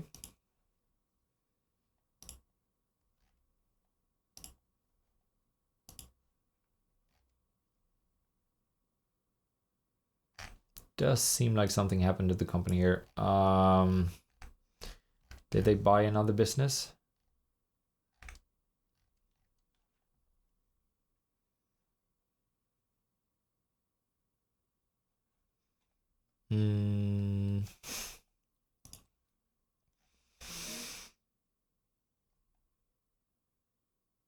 No. This still happened? Then I'm gonna have to write unreliable earnings.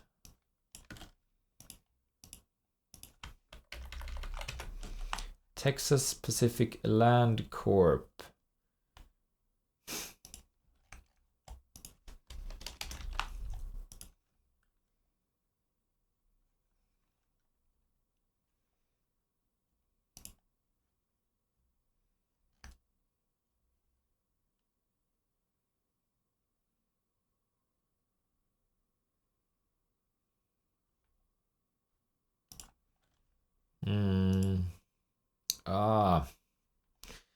No. That's unreliable earnings.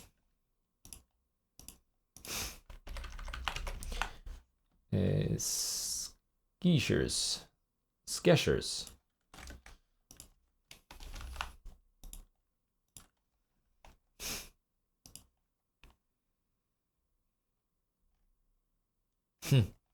No.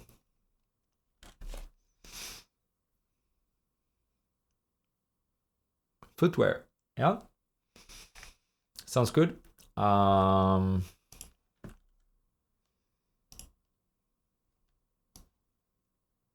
Oh, that's some strong growth right there.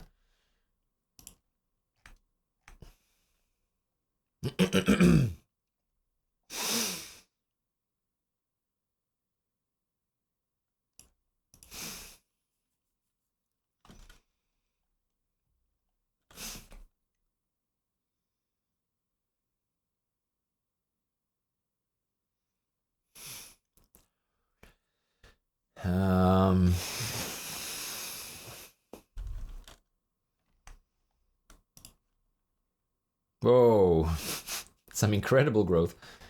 Very impressive. And what sort of margins can we expect from this? 9.4%, sure. That's 9.4% for you. Unreliable earnings, definitely not. Too much debt. Let's see, what do they earn right now? Operating income 742 million. The debt is at, or the net debt is at, whoa, almost nothing compared to that. That's good. There isn't too much debt. Circle of competence, regulation and competition for sure. That's all good. Is there an upside in the multiple? EBIT 14 right now with these assumptions. And this company has been valued at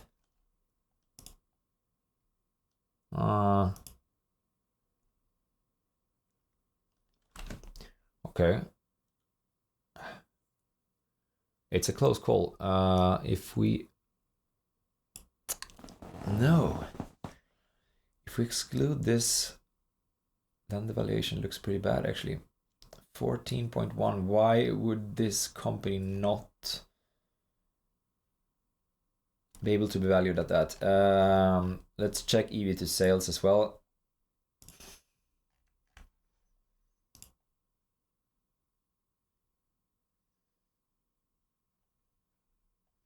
And let's remove the peak there. It's at 1.23 right now, and the average is at 1.17. Yep. Yeah, that was sort of annoying.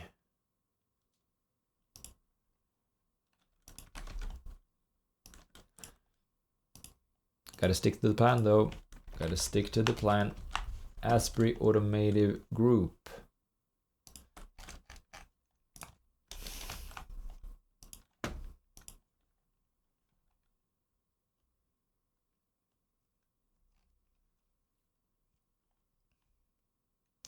Automotive retailer.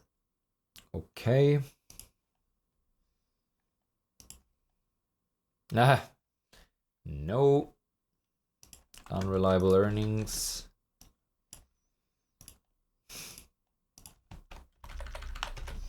Insight Enterprises.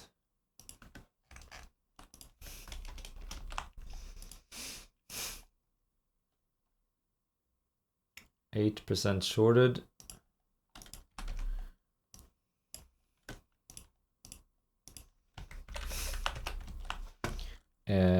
Humana.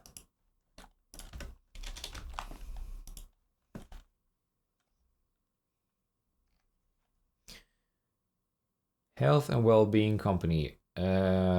Insurance and Centerwell. Medicare and Medicaid. Yeah, I think that this is outside of my circle of competence due to regulations. And as I've said at some point before. I want to be able to turn stones kind of quickly here. Olin Corp.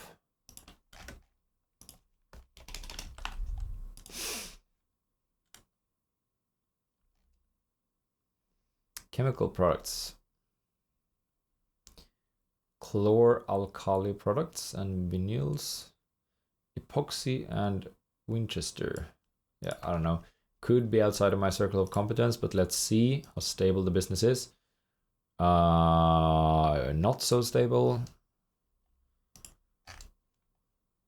Absolutely not so stable. Unreliable earnings and regulation. No, not regulation. Competition.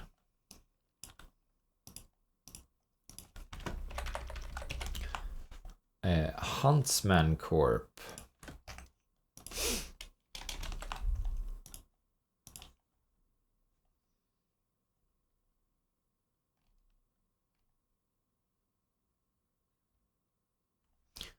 Manufactures and sells diversified organic chemical products. Okay. Sounds a little bit similar to the last company. Is it more stable? It is falling. Did something happen in 2014?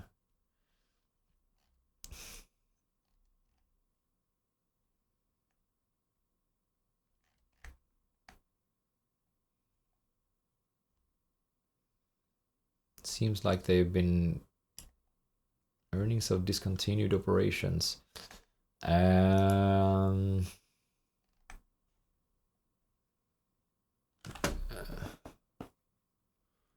Oh, they've divested something fairly recently,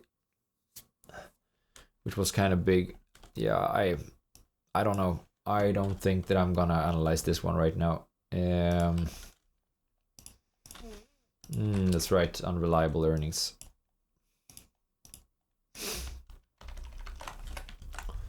Agco. I think I've heard about this before. Let's see.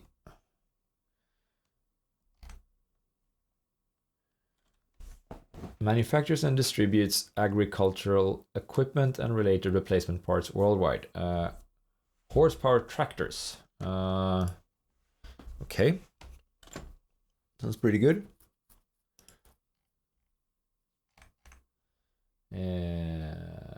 Who we are, our brands, our solutions, our brands. What's this? Fendt. It's a tractor. Because we understand agriculture, it's Fendt. Sure, they're selling tractors.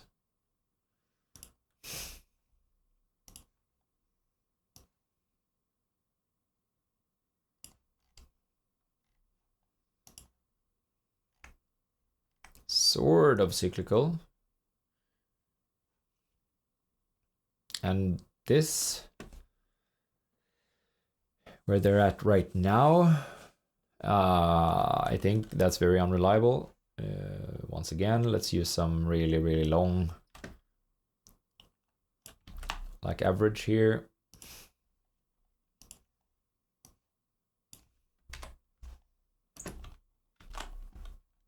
That would be 6.7%. I do not think that's too good for this business. 6.7%. Yeah. Sorry, Agco. Lifetime Brands. Brands. I like brands. Come on. Come on, Lifetime Brands.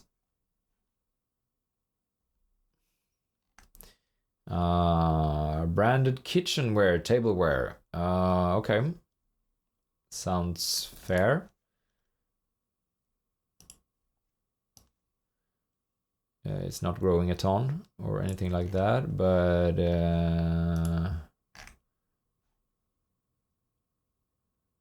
and it did take a hit in the financial crisis. This is cyclical, definitely, but still, I mean, okay, so let's do a similar thing for this. Let's just use an old average of margins, something like that.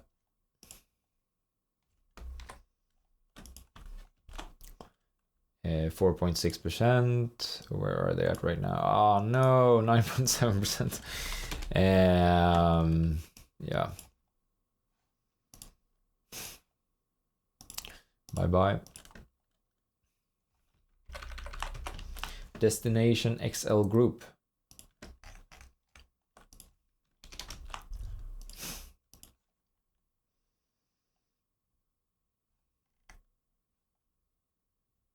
Specialty retailer of big and tall men's clothing and shoes in the United States and Canada. Okay, sounds good. Did take a hit in COVID. Why is this always the case? I think there's some sort of bug with this.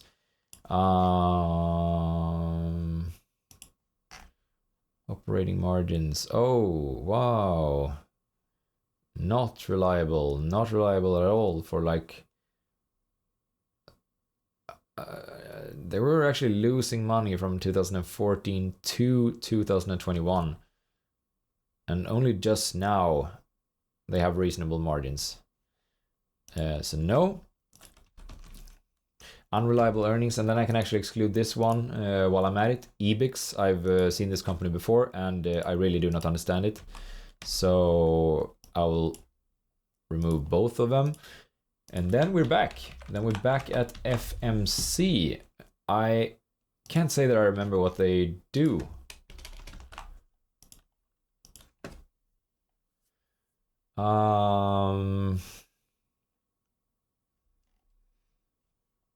Crop protection, that's right.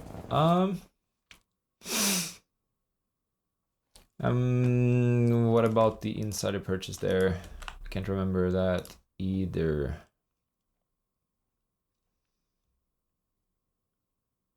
Oh yeah, very good. Like CEO purchased there. 4 different people have purchased since May last year at higher prices, basically. Okay, not all of them, but almost all of them at higher prices than where the stock is at right now. That I think is good. So I'm gonna give them a...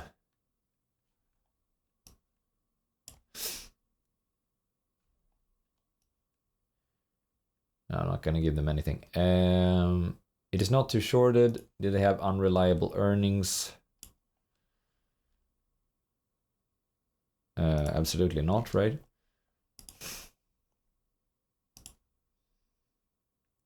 Okay. Something happened in 2018. I can't remember what. Did they buy something?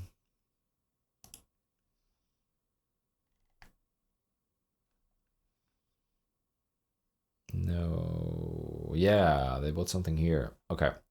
So that maybe that makes sense. And here's where they're at right now. Let's see. Am I being kind of conservative? 4,700 in revenues and 20% margins. 20% margin, 4,700. 4,700 is that seems to be very low.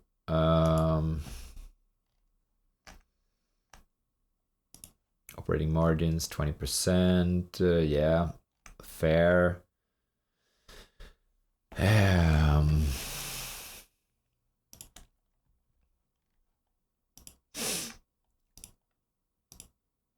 They're valued quite a bit lower than where they're usually valued at. Okay.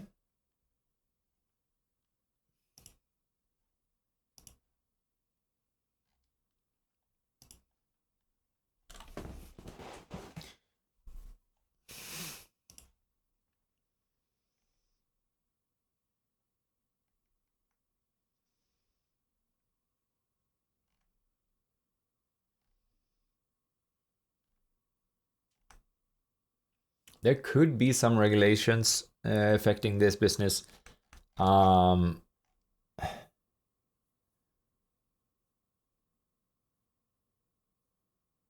FMC has deep roots in the food production system worldwide.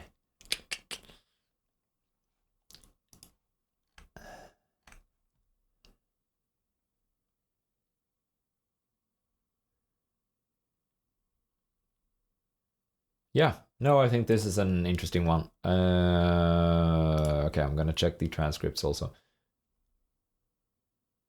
Analyst Investor Day. Whoa, that is great. I have not checked that before. Guide.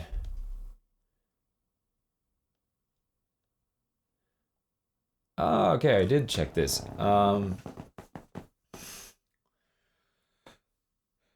Then that's great. And yeah, we expect 2024 revenues of, okay, now I remember this one.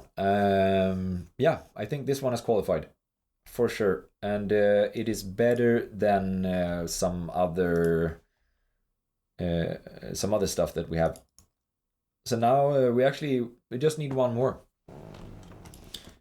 Only one more. Range Resource Corp.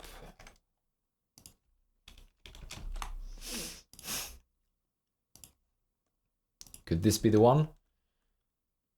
6.8% shorted. No, this is not the one.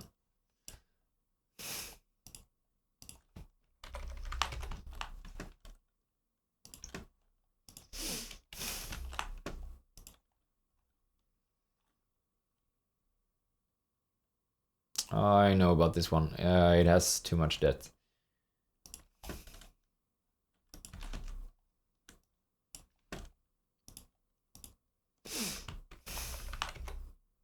They do make some cool stuff though. They do make like beds that are, you can change the temperature in the beds and stuff like that. Yeah, and you can change the softness and really like smart beds. But yeah, it has enhanced cooling. It has too much debt for sure. So let's exclude that one and go for Corvo.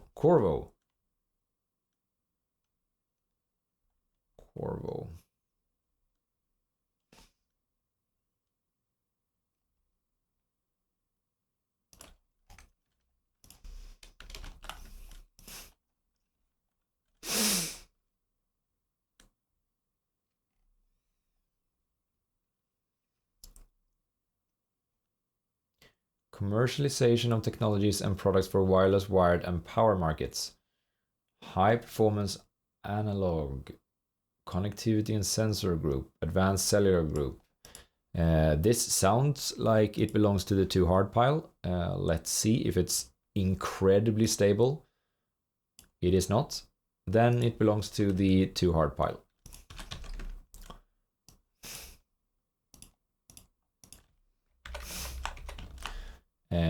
Excel Service Holding.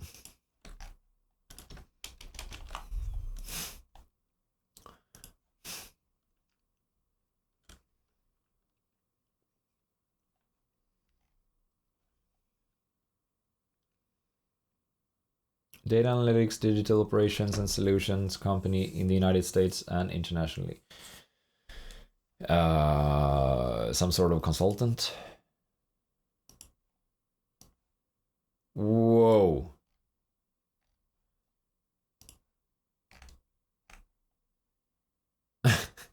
What? Why is this company cheap?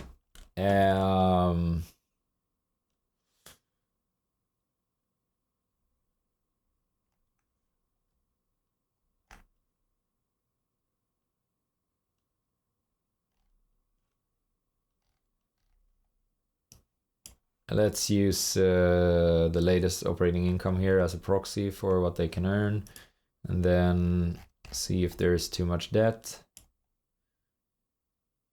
No, they actually had some net cash instead. Then unreliable earnings, absolutely not. Circle of competence, regulation, competition. No, I don't think that's going to be a problem for something like this.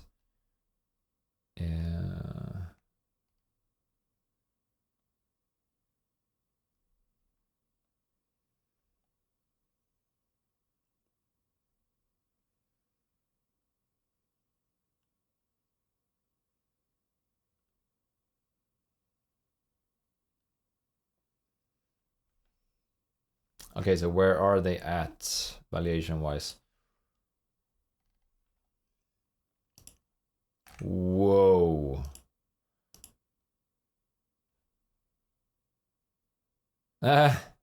Didn't I say before that I'm never going to pay EV/EBIT of more than 20 for a company? I think I said that. So it means that this business is excluded based on, I don't know, EV/EBIT 21.8. Yeah, it looks like a very strong company, of course, but no, that is just not going to happen. I'll say that it's Mr. Market's fault. Alamo Brands. So yeah, you can. I'm gonna use that. If any of these businesses trade higher than EV/EBIT of 20 right now, I'm not gonna buy them.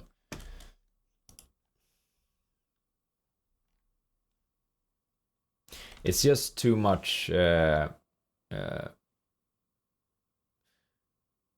The expectations of the future of this business is way too high, I think.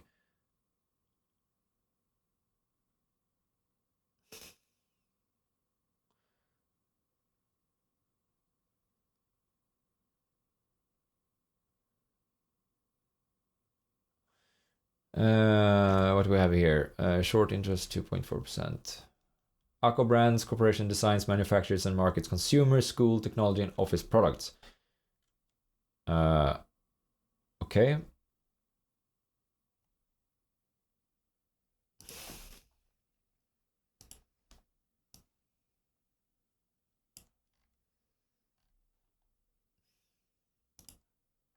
Maybe a dying business, or a dying industry at least.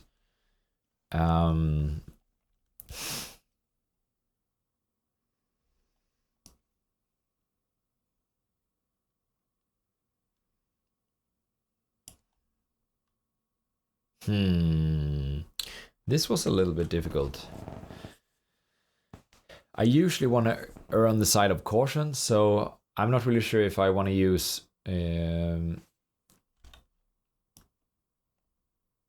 Do I want to use the average here? It really doesn't look like there's any sort of trend.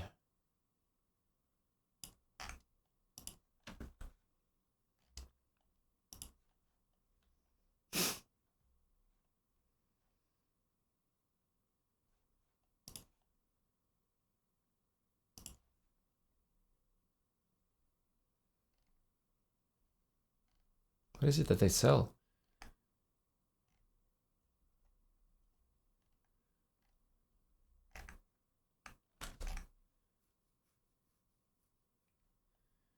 What is this? Rapid Brands. Let's see. Which one is their biggest brand?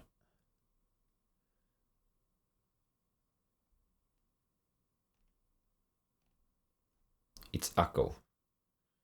Oh no, these are listed in alphabetical order.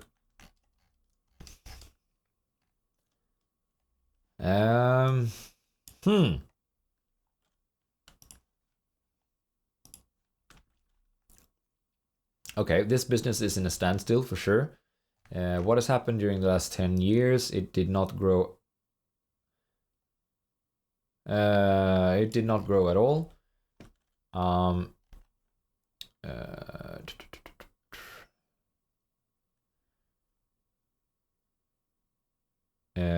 Let's see, how much did it earn? Once again, let's check if they have to buy other businesses, for instance, to remain afloat. Then that's a problem. The net income is a cumulative $900 million during the last, well, call it 10 years. And meanwhile, The number of shares outstanding has been reduced. Very good. What about acquisitions?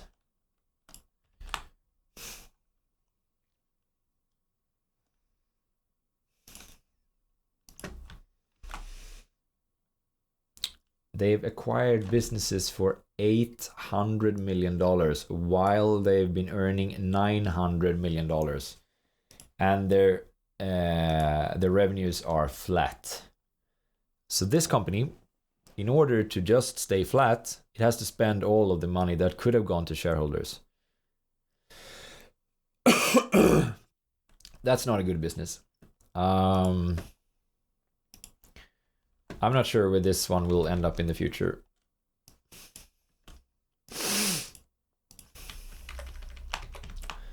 Barrett Business Services.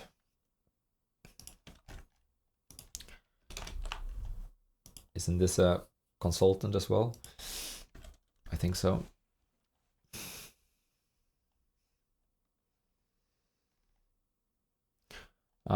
Business management solution for small and mid-sized companies in the United States. Okay. Whoa. It used to grow. Not anymore.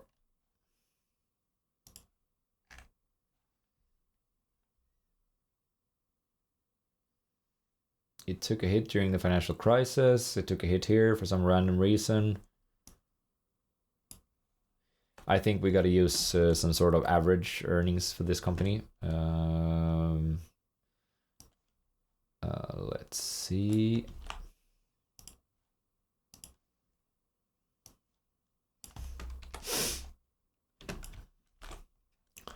Okay, let's remove that one. That seemed very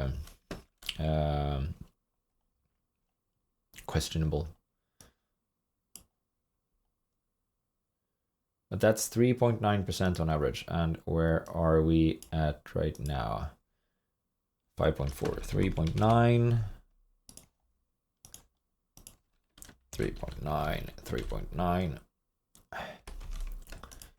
I'm assuming that will be problematic for this one. Yes. 55% score is way too low. Daktronics.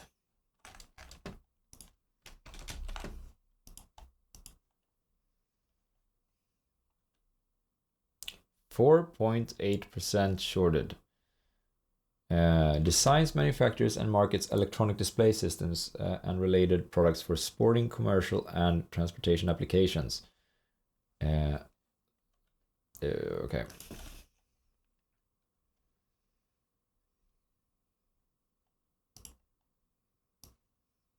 Also not growing. And also cyclical. Very unreliable earnings here. They very often they amount to almost nothing. This is going to be a difficult one.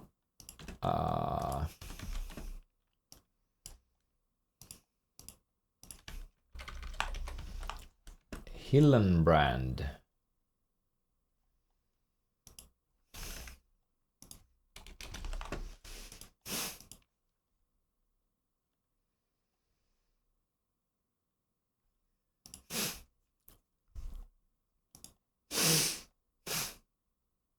No, we missed it. The train has left the station. It's a diversified industrial company in the United States and internationally. 3 segments: advanced process solutions, molding technology solutions, and Batesville. Okay, is it stable? Yeah.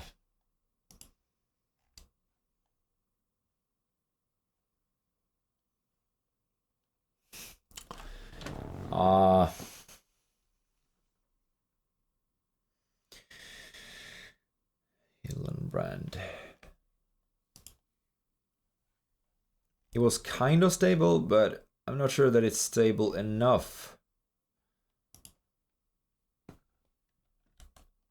12% operating margin. Maybe I can exclude them on something else. $350 million of revenues, of operating income. How much debt?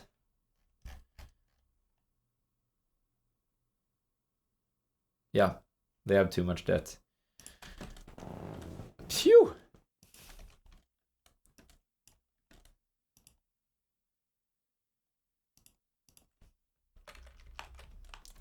Cleveland Cliffs.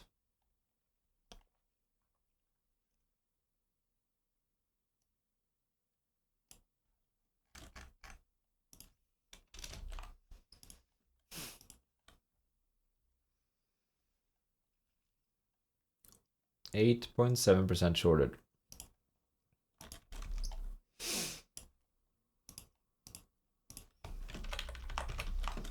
Heidrick and struggled.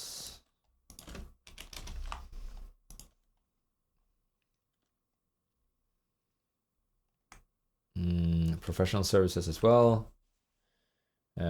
Executive search, consulting, and on-demand talent services. Okay.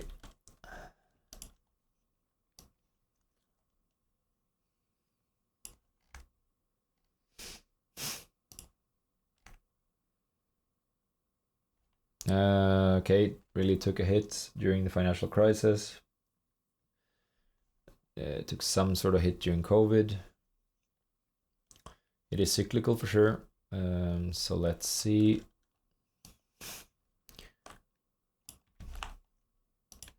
What an average margin is. Because it didn't look like the average margin is 6.8%.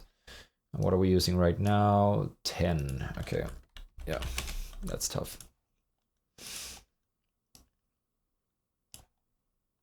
I could write 6.8% here as well to help them out a little bit, maybe. Yeah. Let's see. Louisiana Pacific Corp.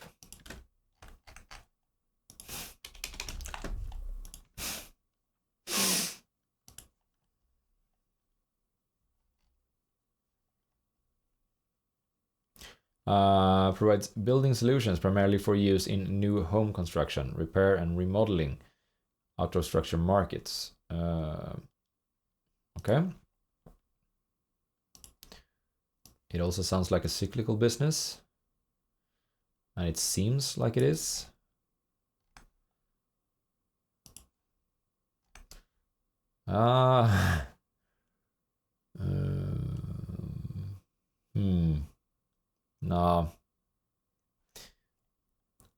Nah. Unreliable earnings. Universal Logistics Holdings. It seems like we've been looking at this one before. So maybe.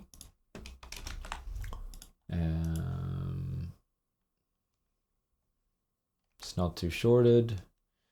It's Transportation and Logistics Solutions. Yeah, I said that I already have one of those, right? Or, yeah, maybe I said that, but then I also marked it with a yellow one. I did. So what was this? Tobacco. This is like retailer of streetwear clothing. TTEC. What did they do again?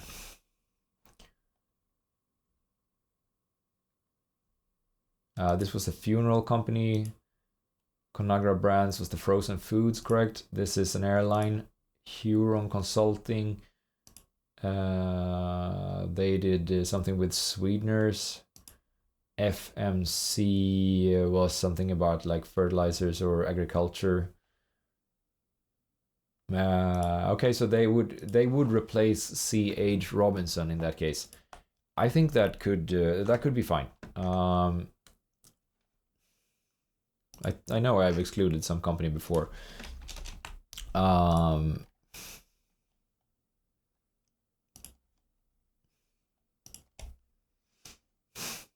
Very nice. Also very cyclical. So once again, if it's a very cyclical company, then we're gonna assume that it'll get some average margin instead of the margins that it currently has, and that's probably gonna break this company. 6.1%. Okay, no, we did that before. 6%, and okay, and the revenues 1,730. Yeah, okay, we adjusted that as well.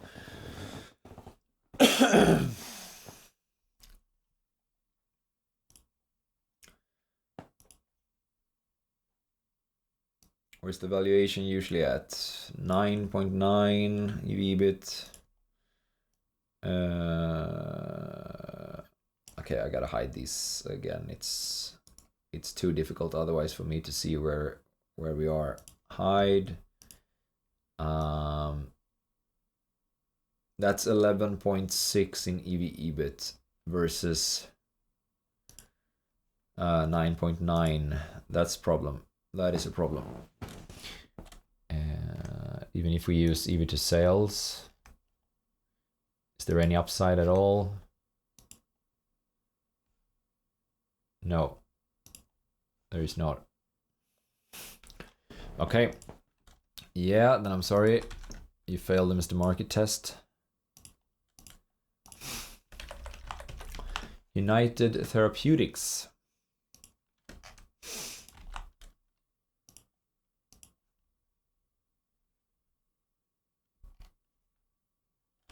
A biotech company engaged in the development and commercialization of products to address the unmet medical needs of patients with chronic and life-threatening diseases. Okay, I would love to invest in this one, but let's see. I think this is the too hard pile.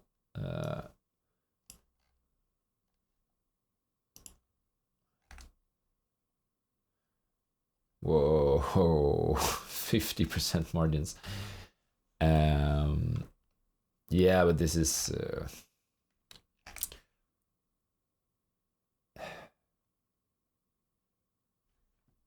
it is too hard for me right now, isn't it? I really think it is. EBIT 5.4 for a company like this. No, it doesn't make sense. Yeah, there's something strange going on here. Let's say that it's unreliable earnings.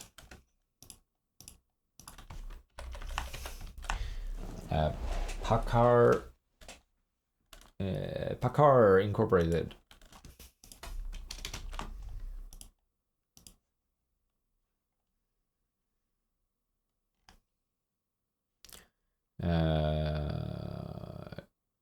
Designs, manufactures, and distributes light, medium, and heavy-duty commercial trucks. Okay, yeah, sounds like something that one can understand. It also sounds really cyclical. It is.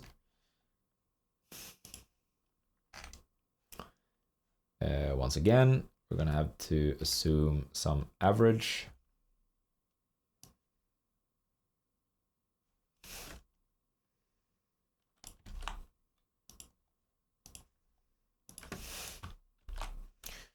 Uh, 10.2%.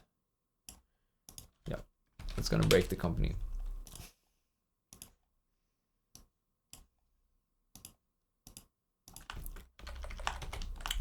Lindsay Corp.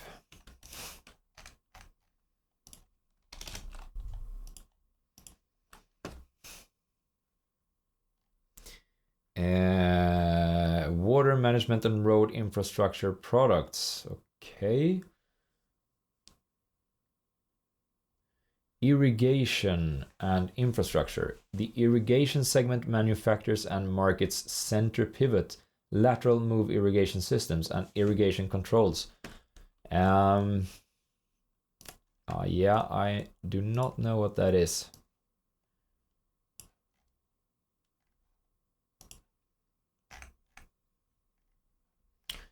And once again, margins all over the place.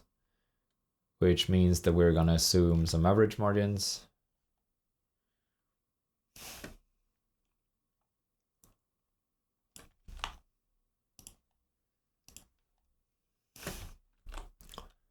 Uh, 10.2%.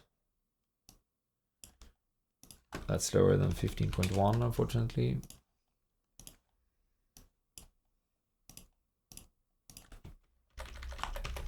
True blue.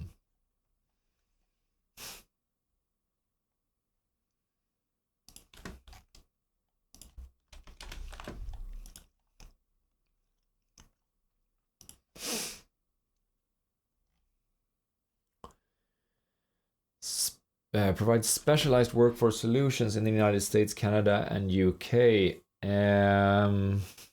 Okay. Once again, another consultant.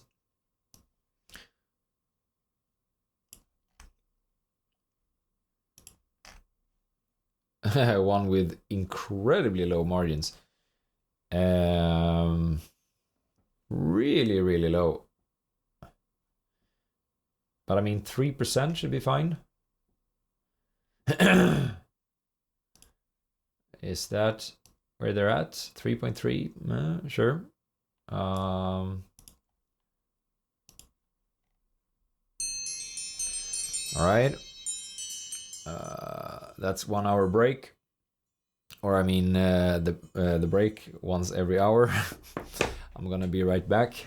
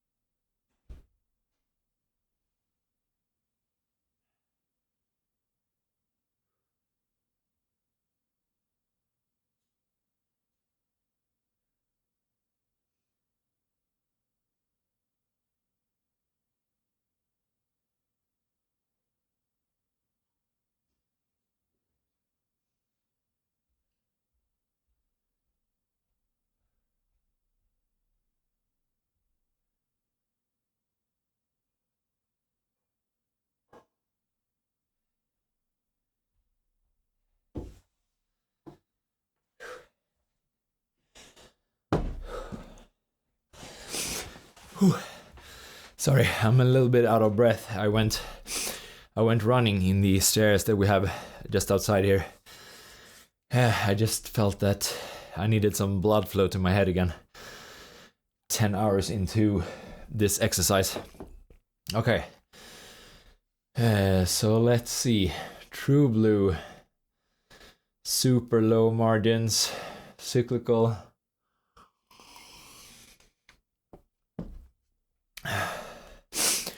Consultants. All right.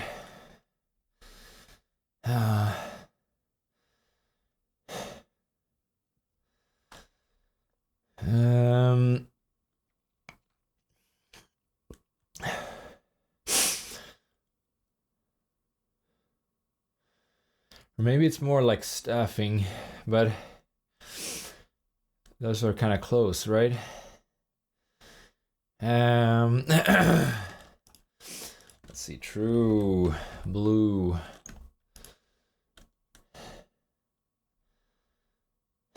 Oh, this is nice. Where is it at right now? 15.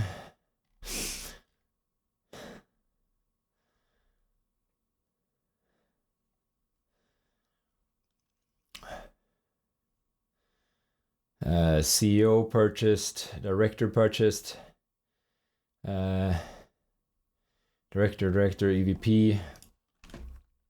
I don't know, maybe 3% is it fair for the margin?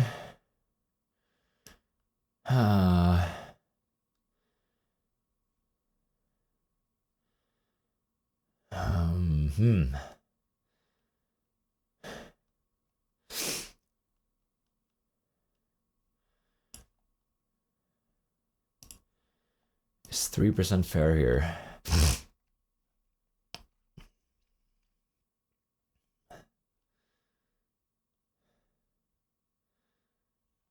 What would the did I check the average? It wasn't for this business. Okay, let's check the average. Let's see, 4.6. That was prior to the financial crisis, and now they are taking a hit for sure.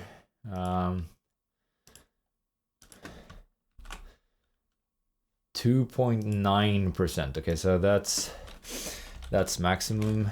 2.9. I'm not going to assume anything higher than that. Okay, then they lose due to growth. Well, yep. Hein Celestial Group. What's that?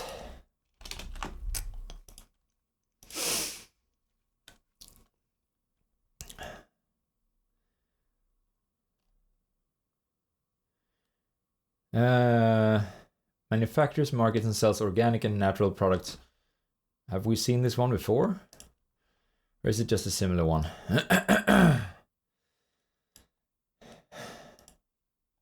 Manufactures, markets, and sells organic and natural products in United States, United Kingdom. Yeah, offers infant formula. Okay. Yep. Oh, this one is declining. For sure. No, it doesn't look very reliable.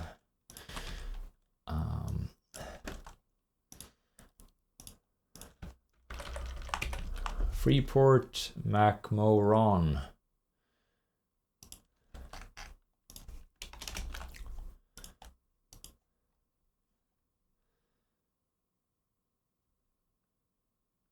Oh, huge company. Mining of mineral properties. Okay. Don't like that too much.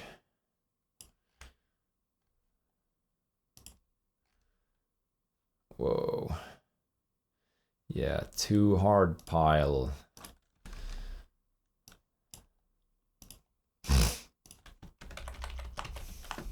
Leidos Holdings.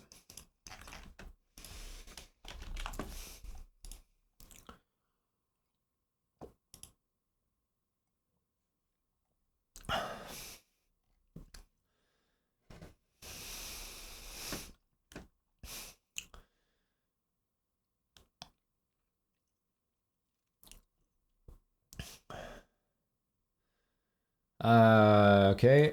Provides services and solutions in the defense, intelligence, civil, and health markets in the United States. Is this a consultant as well?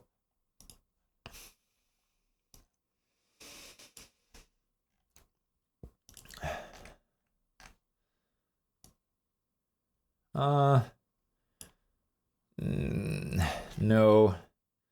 This seems too unreliable as well.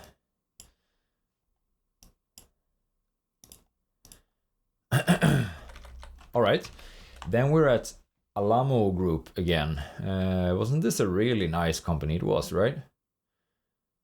EBIT 15.3.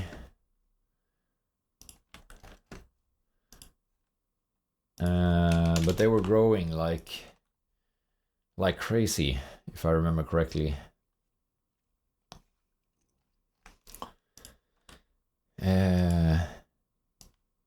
Yeah, this is good growth, excellent growth. And they were growing the multiples as well, or I mean the margins as well. Great.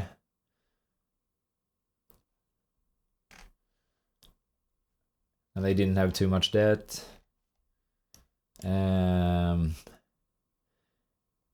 No, I don't think so. 150 EBIT or 200. Net debt 200, not a problem. Didn't look like they were very cyclical, although I think they're a little bit cyclical.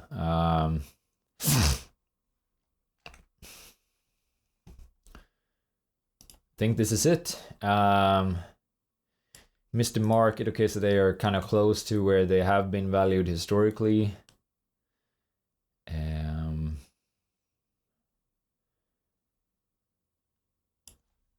But yeah, okay, so what if they make it? Then I think that we have this Turning Point Brands, not cyclical. I don't think it had too much debt either. Let's check that real quick. Let's see. We're gonna compare market cap to EV. Okay, there is some debt. 300.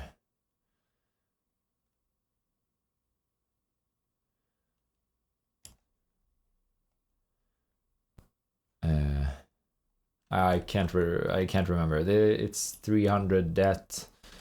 Let's see.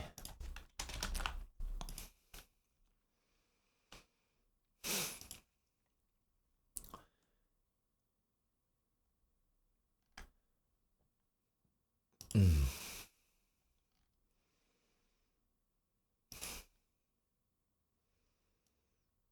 19% operating margin.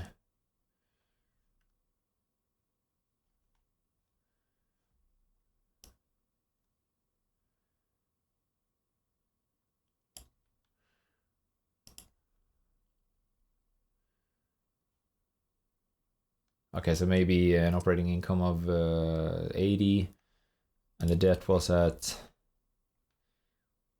or the net debt. Okay, so quite a bit of leverage, not too bad. I would say this one has fairly little leverage. This one had some leverage. This one has a lot of leverage. This did not have too much leverage. This did not have too much leverage. Not this either. And not this either. Oh.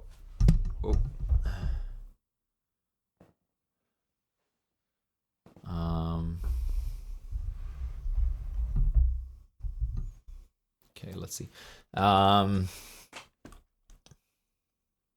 Okay, so this, no, let's see. This is a lot of leverage.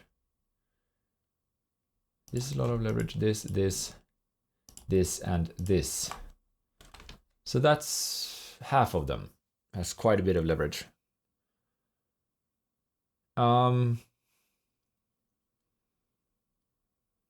Maybe FMC had quite a bit of leverage as well.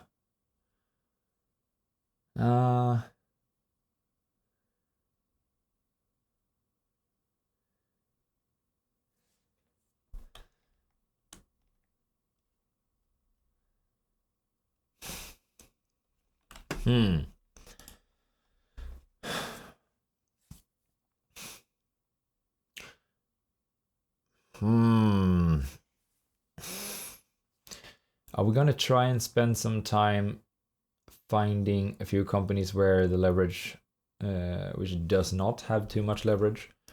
So for instance, this Hubble.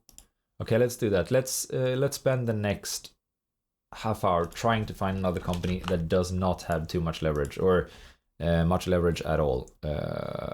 Let's see. Electrical and utility solutions.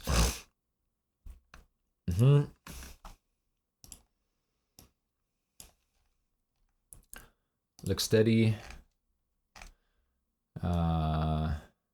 Looks really nice and steady. Looks like it has a good trend as well. And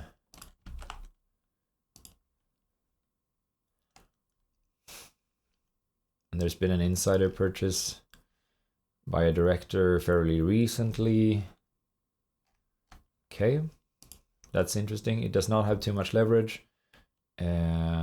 Let's see. Unreliable earnings. No, I wouldn't say. In fact, the margins are kind of tight, like 13% to 16%.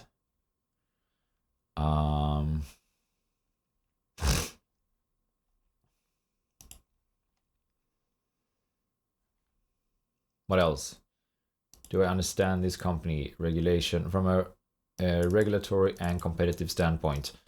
Well,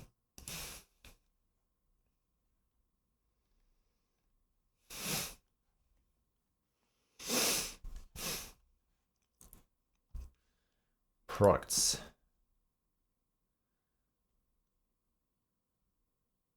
No.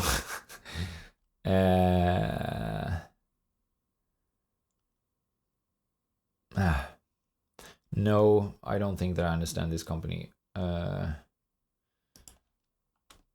Lockheed Martin. We've looked at this before, right? And we normalized the earnings with the margins. Let's have a look at this one again then.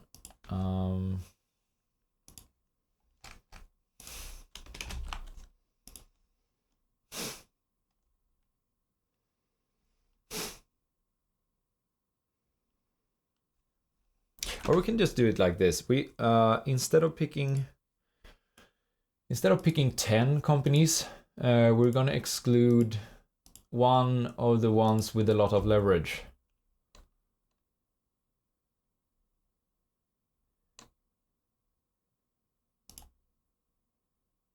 Is that gonna be the Airlines?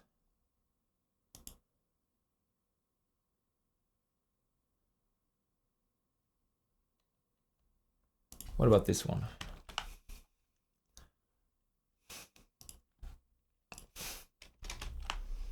Now this one, wasn't this the one, the consulting business within, okay, it wasn't. Designs, builds, orchestrates, and deliver digitally enabled customer experience.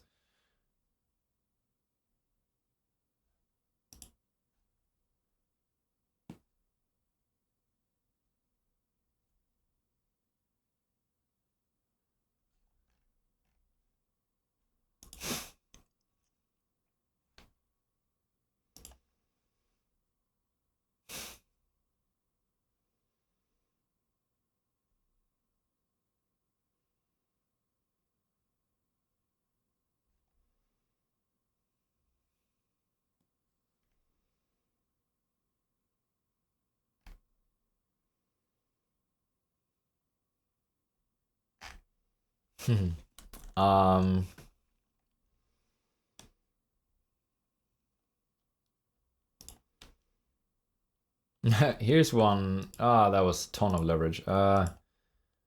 This one is a lot of leverage. This one is a lot of leverage. Donaldson Company.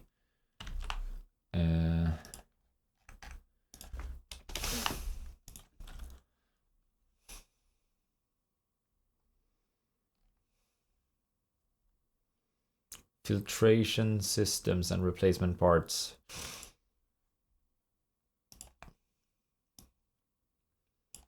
Looks good.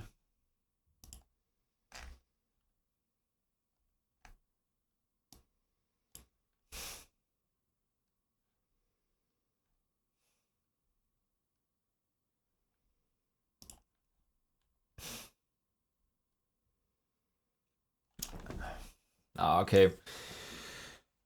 I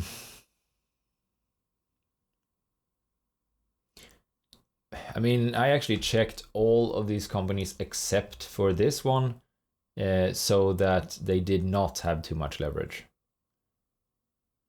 That was what I did.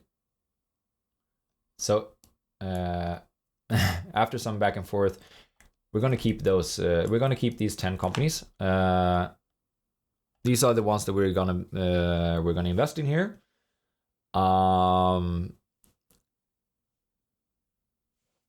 And yeah, so let's head over to my broker and buy them. I just recently opened a brokerage account with this online broker in order to just for this video actually. So I've deposited 30,000 Swedish crowns. That is about 3,000 US dollars. Let's see here.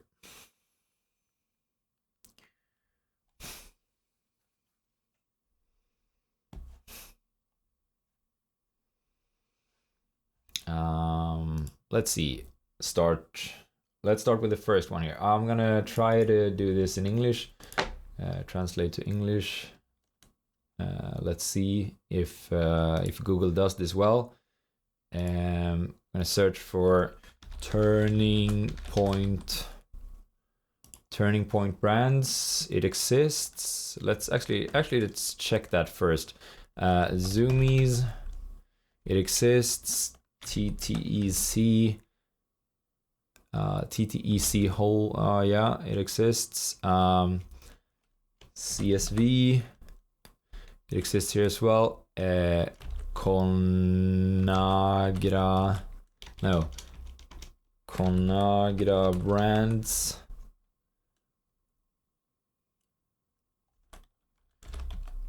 ConAgra Brands. What?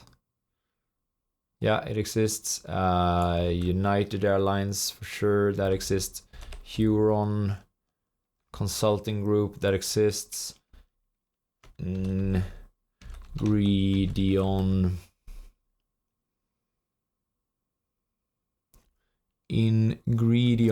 Yeah, that exists. FMC, that exists. Alamo Group.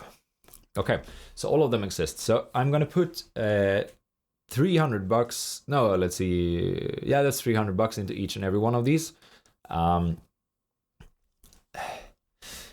So there might be some issues actually with the brokerage fees. I think I'm gonna have to pay, in order to buy all of these 10 companies, I'm gonna have to pay like 2% or something like that in brokerage fees.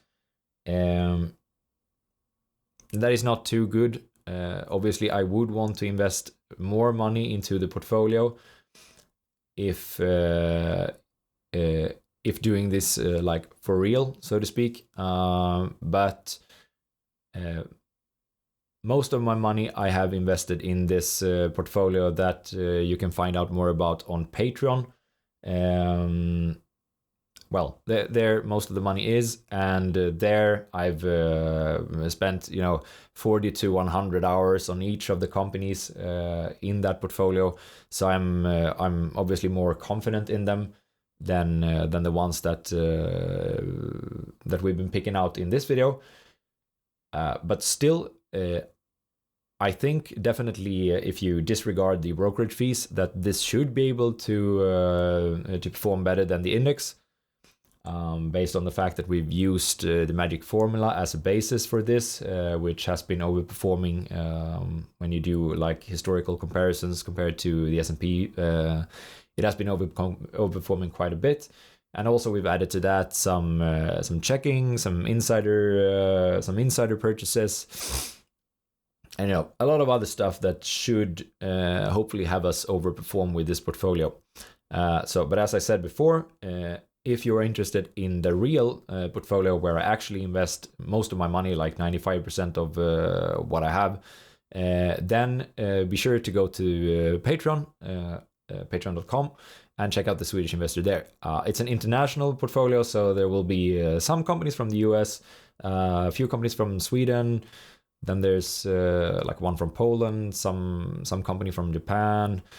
It's the geographical spread on that one, on that portfolio is quite broad. And now I wanted to focus on a US portfolio in this video, because I know that a lot of people that are watching this channel are from the US, so they may not feel that it is as accessible to invest in a Japanese company or whatever.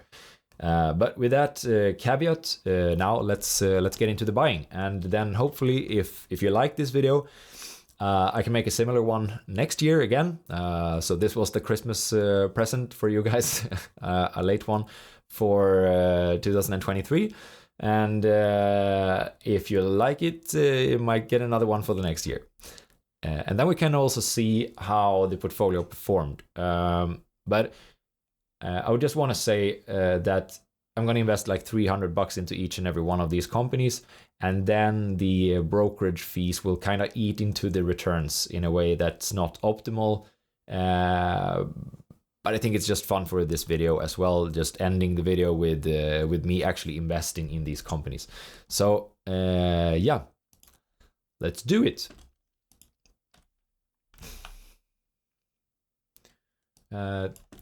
TPB, Turning Point Brands,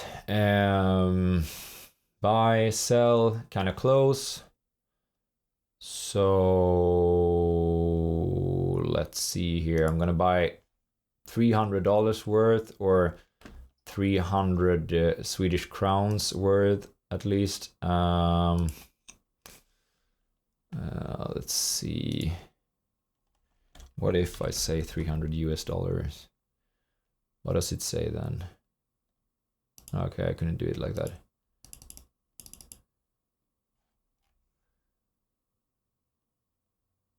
Okay, I've never invested from this brokerage before. I just opened an account with them in order to do this video. Actually, I think I'll have to turn off the translation. How do I do that?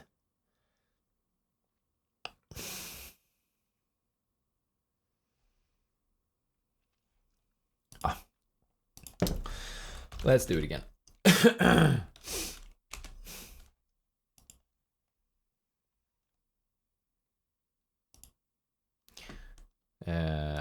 Let's see.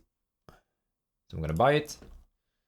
I'm gonna use this account. 26.43, right? Number of shares, about 10. It's gonna amount to 3,000 Swedish crowns. Well, that's it, I think. Let's see, 11 shares, and there should be 11 shares there. So let's see.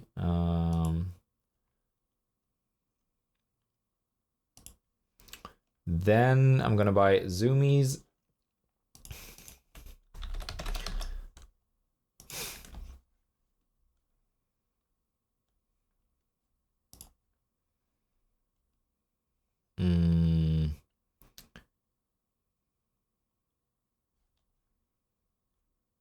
Let's see, 20.43.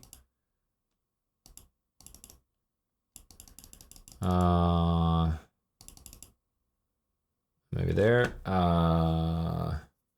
20.43 buy.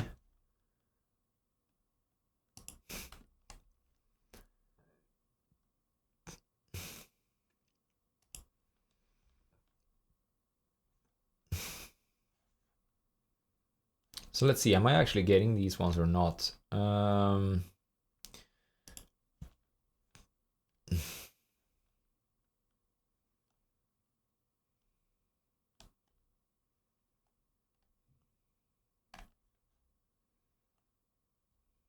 As I told you before, I have not used this broker before. Maybe that wasn't the smartest thing. So I don't know my way around this actually.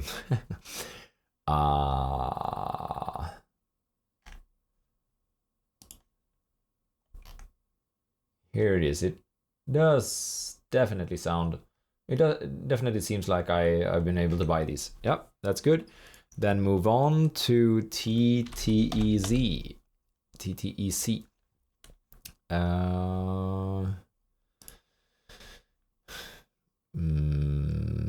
Yeah, let's see. That's fine, I think. Buy. Then it's gonna be CSV,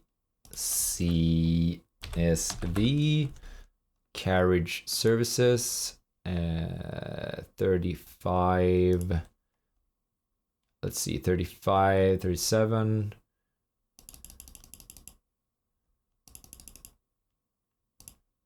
Buy.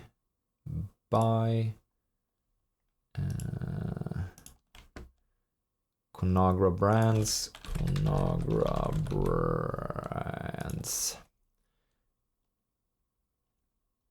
They're all priced very similarly.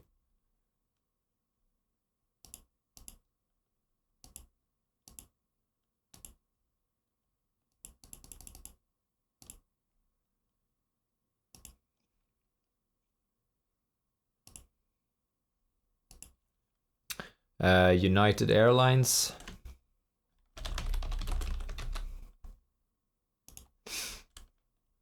Okay, not this one. 41.79.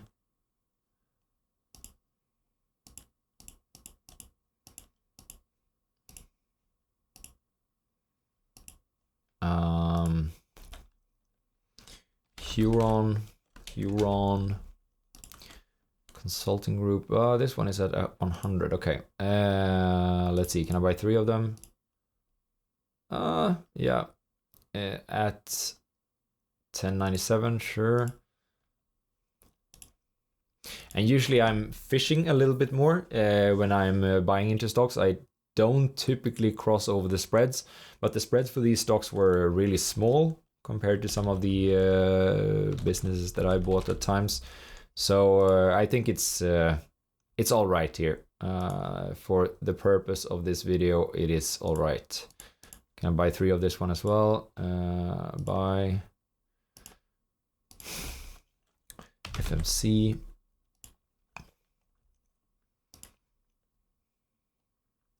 How much do we have left here? 5,800. Okay. I might have to buy a little bit less of the last one, but that's all right, I think. So the last one is going to be Alamo, ALG, Alamo Group, and then we can buy 1. No. Or yeah, we can. Okay. I don't know. I was confusing the zeros for a while. But okay, so 1 of that one. Yeah. So I think let's see. Did we get all of them? 1, 2, 3, 4, 5, 6, 7, 8, 9, 10. There is the portfolio. Once again, I am not giving you any financial advice in this video. You'll have to do your own analysis of these companies. Obviously, I spent at most like 20 minutes with them, but hopefully that was time well spent on time spent on the right stuff, the most important stuff. So hopefully there's still a possibility of overperforming with this portfolio. And if you enjoy the video, please, leave a like for the effort at least. And well, if you want to see my real portfolio, then head over to Patreon. And of course, if you're interested in using TIKR then sign up with the link in the description to this video.